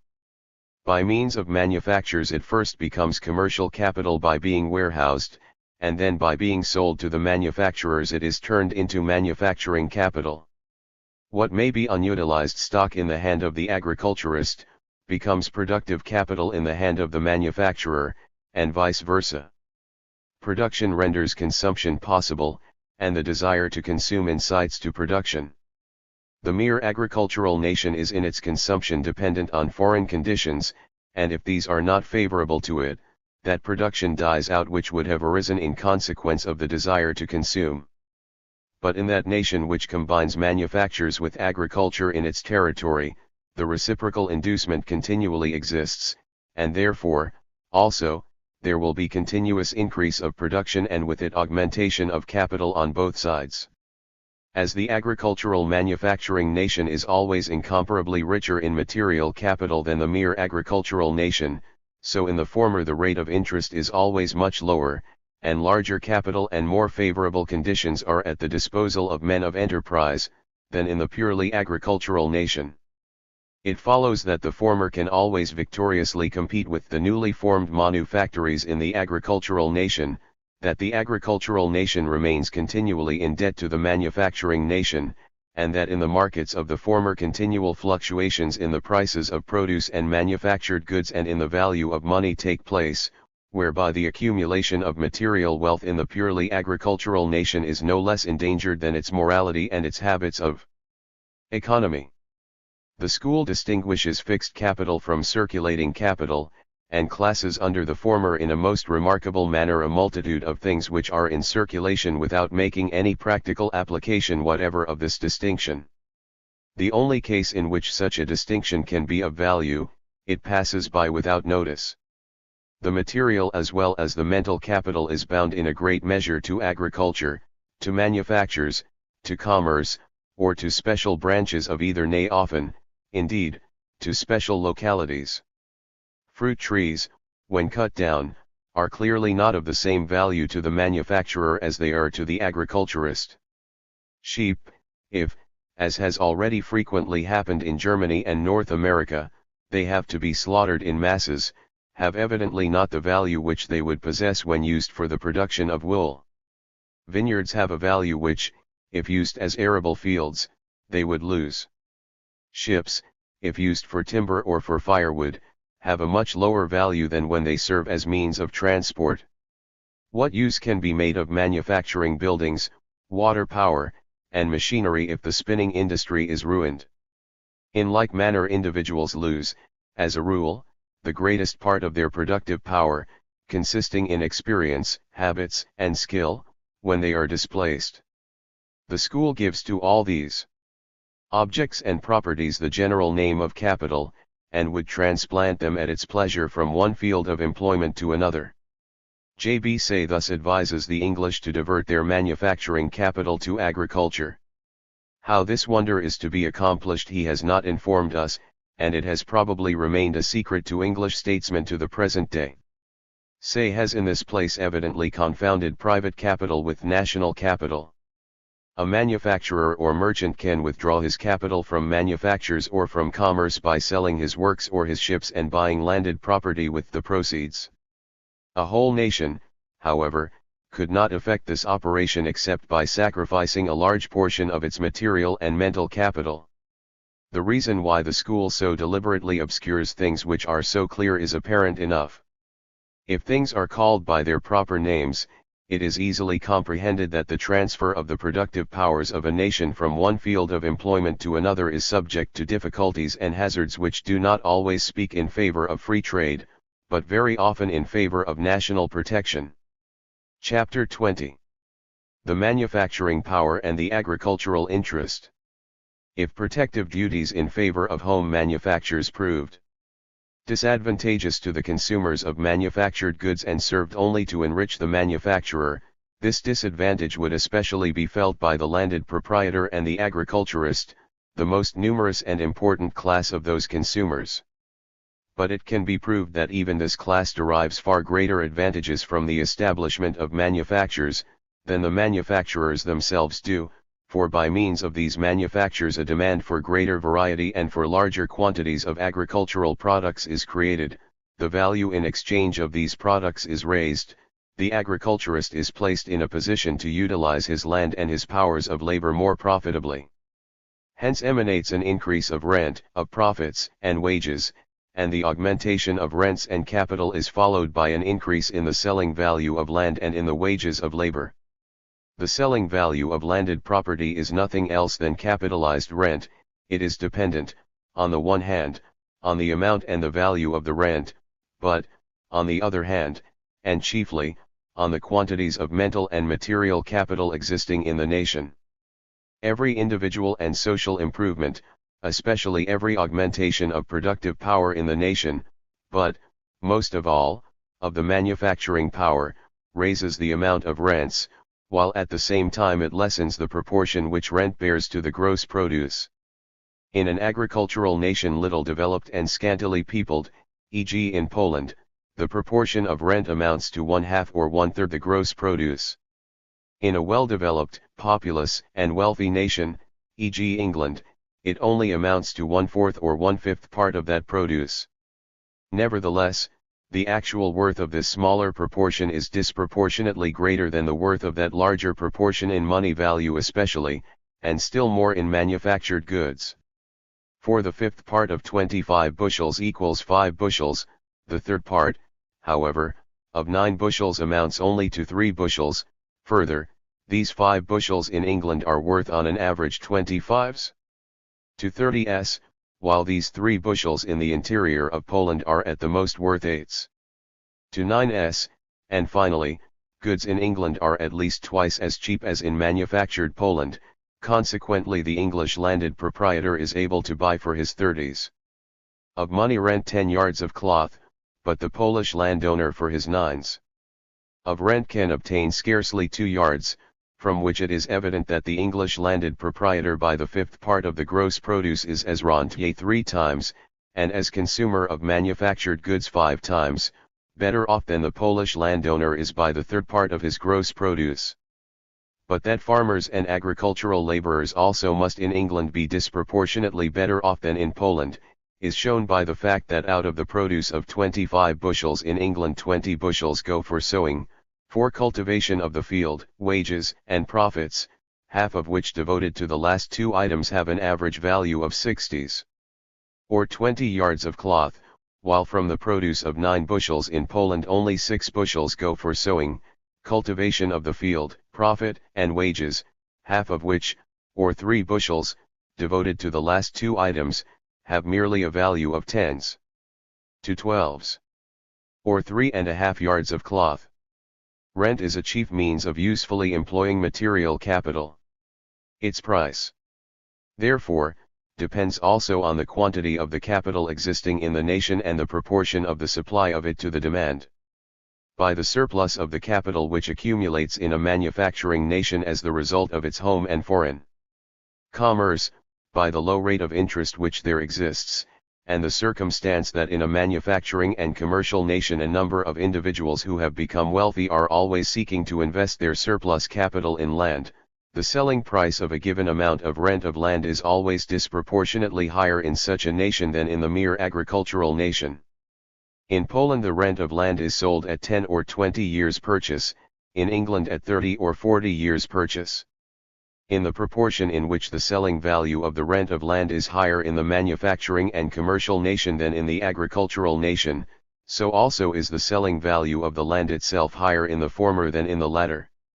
For land of equal natural fertility in each country, the value is in England 10 to 20 times higher than in Poland. That manufactures have an influence on the amount of rent, and therefore on the value in exchange of the land, is a fact which Adam Smith certainly notices at the conclusion of the 9th chapter of his first book, but only incidentally and without bringing the vast importance of manufactures in this respect properly to light. He there distinguishes those causes which influence directly the augmentation of rent from those causes which have only an indirect influence on that augmentation, among which latter he classes manufactures. In this manner he places the main cause of the augmentation of the rent and of the value of land in the background so that it is scarcely perceptible, while he places the improvement of the land itself and the increase of cattle, which are themselves for the most part the result of manufactures and of the commerce proceeding from them, as the chief cause, or at least as an equal cause, of that augmentation. Adam Smith and his followers have not recognized by any means to its full extent the value of manufactures in this respect. We have remarked that in consequence of manufactures and of the commerce connected with them, the value of land of equal natural fertility in England is 10 to 20 times greater than in Poland. If we now compare the total produce of the English manufacturing production and of the English manufacturing capital with the total produce of the English agricultural production and of the English agricultural capital, we shall find that the greatest part of the wealth of the nation shows itself in the thus increased value of landed property. Macqueen has prepared the following estimate of the national wealth and national income of England. National capital. 1 in agriculture, lands, mines, and fisheries. 2,604 mil. Working capital in cattle, implements, stocks, and money. 655 household furniture and utensils of the agriculturists. 52. 2 invested in manufactures and commerce, manufactures, and home trade in manufactured goods. 178.5. Trade in colonial goods. 11. Foreign trade in manufactured goods. 16.5. 206. To this add increase since 1835. 12. 218. Mil. Then in town buildings of all kinds, and in manufacturing buildings 605 in ships. 33.5 in bridges, canals, and railways. 118 in horses which are not used in agriculture. 20. 776. 1/2 mil. Amount of the whole national capital. 4,305 1/2 mil. 2 gross national production.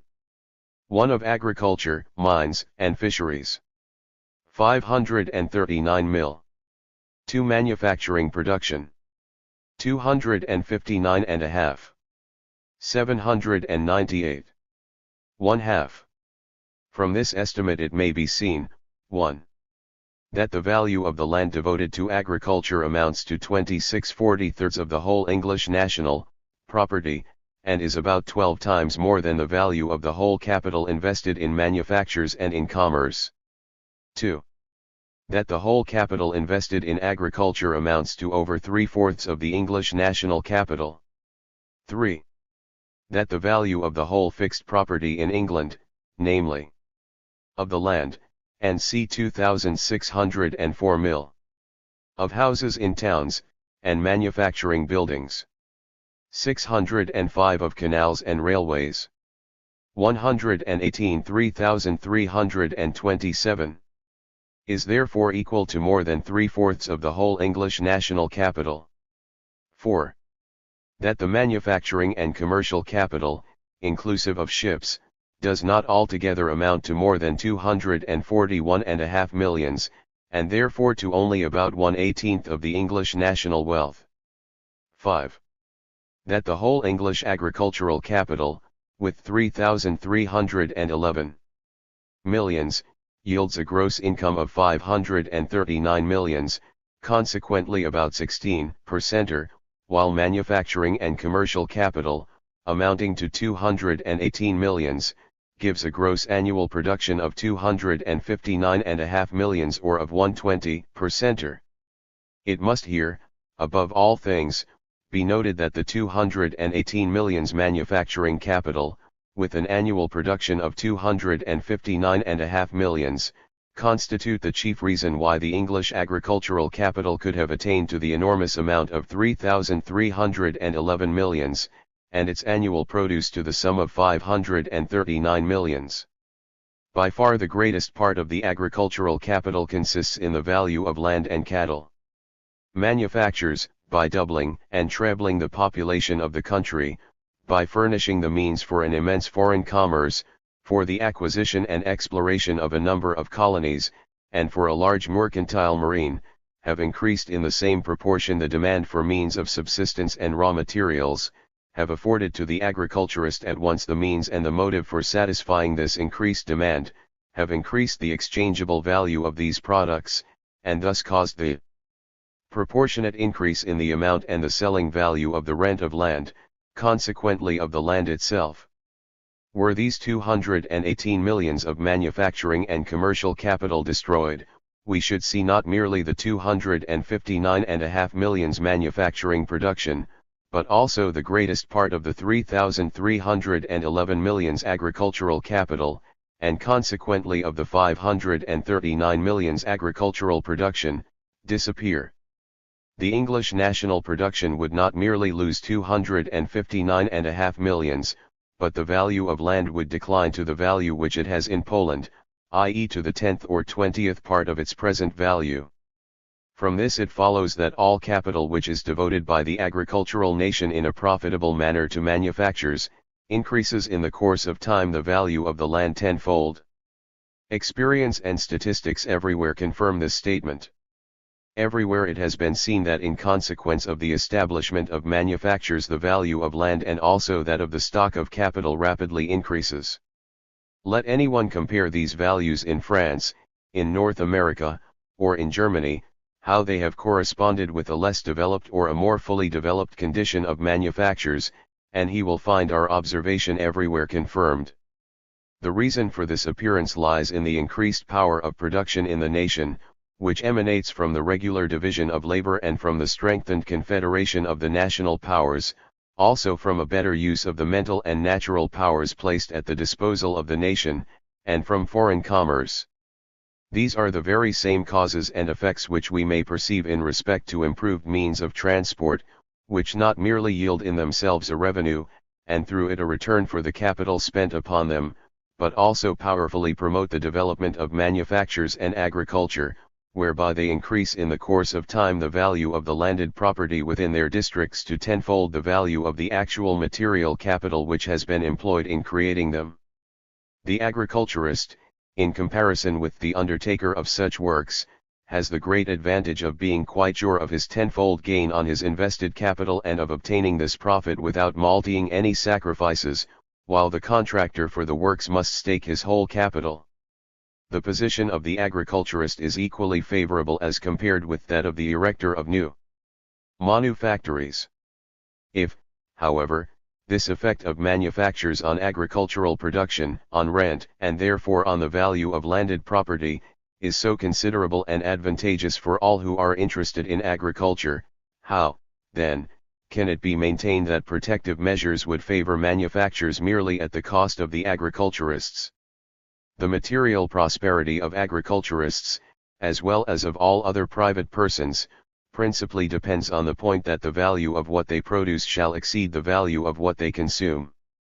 It, therefore, is not so important to them that manufactured goods should be cheap, as especially that a large demand for various agricultural products should exist, and that these should bear a high value in exchange. Now, if measures of protection operate so that the agriculturist gains more by the improvement of the market for his own produce than he loses by the increase of the prices of such manufactured goods as he requires to buy, he cannot rightly be described as making a sacrifice in favor of the manufacturer.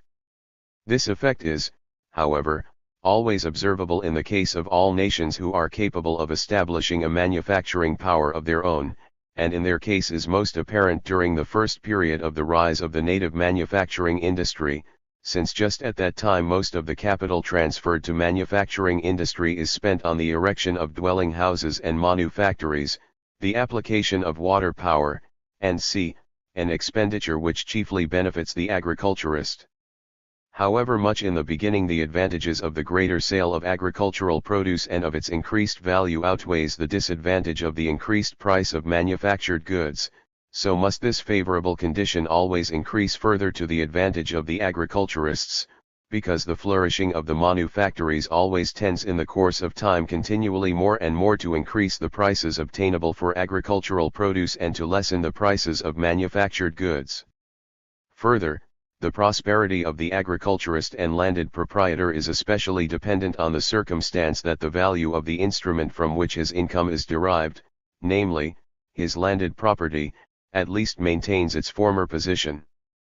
This is not merely the chief condition of his prosperity, but frequently of his entire economical existence.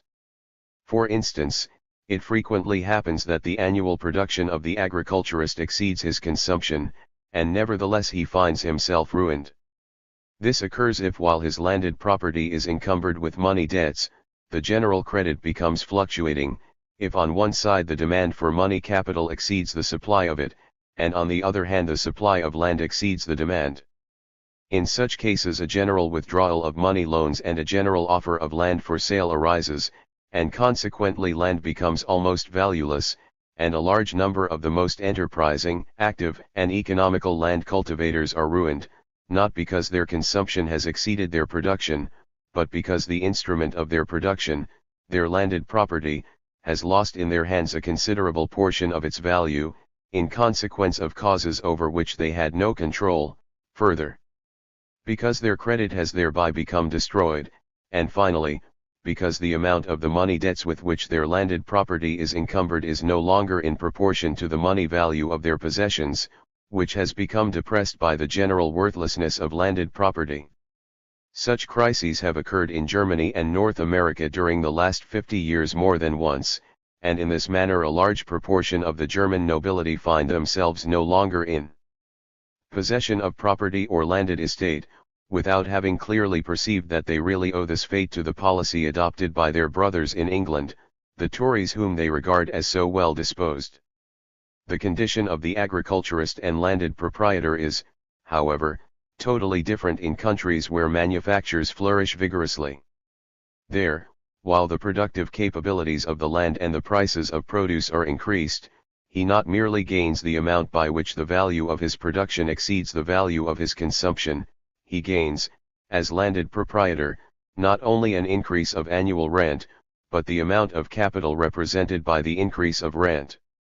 His property doubles and trebles itself in value, not because he works more, improves his fields more, or saves more, but because the value of his property has been increased in consequence of the establishment of manufactures. This effect affords to him means and inducement for greater mental and bodily exertions, for improvement of his land, for the increase of his livestock, and for greater economy, notwithstanding increased consumption.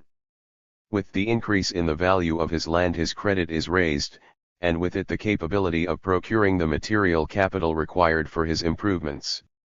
Adam Smith passes over these conditions of the exchangeable value of land in silence. J.B. Say, on the contrary, believes that the exchangeable value of land is of little importance, inasmuch as, whether its value be high or low, it always serves equally well for production. It is sad to read from an author whom his German translators regard as a universal national authority, such fundamentally wrong views about a matter which affects so deeply the prosperity of nations. We, on the contrary, believe it essential to maintain that there is no surer test of national prosperity than the rising and falling of the value of the land, and that fluctuations and crises in that are to be classed among the most ruinous of all plagues that can befall a country. Into this erroneous view the school has also been led by its predilection for the theory of free trade. For nowhere are fluctuations and crises in the value and price of land greater than in those purely agricultural nations which are in unrestricted commercial intercourse with rich and powerful manufacturing and commercial nations.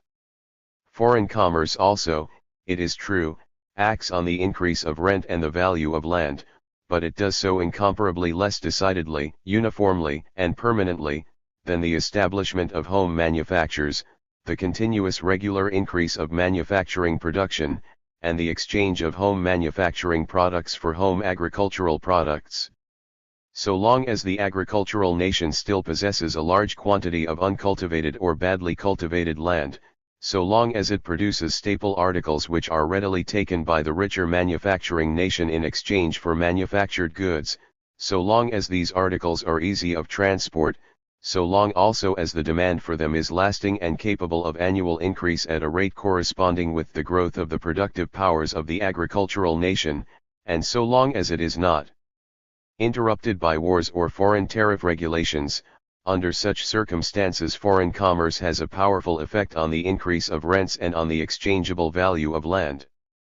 But as soon as any one of these conditions fails or ceases to operate, foreign commerce may become the cause of national stagnation, nay frequently of considerable and long-continued retrogression. The fickleness of foreign demand has the most baneful effect of all in this respect, if in consequence of wars, failure of crops, diminution of importation from other parts, or owing to any other circumstances and occurrences, the manufacturing nation requires larger quantities especially of the necessaries of life or raw materials, or of the special staple articles referred to, and then if this demand again to a great extent ceases, in consequence of the restoration of peace, of rich harvests, of larger importation from other countries, or in consequence of political measures. If the demand lasts merely for a short time, some benefit may result from it to the agricultural nation, but if it lasts for years or a series of years then all the circumstances of the agricultural nation, the scale of expenditure of all private establishments, will have become regulated by it.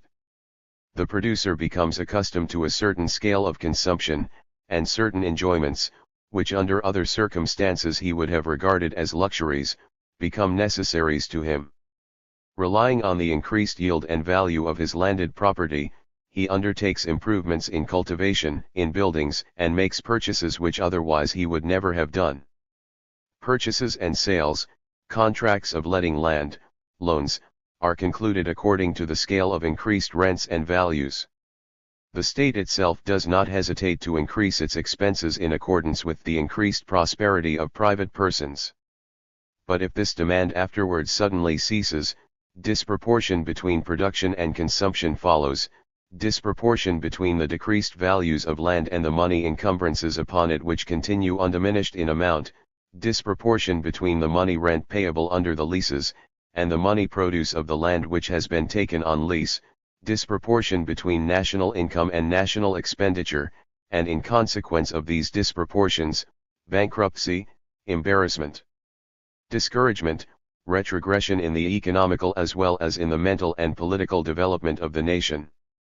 Agricultural prosperity would under these circumstances act like the stimulant of opium or strong drink, stimulating merely for a moment, but weakening for a whole lifetime. It would be like Franklin's flash of lightning, which for a moment displayed the objects in a shining light, but only to throw them back into deeper darkness. A period of temporary and passing prosperity in agriculture is a far greater misfortune than uniform and lasting poverty. If prosperity is to bring real benefit to individuals and nations, it must be continuous. It, however, becomes continuous only in case it increases gradually, and in case the nation possesses guarantees for this increase and for its duration. A lower value of land is incomparably better than fluctuations in its value. It is only a gradual but steady increase in that value that affords to the nation lasting prosperity. And only by the possession of a manufacturing power of their own, can well-developed nations possess any guarantee for the steady and permanent increase of that value.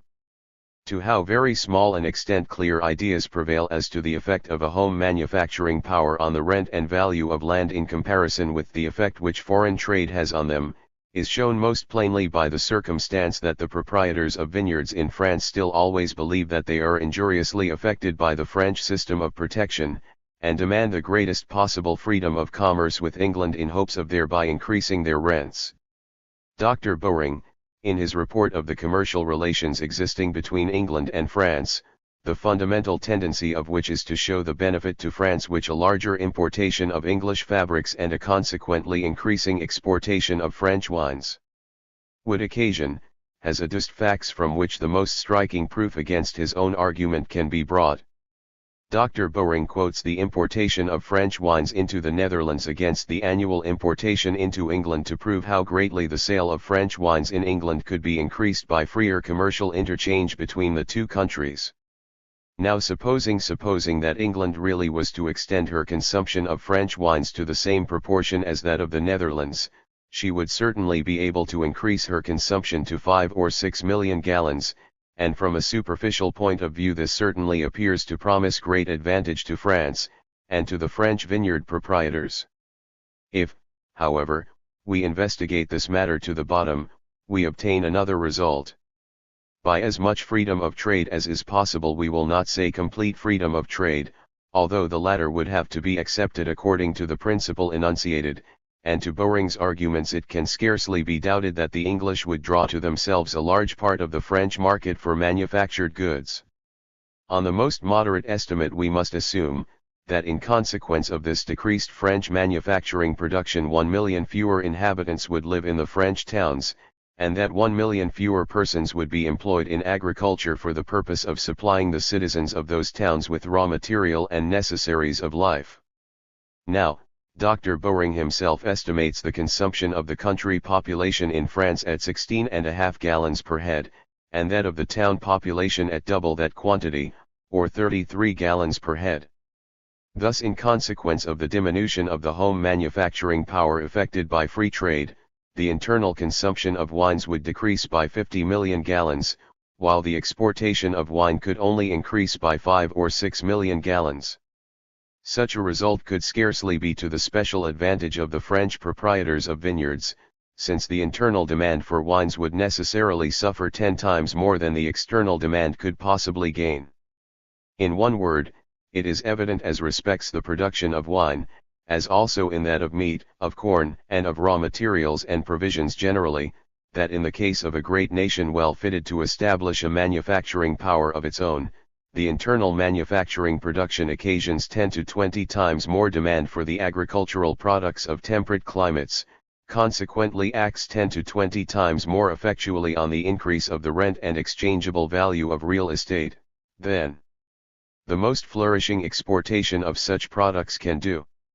The most convincing proof of this may also be seen in the amount of rents and the exchangeable value of land near large towns, as compared with their amount and value in distant provinces, even though these latter are connected with the capital by good roads and conveniences for commercial intercourse. The doctrine of rent can either be considered from the point of view of values or from the point of view of productive powers. It can further be considered with respect merely to private relations, namely, the relations between landed proprietor, farmer, and laborer, or with a special regard to the social and national relations and conditions. The school has taken up this doctrine chiefly from the sole point of view of private economy. So far as we know, for instance, nothing has been adduced by it to show how the consumption of the rents of the nation is the more advantageous the more it takes place in the proximity of the place whence it is derived, but how nevertheless in the various states that consumption takes place principally at the seat of the sovereign, far away from the provinces where it is produced, and therefore in a manner the least advantageous to agriculture, to the most useful industries, and to the development of the mental powers of the nation. Where the landowning aristocracy possess no rights and no political influence unless they live at the court, or occupy offices of state, and where all public power and influence is centralized in the national metropolis, landowners are attracted to that central point, where almost exclusively they can find the means of satisfying their ambition, and opportunities for spending the income of their landed property in a pleasant manner, and the more that most landowners get accustomed to live in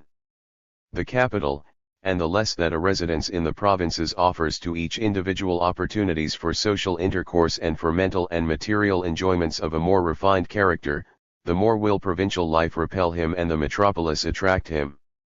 The province thereby loses and the metropolis gains almost all those means of mental improvement which result from the spending of rents, especially those manufactures and mental producers which would have been maintained by the rent. The metropolis under those circumstances, indeed, appears extremely attractive because it unites in itself all the talents of the intellectual workers and the greatest part of the material trades which produce articles of luxury. But the provinces are thereby deprived of those mental powers, of those material means, and especially of those industries, which chiefly enable the agriculturist to undertake agricultural improvements, and stimulate him to effect them. In these circumstances lies to a great extent the reason why in France, especially under absolute monarchy, alongside of a metropolis surpassing in intellect and splendor all towns of the European continent, agriculture made but slight progress, and the provinces were deficient in mental culture and in useful industries. But the more that the landed aristocracy gains in independence of the court, and in influence in legislation and administration, the more that the representative system and the system of administration grants to the towns and provinces the right of administering their own local affairs and of taking part in the legislation and government of the state, and consequently the more that respect and influence can be attained in the provinces and by living there, so much the more will the landed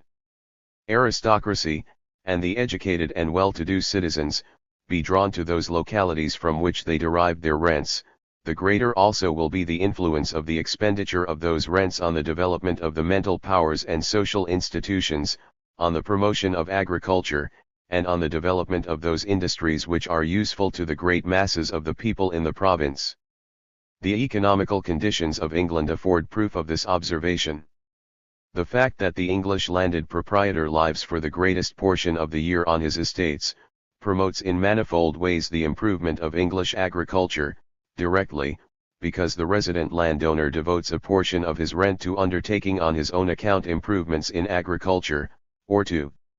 supporting such improvements when undertaken by his tenants, indirectly, because his own consumption tends to support the manufactures and agencies of mental improvement and civilization existing in the neighborhood. From these circumstances it can further partly be explained why in Germany and in Switzerland, in spite of the want of large towns, of important means of transport, and of national institutions, agriculture and civilization in general are in a much higher condition than in France. But the great error into which in this matter Adam Smith and his school have fallen is that which we have already before indicated, but which can be here more clearly shown, viz.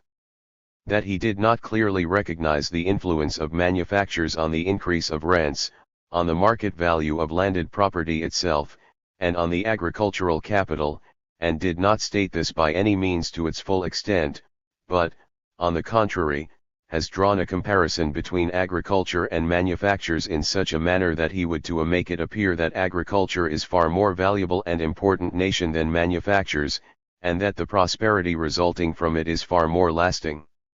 than the prosperity resulting from the latter.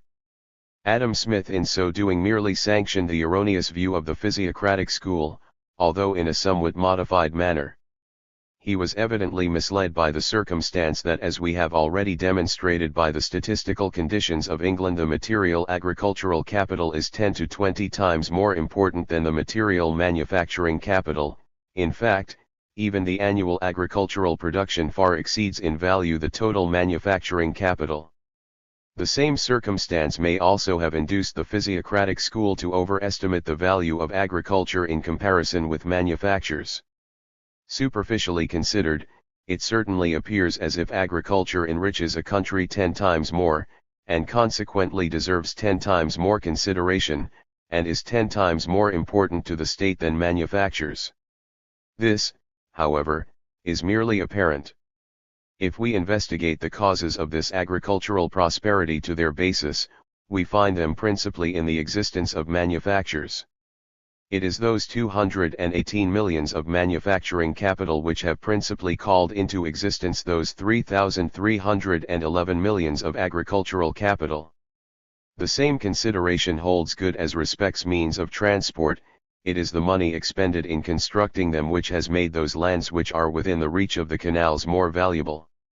If the means of transport along a canal be destroyed, we may use the water which has been hitherto employed for transport, for irrigating meadows apparently, therefore, for increasing agricultural capital and agricultural rents, and c. But even supposing that by such a process the value of these meadows rose to millions, this alteration, apparently profitable to agriculture, will nevertheless lower the total value of the landed property which is within reach of the canal 10 times more. Considered from this point of view, from the circumstance that the total manufacturing capital of a country is so small in comparison with its total agricultural capital, conclusions must be drawn of a totally different character from those which the present and preceding school have drawn from it. The maintenance and augmentation of the manufacturing power seem now, even to the agriculturist, the more valuable, the less capital as compared with agriculture it requires to absorb in itself and to put into circulation. Yes, it must now become evident to the agriculturist, and especially to the rent owners and the landed proprietors of a country, that it would be to their interest to maintain and develop an internal manufacturing power, even had they to procure the requisite capital without hope of direct recompense, just as it is to their interest to construct canals, railways, and roads even if these undertakings yield no real net profit. Let us apply the foregoing considerations to those industries which lie nearest and are most necessary to agriculture, e.g. flour mills, and there will be no room for doubt as to the correctness of our views. Compare, on the one hand, the value of landed property and rent in a district where a mill is not within reach of the agriculturist, with their value in those districts where this industry is carried on in their very midst, and we shall find that already this single industry has a considerable effect on the value of land and on rent, that there, under similar conditions of natural fertility, the total value of the land has not merely increased to double, but to 10 or 20 times more than the cost of erecting the mill amounted to, and that the landed proprietors would have obtained considerable advantage by the erection of the mill, even if they had built it at their common expense and presented it to the miller. The latter circumstance, in fact, takes place every day in the backwoods of North America, where, in cases when an individual has not adequate capital to erect such works entirely at his own expense, the landowner gladly helps him by contributing labor, by teamwork, free gifts of timber, and c. In fact, the same thing also occurred, although in another form, in countries of earlier civilization. Here must undoubtedly be sought the origin of many ancient feudal common mill rights. As it is in the case of the corn mill, so is it in those of saw, oil, and plaster mills, so is it in that of iron works. Everywhere it can be proved that the rent and the value of landed property rise in proportion as the property lies nearer to these industries, and especially according as they are in closer or less close commercial relations with agriculture. And why should this not be the case with woolen, flax, hemp, paper, and cotton mills? Why not with all manufacturing industries? We see, at least, everywhere that rent and value of landed property rise in exactly the same proportion with the proximity of that property to the town, and with the degree in which the town is populous and industrious. If in such comparatively small districts we calculate the value of the landed property and the capital expended thereon, and, on the other hand, the value of the capital employed in various industries, and compare their total amount, we shall find everywhere that the former is at least 10 times larger than the latter. But it would be folly to conclude from this that a nation obtains greater advantages by investing its material capital in agriculture than in manufactures, and that the former is in itself more favorable to the augmentation of capital than the latter. The increase of the material agricultural capital depends for the most part on the increase of the material manufacturing capital, and nations which do not recognize this truth, however much they may be favored by nature in agriculture, will not only not progress, but will retrograde in wealth, population, culture, and power. We see, nevertheless, how the proprietors of rent and of landed property not unfrequently regard those fiscal and political regulations which aim at the establishment of a native manufacturing power as privileges which serve merely to enrich the manufacturers, the burden of which they have exclusively to bear. They, who at the beginning of their agricultural operations so clearly perceived what great advantages they might obtain if a corn mill, a sawmill, or an iron work were established in their neighborhood, that they themselves submitted to the greatest sacrifices in order to contribute towards the erection of such works, can no longer, when their interests as agriculturists have somewhat improved, comprehend what immense advantages the total agricultural interest of the country would derive from a perfectly developed national industry of its own, and how its own advantage demands that it should submit to those sacrifices without which this object cannot be attained. It therefore happens, that, only in a few and only in very well-educated nations, the mind of each separate landed proprietor, though it is generally keenly enough alive to those interests which lie close at hand, is sagacious enough to appreciate those greater ones which are manifest to a more extended view. It must not, moreover, be forgotten that the popular theory has materially contributed to confuse the opinions of landed proprietors. Smith and Say endeavored everywhere to represent the exertions of manufacturers to obtain measures of protection as inspirations of mere self-interest, and to praise, on the contrary, the generosity and disinterestedness of the landed proprietors, who are far from claiming any such measures for themselves. It appears, however, that the landed proprietors have merely become mindful of and been stimulated to the virtue of disinterestedness, which is so highly attributed to them, in order to rid themselves of it. For in the greatest number of, and in the most important, manufacturing states, these landowners have also recently demanded and obtained measures of protection, although it is to their own greatest injury.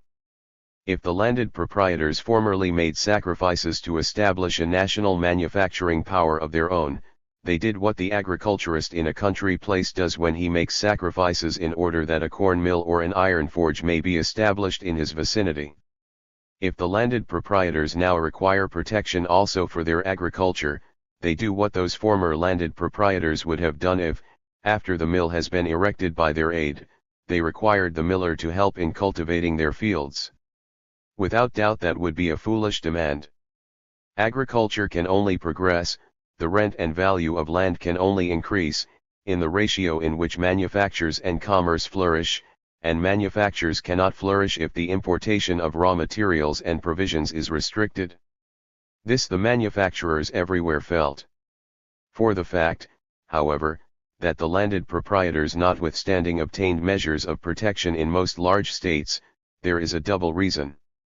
Firstly, in states having representative government, the landowner's influence is paramount in legislation, and the manufacturers did not venture to oppose themselves perseveringly to the foolish demand of the landowners, fearing lest they might thereby incline the latter to favor the principles of free trade. They preferred to agree with the landed proprietors.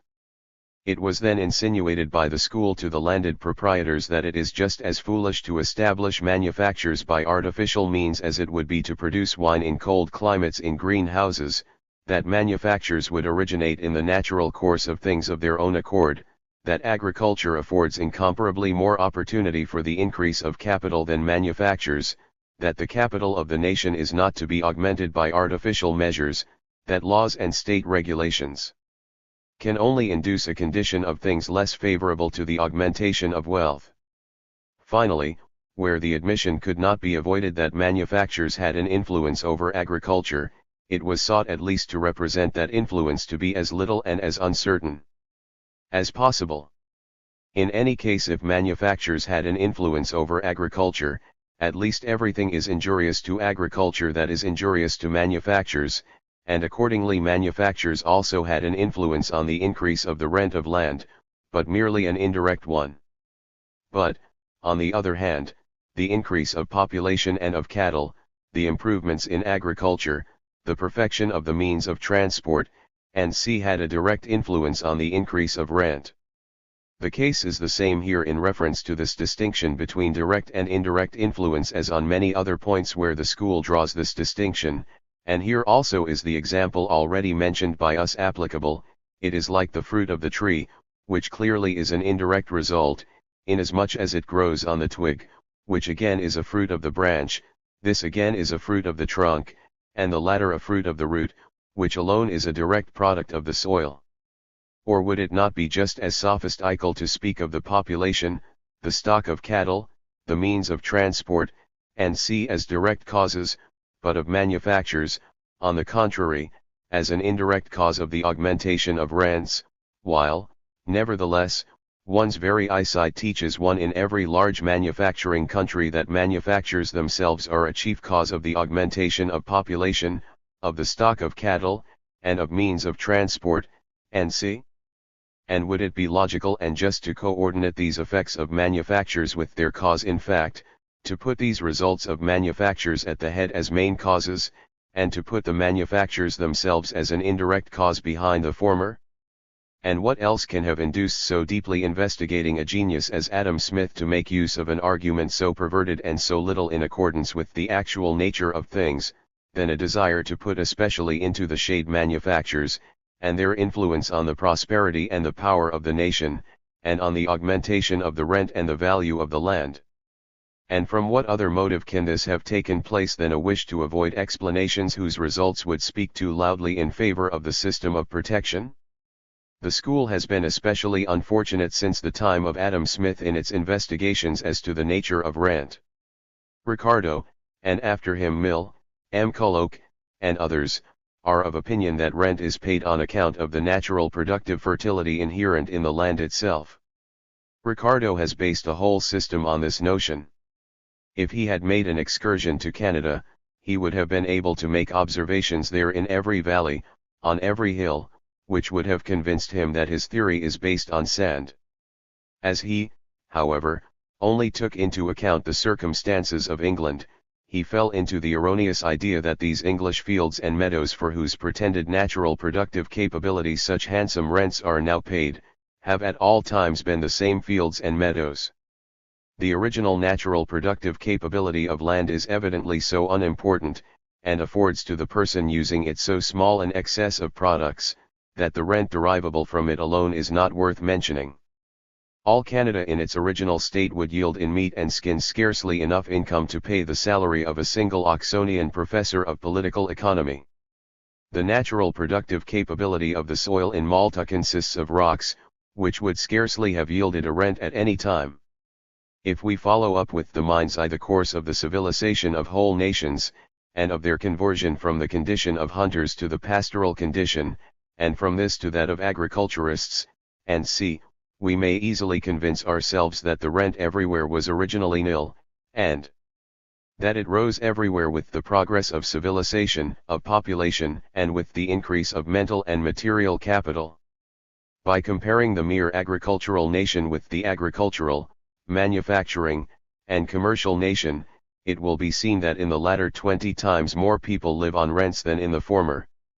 According to Marshall's statistics of Great Britain, for example, in England and Scotland 16,537,398 human beings were living in 1831, among whom were 1,116,398 rentiers. We could scarcely find in Poland on an equal space of land the 20th part of this number. If we descend from generals to particulars and investigate the origin and cause of the rental of separate estates, we find everywhere that it is the result of a productive capability which has been bestowed on it not spontaneously by nature, but chiefly through the mental and material labor and capital employed thereon and through the development of society. We see, indeed, how pieces of land yield rents which the hand of men has never stirred by cultivation, as, for instance, quarries, sand pits, pasture grounds, but this rent is merely the effect of the increase of culture, capital, and population in the vicinity. We see, on the other hand, that those pieces of land bring most rent whose natural productive capability has been totally destroyed, and which serve for no other use than for men to eat and drink, sit, sleep, or walk, work, or enjoy themselves, teach or be taught upon, viz. Building sites.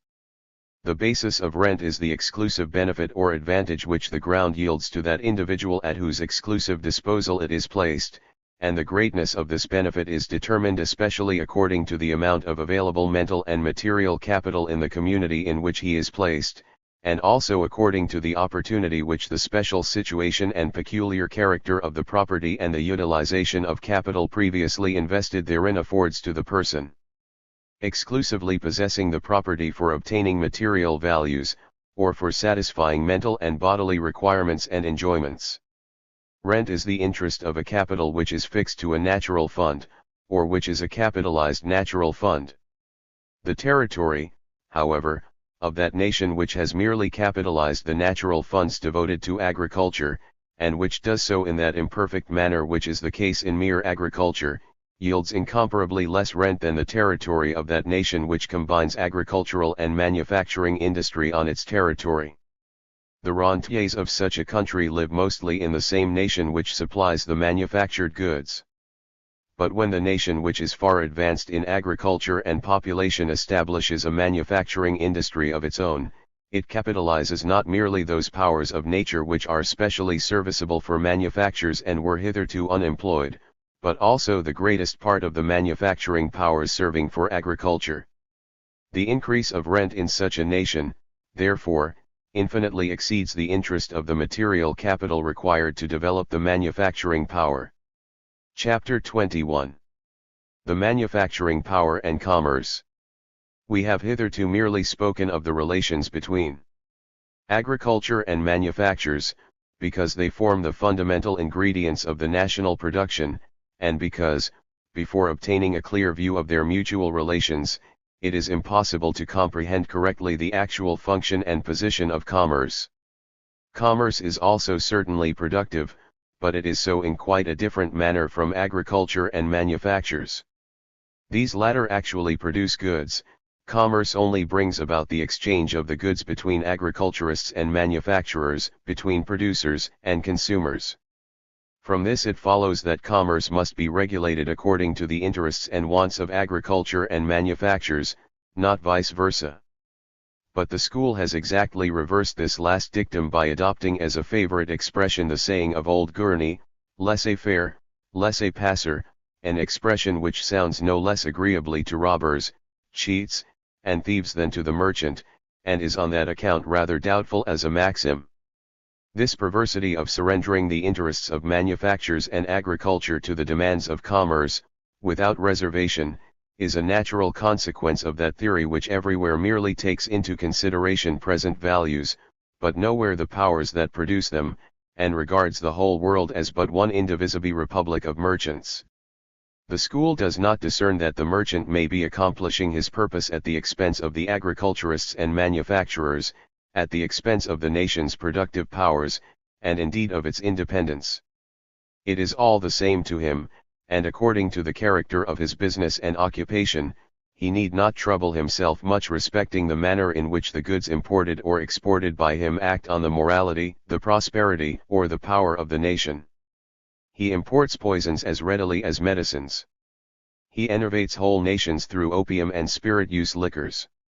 Whether he by his importations and smugglings brings occupation and sustenance to hundreds of thousands, or whether they are thereby reduced to beggary, does not signify to him as a man of business, if only his own balance is increased thereby.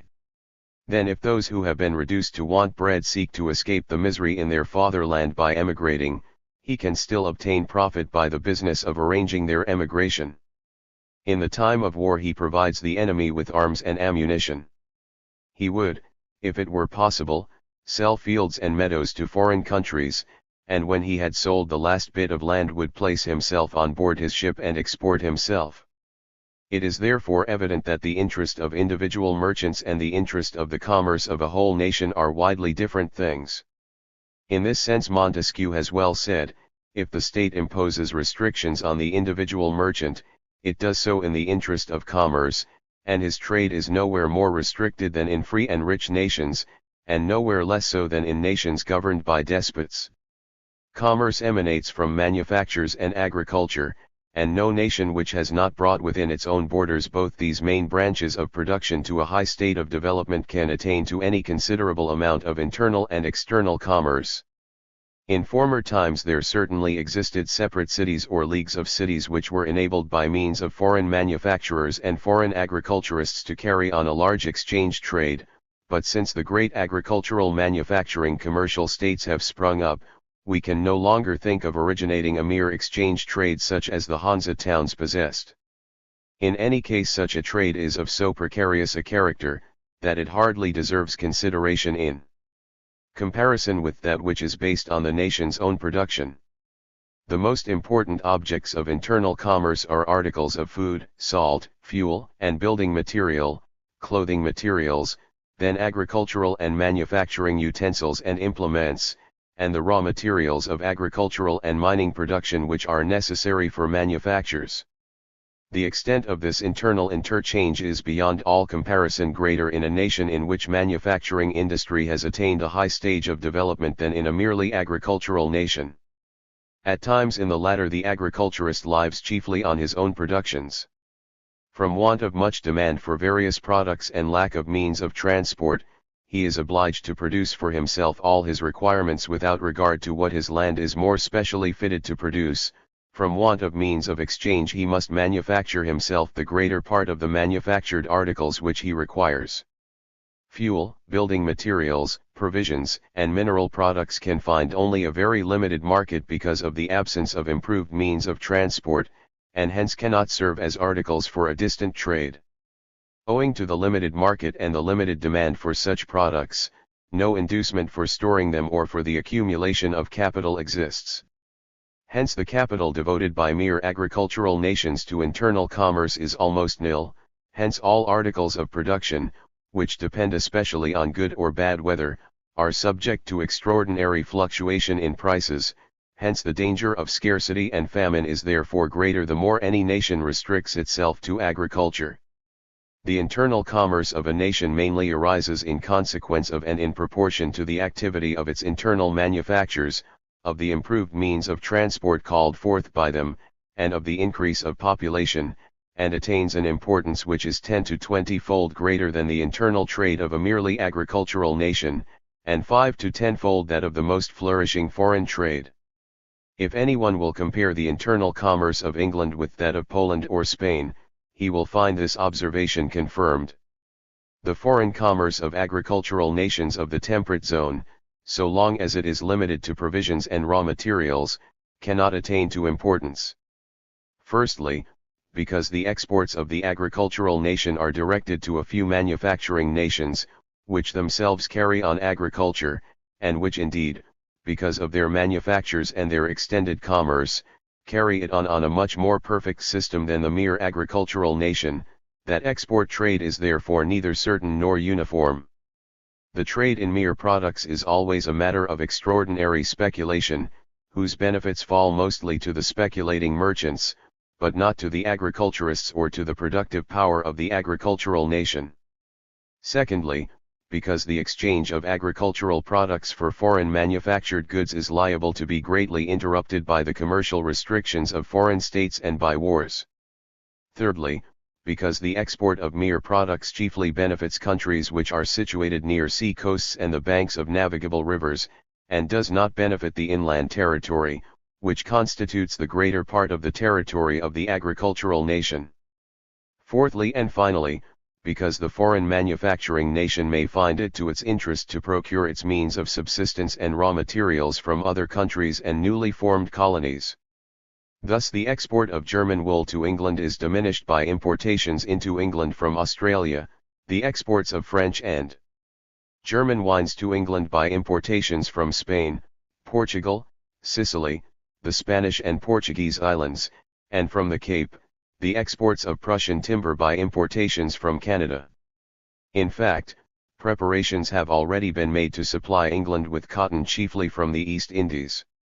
If the English succeed in restoring the old commercial route, if the new state of Texas becomes strong, if civilization in Syria and Egypt, in Mexico and the South American states progresses, the cotton planters of the United States will also begin to perceive that their own internal market will afford them the safest, most uniform, and constant demand. In temperate climates, by far the largest part of a nation's foreign commerce originates in its internal manufactures, and can only be maintained and augmented by means of its own manufacturing power. Those nations only which produce all kinds of manufactured goods at the cheapest prices, can have commercial connections with the people of all climates and of every degree of civilization, can supply all requirements, or if they cease, create new ones, can take in exchange every kind of raw materials and means of subsistence. Such nations only can freight ships with a variety of objects, such as are required by a distant market which has no internal manufactured goods of its own. Only when the export freights themselves suffice to indemnify the voyage, can ships be loaded with less valuable return freights. The most important articles of importation of the nations of the temperate zone consist in the products of tropical climates, in sugar, coffee, cotton, tobacco, tea, dyestuffs, cacao, spices, and generally in those articles which are known under the name of colonial produce. By far the greatest part of these products is paid for with manufactured goods. In this interchange chiefly consists the cause of the progress of industry in manufacturing countries of the temperate zone, and of the progress of civilization and production in the countries of the torrid zone. This constitutes the division of labor, and combination of the powers of production to their greatest extent, as these never existed in ancient times, and as they first originated from the Dutch and English. Before the discovery of the route round the Cape, the East still far surpassed Europe in manufactures. Besides the precious metals and small quantities of cloth, linen, arms, iron goods, and some fabrics of luxury, European articles were but little used there. The transport by land rendered both inward and outward conveyance expensive. The export of ordinary agricultural products and common manufactured goods, even if they had been produced in excess, in exchange for the silks and cotton stuffs, sugar, and spices, of the East, could not be hoped for. Whatever we may, therefore, read of the importance of Oriental commerce in those times, must always be understood relatively. It was important only for that time, but unimportant compared with what it is now. The trade in the products of the torrid zone became more important to Europe through the acquisition of larger quantities of the precious metals in the interior and from America, and through the direct intercourse with the East by the route round the Cape. It could not, however, attain to universal importance as long as the East produced more manufactured goods than she required. This commerce attained its present importance through the colonization of Europeans in the East and West Indies, and in North and South America through the transplantation of the sugar cane, of the coffee tree, of cotton, rice, indigo, and through the transportation of Negroes as slaves to America and the West Indies.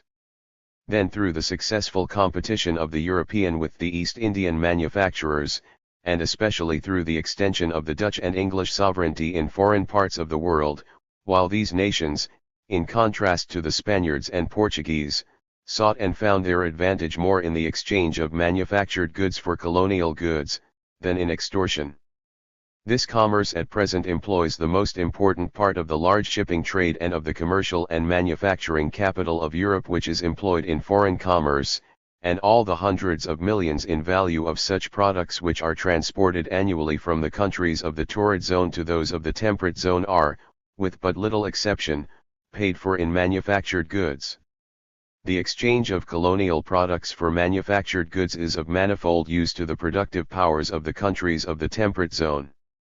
These articles serve either, as e.g. sugar, coffee, tea, tobacco, partly as stimulants to agricultural and manufacturing production, partly as actual means of nourishment. The production of the manufactured goods which are required to pay for the colonial products, occupies a larger number of manufacturers. Manufactories and manufacturing business can be conducted on a much larger scale, and consequently more profitably. This commerce, again, employs a larger number of ships, of seamen, and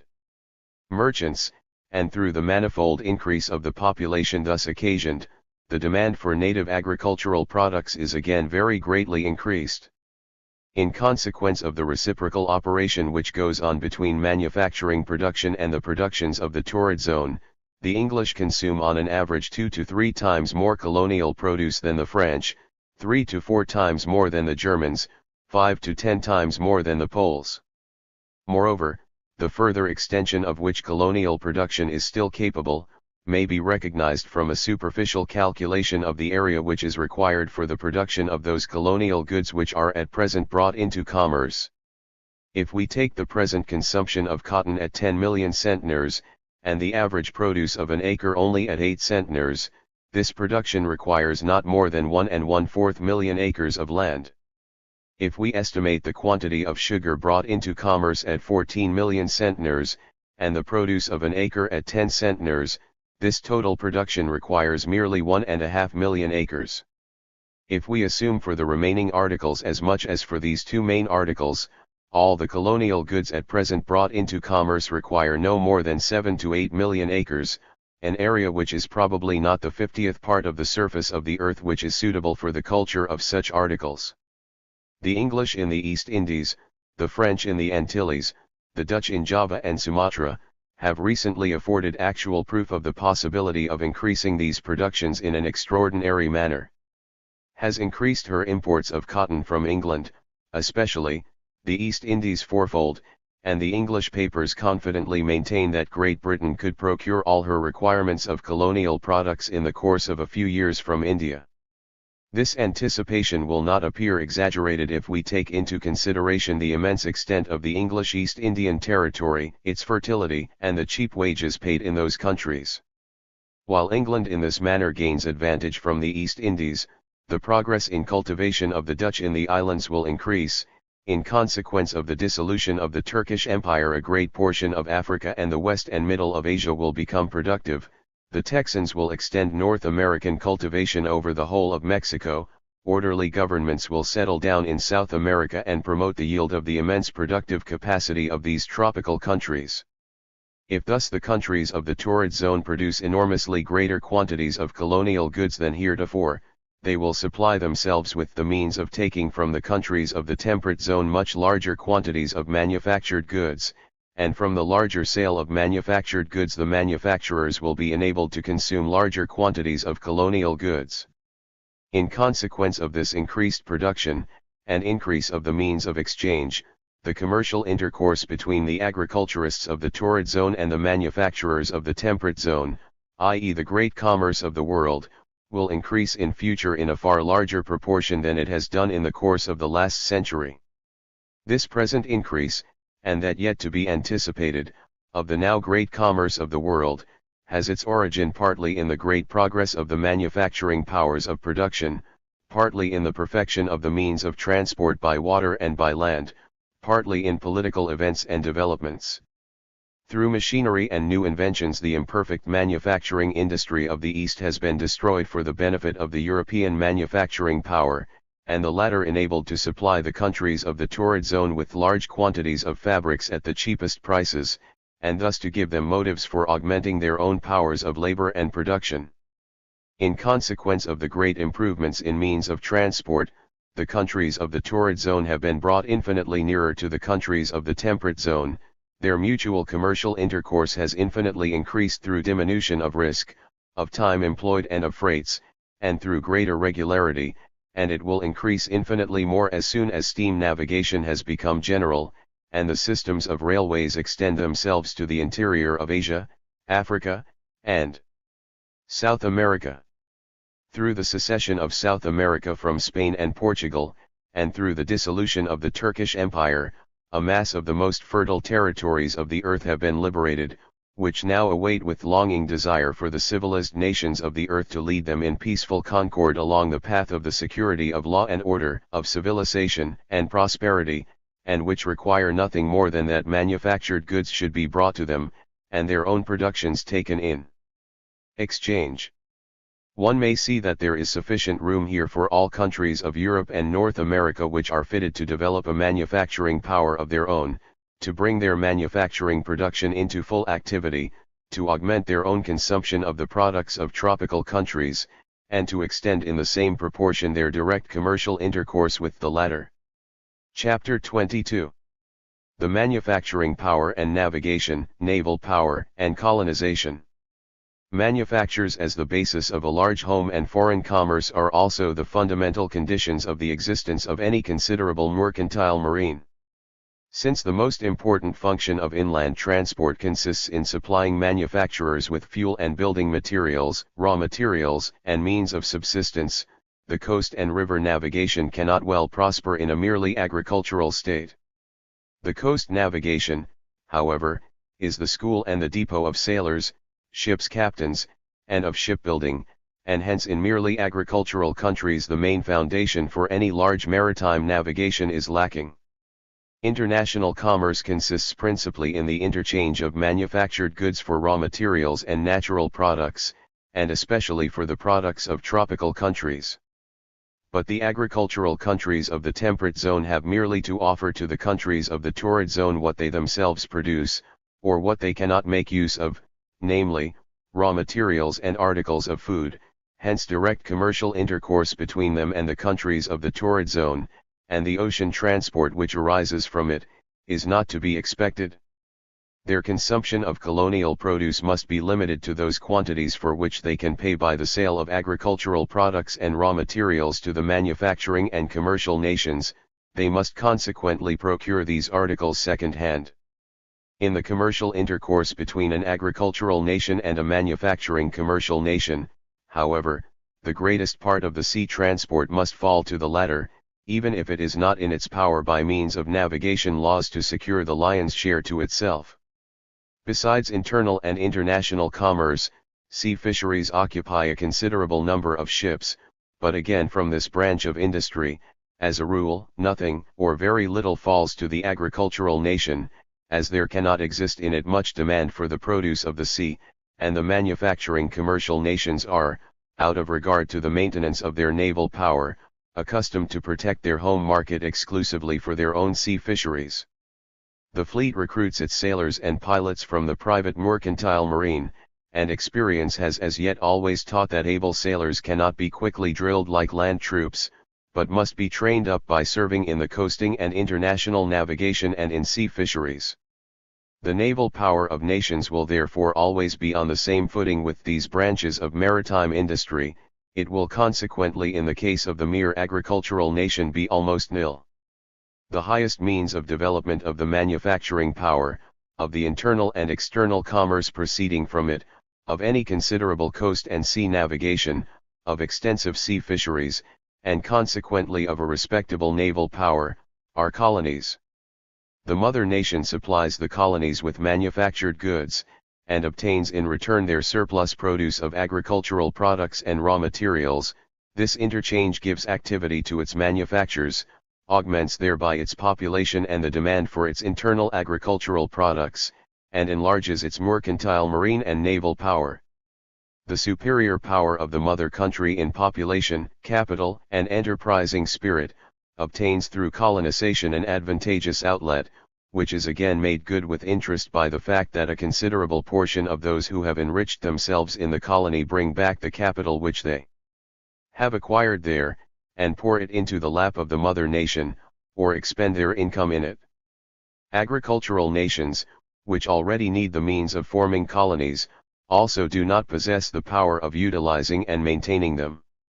What the colonies require, cannot be offered by them, and what they can offer the colony itself possesses. The exchange of manufactured goods for natural products is the fundamental condition on which the position of the present colonies continues. On that account the United States of North America seceded from England as soon as they felt the necessity and the power of manufacturing for themselves, of carrying on for themselves navigation and commerce with the countries of the torrid zone. On that account Canada will also secede after she has reached the same point. On that account independent agricultural manufacturing commercial states will also arise in the countries of temperate climate in Australia in the course of time. But this exchange between the countries of the temperate zone and the countries of the torrid zone is based upon natural causes, and will be so for all time. Hence India has given up her manufacturing power with her independence to England. Hence all Asiatic countries of the torrid zone will pass gradually under the dominion of the manufacturing commercial nations of the temperate zone. Hence the islands of the torrid zone which are at present dependent colonies can hardly ever liberate themselves from that condition, and the states of South America will always remain dependent to a certain degree on the manufacturing commercial nations. England owes her immense colonial possessions solely to her surpassing manufacturing power. If the other European nations wish also to partake of the profitable business of cultivating waste territories and civilizing barbarous nations, or nations once civilized but which are again sunk in barbarism, they must commence with the development of their own internal manufacturing powers, of their mercantile marine, and of their naval power. And should they be hindered in these endeavors by England's manufacturing, commercial, and naval supremacy, in the union of their powers lies the only means of reducing such unreasonable pretensions to reasonable ones. Chapter 23. The manufacturing power and the instrument of circulation. If the experience of the last 25 years has confirmed, as being partly correct, the principles which have been set up by the prevailing theory in contradiction to the ideas of the so-called mercantile system on the circulation of the precious metals and on the balance of trade, it has, on the other hand, brought to light important weak points in that theory respecting those subjects.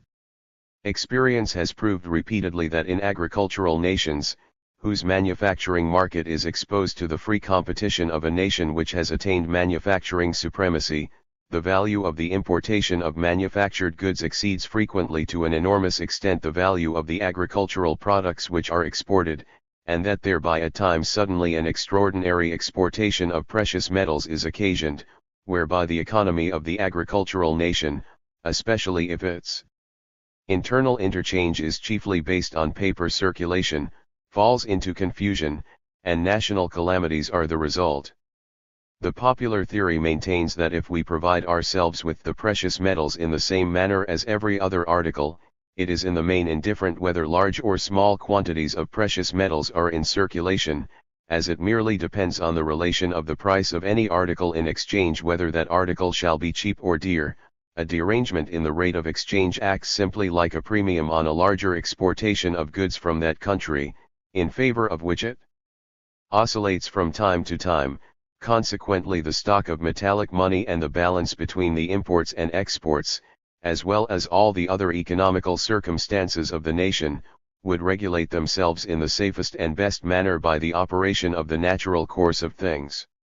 This argument is perfectly correct as respects the internal interchange of a nation. It is demonstrated in the commercial intercourse between town and town, between town and country districts, between province and province, as in the union between state and state. Any political economist would be deserving of pity who believed that the balance of the mutual imports and exports between the various states of the American Union or the German Zollverein, or between England, Scotland, and Ireland, can be regulated better through state regulations and laws than through free interchange. On the hypothesis that a similar union existed between the various states and nations of the earth, the argument of the theory of trusting to the natural course of things would be quite consistent. Nothing, however, is more contrary to experience than to suppose under the existing conditions of the world that in international exchange things act with similar effect. The imports and exports of independent nations are regulated and controlled at present not by what the popular theory calls the natural course of things, but mostly by the commercial policy and the power of the nation, by the influence of these on the conditions of the world and on foreign countries and peoples, by colonial possessions and internal credit establishments, or by war and peace. Here, accordingly, all conditions shape themselves in an entirely different manner than between societies which are united by political, legal, and administrative bonds in a state of unbroken peace and of perfect unity of interests.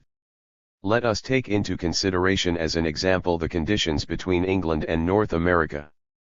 If England from time to time throws large masses of manufactured goods onto the North American market, if the Bank of England stimulates or restricts, in an extraordinary degree, the exports to North America and the credit granted to her by its raising or lowering its discount rates, if, in addition to and as a consequence of this extraordinary glut of the American market for manufactured goods, it happens that the English manufactured goods can be obtained cheaper in North America than in England, nay, sometimes much below the cost price of production, if thus North America gets into a state of perpetual indebtedness and of an unfavorable condition of exchange towards England, Yet would this disorganous state of things readily rectify itself under a state of perfectly unrestricted exchange between the two countries? North America produces tobacco, timber, corn, and all sorts of means of subsistence very much cheaper than England does. The more English manufactured goods go to North America, the greater are the means and inducements to the American planter to produce commodities of value sufficient to exchange for them. The more credit is given to him, the greater is the impulse to procure for himself the means of discharging his liabilities. The more the rate of exchange on England is to the disadvantage of North America, the greater is the inducement to export American agricultural products, and hence the more successful will be the competition of the American agriculturist in the English produce market. In consequence of these exportations, the adverse rate of exchange would speedily rectify itself. Indeed, it could not even reach any very unfavorable point, because the certain anticipation in North America that the indebtedness which had been contracted through the large importation of manufactured goods in the course of the present year, would equalize itself through the surplus production and increased exports of the coming year, would be followed by easier accommodation in the money market and in credit. Such would be the state of things if the interchange between the English manufacturer and the American agriculturist were as little restricted as the interchange between the English manufacturer and the Irish agriculturist is. But they are and must be different. If England imposes a duty on American tobacco of from 500 to 1000%, if she renders the importation of American timber impossible by her tariffs, and admits the American means of subsistence only in the event of famine, for at present the American agricultural production cannot balance itself with the American consumption of English manufactured goods, nor can the debt incurred for those goods be liquidated by agricultural products. At present the American exports to England are limited by narrow bounds, while the English exports to North America are practically unlimited. The rate of exchange between both countries under such circumstances cannot equalize itself, and the indebtedness of America towards England must be discharged by exports of bullion to the latter country. These exports of bullion, however, as they undermine the American system of paper circulation, necessarily lead to the ruin of the credit of the American banks, and therewith to general revolutions in the prices of landed property and of the goods in circulation, and especially to those general confusions of prices and credit which derange and overturn the economy of the nation, and with which, we may observe, that the North American free states are visited whenever they have found themselves unable to restore a balance between their imports and their exports by estate tariff regulations. It cannot afford any great consolation to the North American that in consequence of bankruptcies and diminished consumption, the imports and exports between both countries are at a later period restored to a tolerable proportion to one another. For the destruction and convulsions of commerce and in credit, as well as the reduction in consumption, are attended with disadvantages to the welfare and happiness of individuals and to public order, from which one cannot very quickly recover and the frequent repetition of which must necessarily leave permanently ruinous consequences. Still less can it afford any consolation to the North Americans, if the popular theory maintains that it is an indifferent matter whether large or small quantities of precious metals are in circulation, that we exchange products merely for products, whether this exchange is made by means of large or small quantities of metallic circulation is of no importance to individuals.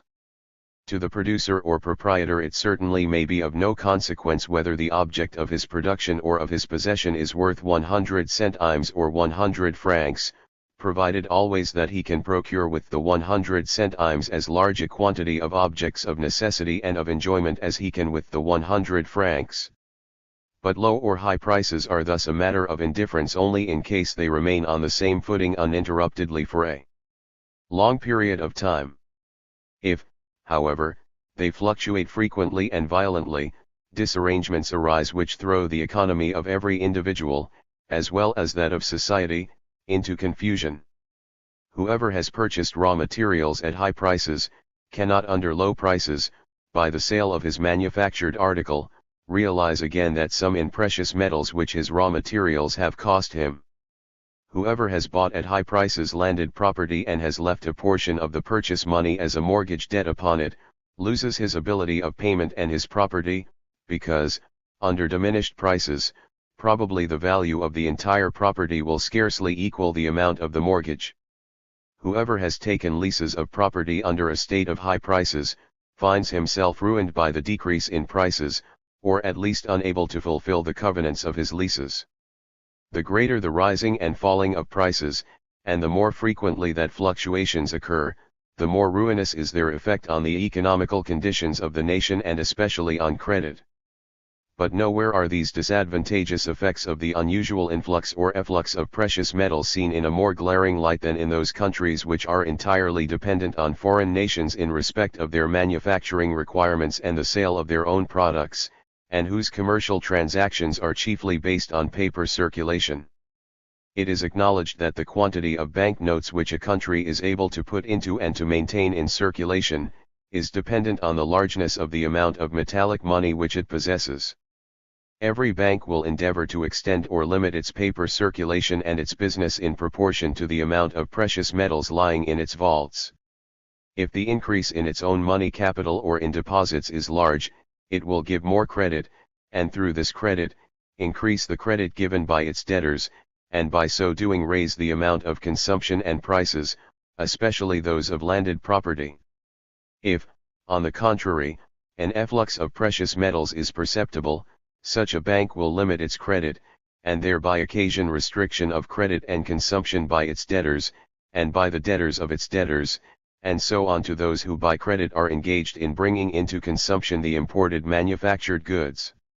In such countries, therefore, the whole system of credit, the market for goods and products, and especially the money value of all landed property, is thrown into confusion by any unusual drain of metallic money. The cause of the latest as well as of former American commercial crises, has been alleged to exist in the American banking and paper system.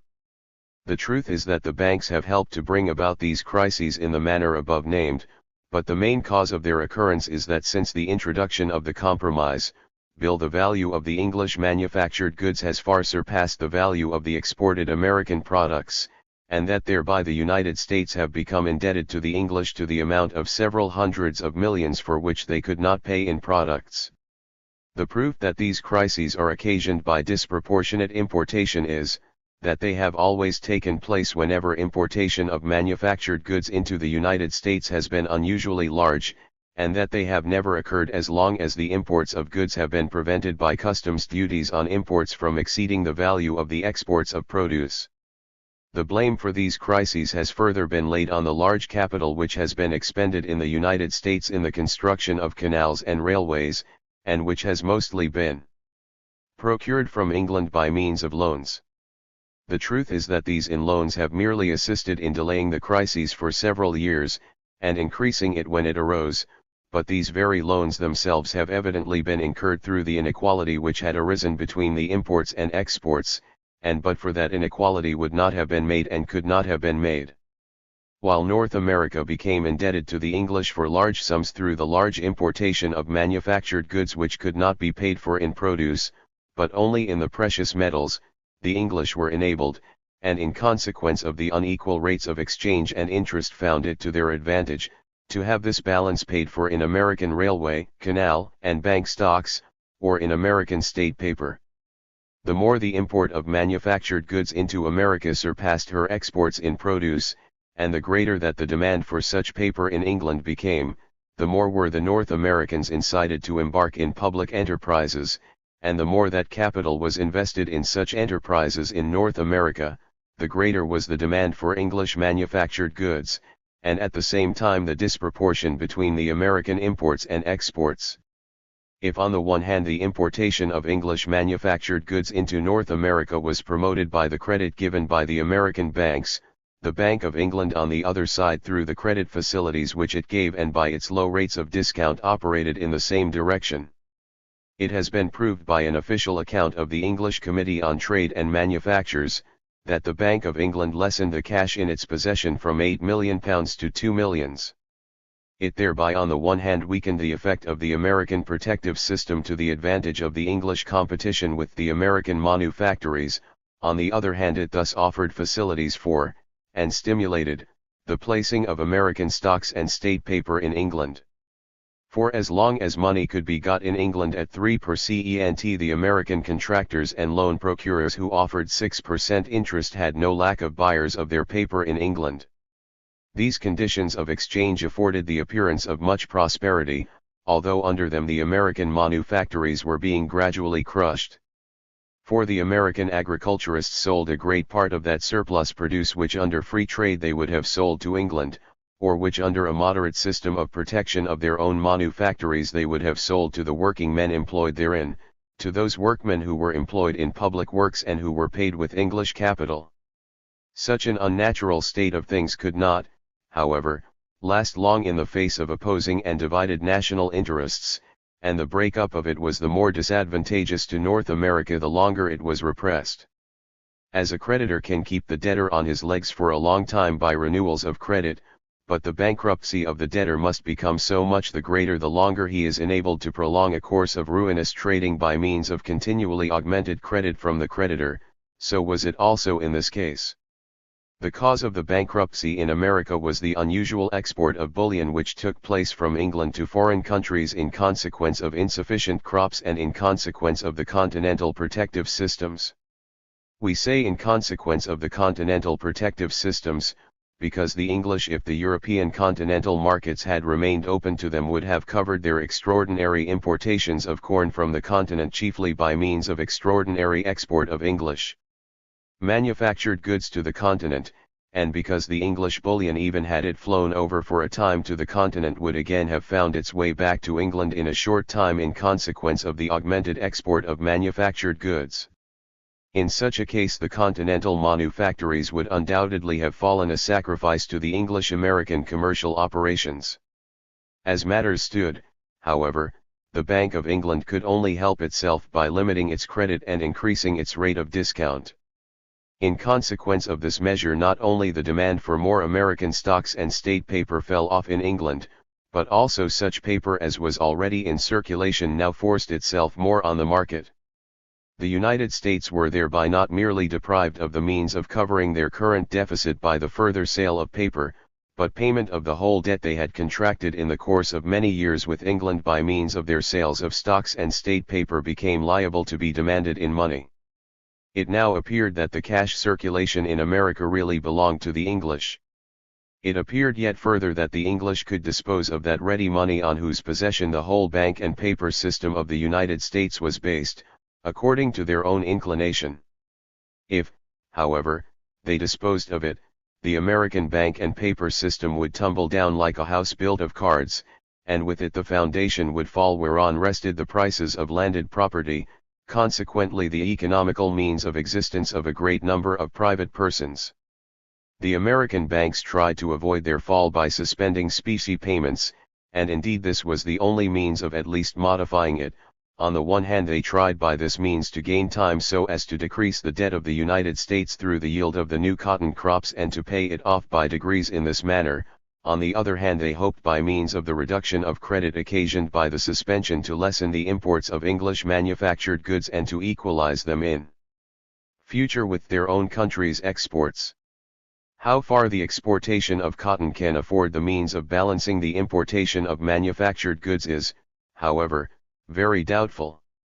For more than 20 years the production of this article has constantly outstripped the consumption, so that with the increased production the prices have fallen more and more. Hence it happens that, on the one hand, the cotton manufacturers are exposed to severe competition with linen manufactures, perfected as these are by greatly improved machinery, while the cotton planters, on the other hand, are exposed to it from the planters of Texas, Egypt, Brazil, and the East Indies. It must, in any case, be borne in mind that the exports of cotton of North America benefit those states to the least extent which consume most of the English manufactured goods. In these states, namely, those which derive from the cultivation of corn and from cattle breeding the chief means of procuring manufactured goods, a crisis of another kind now manifests itself. In consequence of the large importation of English manufactured goods the American manufactures were depressed. All increase in population and capital was thereby forced to the new settlements in the West. Every new settlement increases at the commencement the demand for agricultural products, but yields after the lapse of a few years considerable surplus of them. This has already taken place in those settlements. The Western states will therefore pour, in the course of the next few years, into the Eastern states considerable surplus produce, by the newly constructed canals and railways, while in the Eastern states, in consequence of their manufactories being depressed by foreign competition, the number of consumers has decreased and must continually decrease. From this, depreciation in the value of produce and of land must necessarily result, and if the Union does not soon prepare to stop up the sources from which the above described money crises emanate, a general bankruptcy of the agriculturists in the corn-producing states is unavoidable. The commercial conditions between England and North America which we have above explained, therefore teach, that a nation which is far behind the English in capital and manufacturing power cannot permit the English to obtain a predominating competition on its manufacturing market without becoming permanently indebted to them, without being rendered dependent on their money institutions, and drawn into the whirlpool of their agricultural, industrial, and commercial crises. That the English National Bank is able by its operations to depress the prices of English manufactured goods in the American markets which are placed under its influence to the advantage of the English and to the disadvantage of the American manufactories.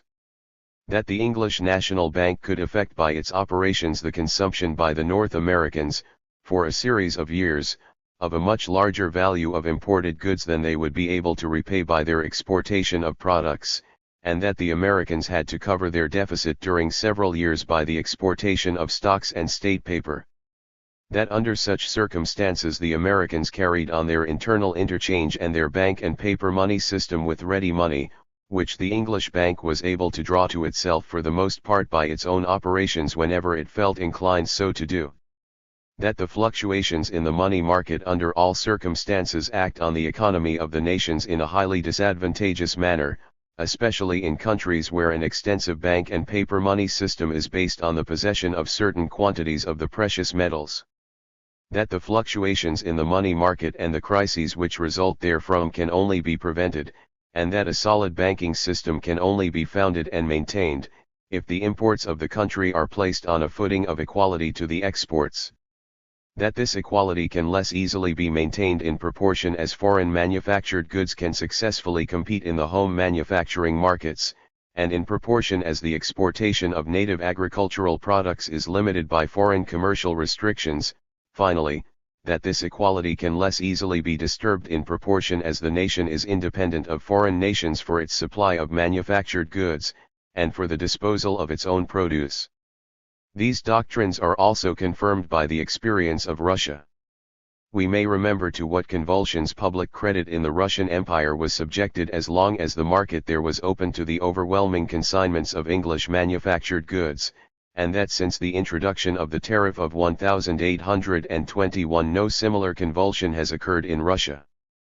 The popular theory has evidently fallen into the opposite extreme to the errors of the so-called mercantile system. It would be of course false if we maintained that the wealth of nations consisted merely in precious metals, that a nation can only become wealthy if it exports more goods than it imports, and if hence the balance is discharged by the importation of precious metals.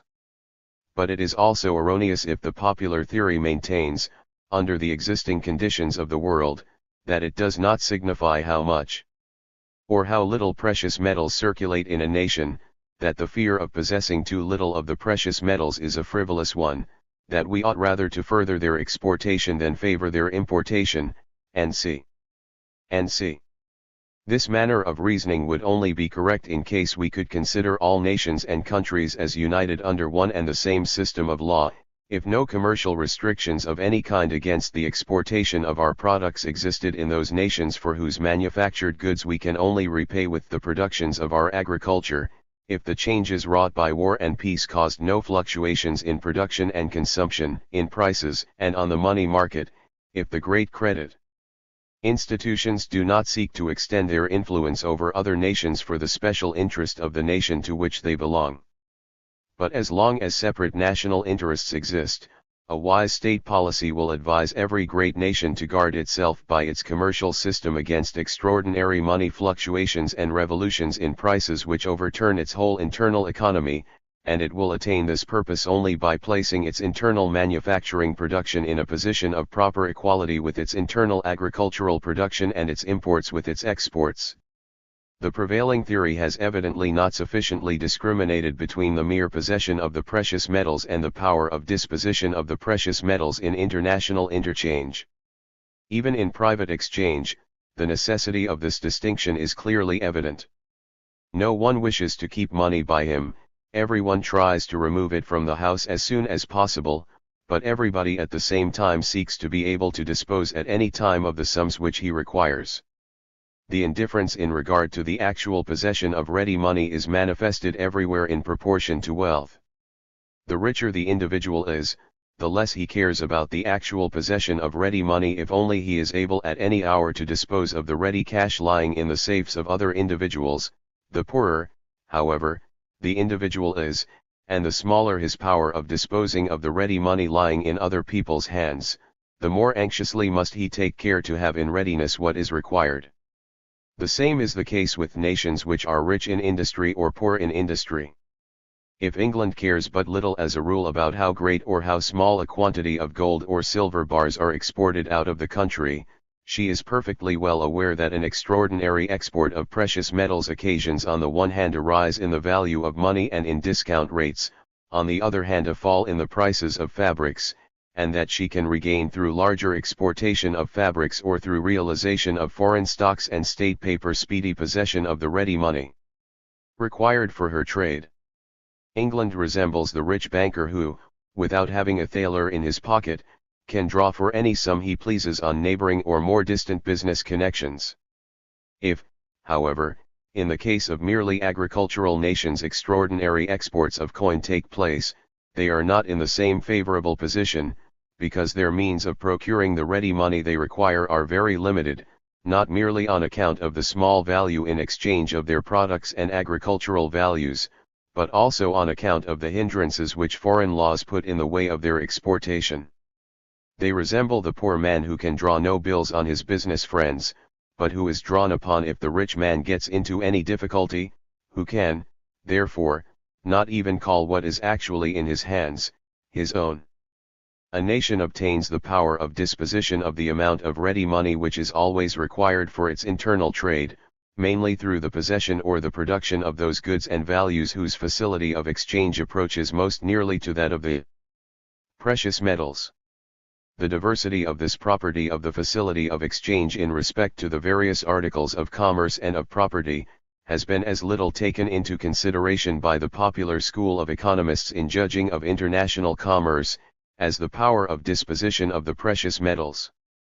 If we consider in this respect the various articles of value existing in private interchange, we perceive that many of them are fixed in such a way that their value is exchangeable only on the spot where they are, and that even there their exchange is attended with great costs and difficulties. To that class belong more than 3/4 of all national property, namely, immovable properties and fixed plant and instruments. However large the landed property of an individual may be, he cannot send his fields and meadows to town in order to obtain money or goods for them. He can, indeed, raise mortgages on such property, but he must first find a lender on them, and the further from his estate that such an individual resides, the smaller will be the probability of the borrower's requirements being satisfied. Next, after property thus fixed to the locality, the greatest part of agricultural products have in regard to international intercourse the least facility for exchange. The greatest part of these values, as e.g. building materials and wood for fuel, breadstuffs, and fruit, and cattle, can only be sold within a reasonable distance of the place where they are produced, and if a great surplus of them exists they have to be warehoused in order to become realizable. So far as such products can be exported to foreign countries, their sale again is limited to certain manufacturing and commercial nations, and in these also their sale is generally limited by duties on importation and is affected by the larger or smaller produce of the purchasing nation's own harvests. The inland territories of North America might be completely overstocked with cattle and products, but it would not be possible for them to procure through exportation of this excess considerable amounts of the precious metals from South America, from England, or from the European continent. The valuable manufactured goods of common use, on the other hand, possess incomparably greater facilities for exchange. They find at ordinary times a sale in all open markets of the world, and at extraordinary crises they also find a sale in those markets whose protective tariffs are calculated to operate adversely merely in ordinary times.